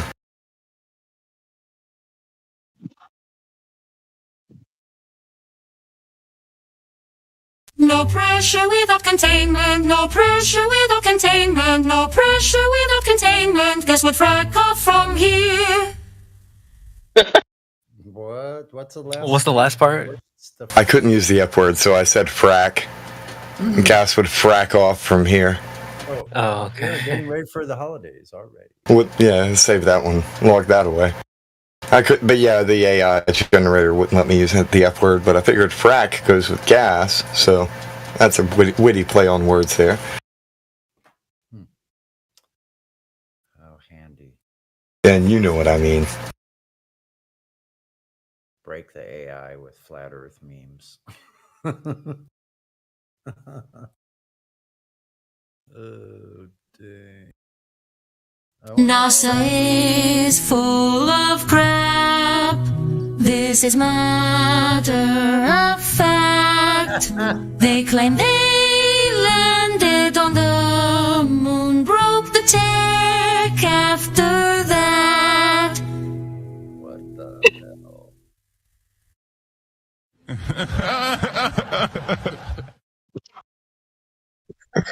You guys are dementia. I pity the Glovers, man. They come in. Hey, where'd the other guy go that said that gravity was racist? Oh, yeah. His mama came back home. He can't be on the mic saying that kind of shit. Yeah. It's weird because I checked in like 2 or 3 people. He was one of them. Insta Spiral. Yeah. STL was talking about some stuff, and he's like, yeah, gravity's racist and prejudice. Really? Really, bro? I'm going to get the audio clip from a certain song that has to do with, the spin me, you spin me, right? I should get just the audio, not the actual dialogue, like the lyrics, just the sound effect. Everybody would know exactly what that means. Okay, yeah. Flow Rider? Yeah, just like the intro part. That's a good idea.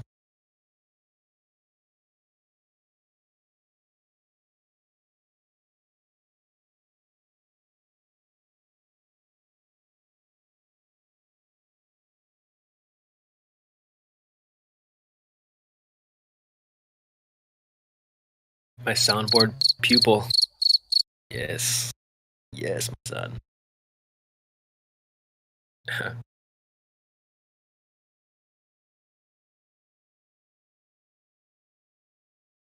Damn, it is now Sunday. Speculation Sunday has now concluded. In 2 minutes, yeah. I'm about to fall asleep. I think I'll just leave you guys on. Don't be annoying while I'm falling asleep. 2 minutes. We still got another hour to go, Sonny. I'll still be awake for at least another hour. I'm usually up Good at like stuff. 2:30, 2 o'clock in the morning, and then up again like at 4:30. It's like crazy. That's common. It's been a pretty good day, I'd say. I mean, Sundays can be quiet from what I've noticed. It's been pretty active today, even in the chat. Yeah. Hey, if you're lobby squad, you know the chat's been popping today, boy. We've had some crazies in the chat, man, in the lobby. I got 2 people today on. Let me post it in the chat so you guys can see. But I have this thing when people say, "Oh, well, you can look up in the sky and see spheres." I have a multiple choice question that I always present.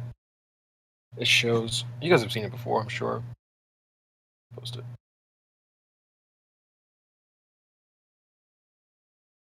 I'm sure you guys have seen the GIF. I basically just made a questionnaire out of it.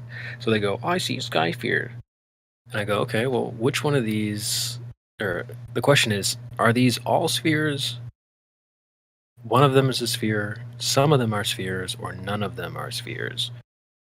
Today I got 2 guys. They both answered the exact same way. They both said, well, one of them guessed correctly, the B. One of them is a sphere. And then when asked, which one do you think is the sphere?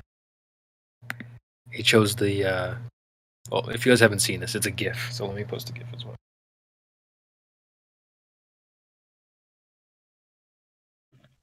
Yeah, David Weiss uses these in his interviews a lot. It's so funny. Basically, I took the picture and flipped it. So it's been flipped compared to Oh, so in case somebody's seen that before. Yeah, just in case they have seen it, yep. So both guys said the second one from the left. They're like, that one's clearly the sphere. If you've seen it before, then you guys know that that's actually a piece of paper.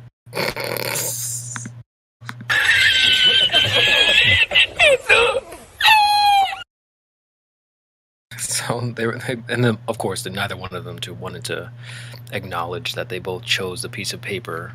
You know what I mean? I thought that was super funny. I was laughing my butt off. Clearly, you can look up and see spheres. Okay, so here's 4 things that look like a sphere. Which one's a sphere?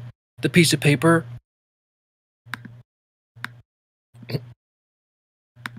I think he said like, oh, but there's lighting in the photo. Like the photo is flat, so it's different than real life, which is retarded. Yeah, I saw that. You saw that? Yeah, I saw that. Yeah, he was just coping. You can make like a voting system for this. You actually did it. You have a link for it. Or? I dropped at 59 minutes past the hour. I made just a questionnaire in a screenshot. So it's A, B, C, or D. Yeah, I'll repost it. You can actually make you know, when you go to some places and they have like a poll. You can make a poll about this and share it with Globers or something. Oh, that's not a bad idea. So right now, they all get stumped on this one. It's perfect, dude. I guess the piece of paper does kind of look like a sphere, but that's what gets them tripped up. I mean, if the piece of paper looks like a sphere, that probably means that we live in a sphere, no? Or does that mean everything in the sky is a piece of paper? Oh no. I don't know. Yeah, maybe that's what we're looking at. Pieces of paper in the sky.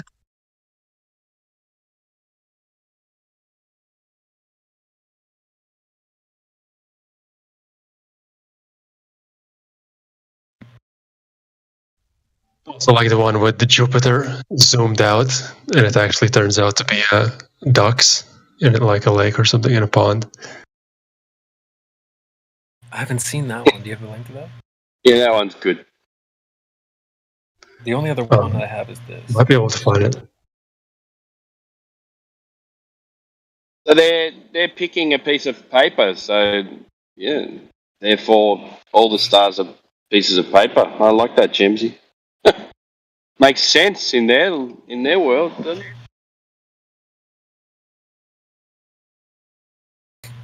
You can do the maths for it. against this one, but you have to like reroute some of them. I have seen that. That is good. Yeah.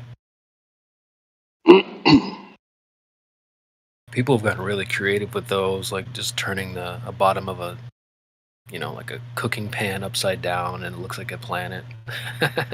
Yeah, it looks exactly like Snoop Dogg's blunt lit at the very end of it looks like a black hole. Like, you can have a lot of fun with them, trolling the Glober.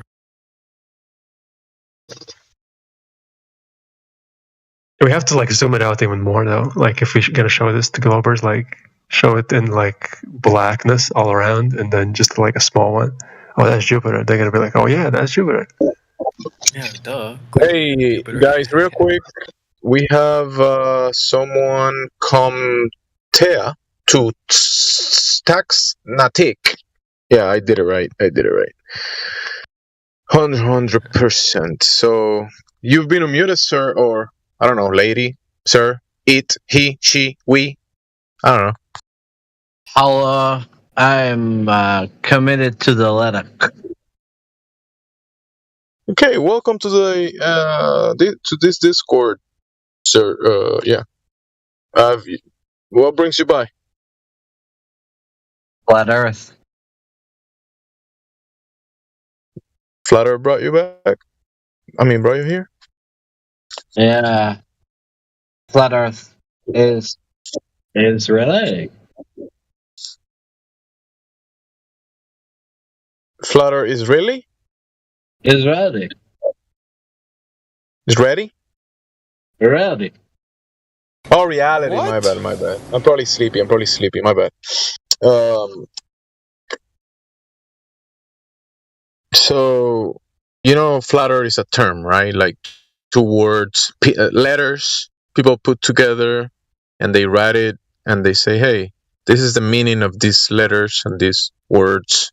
We call it a term, and it might mean something as a description of a surface, but that's not what something is, right? The water is not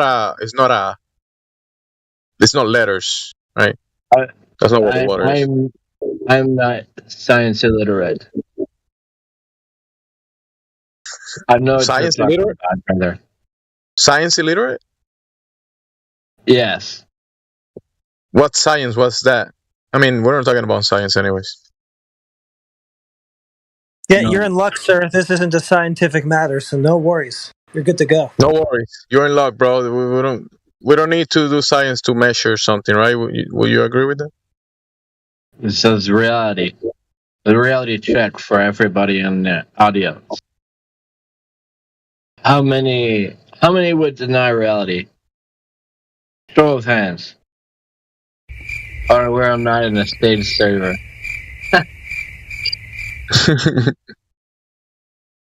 He's funny, but not being funny.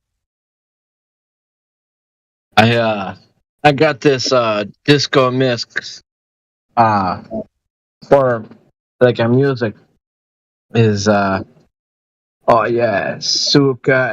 Suka Globe Earth something like this. When you speak to your father and he's talking to you, do you reply to him like this, like you're talking to us? Yes. You hey. What? Hey, if you were a girl, it'd be like, lady. If I was a beer, would you drink me? Do you have a nickname called? Is your nickname Wishcraft? Are you Wishcraft? If your name was Witchcraft, would you drink me? If your name is Wishcraft, that means that you've been here before. It's public discussion about how witchcraft is basically the people who make your beer. What the? Oh, okay. Hey, you mean the beer that you're drinking right now? Aether is the grass. Aether is the grass. Which witchcraft? Sage? It Go does ahead. sound like witchcraft a bit, Gems. I'm hearing it now that you said it. Maybe I'm confused, but I don't know. Maybe. It's because you have not been talking to a Espiritu Santo. It's definitely witchcraft, 100%. Anybody want to bet it's witchcraft? I mean, that's not. You're not a name. You're not that label witchcraft. Forgive me if you don't want to use that anymore because you have a new one now. But is that you, the user that used to have an account, and I was never able to tag you because you had a bunch of symbols, and I wasn't never able to tag that name, but I know. Oh by the no, symbols of you it. were you weren't able to tag me because you had a skill issue. Yeah. I will kind of agree with that. But now that you said you were never, I wasn't able to tag you. Now I know that. Now I got you, bro. Got you. I'm committed. I'm committed right now. I should be committed. Well, I am to the lettuce. Hey, bro. Yeah, glad to have you. So okay. Now I'm gonna get down to the brass tacks. Why did I show up in a flat Earth server? It's not to make any of you guys like miss me or any of that. Like lovey dovey. I know you want to. Now that you bring that now that you say it, bro, now I start to feel kind of like,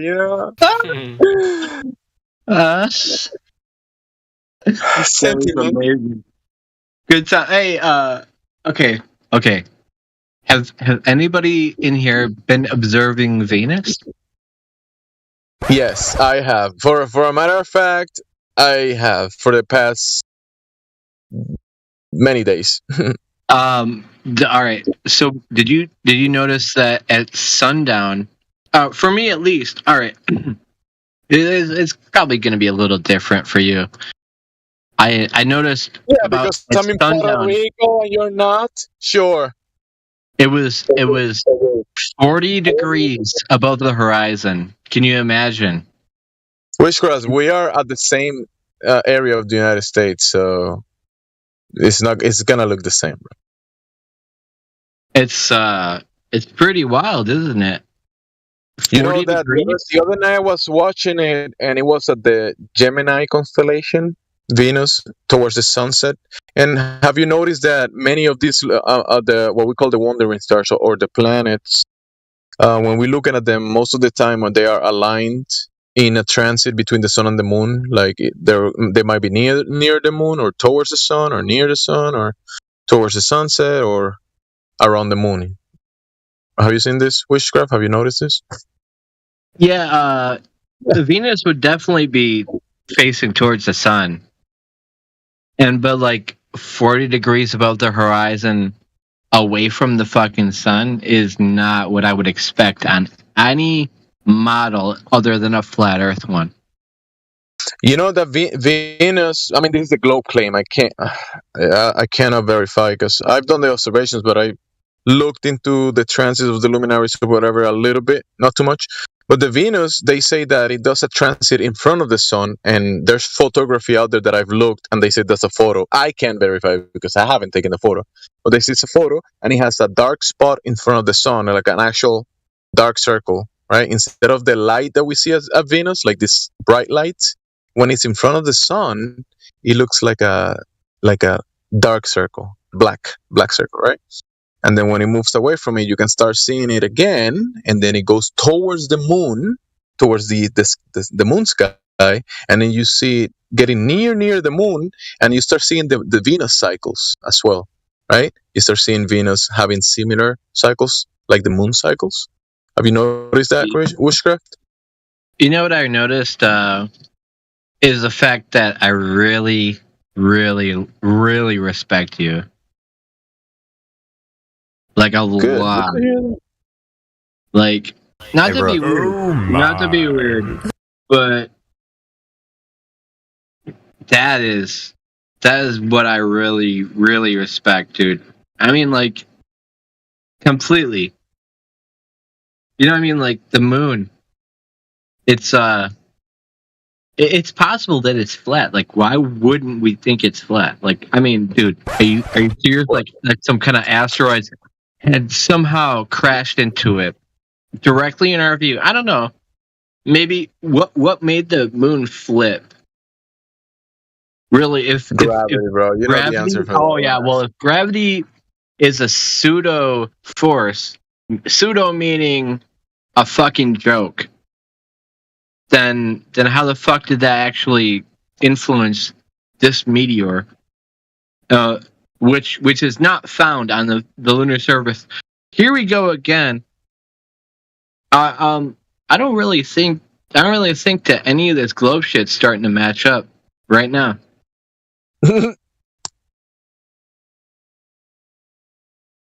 Never did. Never did. Yeah. I mean, dude.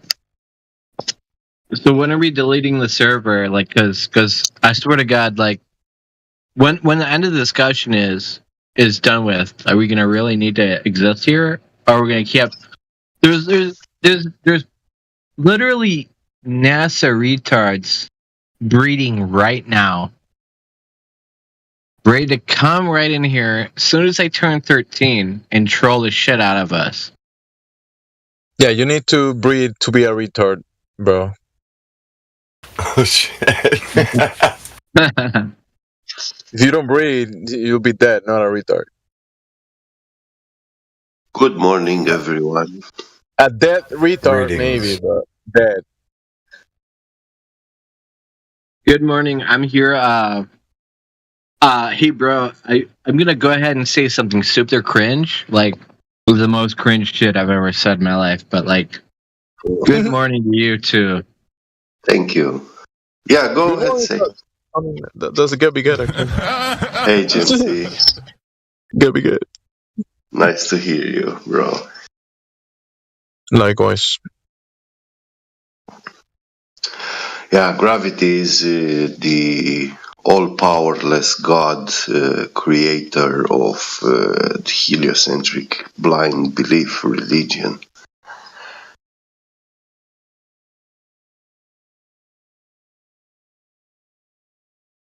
How can something be how can something be something if it's nothing? Yeah, it's so weak, it cannot be detected, measured with any kind of instruments, you know. I mean, they had to build a giant laser in USA, so sensitive that even if you fart outside that building, it will detect those vibrations and it will interfere with the experiment, you know. And they claim that they can detect gravity waves light and light years away. But what are those gravity waves? Because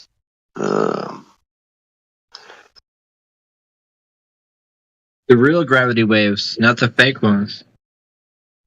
Yeah. Hey, Big, why do I certainly feel you woke up and now I feel sleepy? Is there a cause and effect relationship to that? They call it jet lag.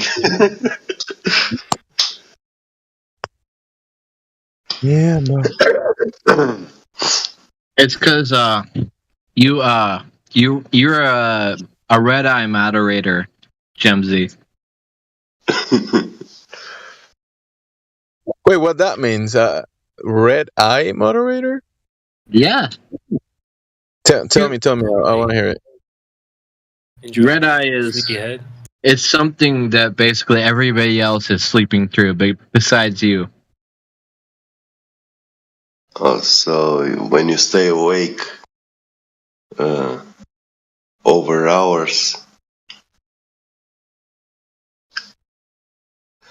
like working double shift. And I know for a fact you smoke weed. Okay. Yeah.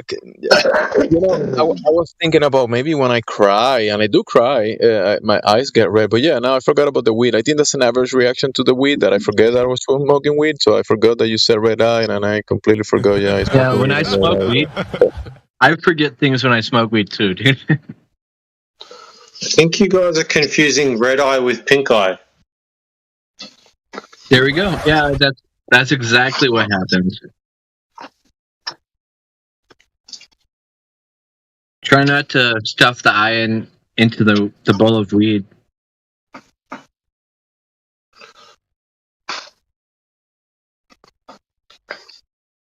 I know, man. Sometimes when I feel like everything is going bad, I just smoke some weed, and I feel like everything's good. Smoke weed every day.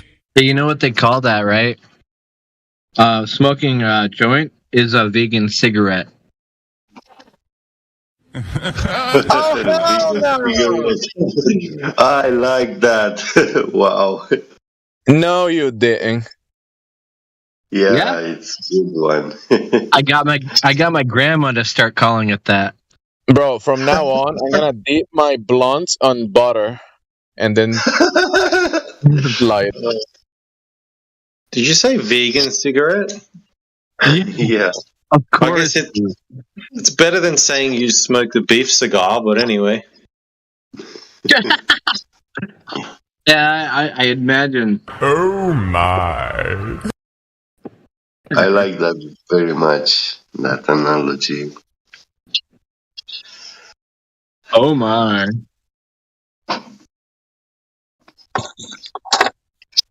Wow, pity. I haven't smoked weed in a very, very long time. Good for your pocket. They call it a tolerance break. This year, I think I smoked, only one half of a joint. That's what Health? I smoked. Did you say health? Yeah. Now I'm triggered. No. So because you said a long time, you haven't smoked weed for a long time, but you said it was this year, and this year only what, like 5 months? So that wasn't such a long time, bro. Well, it is, because last year, in the summer, in July, I bought like 4 grams of weed, and they last me until February this year. Okay, yeah. So I smoke very, very little. Back in the days, I was smoking like 10 grams a day. When you smoke weed, I gotta point this out. CB has found his profession.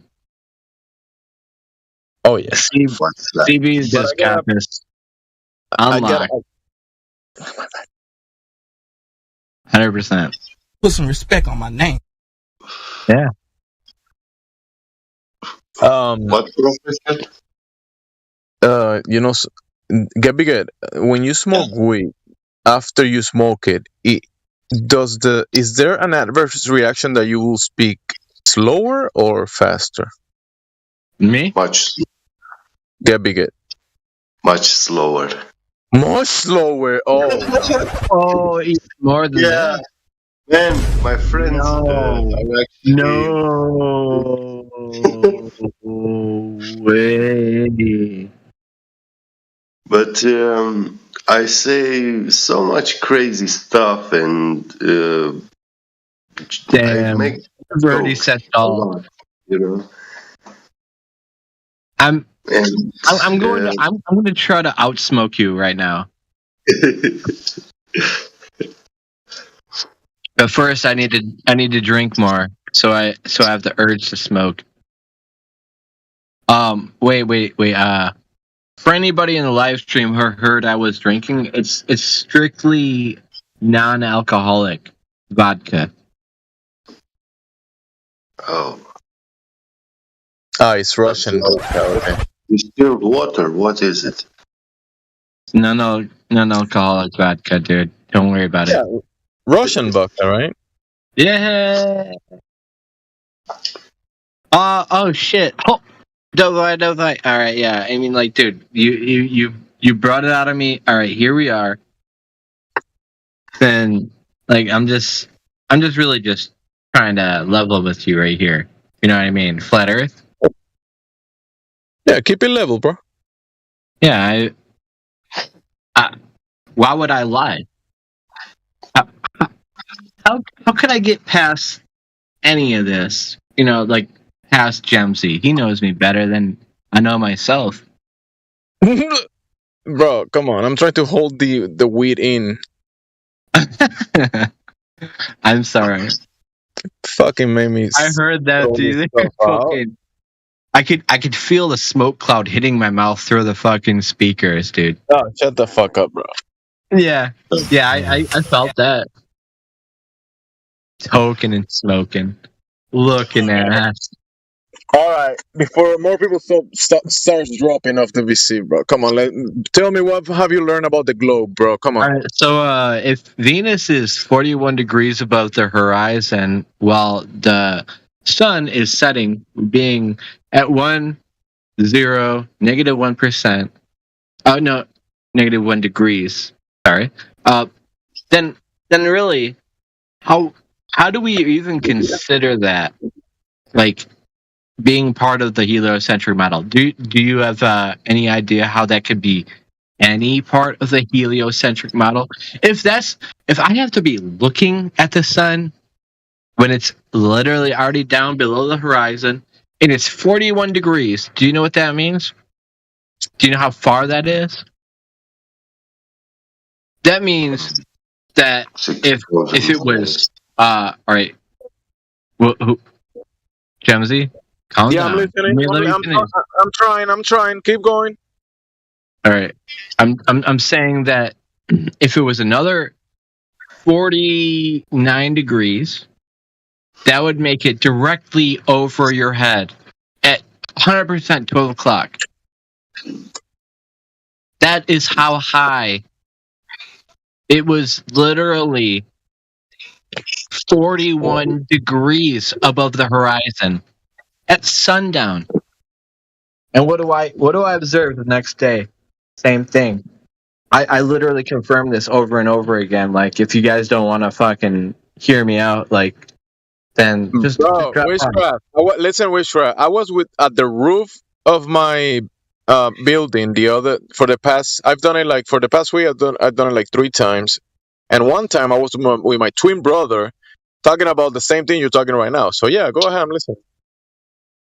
Yeah, it's not visible. You can't see it on a globe Earth model, dude. Because if the sun was the center, then I'd be looking at the fucking horizon trying to find Venus. But it's so far in the sky that you cannot even fucking describe it as a heliocentric model anymore. Thank you. Goodbye. Case settled, dude. I'm telling you. Yeah. There's no way of looking at it otherwise, dude. 100%. The fucking truth, it sometimes just grows right through the cracks and stares you in the face every day you walk out going to work. Trying to shill a different Earth shape, dude. But guess what? There's Venus. Right up in your fucking face. So far up your ass that you cannot fucking handle it, NASA. Oh, it's just the way it works, dog. Yeah, okay. Doesn't work that way, dog. You know, I wasn't thinking the same thing you're saying, but definitely, when I do the observation, because I know we talk about, lights in the sky of anything, but for me, that's when it clicked, actually. So there is something there. It's not just some imaginary thing that we're looking at. It's actually part of this system, and the Globers use it as proof of the globe, right? Even though I think we need the reverse card on this. Like, it has to be very Well, we don't need to do it, but I like the reverse card on this kind of stuff because Yeah, proof of the globe. So like you go to Ecuador, right? And you want to take from me where I'm standing and what I'm looking at from here, and they want to claim me for themselves and look down to me, and I'm like, reverse card. yeah, I'm gonna give you proof of the globe right now. It's called science fiction. It's a science fiction novel called Gravity, where it's a force, but it's not a force. It's a fictitious force in this manner where every time you look up at the fucking moon and it's not crashing into you, that's why you know gravity is fictitious. I'm here right now taking a bow. I take my bow right now. Honestly, that's good for stretching the legs too. If you take a bow, when I win this much and I take all these bows, like I have very nice, evenly flexible leg muscles, dude. So like, it's just like, I mean, goddamn. I take a bow and it's just like damn near yoga, bro. Like, yeah, that feels good. I will always give you a hard time to anyone actually who says that gravity is a force, because when anyone claims that gravity is a force, then it must fulfill the minimum requirements to establish a field, because forces in physics, they exist in a field, and the constructs of all these fields, electric, magnetic, electrostatic, they have a binary construct, all of them. Gravity is a monopolar kind of field construct, because in theory of gravity you have only mass attracting mass, or the special relativity gravity, it's the bending of space-time, which makes everything fall together. But in both theories, they need to prove something impossible to actually, nobody can bend my 5 minutes waiting for the train in the train station. Yeah, they cannot be bent. Bro, Gabby, you just saved this conversation from witchcraft, bro. Thank you. Yeah. And we moved from that's what I'm talking about. witchcraft legs to that you just said, Gabby, thank you. But hey, you know witchcraft, the gravity that is causing your body to form muscle and stuff is, part of that environment is what Gabby is talking about, and it's not the type that they sell you for the globe, right? I'm not toned because of gravity. I'm toned because I lift. You lift. You're toned. You have. I think my dark skin. My light dark skin color. It's because of the way I lift. When you look at this Newtonian gravity view, where they say mass attracts mass, what you're saying actually is that resistance to acceleration attracts resistance to acceleration. I agree. Grass attracts grass. Yes, I smoke enough to know what you're talking about. And dude, I got some really good grass right now. So you Can't guys confirm grass attracts grass. The earth is still flat. Have you noticed that fat attracts fat? Hey, where's Mayhem right now? He's around. Probably working. He's always waiting He around does the that. corner. Oh, yeah. You never know. He's ready to strike at any moment. Anytime, anywhere. I'm sure he can hear you, but he's busy. Well, do you ever stop being busy when you are Mayhem? Come on. I haven't seen Mayhem calm its ass down since 2004, dude. The 2005 hits. What do we get, dude? He is Mayhem. If he has to, he'll get in the VC while lifting 20,000 pounds of equipment. So he'll get in the VC and drive that stuff at the same time. He'll drive it right over. And debate at the same time. You can make a flat cake out of that shit. I really miss you motherfuckers. You guys are fucking geniuses, dude. I swear to God, like. No, we're not geniuses. To be a genius. No. Not you. Not you. Since you're interrupting me. Got him. All right. I take that back, dude. You're cool too. I know what you mean. You didn't mean bad things, but I want to say that calling someone a genius is a form of demonizing a person. No, it's not, dude. No, people think they are saying a good word to someone, but they are actually saying it's like calling them demons, actually. All right, well, that's even better. It has these hidden meanings.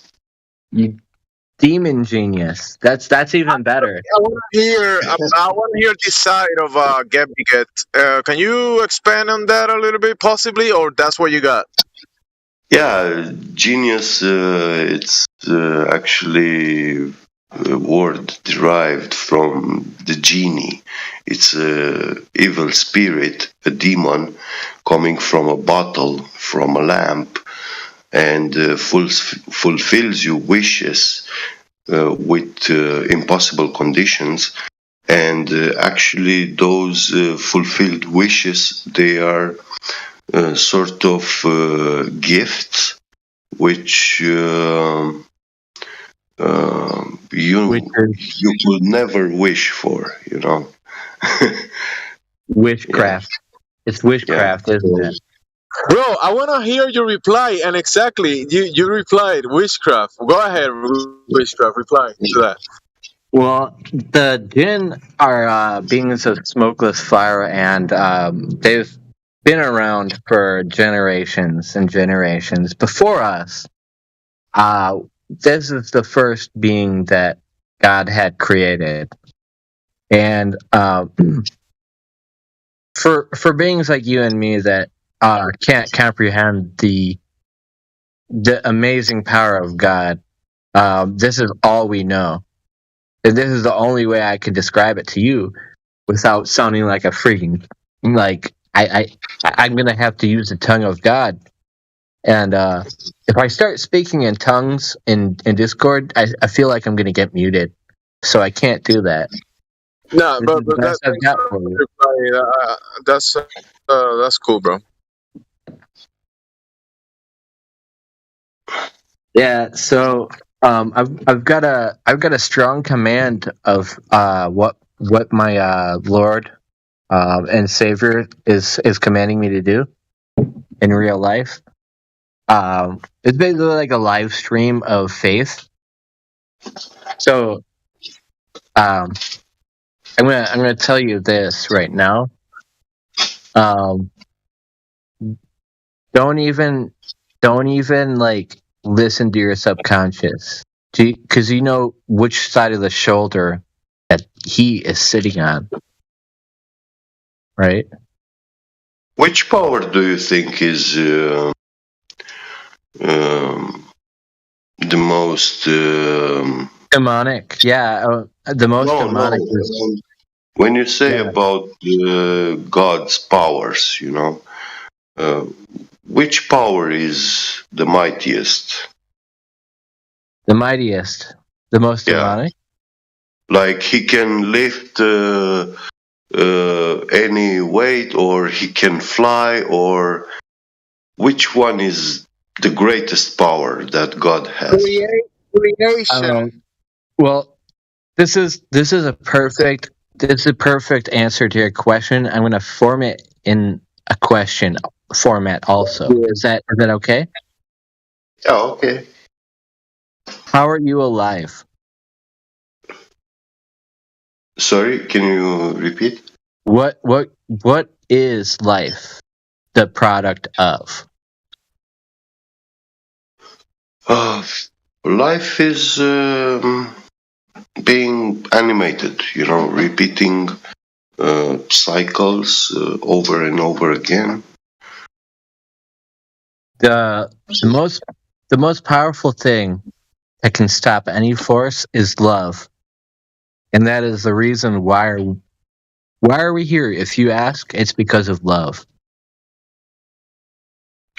and that is a force that is more unstoppable than anything you can ever dream of.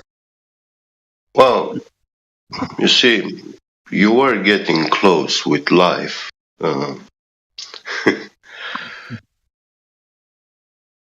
So, and that's why we have life. I'll give you now the answer to my question if you are curious. We have life because of love. Yes, but these are attributes for living beings. Yeah. So. And that's exactly what makes a living being is love. It's not actually a power. It's what makes you human. So you don't. Loving human means that you are fulfilling your role of being a human. No. Love is not exclusive to humans only. Well, I read Greek mythology, and in the story of Hercules, we have Hercules defeating a dragon, taking his teeth out. He throws them on the land, and those teeth, they germinate like seeds and rose an army of soldiers which looked like humans inside and outside, but they were not humans. So we know for very, very ancient times that such beings exist in our world.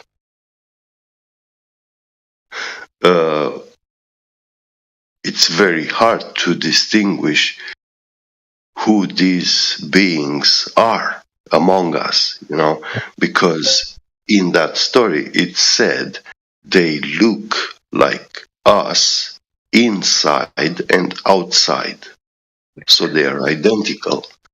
Oh, dude! All right. Blue his house with the blue little window and a blue Corvette, and everything that he has is blue. That's what you're trying to tell me. So wait, let me take this 1 second. So, Gabiget, you're Inside saying that outside. Hey, 1 second. 1 second, real quick. Think about it Inside again. and outside.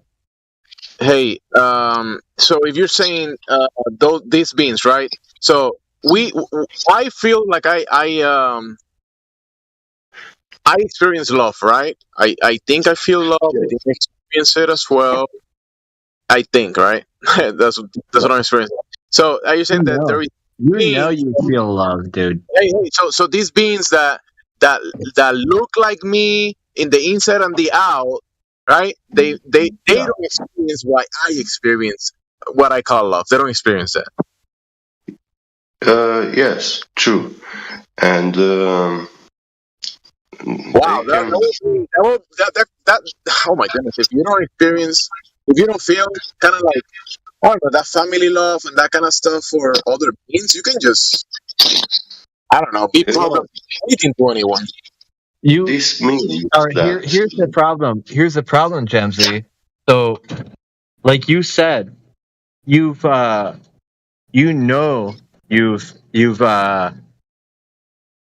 like you thought there was love. You thought, and you knew. You thought that you knew, but it wasn't really love. You're still evolving, dude. You're you're becoming the absolute fucking being. What will be your definition for love? Bro, the thing is that what you guys both are talking about, I don't know if you guys are reading my mind or my state of mind, and you guys are making statements for answering the questions in my mind, but there's something here. I don't know how. Okay, well, this is how you know. This is how you know.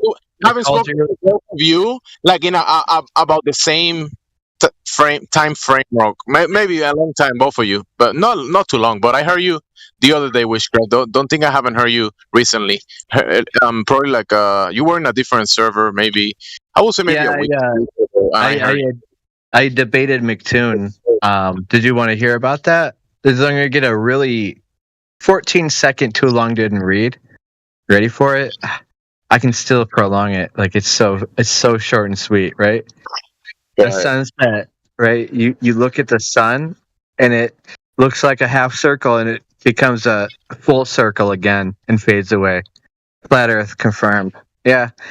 So I showed them that video and they're absolutely disgusted.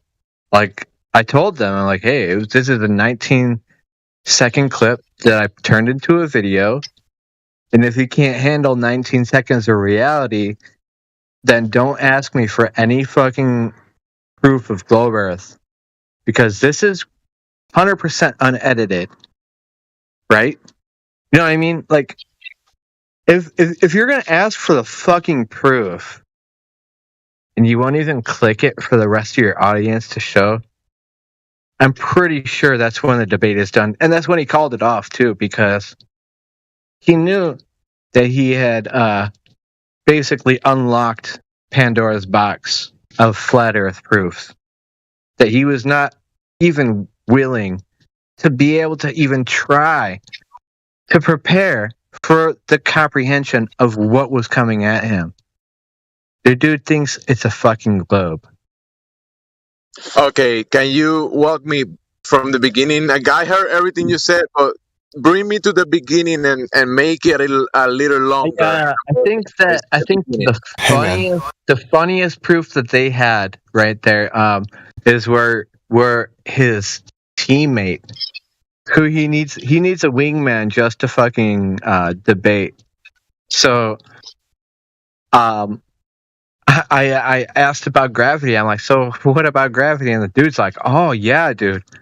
I went up in an airplane with a fucking scale, which if I'm on Earth, I weigh 463 pounds. And I need extra reinforced floorboards for it. That's pretty much he opened up with that. Like just by looking at him, he opened up that topic. And he says that 1 gram weight difference was detected when he's flying in the air around the equator. It's so a 1 gram weight addition to 100 pounds or something like that, dude. Like, yeah, I mean, like In an airplane. This is the whole thing. In a fucking airplane. He's trying to say he determined that gravity is real because he fucking flew over the equator on an airplane. And he got some kind of fucking flawed reading on his scale because he's absolutely mental even trying this. He's got to be fucking up a reading on his scale if he's even trying to question the flat earth. I'm not gonna lie, dude. Whatever the hell he was trying to put out was a lie. And it was so stupid. It was meant to troll me. So I'm like, well, that's fine, dude. Like, you gotta move on, dude. He neglected one very, very important thing. All elements of nature have electrostatic properties, and this is why the Russians beat the U.S. ass, because the Russians developed electrostatic radars. These radars are capable to detect anything that's flying, nobody can build any kind of airplane technology, anything that cannot be detected, because all the airplanes that we build, they are made of some sort of material, matter, yeah, and once you lift them in the air, their electrostatic voltage potential changes. It has a certain charge at the ground level and a different charge the higher it is in altitude, and also these charges change according to the speed which is moving, because when it's moving, an airplane is actually moving inside an electric, magnetic field and electrostatic field. Yes, ions. These radars are the most precise, and the Americans wanted to also find this technology of radars, so the US Air Force started to build the HARP in Alaska, an array of radio antennas, but they didn't succeed.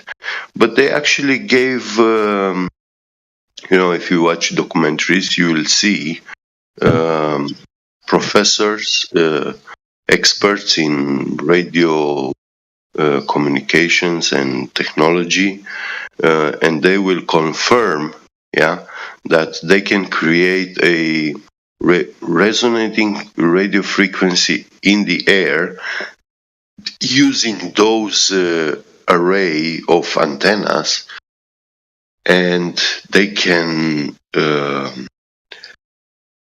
move that resonance point wherever they want in the whole world. They can make it circle around the world. But this point of resonance of those radio frequencies being transmitted from the antennas, point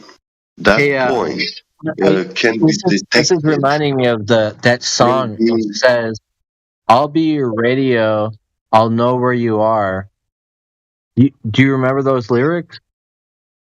It's so crazy. Yeah, but it doesn't surprise me, yeah.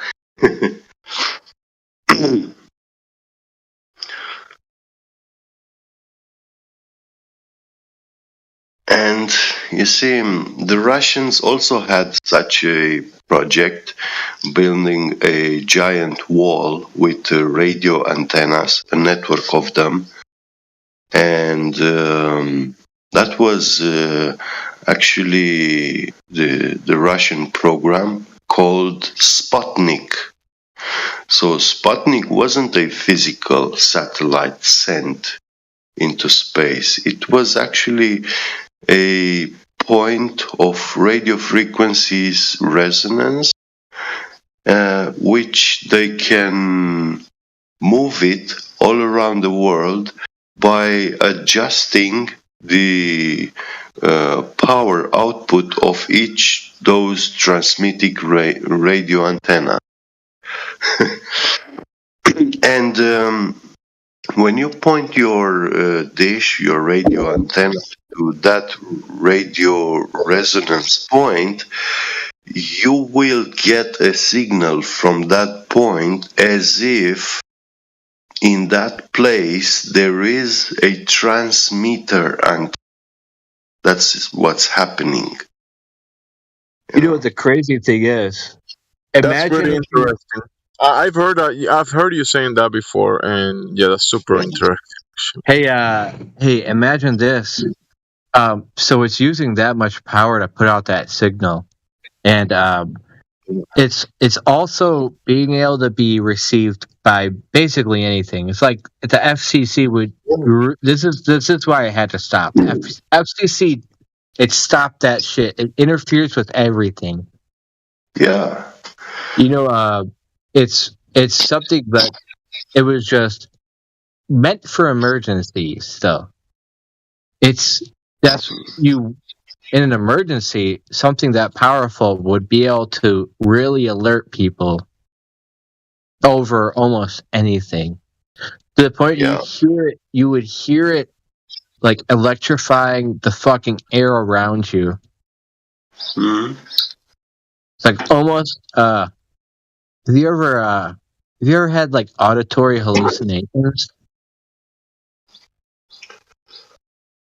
Yeah,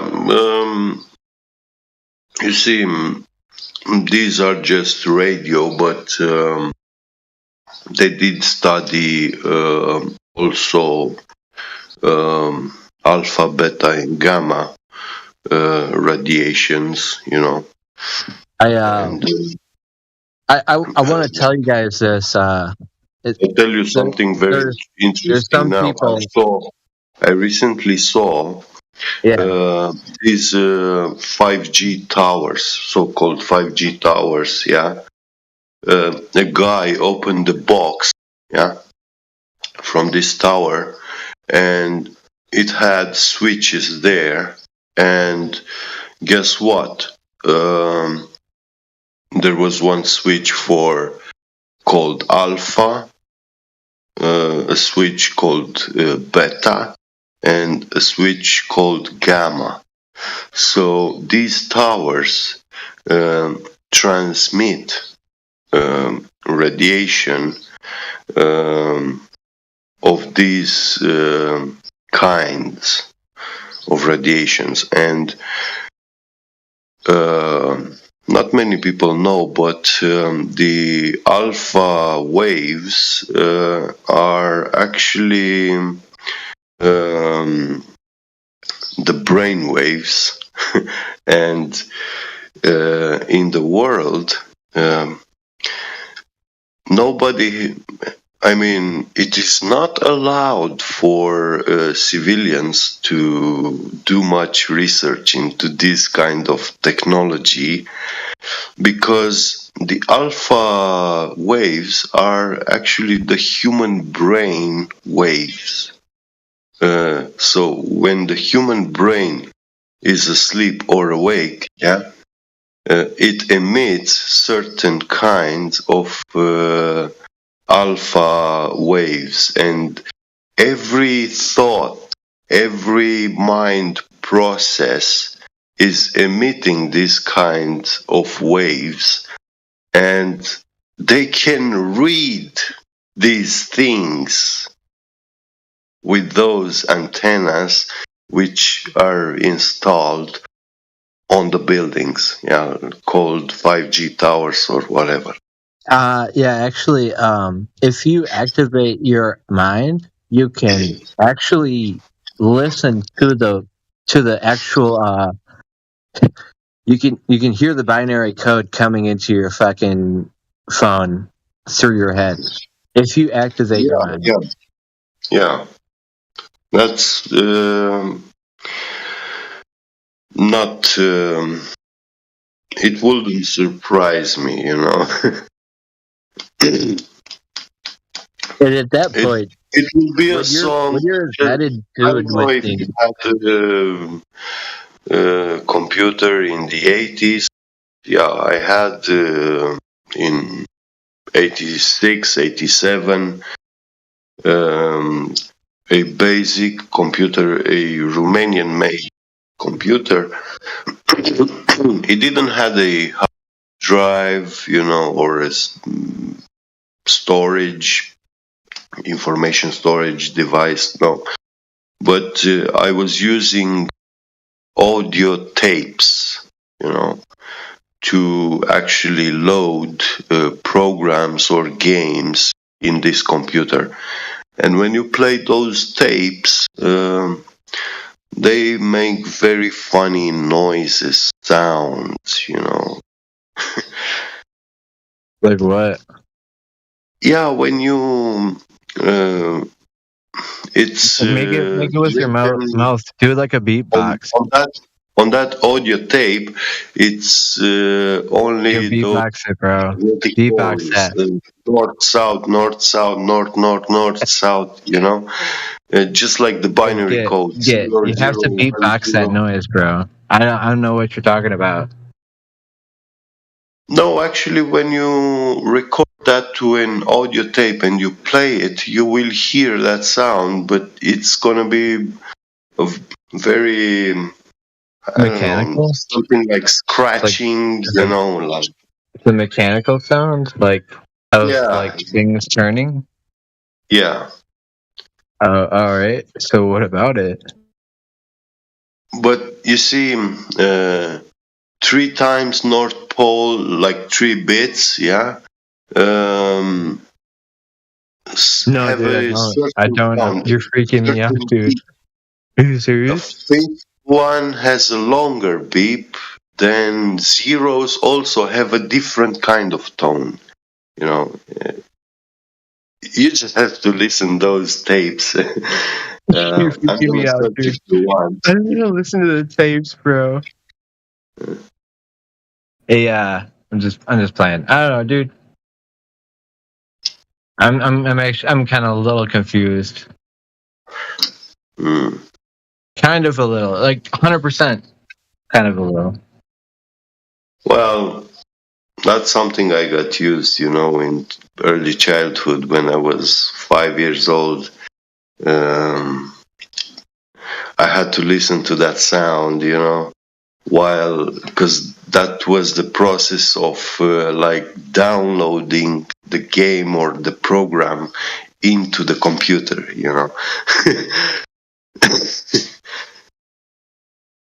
Oh, like when you logged into the internet, or like. No. Oh, dude, you guys, that was an old. Oh, that was an old ass hard drive, dude. Yeah, like a Commodore and Yeah, bro. You had to be a rich motherfucking family. Oh my god. Like you hit a computer, you could hear it mechanically working. Holy shit, dude. Carved out of stone and shit.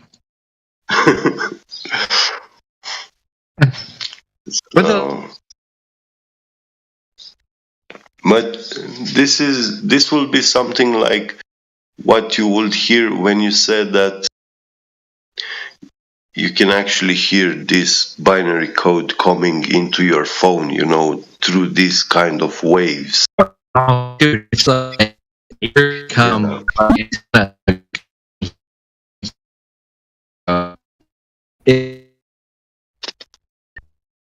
I before even by my own.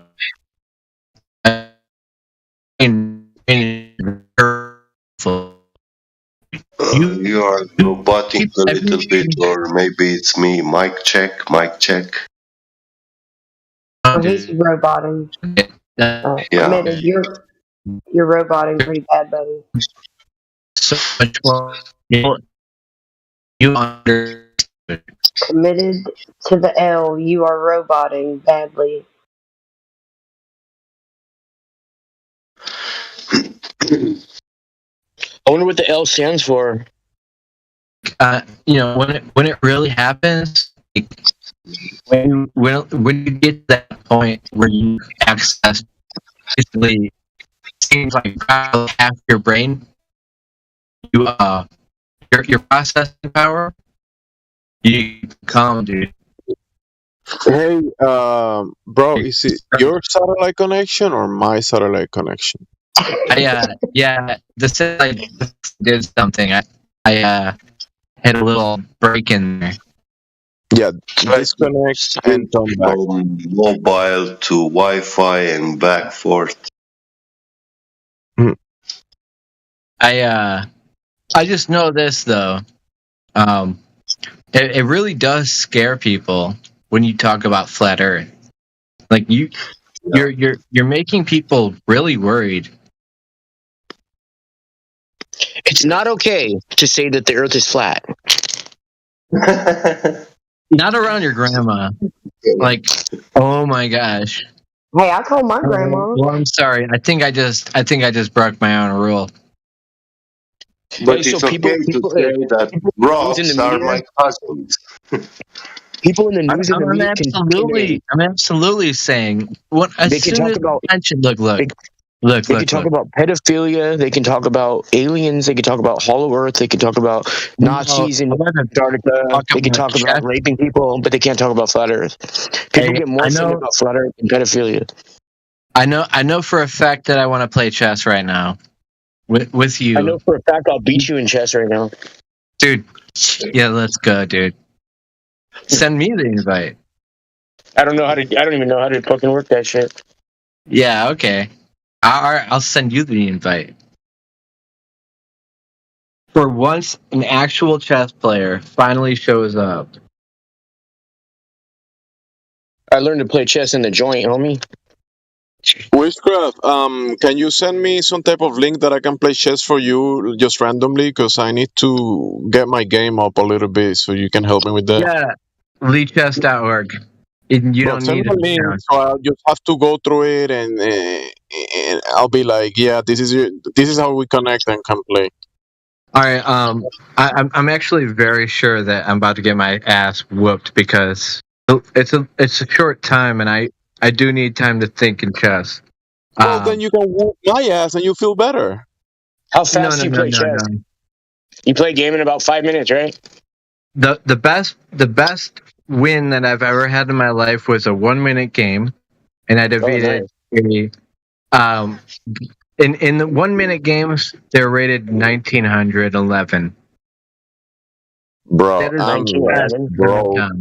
I'm broke in chess, but I'm confident I can get way better. But I've been lazy for way too long. God, I just hate having to win so fast, dude. Like it's really stressful. I beat my husband in chess, and man, I felt like on top of the world because he was so cocky. And I was like, "Come on, let's do it then." And I beat him. Yeah. Oh, you sound amazing. Like, I'm not gonna lie. Okay, don't blame me, but that's pretty attractive. Like whatever those words that you just said about playing chess. Sure. Yeah. Immediately, I'm just starting to get attracted. That sounds how about the fact that it was my husband?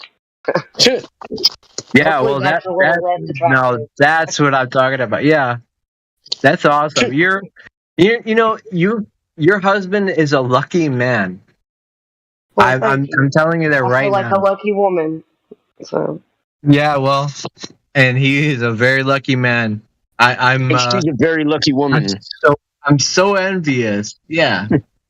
Wait, Witchcraft, who's the champion right now? The world champion or some of the best ones? His name is Ding. Ding a ding.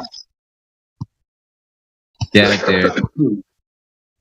Yeah, I've Among got like humans. multiple versions of my setup. So like so Did you like hit me with a ping? Saturday, I sent you. Yeah. Did I send you the link or what? Okay. Bro, Will it take me off Discord? asleep on the wheel, bro. Come on. Oh, I don't know if it'll. Okay, I joined the game right now. Are you white or black? I'm black. Okay. You're anonymous. Oh, I don't know how to change my name. All right, got you, bro. I don't That know how to wasn't change my Dempsey. name. That's a Flattered Saints that you're playing with now, I guess. I got Saturday. next. Actually, no, I'm not gonna play tonight. I need to practice. But what was the other thing? I was gonna say something. Ah,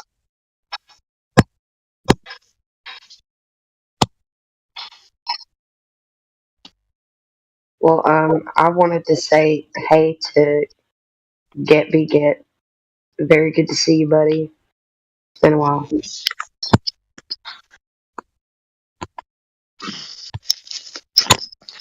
Nice to see you too.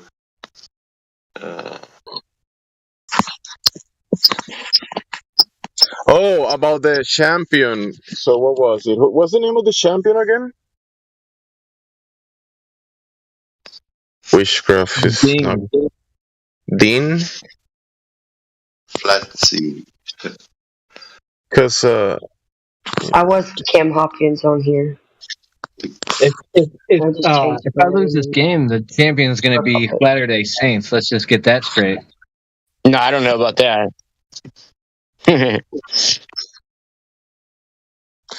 what do you I've think got a about feeling, what was it? Magnus Carlsen? Magnus, I think. He's no longer world champion. He's been dethroned. Okay. No, because I was watching a game and this girl beat him in a public park. There was like a rematch they had, and they met on a public park, and she beat him recently, which is kinda.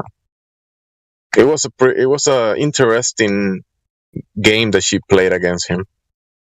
Very interesting, actually.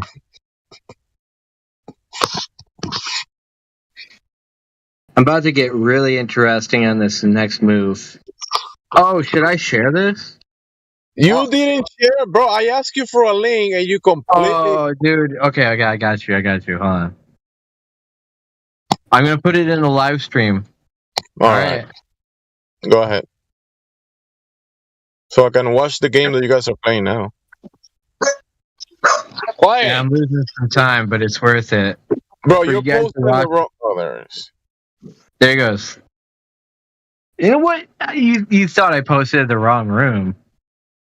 No, that's good. I got the link now. I don't care about anything else. I got it. All right.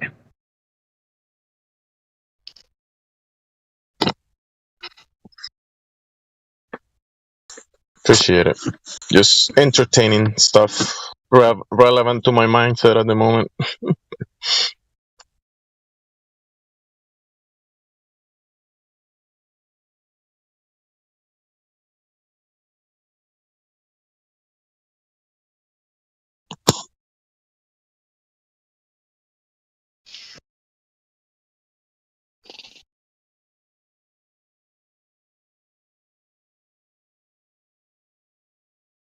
Sage Black Moon. Oh my goodness, dude.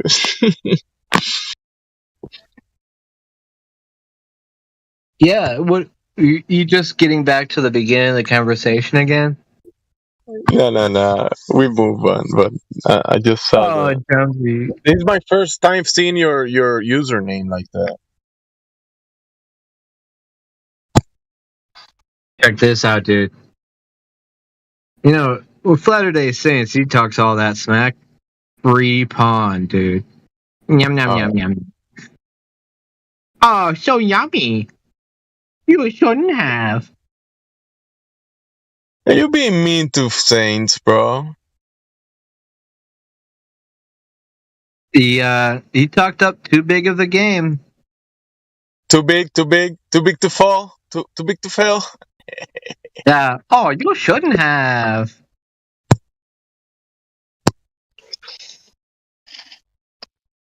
Look, dude. He's just trying to take the piss right now. How do chess work on a globe? How does chess work on a globe? Well, good question. In fact, look. Now, there's a funny thing. I only have so much time, but I'm going to explain it to you this way. I could move up and just be a dick, but I'm not going to be a dick to myself and throw the game. Oops. That was actually like definitely what's going to happen right there. And I'm going to lose the game because of that. I lost the game. I literally just fucking threw so hard. I can't even believe it. Bro, you're getting I'm a bit too excited. Come on, just keep it in the dude. I'm not even worth it, dude. I should be banned right now. All right, bye. Just kidding. No, this is no, bro. Don't leave because there's barely anybody so here. stupid. I feel like a retard. That's hate okay. myself. Oh my god. Why did I literally slipped, bro. Can we go back like all those moves? Tomorrow you feel better. Tomorrow No, you feel better. I don't want to throw my bishop, dude. Like that was I didn't even want to move the pawn. I wanted to move my bishop back. I don't know what the fuck. Stupid phone, dude. I don't know. Look, dude. Check it out. I'm gonna make the best of it. Here we go. It's gonna be a fucking bitch. But here we go. Why are you bullying Flutter Saints, bro? I'm not, dude. He's bullying me, but he let me fuck up, and I'm totally sad about it. And he's just like, get wrecked, nerd. What the fuck, dude? Hey, wait, which one's my fucking king and my... Dude, do I have the king and queen confused? I think I do. Fuck, dude. That's fucked up. Okay, I'm right now, bro. Nah, dude. I'm not used to playing on this chessboard like this. Fuck. Yeah, okay. I know. Basically, it's like the Heil Hitler of chess when he says things like that. Okay. So see how I moved the rook from the very bottom right hand corner to the left? I thought that to the left of the rook was my queen, and the other thing was my king. Listen, he's just trying to fuck with me, dude. Absolute. No, I'm not used to playing on this. Yeah, dude. I'm coming after you, bro. Get your horse out of my face. Look, I would have counted, but I didn't know. I fucked up. God damn, I fucked up. Now you know. Yeah, now you know. In life, we learn step by step, and this is a new step you've learned from. Yeah. Oh well. Don't worry, Witchcraft. He's just trying to bully you. He's okay. No, dude. He's bullying me because I told him I did a mouse slip, dude. You're a chess bully. Just kidding. I'm not. I fucked up, dude, and now I'm doing so terribly, dude. It's not good. Hey, Witchcraft, choking me out. If we play, don't talk like that. Just talk to me cohesively, coherently, and let's have a conversation. Okay. Well, I wish I had a fucking throne made out of gold, solid gold. Me too. Well, guess what? Sometimes you're just not that lucky, Gemsy. I'll play the lottery and I'll get you a golden throne just for you. Just for me. Yeah. Since you won. My guy, brother. Fuck this guy. Alright, like I said, dude, I screwed up so fucking bad. I screwed up worse than you did. Just try to finish this game. No, dude. You concede. I'll take the win if you concede. Yeah, you wish, dude. Of course I would. Why wouldn't I? Like I'm gonna really even try to follow this kind of code. Code? I don't know. Yeah. Yeah, I'm gonna follow through on this one too. Good for you. Do you just move? Okay, cool. Yeah, get it, boy. You're gonna checkmate me?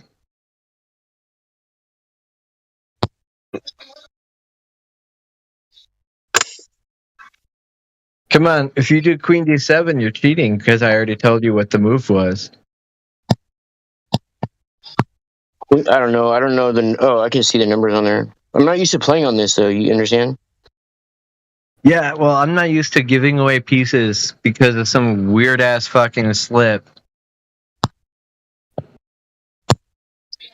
I literally I can't even fucking just dude, you know you won. I'm getting a rematch right now. Where's D7? You said Queen to D7. What? I don't even know where the numbers are on here, bro. I'm playing on my phone, so. Me too. Like, come on, like get a rematch on your phone then. I sent you a rematch. Oh wait, I can't. All right, I have to go back. I'll send you a rematch. Go in the live chat. Give me a rematch, but I gotta drive somewhere right now, bro. So that's why I was gonna play one game with you, but I gotta take off right now. All right, GG. Hey, I got this chick. She's been my friend a long time, and she's becoming a flat earther. So I take her to the beach and show her the level of water and shit like that. You know what I mean? Dude, definitely do that. Cool. Hey, Jamsey, it's your turn. No. All right, you guys. Peace out. Let's go. Nah, I'm not mentally prepared for you, bro. I don't give a fuck, dude. Come on, right now. Let's go. Oh, bro, I'm like about to walk up the stairs. You said I'm about to go up the stairs and sleep. What? You have to fucking go right now, though. Nah. Wait, where's the link? Go up the stairs when you're going right now. Yeah. I feel like playing you while before he clicked the link. No, I wasn't feeling like beating you or anything. I just want to like play chess with someone, like because I remember talking to you about chess a few times and hearing you talking about it. So let's see what's going on. Oh man! Join the game. Oh my Espirito Santo! So join the game. I'm black, bro. I haven't played in a long time, so whatever.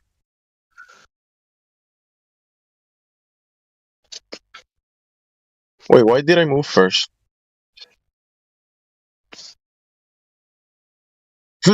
I'm so lost already.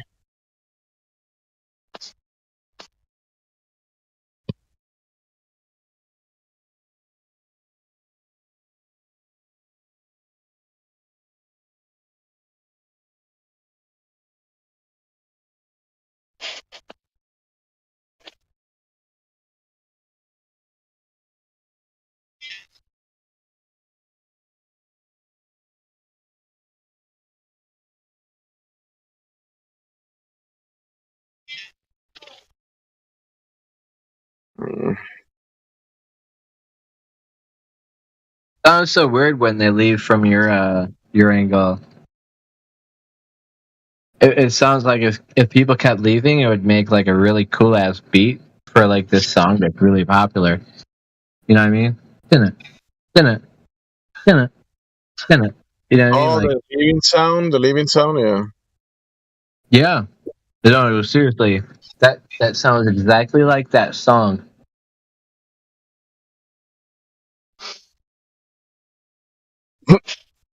Oh, all right, yeah. I'm starting to remember the song, dude. It's so good. You guys probably would love to hear that. Yeah, just like that. Okay, if you keep that up, I'm ready to start singing, dude.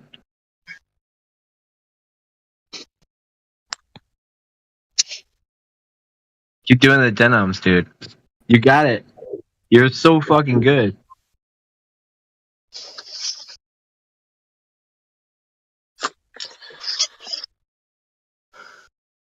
Do you take the curvature into account when you play chess? Yes or no? I doubt it. Oh my god, what did I... Wait, I can turn... You're going all over the place, aren't you? I'm touching buttons like I'm like a child. You're saying, "Oh, sorry." Yeah. Oopsie. I'm like, "Oopsie."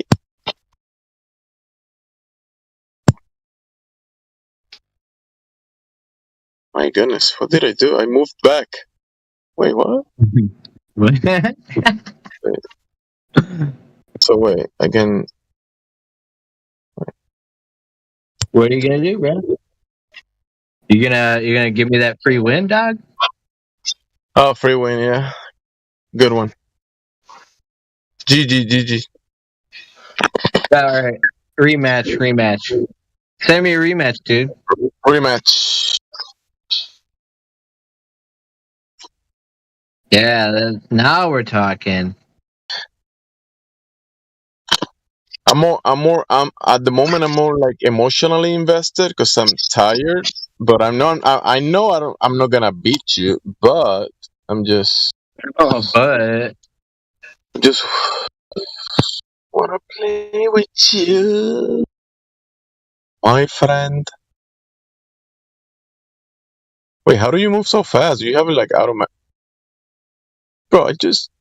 Wait, what? Yeah, I already know where I'm moving next.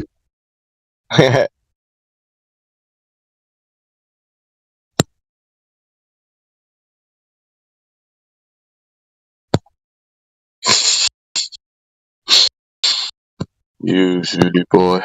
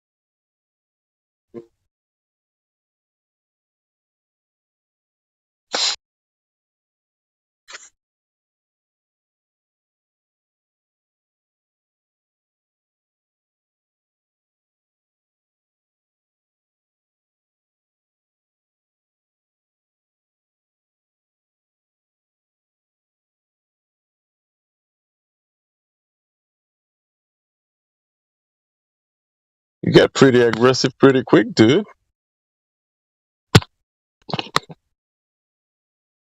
I don't know what you're talking about, bro. You're like, yum, yum, yum, I want to eat you. I kill you now. I get you now. I get you now for China. $5 comeback.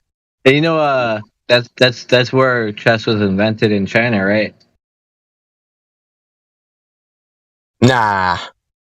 You know what, dude? That's fake news. Why the fuck do you think those horses look so much like elephants? China. They look like mules to me, not horses. I love mules, dude. Those are like the coolest animals. They're the prettiest, actually. Yeah, dude. Gorgeous animal. Best animal in the world. Can they feel love? Because they can't have babies, can they?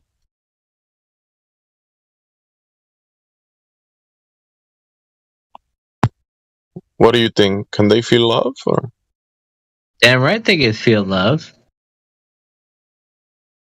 Though they are the embodiment of love. I don't. Yeah, you love mules, dude. Kill my queen like that. No. Nah, dude. I'm gonna kill your queen like this, dude. Yeah, I know. I didn't look. I'm not thinking 2 or 3 steps forward. I'm thinking 1 step forward. That's what I'm doing. Which in chess, that's like dumb level, retarded, Glober level. chess. One step at a time, right? Well, Witchcraft is thinking 5 step at a time, or 12. to be honest, do you know Scott? The Scott of Globe Earth, right? Oh yeah. I mean, I don't know him. No. Well, he's actually been my one of the best Globe Earthers that has played chess. Oh yeah, but there's no such a thing as a globe earther. They just believe they're globe earthers. Yeah, well, they're flat earthers calling themselves Globe Earthers. I mean, they're not even that. They're just people, right? That's Yeah, two of you want to call that a people?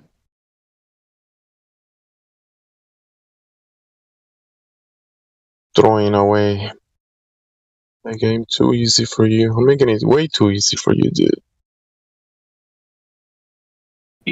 You sure, bro? Way too easy.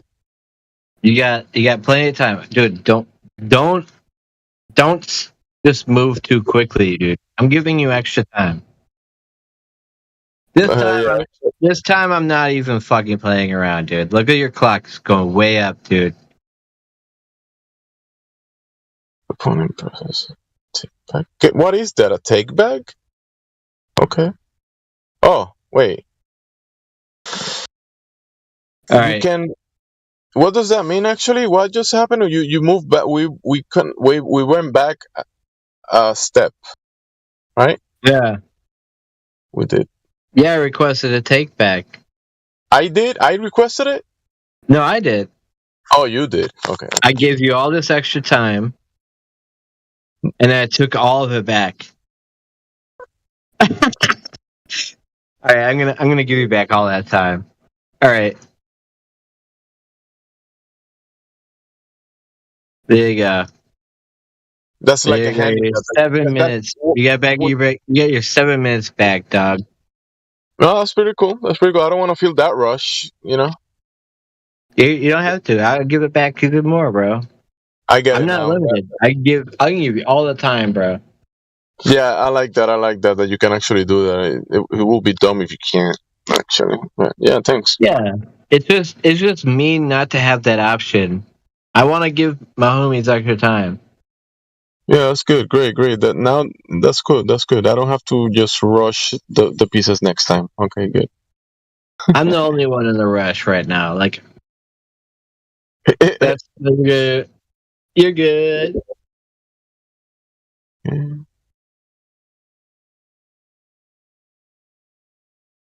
The worst part about not giving you extra time, when I'm well, everybody knows on Witchcraft. Of course, I want to give you like 6 minutes and 66 seconds. Yeah. So like that's the problem. You gotta do it now that it's your turn, right? And it will stay there. All right. Oh shit! It's my turn. Yeah, It's give like me 40 seconds so I can have 6. I'm just staring off into the ether. You know what I mean?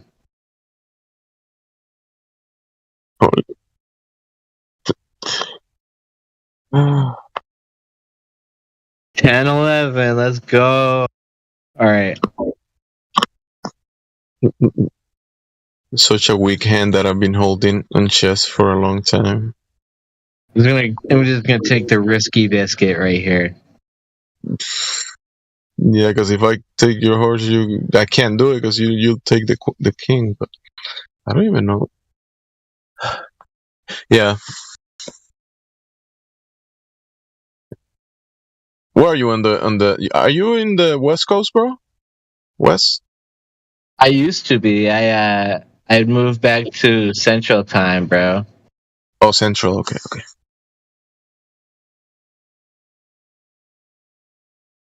Yeah, like you're not gonna be like that one dude. What's his name? keeps tabs on everybody, and yeah. And oh yeah, the guy from it tells me exact address. Live stream.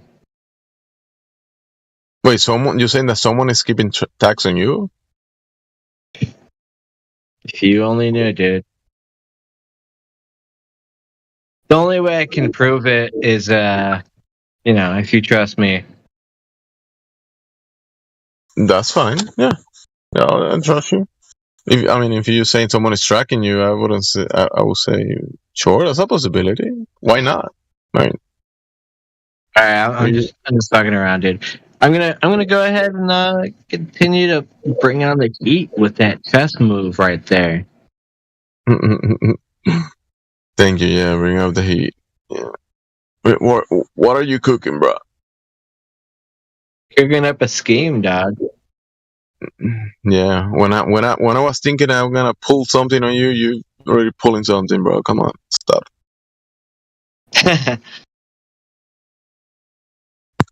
From the second move, I was already pulling some shit.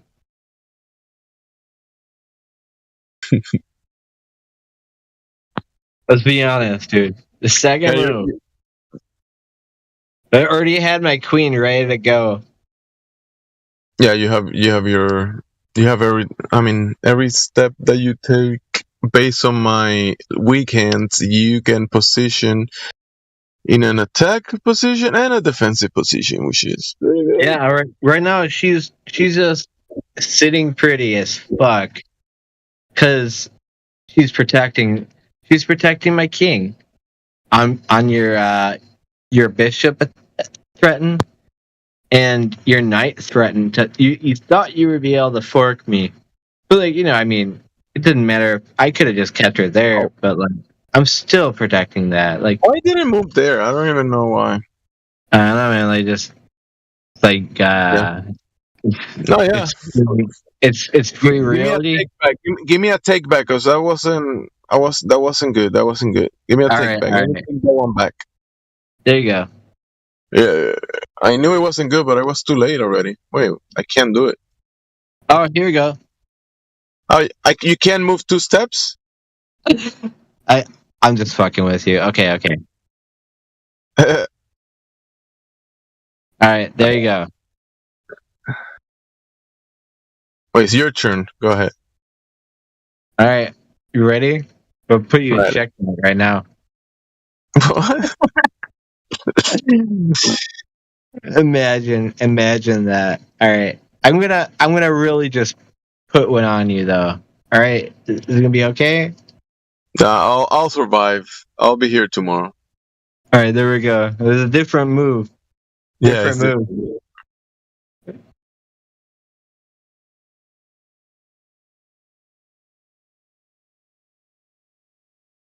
Yeah, there you go. I was thinking 2 steps there. I don't know about the next step. I was just thinking 2, okay?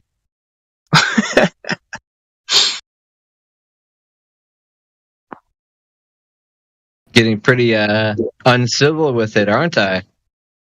Yeah.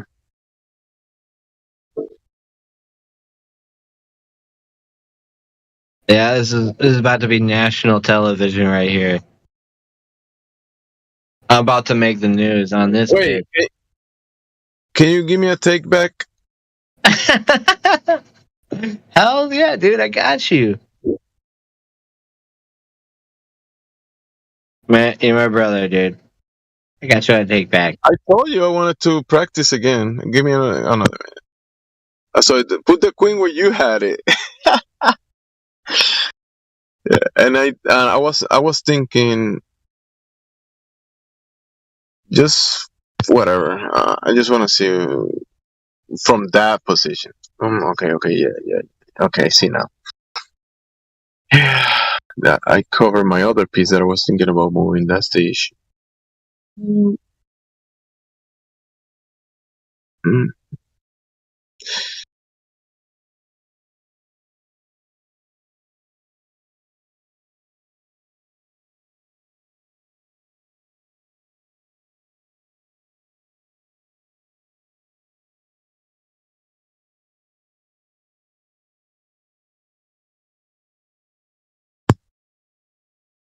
Oh yeah.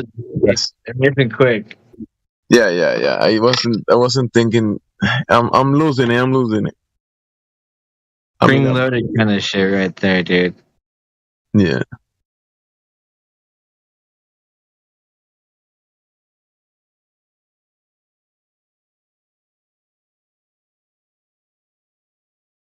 There you go.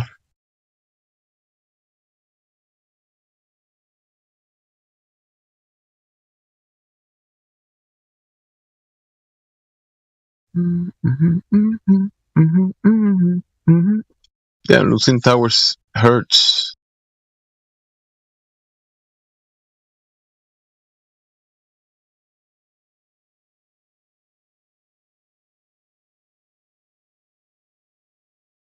Mommy, what should I do?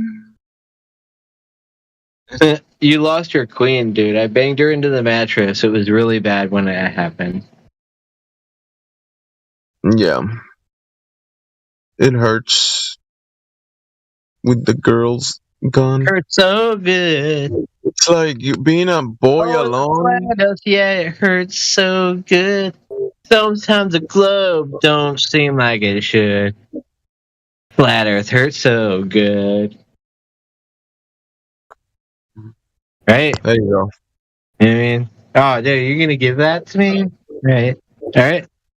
I don't know if it's like a discount or like trying to do some crazy. It's a sale. It's a sale. It's a definite sale right here. I don't even know if I spent anything on that one. Oh, well, like, yeah, this one too. Yeah, I'm talking all that shit, dude. That queen is dirty. Like, yeah, it keeps putting you in check and shit. That's gonna be a problem. Chicken shit is gonna be a problem. Chicken shit. No, I said chicken check. All right, here's the next one right there. You be careful now. It's about to come.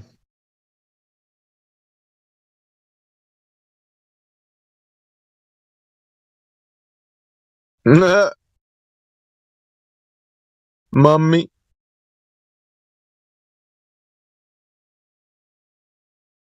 What you doing, boy?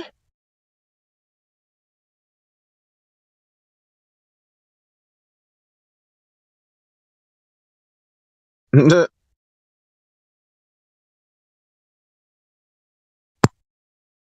are you so problematic? I'm trying to do some peace treaty here, and you're so aggressive.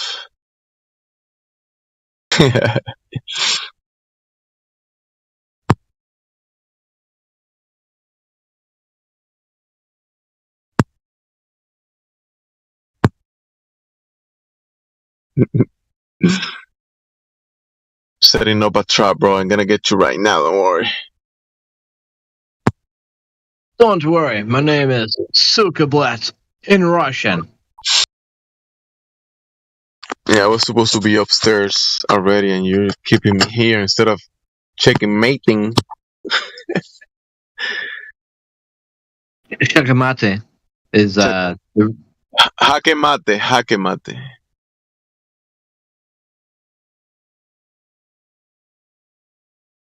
Chikamate. Here we go. Here's another one. Not yet. I'm still alive. Holy guacamole. All right, rematch. This. I almost got you. I think I got you before you finished saying that you're still alive. I think you did. Pretty fast, right? You know, I would love to actually like not have accidentally thrown that game against a good chess player. Not saying that you're not, dude. Like you're pretty good. Like I'm gonna go ahead. I'm gonna give you a free pawn. What the fuck? I just told you I haven't been playing for years. No. Take the free pawn, dude. Dude, just take the free pawn, dude. Don't question it. Okay, so you're saying that's the. Let me do my globe calculations from here. I'm gonna Yeah, look all at right. the flat Guess what? motion. Look, I'm gonna look at the flat motionless table, and then gonna All right. add my globe calculations to it, and then I'm You're, gonna do this. look, dude. I already knew what I was gonna do after that, dude. I planned it. Can Yeah. you set Look it at how up? fast I move, bro. Hey, Fast, can you answer bro. me this? Fast You as fuck, boy. Do you set it up to do that? Like you say, next move is gonna do this. That's what you do. I basically know what the hell I'm about to try to make you move, and you're gonna do it. No, you told me to do it, so I did it, and that's it. That's Yeah, why yeah. you said so. Master debater, right? All right, game over. Fuck you mean, bro? I'm not gonna take your free queen, dude. I'm dodging over here. You're not gonna give me a free win, Yeah, dude. you better dodge. You know Yeah, what? dude. You know, and I'm gonna take your queen. I'm not gonna do it. No, I'm you gonna do it. couldn't. I mean, what? Yeah, What did I yeah. do? I was supposed to do something else, but that's fine. Take Yeah, the I queen took now. your queen anyways, dude. I know. I saw it coming. I'm definitely messing, talking shit. I'm messing with you. You're gonna win anyway, so I'm not worried about it. There, eat it. Ah, you're scared You without your queen. wanna take my knight right there with that pawn? No, I can't do it because No, you. I can't do suggest it. you do that. You eat the king, bro. No, I highly recommend you do that. You have to take. See, look, why'd you move your bishop? You could have taken my free knight. Would have been no problem for you. Yeah, No, I can't even. you would have had a great time. You had a wonderful time if you taken that knight. But why didn't you? Can I even make that move? I can make that move, can I? I'm gonna go ahead over here. I'm just let me clear this. Let me clear this rule about chess because I don't know all the rules, right? So, bro, let's go back to actually that move that I moved the pawn. Not the pawn, the one in front of the king that I moved. The bishop. I'm thinking in English. I'm thinking in No, Spanish. that was a good move. No, because the torre. Yeah, I call it el alfil. That's what I think. Oh yeah, torre is that's the bull. The bull is the rook. Yeah. The rook. Okay. Yeah. The rook. Torre. Yeah, I call it alfil. That's when I look at it. That's how I think about it. It definitely charges. So you said that I was able to take your knight, but if I was gonna do that, take it back again. Like go another step back. So put the knight where you had it. If I can't, you see, I can't even move it because the king is there. That was my question. I'm a hacking dude. I'm a hacker. So I'll do this one. Now you know why my name is in Russian, because I'm a Russian hacker. Your name is not in Russian. Go check it. It's in English. No, I know it's I'm committed to the lettuce. I know that's my name, and it's like that in Russian too. Okay. Which name? Which one? That's exactly how they spell my name in Russian. I was born with this name. Oh, okay. Wait. Are you playing some mind tricks that my time is? Oh, your time is going lower. Yeah, dude. What are you talking about? I forgot I was even playing, dude. Good. Just forget that you're playing so I can claim the win, bro. Come on. Let's just pretend like I made that move right there, and there's nothing you do about it.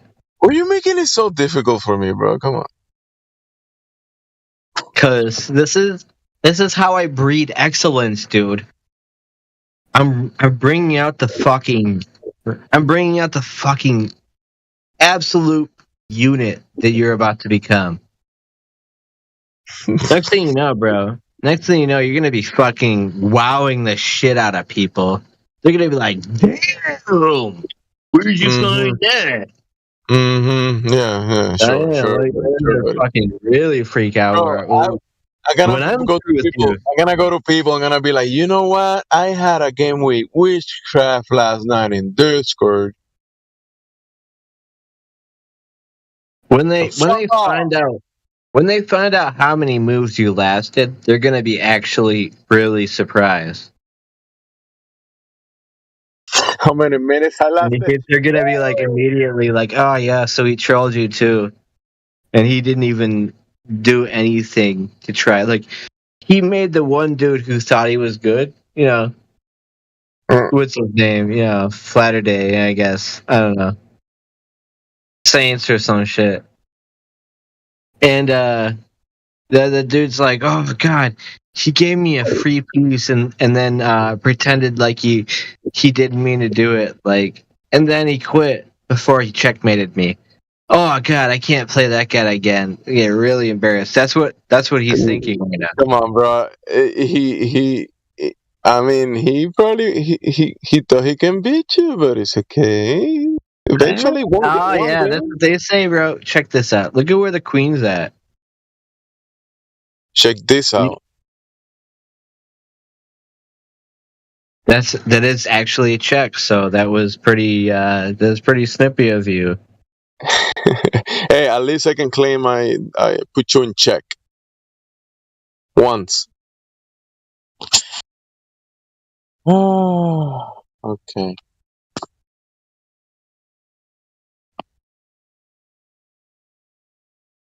Hopefully. I mean, that was good timing, dude. Like, I love that, dude. So, how many people do you know that have died from the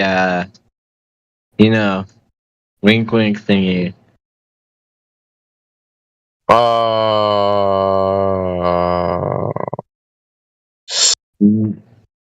900. Whoa. What time is it? 9,000. What time is it? Yeah. I mean, how many? Yeah. I mean, recently I haven't heard anybody, but back then I did hear some people. But how many? I mean, I'll have to probably sit down and think about it. I've calculated checkmate in 4 moves. You ready for this? Bro, you know what? I had the game open on the Discord, and then I backed out of it, and I'm gone. I don't see it anymore. Yeah, it's crazy that the fact is, as soon as I let you know. Wait, I'm back. Oh, it's a new game. No, wait.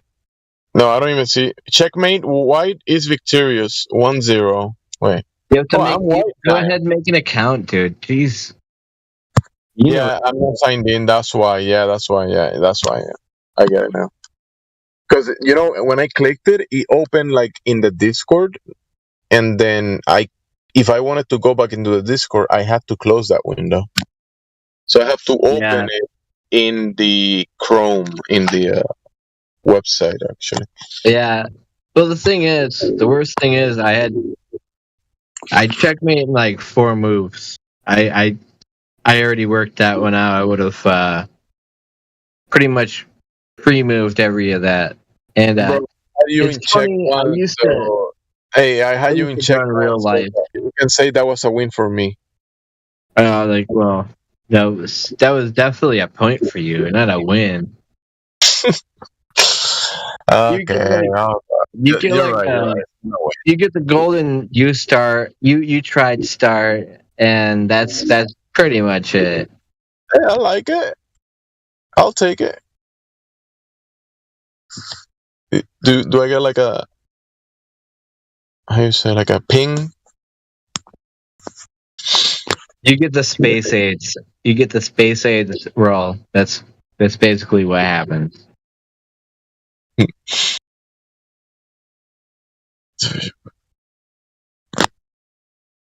What the Alright, dude. fuck?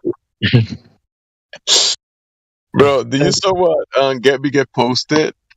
Yeah. That's kind of funny, actually.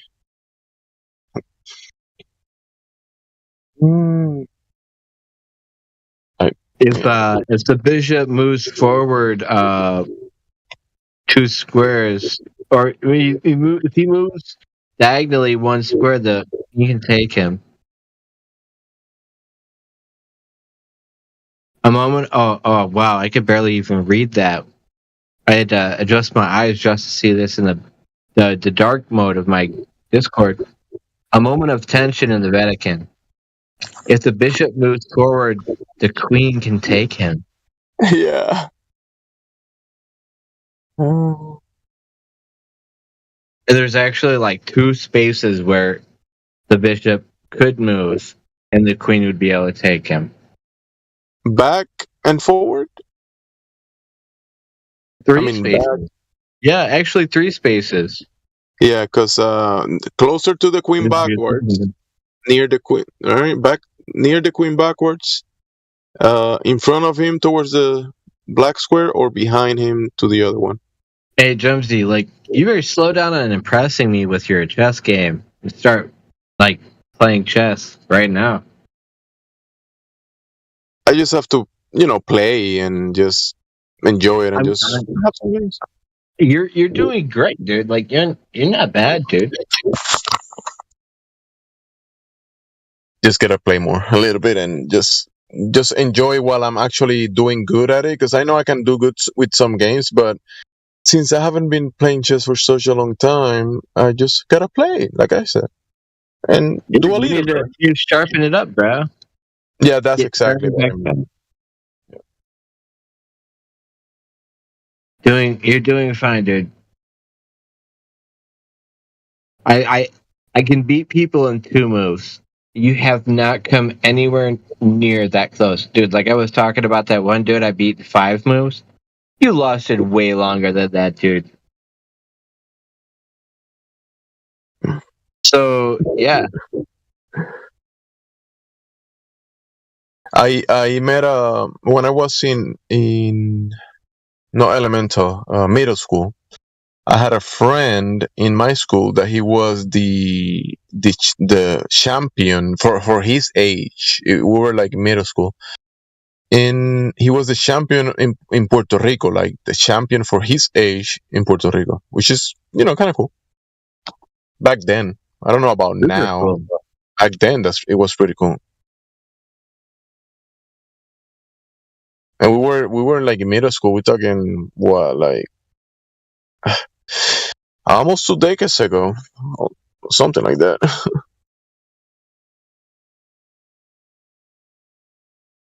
$15 years ago or something.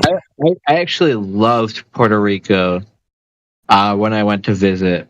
Let me make this account, bro. Wait, let me make this account real quick so we can be like friends in there or something. Yeah.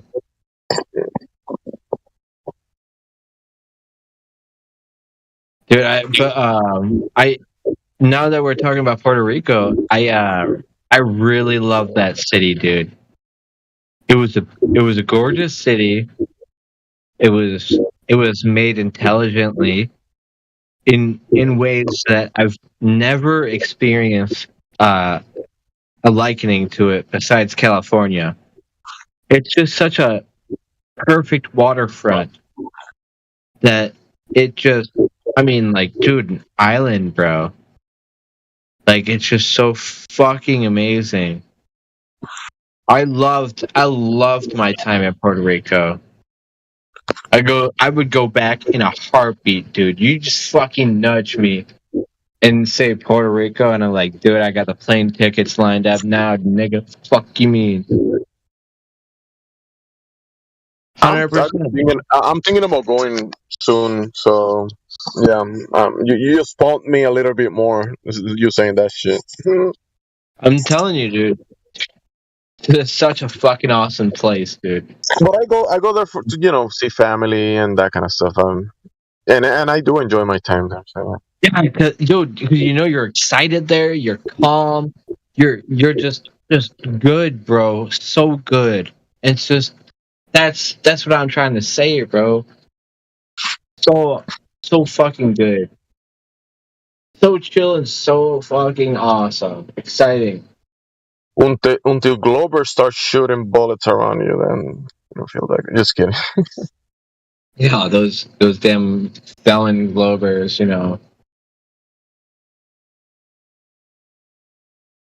I was supposed to get an email saying to log in, but I don't get it. Email me a link. Okay, log in by email. I'm like a Glober right now on the internet trying to create an account here. Try to Jess account too. And this I'm not a robot. It's showing me CGI images of animals and asking me, please click each image containing a bear. This looks like a bear. Okay. Bear. 2 bears, I'll say. 2 bears. Okay. Check your email. We've sent you an email with a link. Alright. Fuck, it's in the trash or what?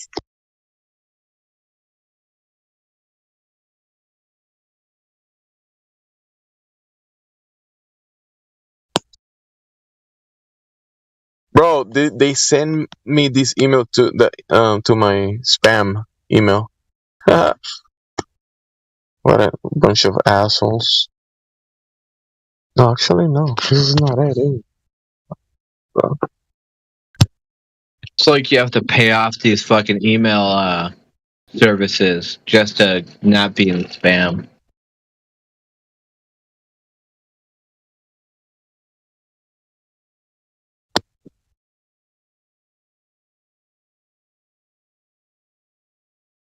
You know what really makes me sad? I went to vegan burgers. What, vegan burgers? You asked me what makes you sad. That was my reply, bro. Take it or leave it. No, that would actually make me super happy. That was amazing. I had I basically gone to a grocery store I only pick up a special order for. And it's because these globalists, they're just so against being a compassionate being and not killing to survive. That I literally have to order vegan products behind the curtains because they refuse to put it on the shelf. So I go pick that up, and I totally forget that there were some spicy sriracha flavored peas, the wasabi peas in a can. Yeah, it's basically wasabi peas, but they're sriracha flavored. Oh my god, they were on sale, dude. Oh, fuck, dude, it slipped my mind. I was so mad. I would have bought all of those bitches. I can't. I have to fucking go back, dude. Go back. I'm going back, dude. I'm gonna have to fucking. I'm gonna take all of that stuff. lished.org. Click the link to enable your Licious account. Licious. Yeah. How do you say Lee or lie? Licious. Licious, okay. This is my first time on this website, so yeah. Well, Le Chess is it's a French. Okay. No.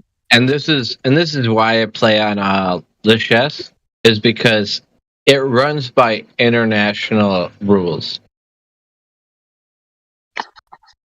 not just American. American had they always fuck this shit up. Like a fucking like a fucking scheme, dude.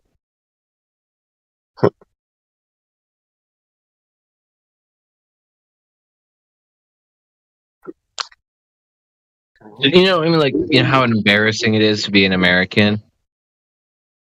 What was that? You're American. Yeah, I mean, like, you know what I'm talking about. It's embarrassing, ain't it? What, being American? Yeah. Well, we were having this conversation earlier, and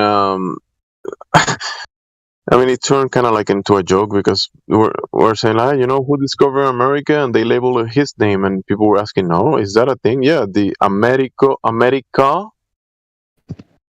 or that his name was something American, and he discovered America. And in Spanish, you can say "a maricón." I mean, a maricón discovering a marican. I don't know. It was kind of funny, but it's not funny right now. I'm getting sleepy, so it's not funny anymore. No, dude, that was pretty funny. I liked it. And that's how that we have the nation of Maricas, because a Maricón discovered America, and all the Maricones came to America. That's what I'm talking about right there. Which is, yeah, freedom. Yeah, these people these days, freedom. I'm free to do whatever the fuck I want. Okay, so chess count. Let me concentrate on this before I fall asleep on you, bro. Because if I don't finish this account now, I did finish it. Now it says create game, and then how do I find you? Like lobby. My username profile is GEMSY. Gemsy. 0 tournament points, 0 studies, 0 foreign posts, 0 blog.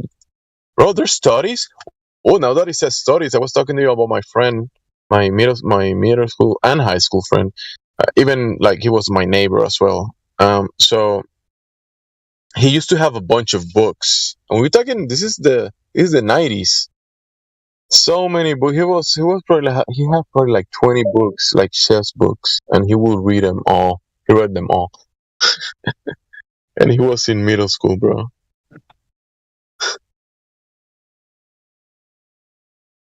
Dude's a fucking Chad.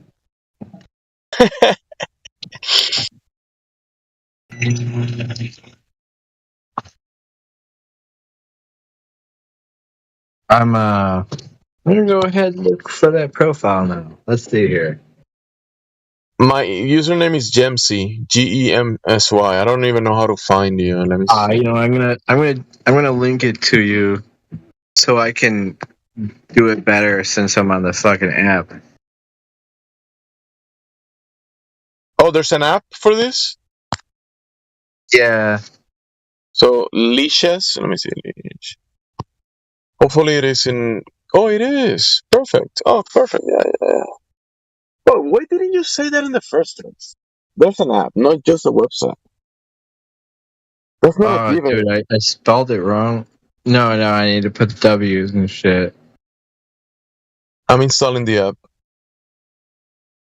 So you can send me like, hey, Jamesy, let's play today, whatever, right? You can send me like a message. I'll see it there. Yeah. Something like that, dude. I don't know. You don't even know. Yeah, like a link. Like you were saying, create a game, send a link, and then we play. Oh, play with a friend. Fuck, dude. I can't. Trying to figure out how to fucking search you. I'm gonna delete my message because I look retarded in the chat. Send me another link. Just send me another link, and I'll probably be able to send me another link for the invite, like the. Oh, wait, here we go. All right. I got it. Wait. Oh, it's showing me the leaderboard. Holy crap! Holy fuck, dude. Dude? Wow. My friend Crescent is on the leaderboard. Your friend? 5? Holy shit. That's oh really my cool. god. That's nuts, dude. Oh my god. I never even seen this before. I'm gonna try contacting my friend again. We haven't met. We haven't spoken in a long time. But I wanna. All right, I'm gonna send you a fucking game request, dude. That's nuts, dude. There's a lot to learn here in chess. Yeah.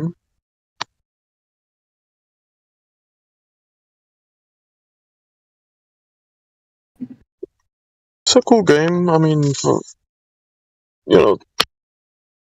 Play with someone else. It's kind of cool.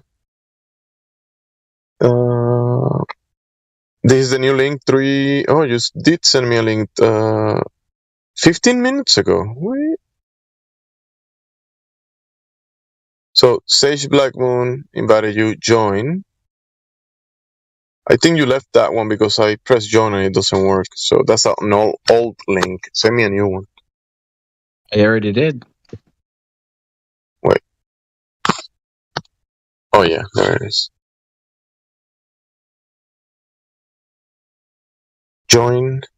Sage inviting you. Join. Perfect. Now, but it says anonymous for me. This is so Oh, because I'm on the Discord. Okay. I gotta grab that link and open it on my browser. That's Yeah. the same. Yeah, copy the link and then.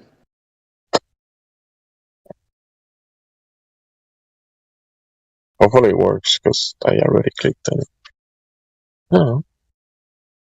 Now you've committed the hate crime of not wanting to play, and you're just making excuses. Bro, we gotta first figure it out, and then. Yeah. I've been through the Globe Earthers telling me they're trying to figure it out. Look, I see my account. I see your name, but it says on next. Look, I'm gonna send you a screenshot. Hopefully, it's showing.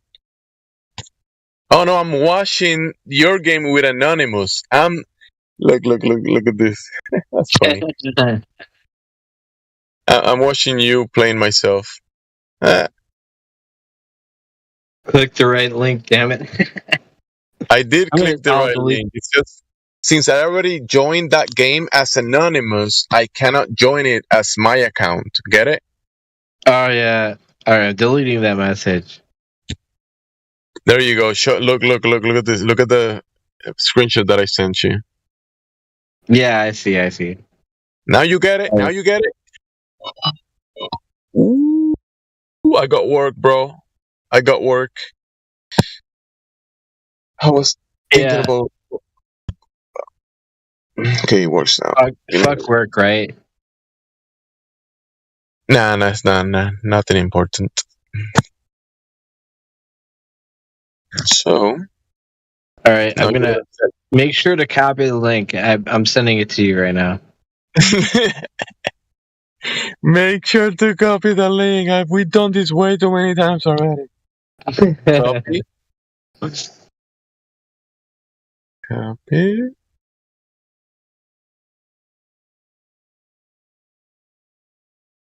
Live. Hey, Jumsy, do you like emo music like me? If I like music like you? No, I don't like anything like you. No. What? That's so fucking mean, dude. Hey, bro, we are in the game. I have a 1500? Bro, I'm higher than you. Dude, what is that? Yeah, this What is is that, why I man? listen to emo music, because of people like you. All right, Yeah, I like the same music that Elon Musk did listen to, bro. Elon Musk, dog. Elon. Okay, I'm playing. We're in, bro. We're in.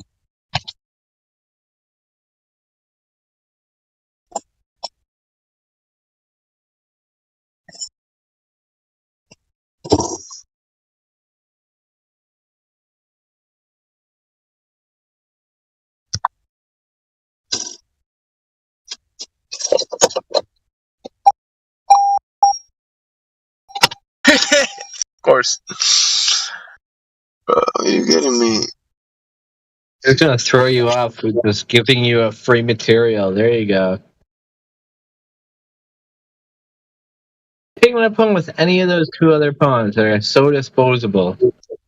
They're so disposable.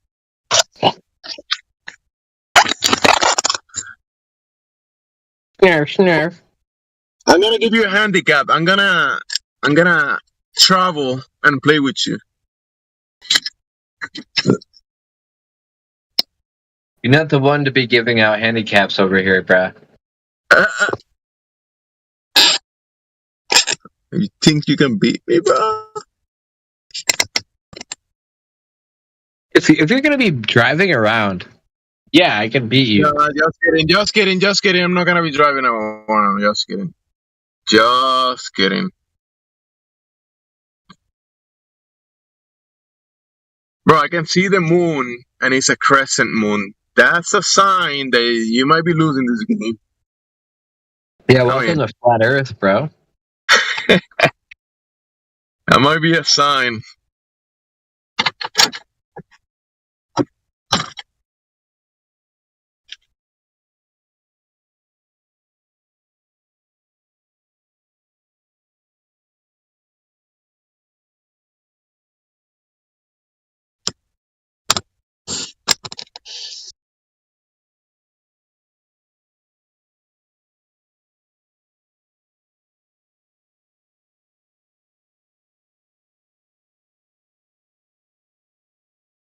What can you do with that horse besides shitting on my board? Huh?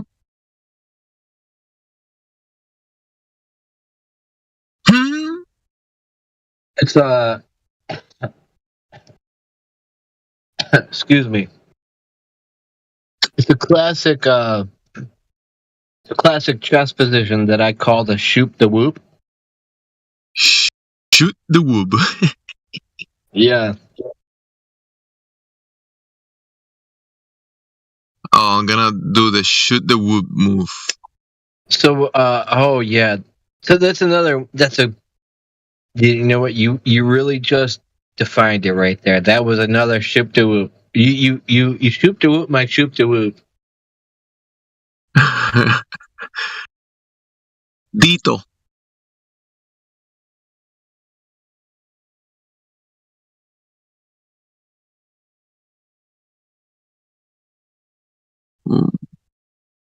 What?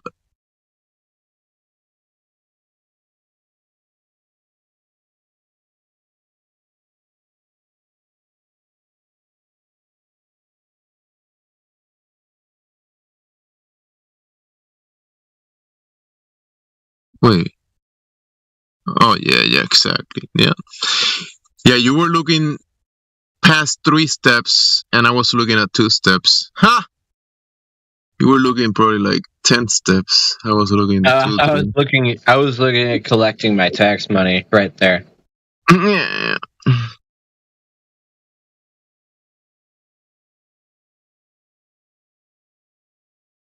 America. Shaga.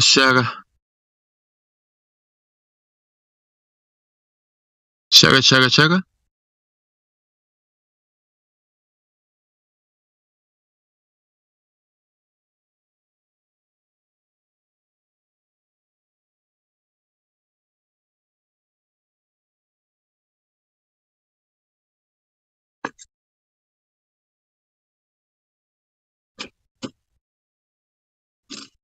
Can you pause that time? Because I need to do something or something. Give me more time, bro. Please, kindly.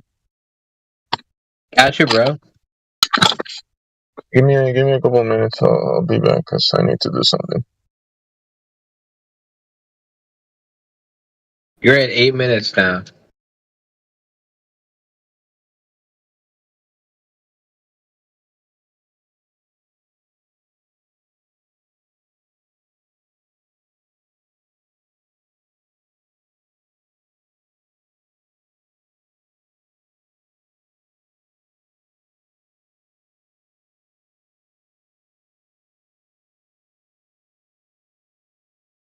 Can you imagine if his life was so good?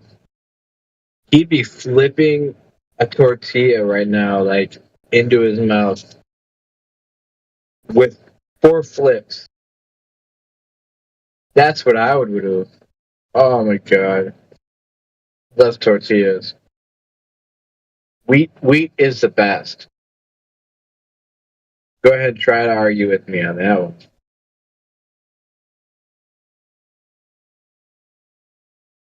Flour tortillas, bro. Wheat flour tortillas. I feel like it's meat flour. Wheat flour, God.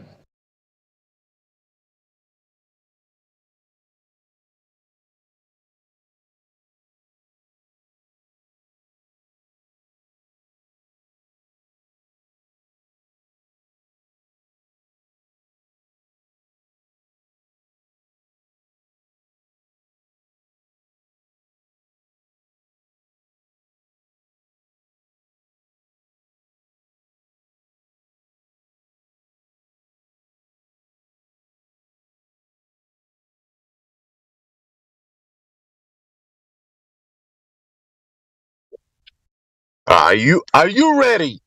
Are you ready? I'm ready. Why are you running? Okay. Whew.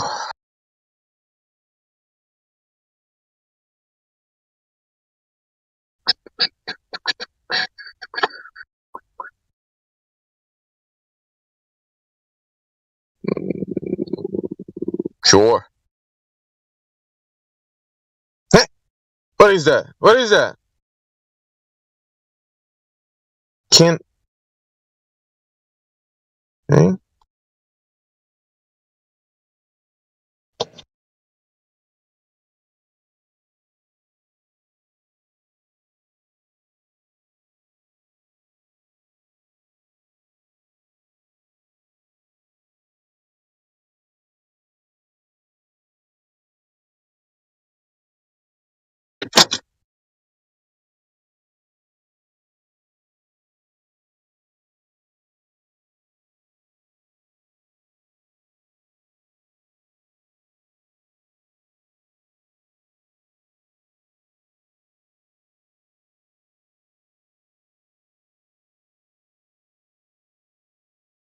Huh, I just did that by just checking if I was able to do it, and I was able to do it. So now I know somehow I'm able to do that. Oh, take back. Yeah, go ahead, dude. I knew there was that move in the board, but I didn't know how to do it. So, how do you call that move? I forgot that you can just move the king. Castle. Yeah. All right, perfect. That was a queenside castle, actually. I kind of like it. Let me see. No, it was actually really. It looks pretty damn good, dude. So it's your turn now, bro.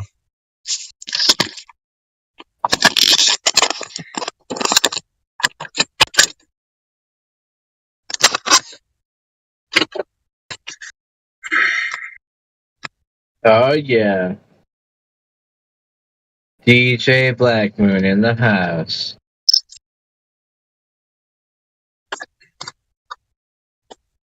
Do you move, or is it?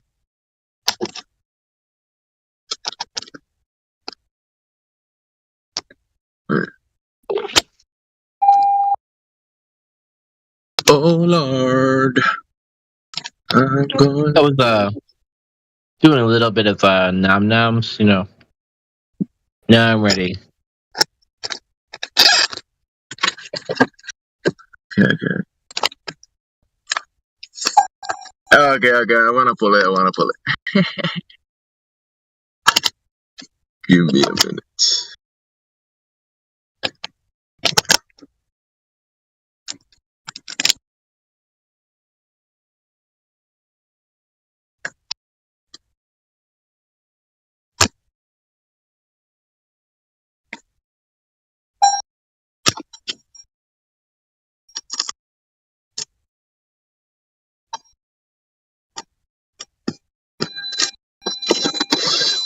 Whoops! Too much noise.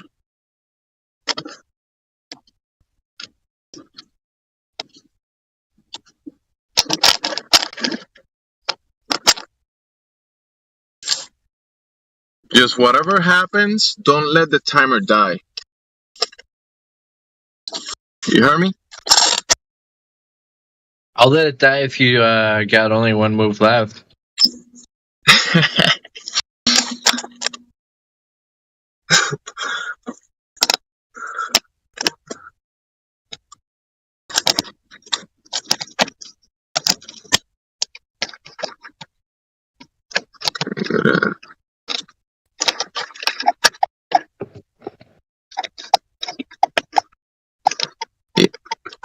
Damn, that region of your board is just overprotected. What are you like? What are you trying to do, bro?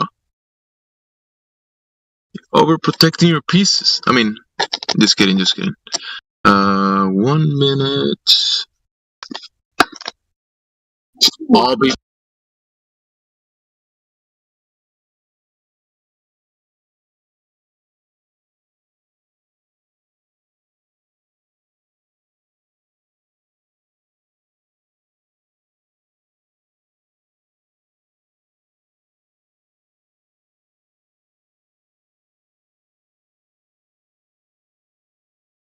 Yo, Jamsy, trying to scare me, dog?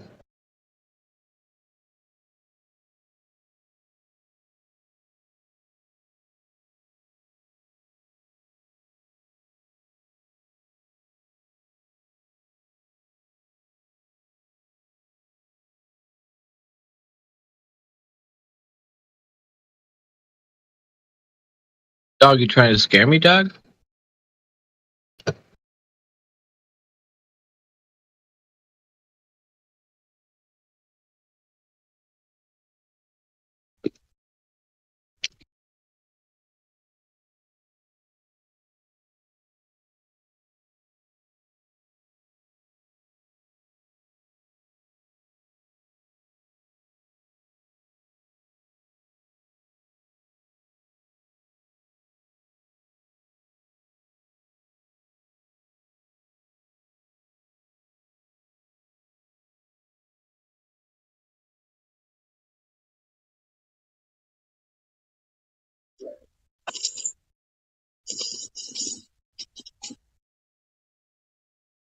Oh, I'm back.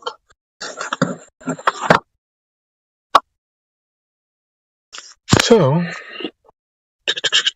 where are we at? Okay, I got 4 minutes. What's going on in here? Bro, I'm dripping with sweat right now, waiting for you to move. Okay.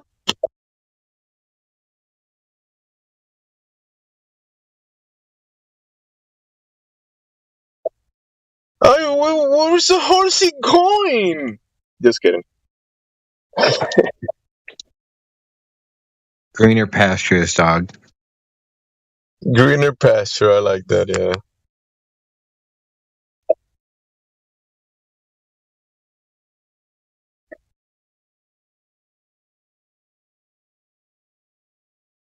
I didn't saw that. Okay.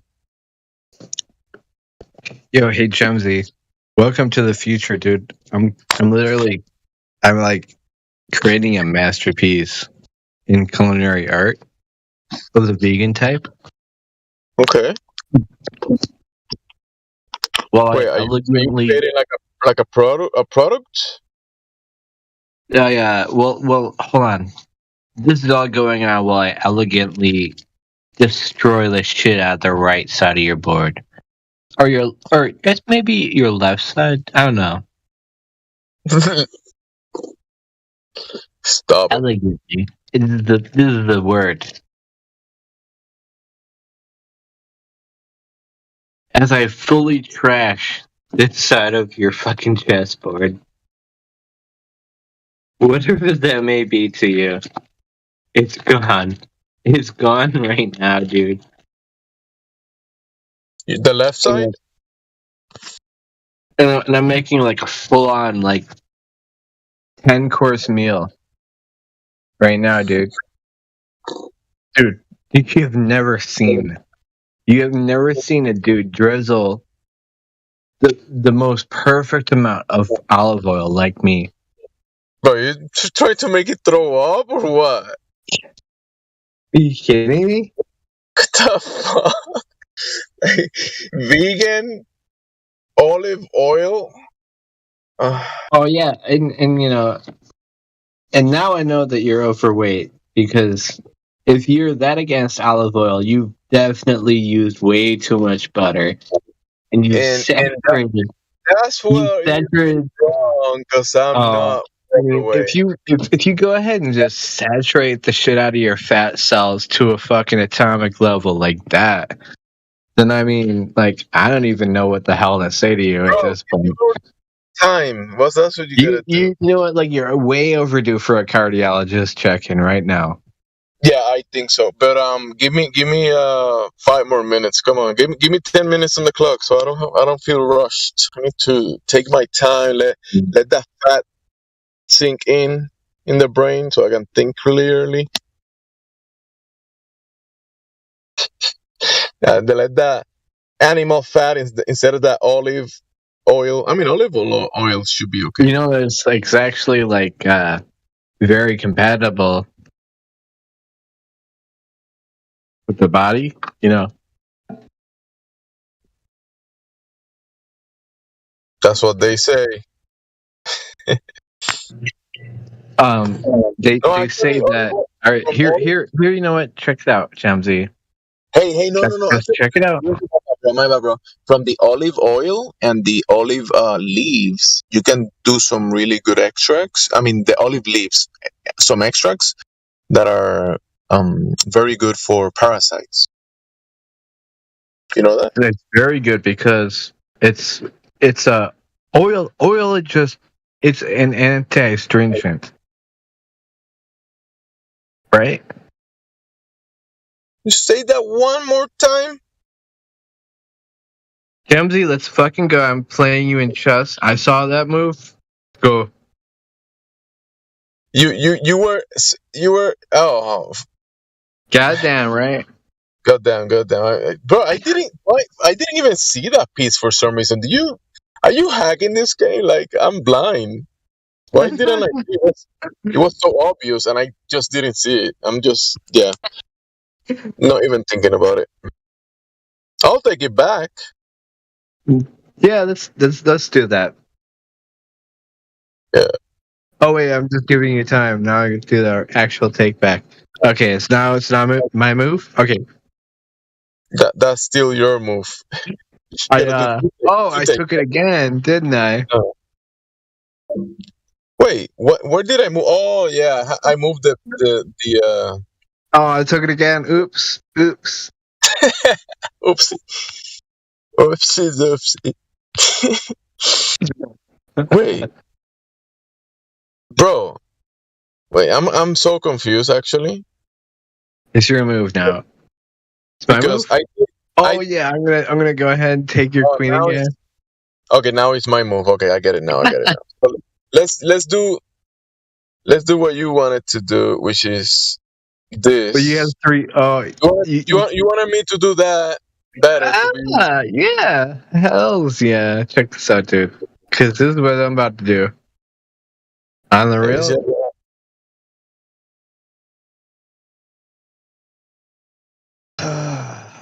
Do I really have to do it? You You're don't gonna have make me? can. You're gonna make me do it? All right. I'm not gonna make you, but I was thinking you were gonna move. I'm gonna go to the store and buy some fucking crack, dude.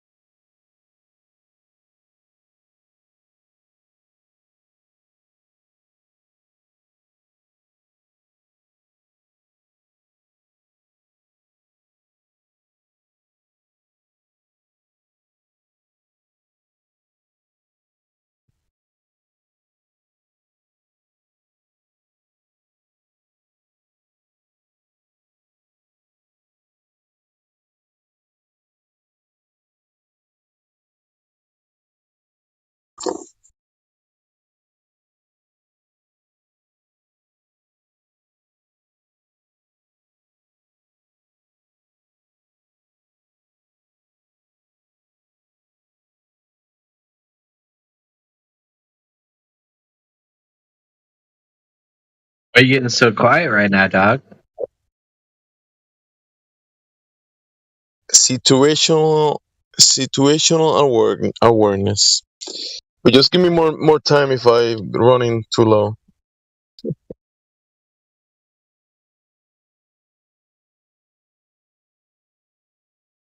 You know that situational awareness is racist, right? Yes, I know. Fully aware, and yet he continues. Okay, okay.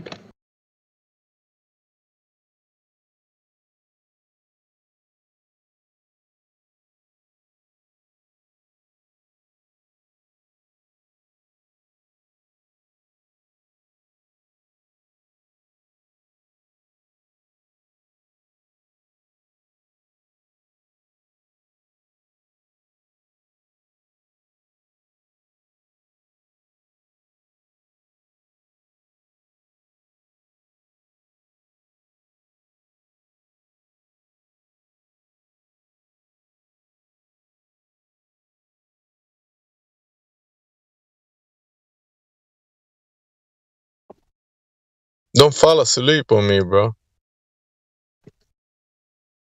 You wish.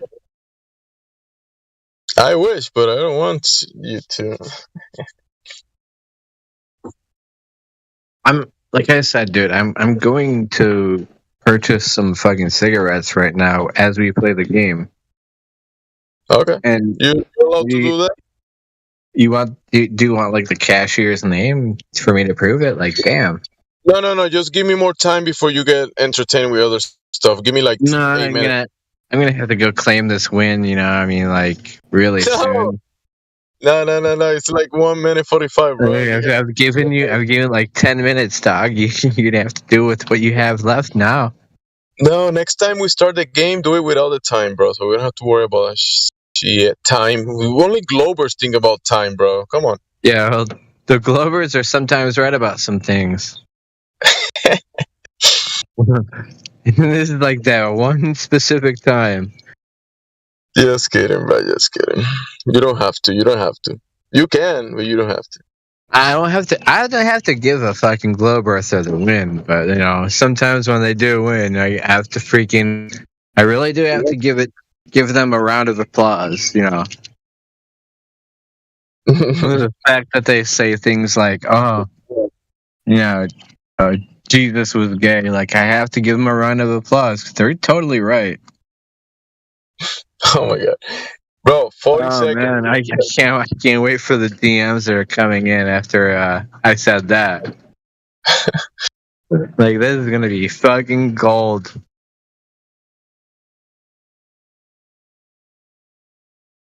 Bro, it's gonna. And it's just crazy. I don't. Bro, give me 10 minutes. 10 minutes. Oh, okay. I got you, bro.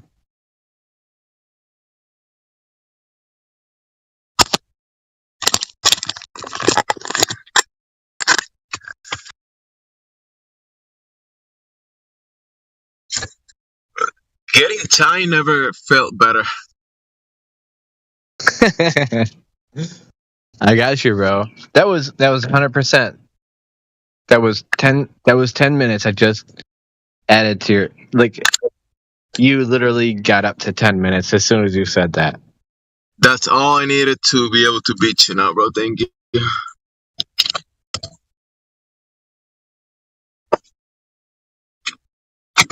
I don't need anything else. All I needed to beat you is 10 minutes.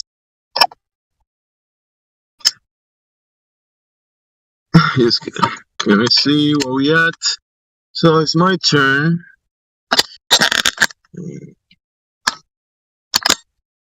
Why are you making this so difficult? So I'm just a difficult person, dude.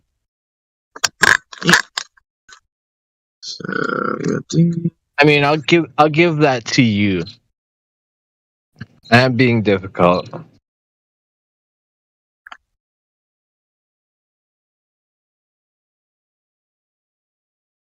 No, the only time when I commit a hate crime is when I'm playing chess. So I take it pretty seriously. Yeah, because you're killing the Black King. Yeah, exactly. That's kind of racist. We're gonna have to reform chess coloring. You know what? I think it's okay. We could keep this one. Now, Tracker, run. Let this game be the beginning of a new age of rainbow chess. You know, oh hell, fucking no, Jamsey, dude. Don't even. All right, I'm losing you. Can't be racist with chess. It's embracing a legacy. That's what it is. Hate to be racist. Just kidding. I mean, not racist. Color. I'm walking aimlessly. Aimlessly. Colorblind.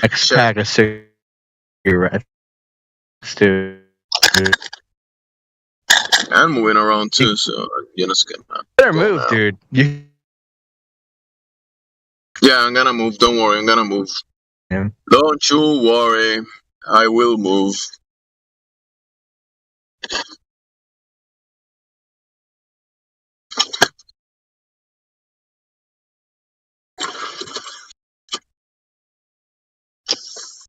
You messed up now, Witchcraft. I made it to my destination, and I'm in front of a high school, a school. That might bring my intelligence a few points, and that's all I needed. The 10 minutes and these extra IQ points that I'm gonna gather just by being next to the school.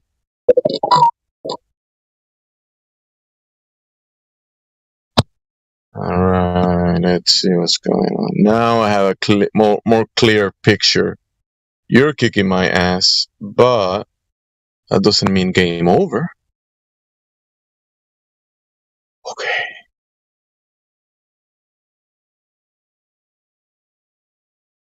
Do that. What a dumb move.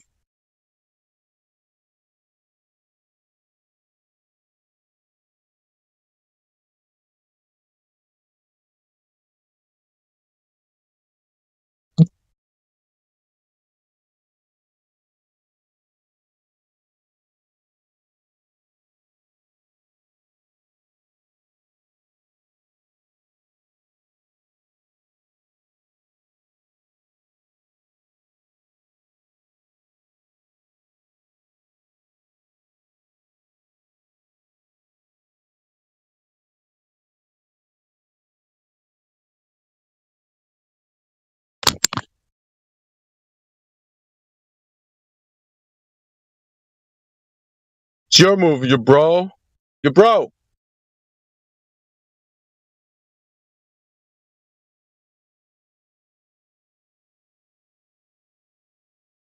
What's going on? What's going on? Witchcraft. I mean, Black Moon. Detour. It's Speculation Street. Oh.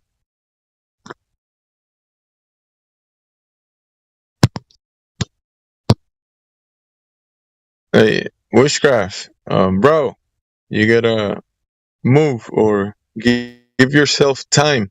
17, 15, 16. Yeah, next time just made the game without the timing. Whenever you and I play, at least. Eventually we can add it, but not for now. Witchcraft, you gonna win?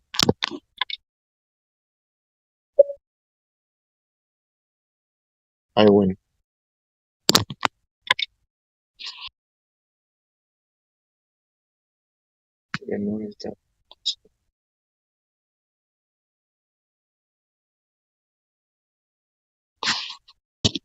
Yay, I beat you, bro. I can proof right here.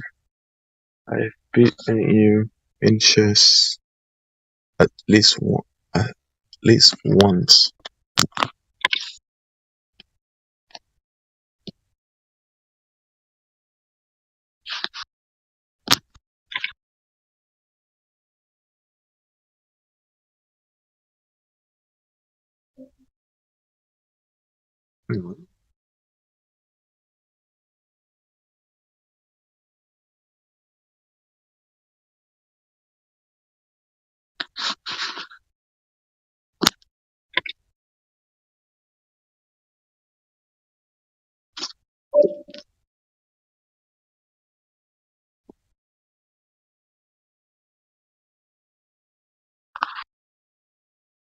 Yeah, so you just stumped the shit out of me. That was crazy, bro.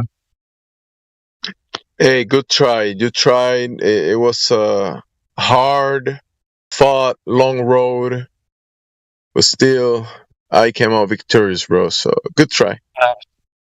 You know, Jumsy, like that was a fucking dude.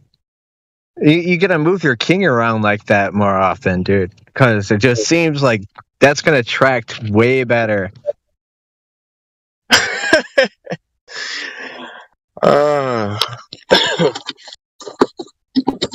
Dude, you know what the craziest thing is?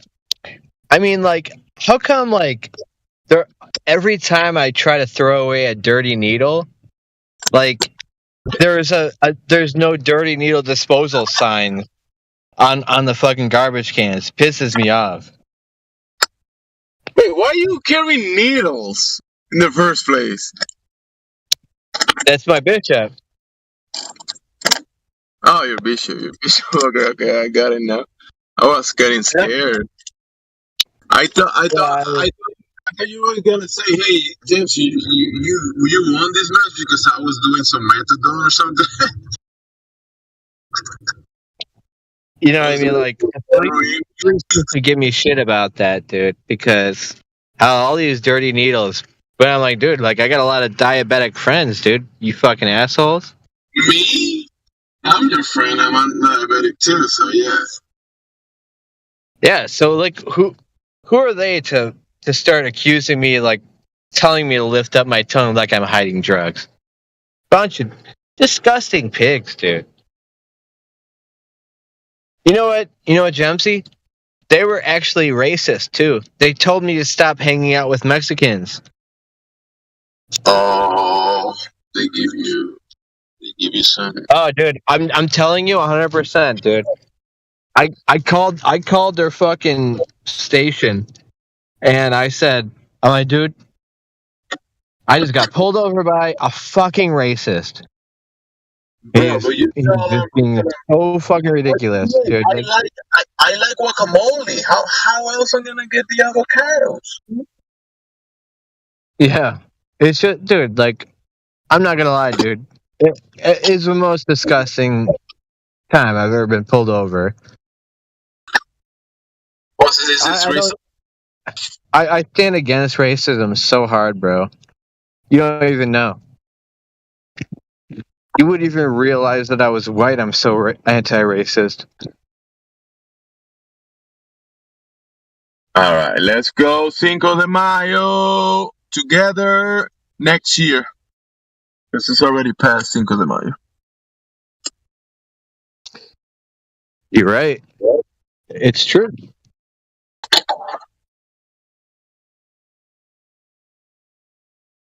Isn't racism like the globe? Does it actually exist? Or is it a thing of the imagination and preconceived and pre-assumes? I don't know. I don't even want to think about it. Because you know, I'm light dark skin. I do get the hey, I like Mexicans. I'm like, me too. I like Mexicans too. Like, was that even relevant? That's nice.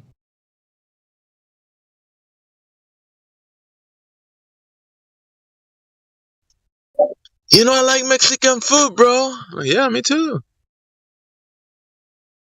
What do you even say that? You know, Mexico. Español. ¿Cómo estás? Yeah. Okay. Bienito. What is your name, my friend? I'm Jose. Maybe the most Spanish name.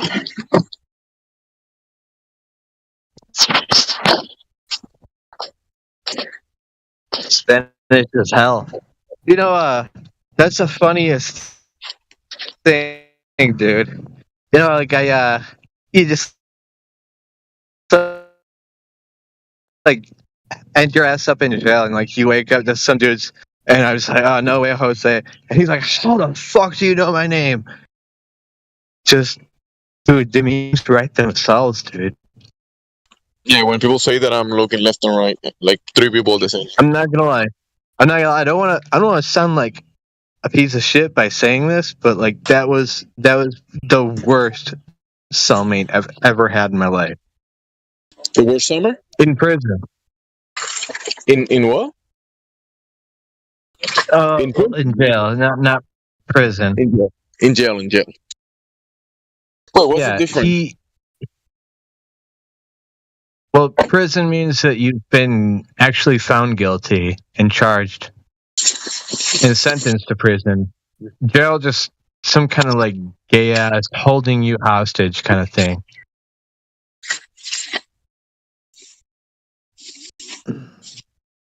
Holding you hostage until they can build more evidence, some stupid shit. Yeah, jail is like, hey, you broke some rules, and we want to take you here for maybe 1, 2, 3 nights or whatever, and then we'll release you because we don't have any proof against you, and you just gotta pay a fine. Because dude, oh god, if it was only that, dude, I know people that were in there for 3 years. Damn.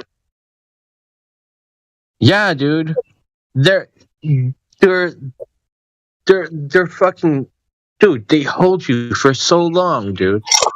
I was in there myself for fucking 15 months. Wow. 15 months, bro. Off of like a bunch of fucking made up charges, bro. I didn't even have the satisfaction of being able to commit a crime. They punished me for not doing anything wrong for a year and 3 months, bro. Bro, was this recently? I literally was. You're cutting out. You're choppy. You're choppy, dude. You're choppiest. I don't know anybody more choppy than you. You're like basically the China of choppy. Chop. Can you hear me though? Yeah, I can hear you. So, bro, don't say whatever, but I mean, can you like sue them or something? What's going on? Like, okay. Dude, it's not worth it, bro. The fact that they got away with what they did, like, it's just, I'm telling you, in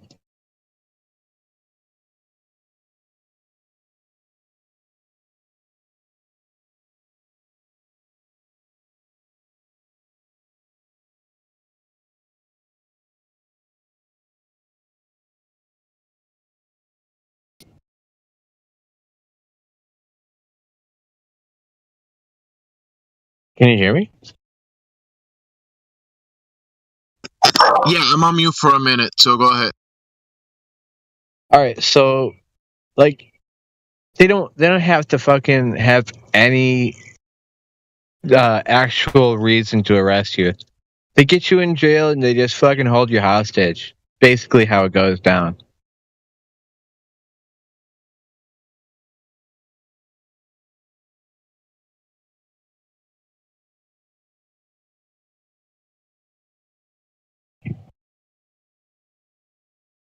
You know, because I live in the Windy City area, and you know why they call it the Windy City, right?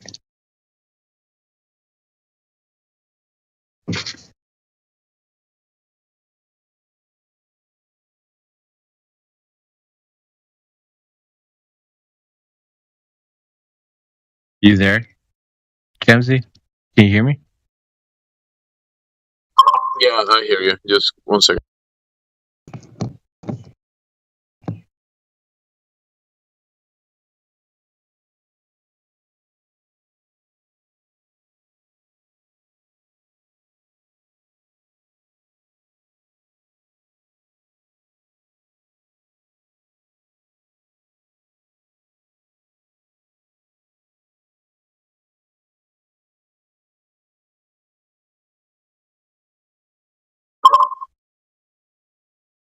So they were holding you hostage for over a year. That sounds ridiculous.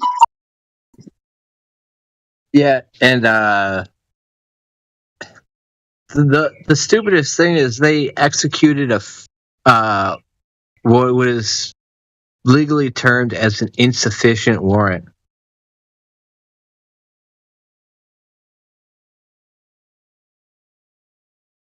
It literally, you know, insufficient means like you don't have enough.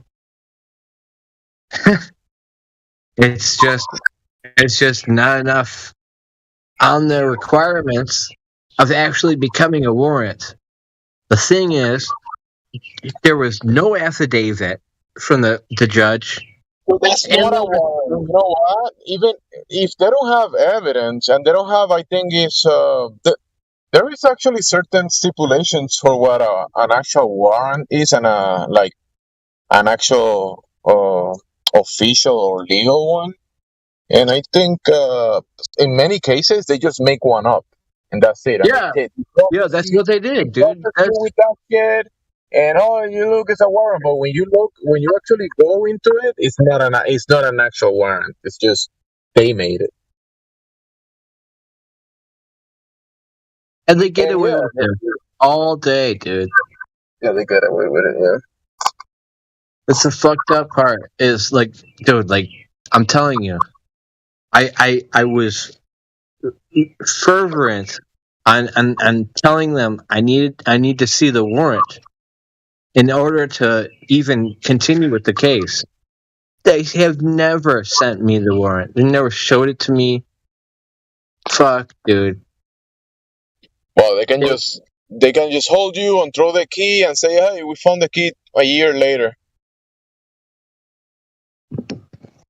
The worst part is, and the worst part is if you don't have somebody that is representing you, then they fuck you even more.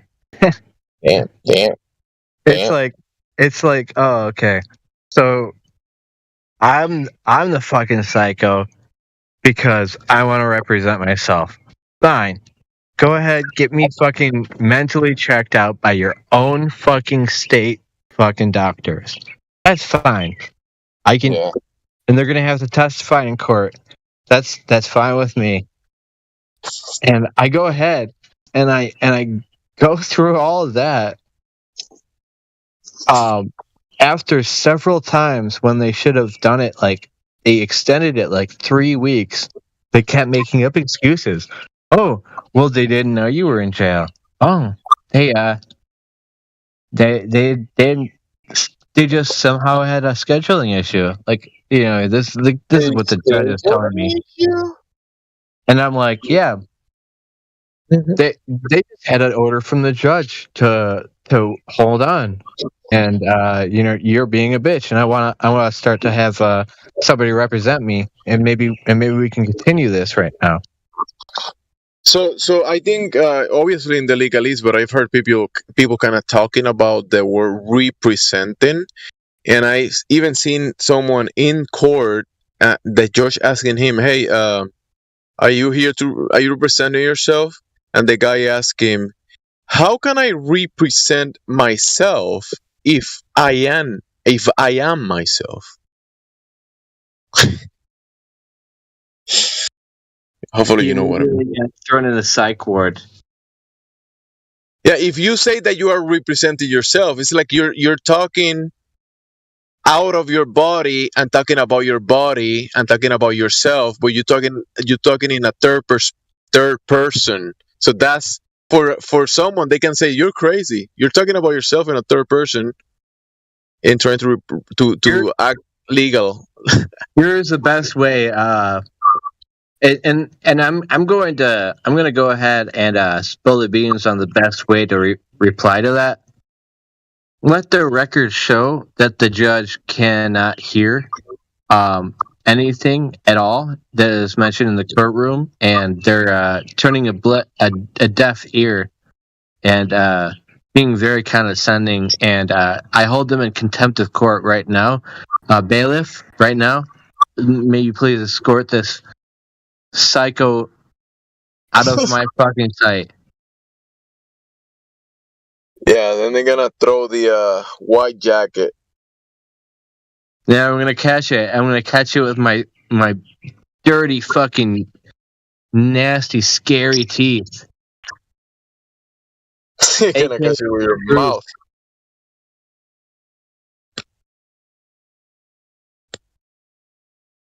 Yeah, the truth is that the courts they have no authority, and to be honest, it's just a fucking game. Like you can't tell me it's not. It really is. Now, I'm gonna go ahead and step back, and that's all I need to say.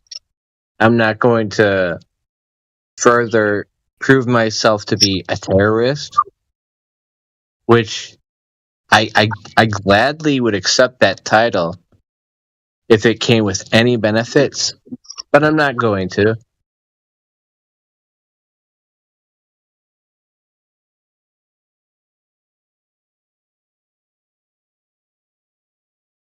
So I'm just going to waive the benefits or the possibility of any of things. You know how the government works. They are the terrorists.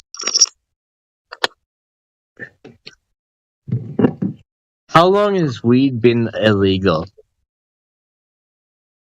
Bro, I was gonna say that because recently there was a huge study done by it was an international organization, but there's studies out there, and many doctors have been talking about it recently. And they demonstrated that people that had the what they call the what you asked earlier, the infection, they were able to use CBDC oils, extracts from the cannabis plant, to make them better. They just got better, and that's it with the CBDC oils. And there's studies about it. Like, oh, this person is sick, is this and that, blah blah blah blah, and they gave him CBDCs, and they got better. Oh yeah, it's absolutely, positively. I swear to God, it has. Let me regain my memory. I highly recommend anybody who has any kind of form of mental disorder, they need to start smoking weed. Just a little bit.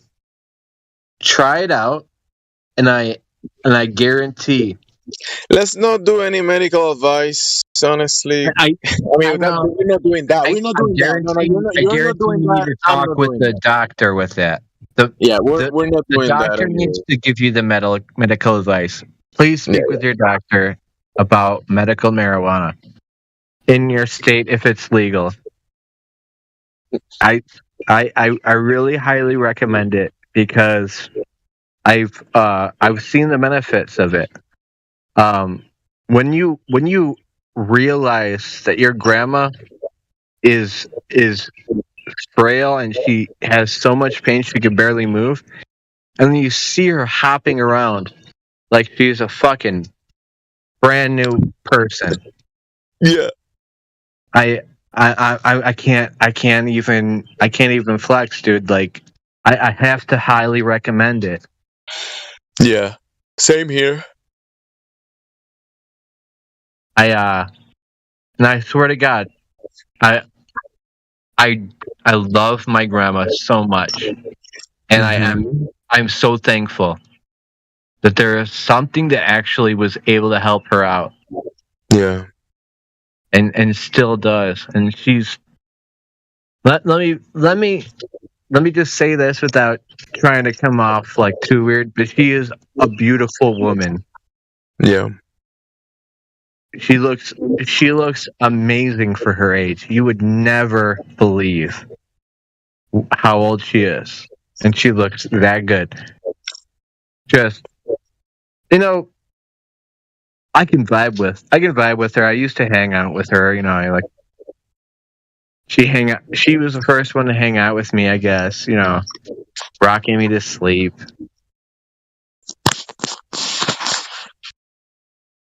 Grandmas are great. You're talking about grandma. Yesterday I spent like over an hour on the phone, like with my mom and family, and yeah, it's good. I mean, I know we are in this side of the internet, kind of dark holes of the internet, talking about other stuff, but I'm able to talk to my mom and communicate with her, and we are able to just talk about things without she getting any like triggers or anything, because I've been kind of easing down the information on her, and she's been captive and kind of like taking the information and looking at it from her own perspective, and we actually are very close to the same page. Like, I spoke to her yesterday, and probably I'm gonna call her today later in the afternoon or during the noon, and I'm so happy that in some of the most important topics we are on the same page, and yeah, I'm happy for that. Yeah. I really do love my family, and a lot of the reason why I'm not around is probably because of my family. Because I hear a lot of stories that people they miss, the old days, and honestly, I never even got to say goodbye to my my other grandmother. She had passed away while I was in jail, and they would not let me furlough. So I'd missed her funeral, and I'd missed the final days of her, basically. Yeah. And I swear to God, like when it's just like the feeling you get when you have like a puppy that just this puppy would know to take a bullet for you. I swear my grandma would take like 1,000,000 bullets for me. Your grandma, yeah.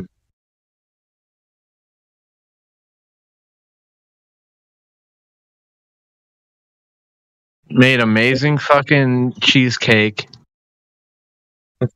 Awesome pie, dude. Like, just the sweetest woman would she would pray over the food for everyone. Yeah. You know what I mean? I pray over the food. I'm like, yeah, I'm thankful about the food. I'm pray, thank you, Lord. Yeah, I say some short words. I'm not like there 15 minutes praying or anything. I'm just being thankful about the food and that kind of stuff. You know. Yeah, I mean, I'm thankful for you too. You're not the only one, but you're a very special dude.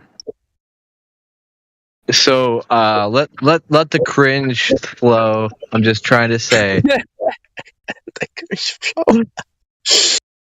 I'm just trying to Bro, say. it's early in the morning. It's 5 in the morning here, and there's barely any people. And yeah, let the cringe flow, cause we have it's you and me. Oh, there's someone in here. Yeah, Wait. there is. Yeah, I see that. This bro. Call out that it's Sting, cringy, then you know that it's not. They're calling for you, Sting. Huh? They're calling for you, Sting. Yeah, they're Hey, here. lady, I muted the mic so I'm able to hear you. Calling for Sting, and I just muted so you can have access to the mic, and you don't really have to speak if you don't want to, but you are unmuted at the moment. So you want to say hi, welcome to the server. It's all good. I wanna go ahead and let everybody know that right now, Miggy, go fuck yourself, and here's Sting. He's so fucking cool, dude. I immensely respect this guy, like so much. It's like almost. Miggy is cool. All right.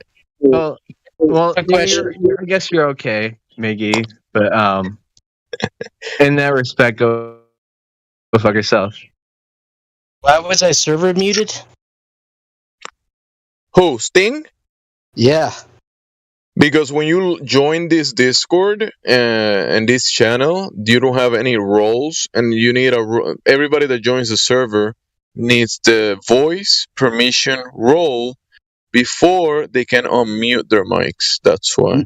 Miggy literally gave me roles like last week. Let me check again.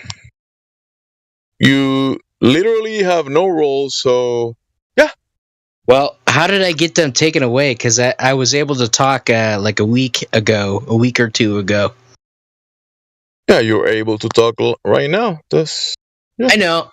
I'm just saying, like, when I hopped in, I was server muted, so. Now you have the voice verified, since I was able to hear your voice, and I was just curious because Mayhem already gave me roles and how they could have disappeared over the time I've been gone. We can speculate about it, or maybe whenever he joins, we can ask him, or I could probably go through the server bots and check the logs and maybe give you an answer. But like right a lot now, of work. you're already unmuted. Yeah, sounds like a lot of work. Play chess. Going through the logger bot. Yeah, you're gonna have to challenge him to a game of chess. That's the only way to solve this. Yeah, if you beat Witchcraft on chess, I'll tell you everything. You missed it, Sting. He set up this thing, dude, where he baited me into the server, and I told him to stop. I'm baiting. Go away, right? He brought in Latter-day Saints, which he's just so lucky, dude. I had slipped somehow. I literally don't even know how the fuck I even made the move with what I was trying to move. And he basically got an advantage on me, and I couldn't do anything about it. Just kidding about the chess. Oh, We dude, already I'm played so chess. frustrated It's about all that. good. He acts like he acts like so like good about chess, and he's like, oh well, I don't even know how this moves, and then I'm like, look, dude, trust me, he's so good at trolling, dude. I feel like I trained him myself. Bro. It's all good. It's all good. Remember, he's already out. You play later with him. It's all good. You go play Sting right now. No, Sting joined the server. He spoke to Mayhem before. Now he can mute and unmute his mic now. It's all good. He's gonna play you in chess right now. Okay. No, I'm not. Yeah, really? I'm not gonna play chess. No. Yeah, dude. Let's go, bro. Later, I mean, in 12 hours we'll play again. If you're up to 12 hours. That's it. maybe 16 hours. 16 hours. Past that, beyond the 16 hours, we'll play again. So you went like 2 days, basically. What? 16 hours is not 2 days, bro. It seems like it is. 1 day. Seems like it is. Bro. 1-6, not 6-0. That's more than more than 2 days. I know how to math too. I also know how to play chess. I beat. Hold on, Sting. You better calm down. I gotta tell you about the only 16. The only 16 I care about is John 3:16. I once beat Cookie in 9 moves. He quit. What a fucking joke. He quit on the 9th move. He was gonna lose on the 10th move. No, I didn't. That's a good one. I didn't even do that, bro. The fuck you mean? Really happy. Yeah, okay. Absolutely prophesizing some kind of joke about chess, which I would get it, but guess what? I don't get it, bro. Wait, what is this chess talking? Just send each other a link and let me watch it. And what is this talking about chess? I got something else you could watch. My car has just been shit on by a bunch of birds. So, so you shouldn't be playing chess. You should be going to the car wash or whatever you're gonna do with the car. I'm drooling all over this chessboard right now, waiting for him to move. Oh, you're playing already? You want to see the game, bro? Yeah. Where is the link? I'm gonna post it, bro. It's gonna be superficial. Who's playing? You and the other gentleman, Sting? He's gonna play. Somebody's gonna play. Nobody has to play, but if someone is playing, I'll like to watch.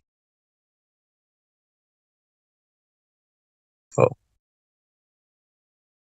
Casual chess challenge. So if I click it, I'm gonna play. If I click it first, I'm the one that's gonna be your opponent, but I don't want to play. You can click it, dude. You have to accept it. That's you can click it without accepting it. Okay. It's Boom, got him in a game.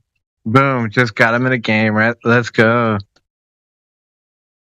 On to E4, dog. Bro, that's me. Oh, that's you. Oh, that's you. I'm watching. Silly me. Tricked him, dude. Tricked him so hard.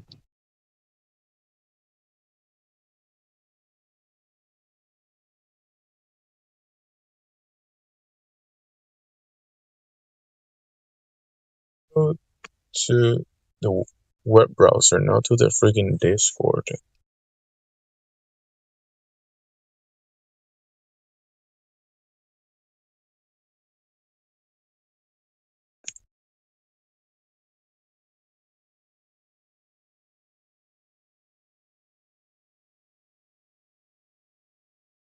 Going like pawn to E5 next, dude. That's just going down, dude. Hey, take it easy. Nobody. I don't see anybody playing. Are you playing? Yeah. Bro, send me another link. Like, I'm not telling you what to do. I'm asking you. Can you please share a link to the match that you're playing right now? Yeah, it's the same link that I shared to you. Yeah, but I only see. No one has moved. Oh, you moved. White moved once, and that's it. There you go. Sting is already an intimidator right here. He knows about to get suplexed on the next move. Okay, how many moves have you done?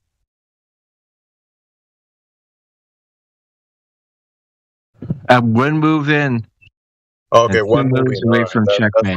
That's what I do. So you're definitely not playing until he moves. So let me know. 2 moves away from checkmate already.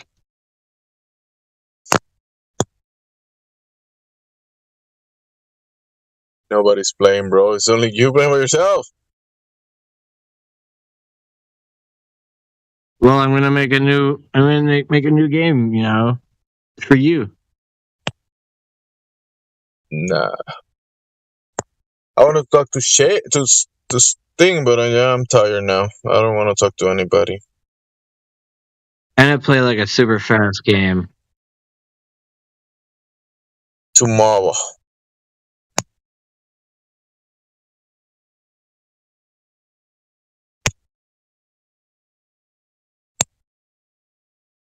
Wally.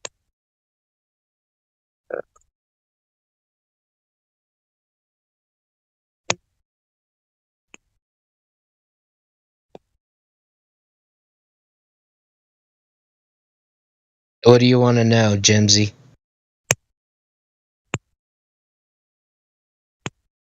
No, I don't want to. I don't want to know anything. I just saw you. I just saw the account joining, because that's not you. That's just a username. Well, if you want to get to know me, I mean.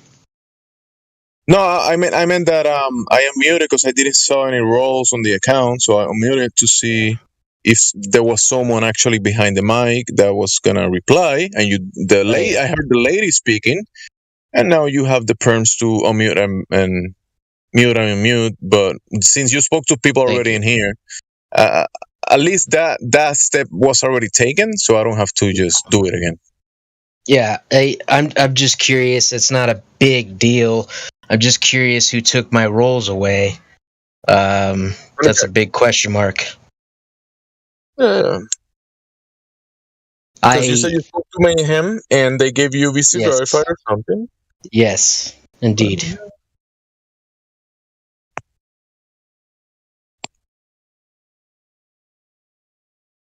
Your name is difficult to find with those type of letters. I could just copy pasta it. Yeah.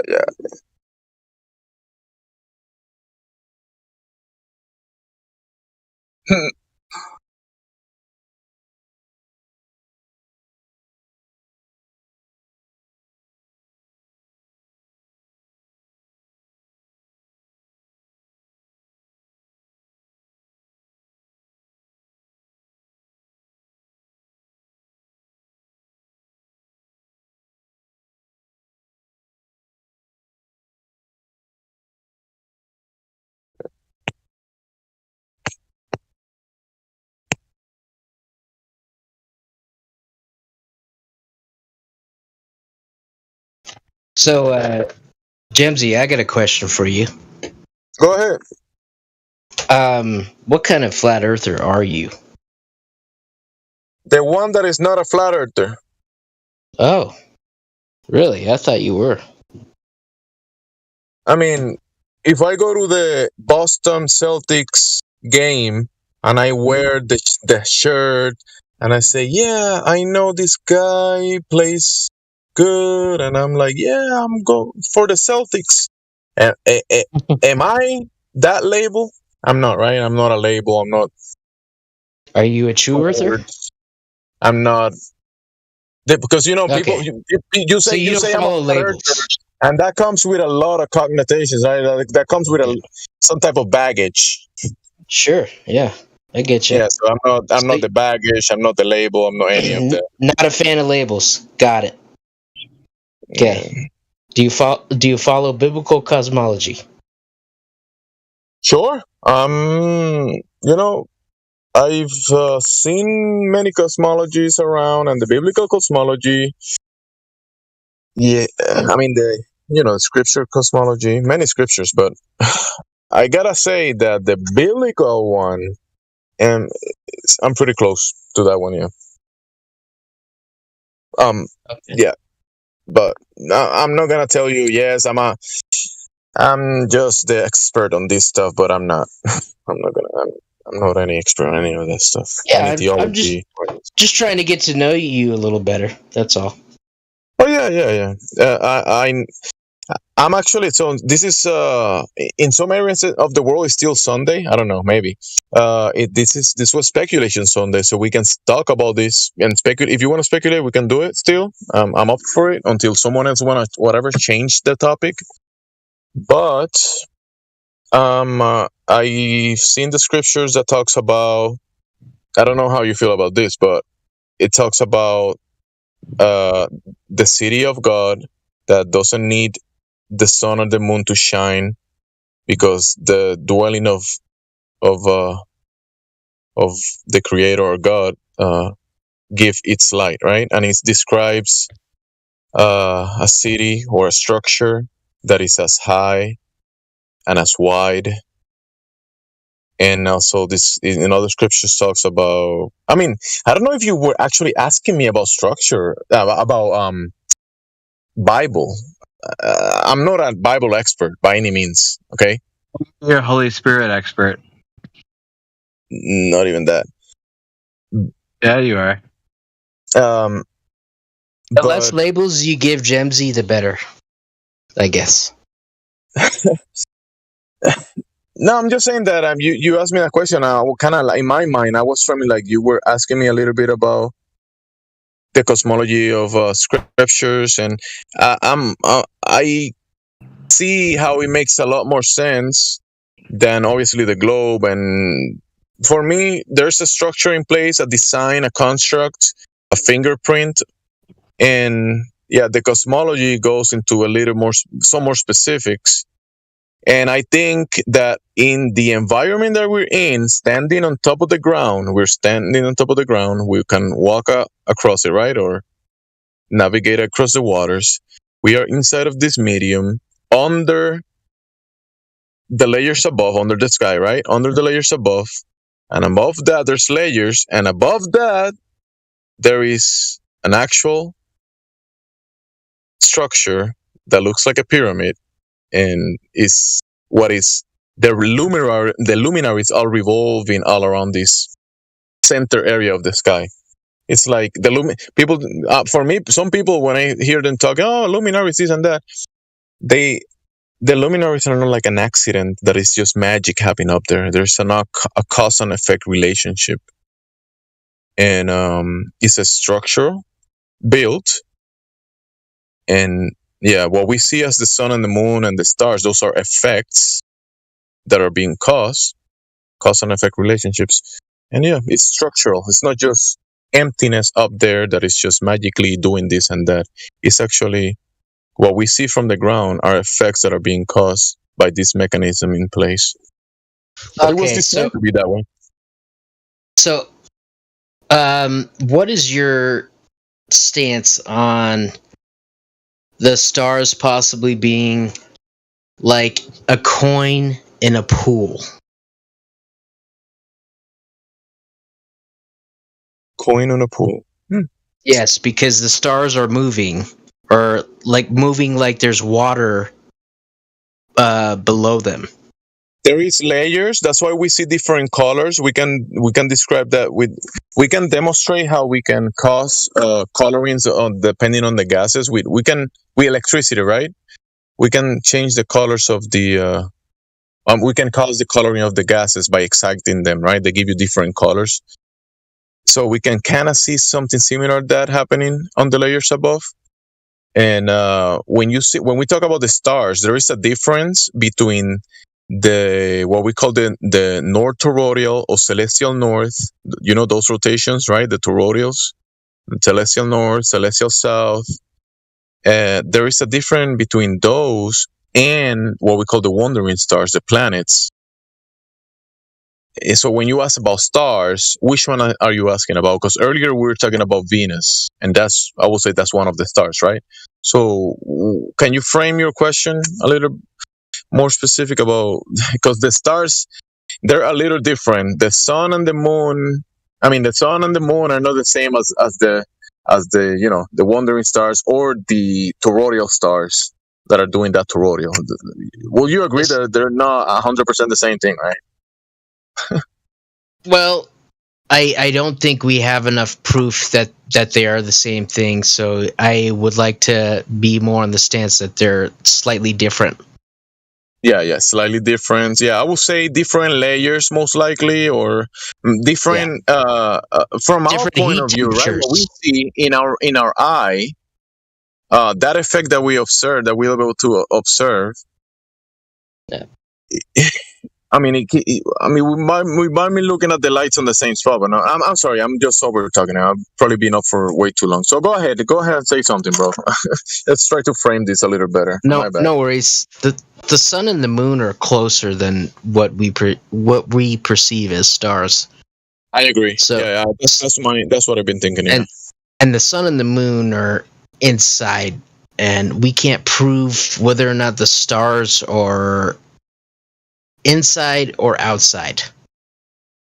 But we do know for a fact that the sun and the moon are inside, and the sun is not 93 million miles away. And the moon, let's see how far that's away. Moon is not. Okay, think about this. Okay, so I'm reading the page that you are reading from right now, right? Because I'm actually kind of like thought about this, like you were saying. The moon is not 238,900 miles away. Have you ever seen Venus? And you see Venus has cycles like the moon, very similar to the moon. Have you seen that? I haven't seen them, but I know that every planetary so-called planet has some kind of cycle, but it can't be proven with eye. I wouldn't be surprised if Venus is 200 or wait, hold on, 20,200 thousandths a mile away. You know what I mean? No. What are you saying? I'm saying that I wouldn't be surprised if that Venus was 200 thousandths.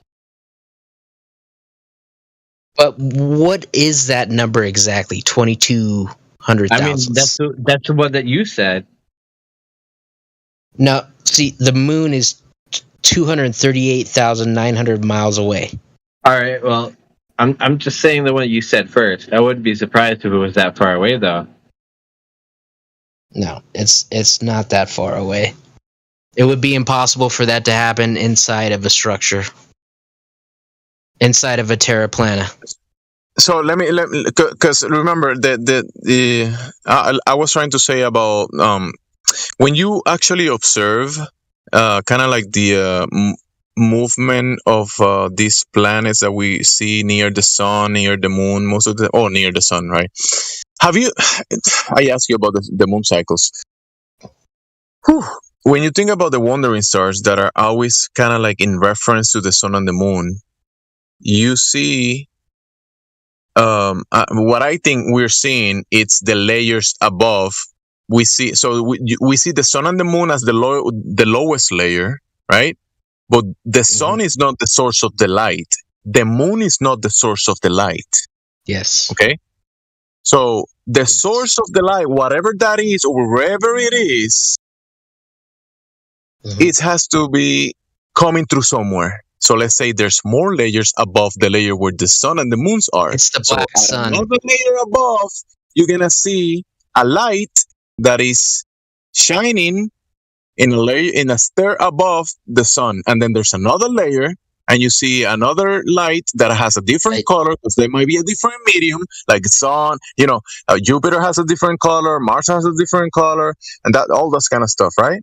So they say, oh, those are gases. Maybe we're looking at gases. Maybe we're looking at gases that are being excited by plasma, electricity, right? Electricity, and you see the color, the illumination of the gas, or an image of that. You following what I'm saying?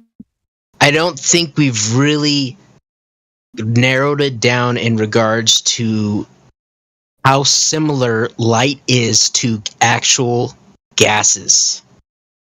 I think that the light that you're talking about is not located up at the top, but actually below it, where the black sun is. The black sun creates the moon and the sun itself, and intertwines it in the realm that we live in.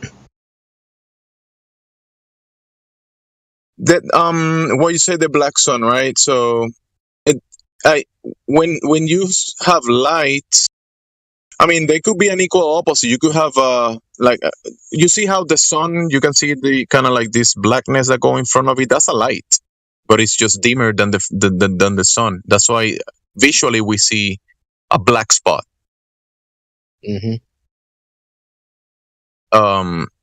So you can see this effect that like light stacking on top of each other, and you see some of the lights kind of like causing this lunar effect, this eclipse effect on the light. I don't have a full demonstration right now on the hand, but you can see this happening with lights. Yes, you can see a light as complete darkness, as black. You can see a light and it looks black. You've seen this, right? Our eyes can play tricks on us. So I think that's something that it might be happening. That's similar to what's happening up there. But what you're saying about the black sun is very interesting, because I think there's definitely something happening on this layer below us, right? Whatever is happening below us, and how that it can't be just like you're saying. It can't be just one, because you see how we are in this system, and there is I would say, what is the sun doing? Will you say the sun is like an input into the system? Because I think there has to be an input into the system, similar like a terrarium. Like the terrarium, you could have it sealed, and you have everything, the soil, you have the humidity, the water, even seeds or insects can be inside, sealed in the container. And then you have a light that is outside of the container. It could be near the container or outside. It could be casting a light that is shining through the container, but it's still. I think it's more than just a terrarium. It's a terrarium. Yeah, it's a terrarium as a light as well, and that light has a positive and negative charge, just like any other light. And the positive and negative would be the sun and the moon. Yeah, and that is energy. The energy is provided through the black sun. So and what that, about and the that electro-opticals?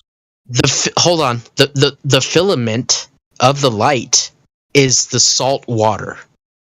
The salt water. Okay. Yeah. Okay. Sorry. What were we gonna say? Because you're keeping it down here, which I like. I do. You keeping it. You're talking about the salt water. I do like it, because you're keeping it down here where we're standing and where we can. Yeah, I get it. And the electricity, the salt water. Yeah, I mean, sure. It proves the ether. What was that? I know you're probably better at this Discord server than I am. Probably know a little bit more. Is there a what's it called? Oh yeah, it's I want a flat Earth, hollow Earth, and definitely not a globe Earth roll. All right, you got it. It's all good. Hollow Earth roll, dude. I need that. Hey, I got you. Sting, you hopefully, obviously, we're not debating on anything, but I wanna hopefully put it into some type of framework and try to visualize it a little better. What you're saying, because I've seen some depictions, but hopefully, I can look at what you're talking and visualize it better. Because it takes the conversation and some specificity about it to see the whole picture. Hopefully, what you're trying to say. I could try to narrow it down as much as I can. So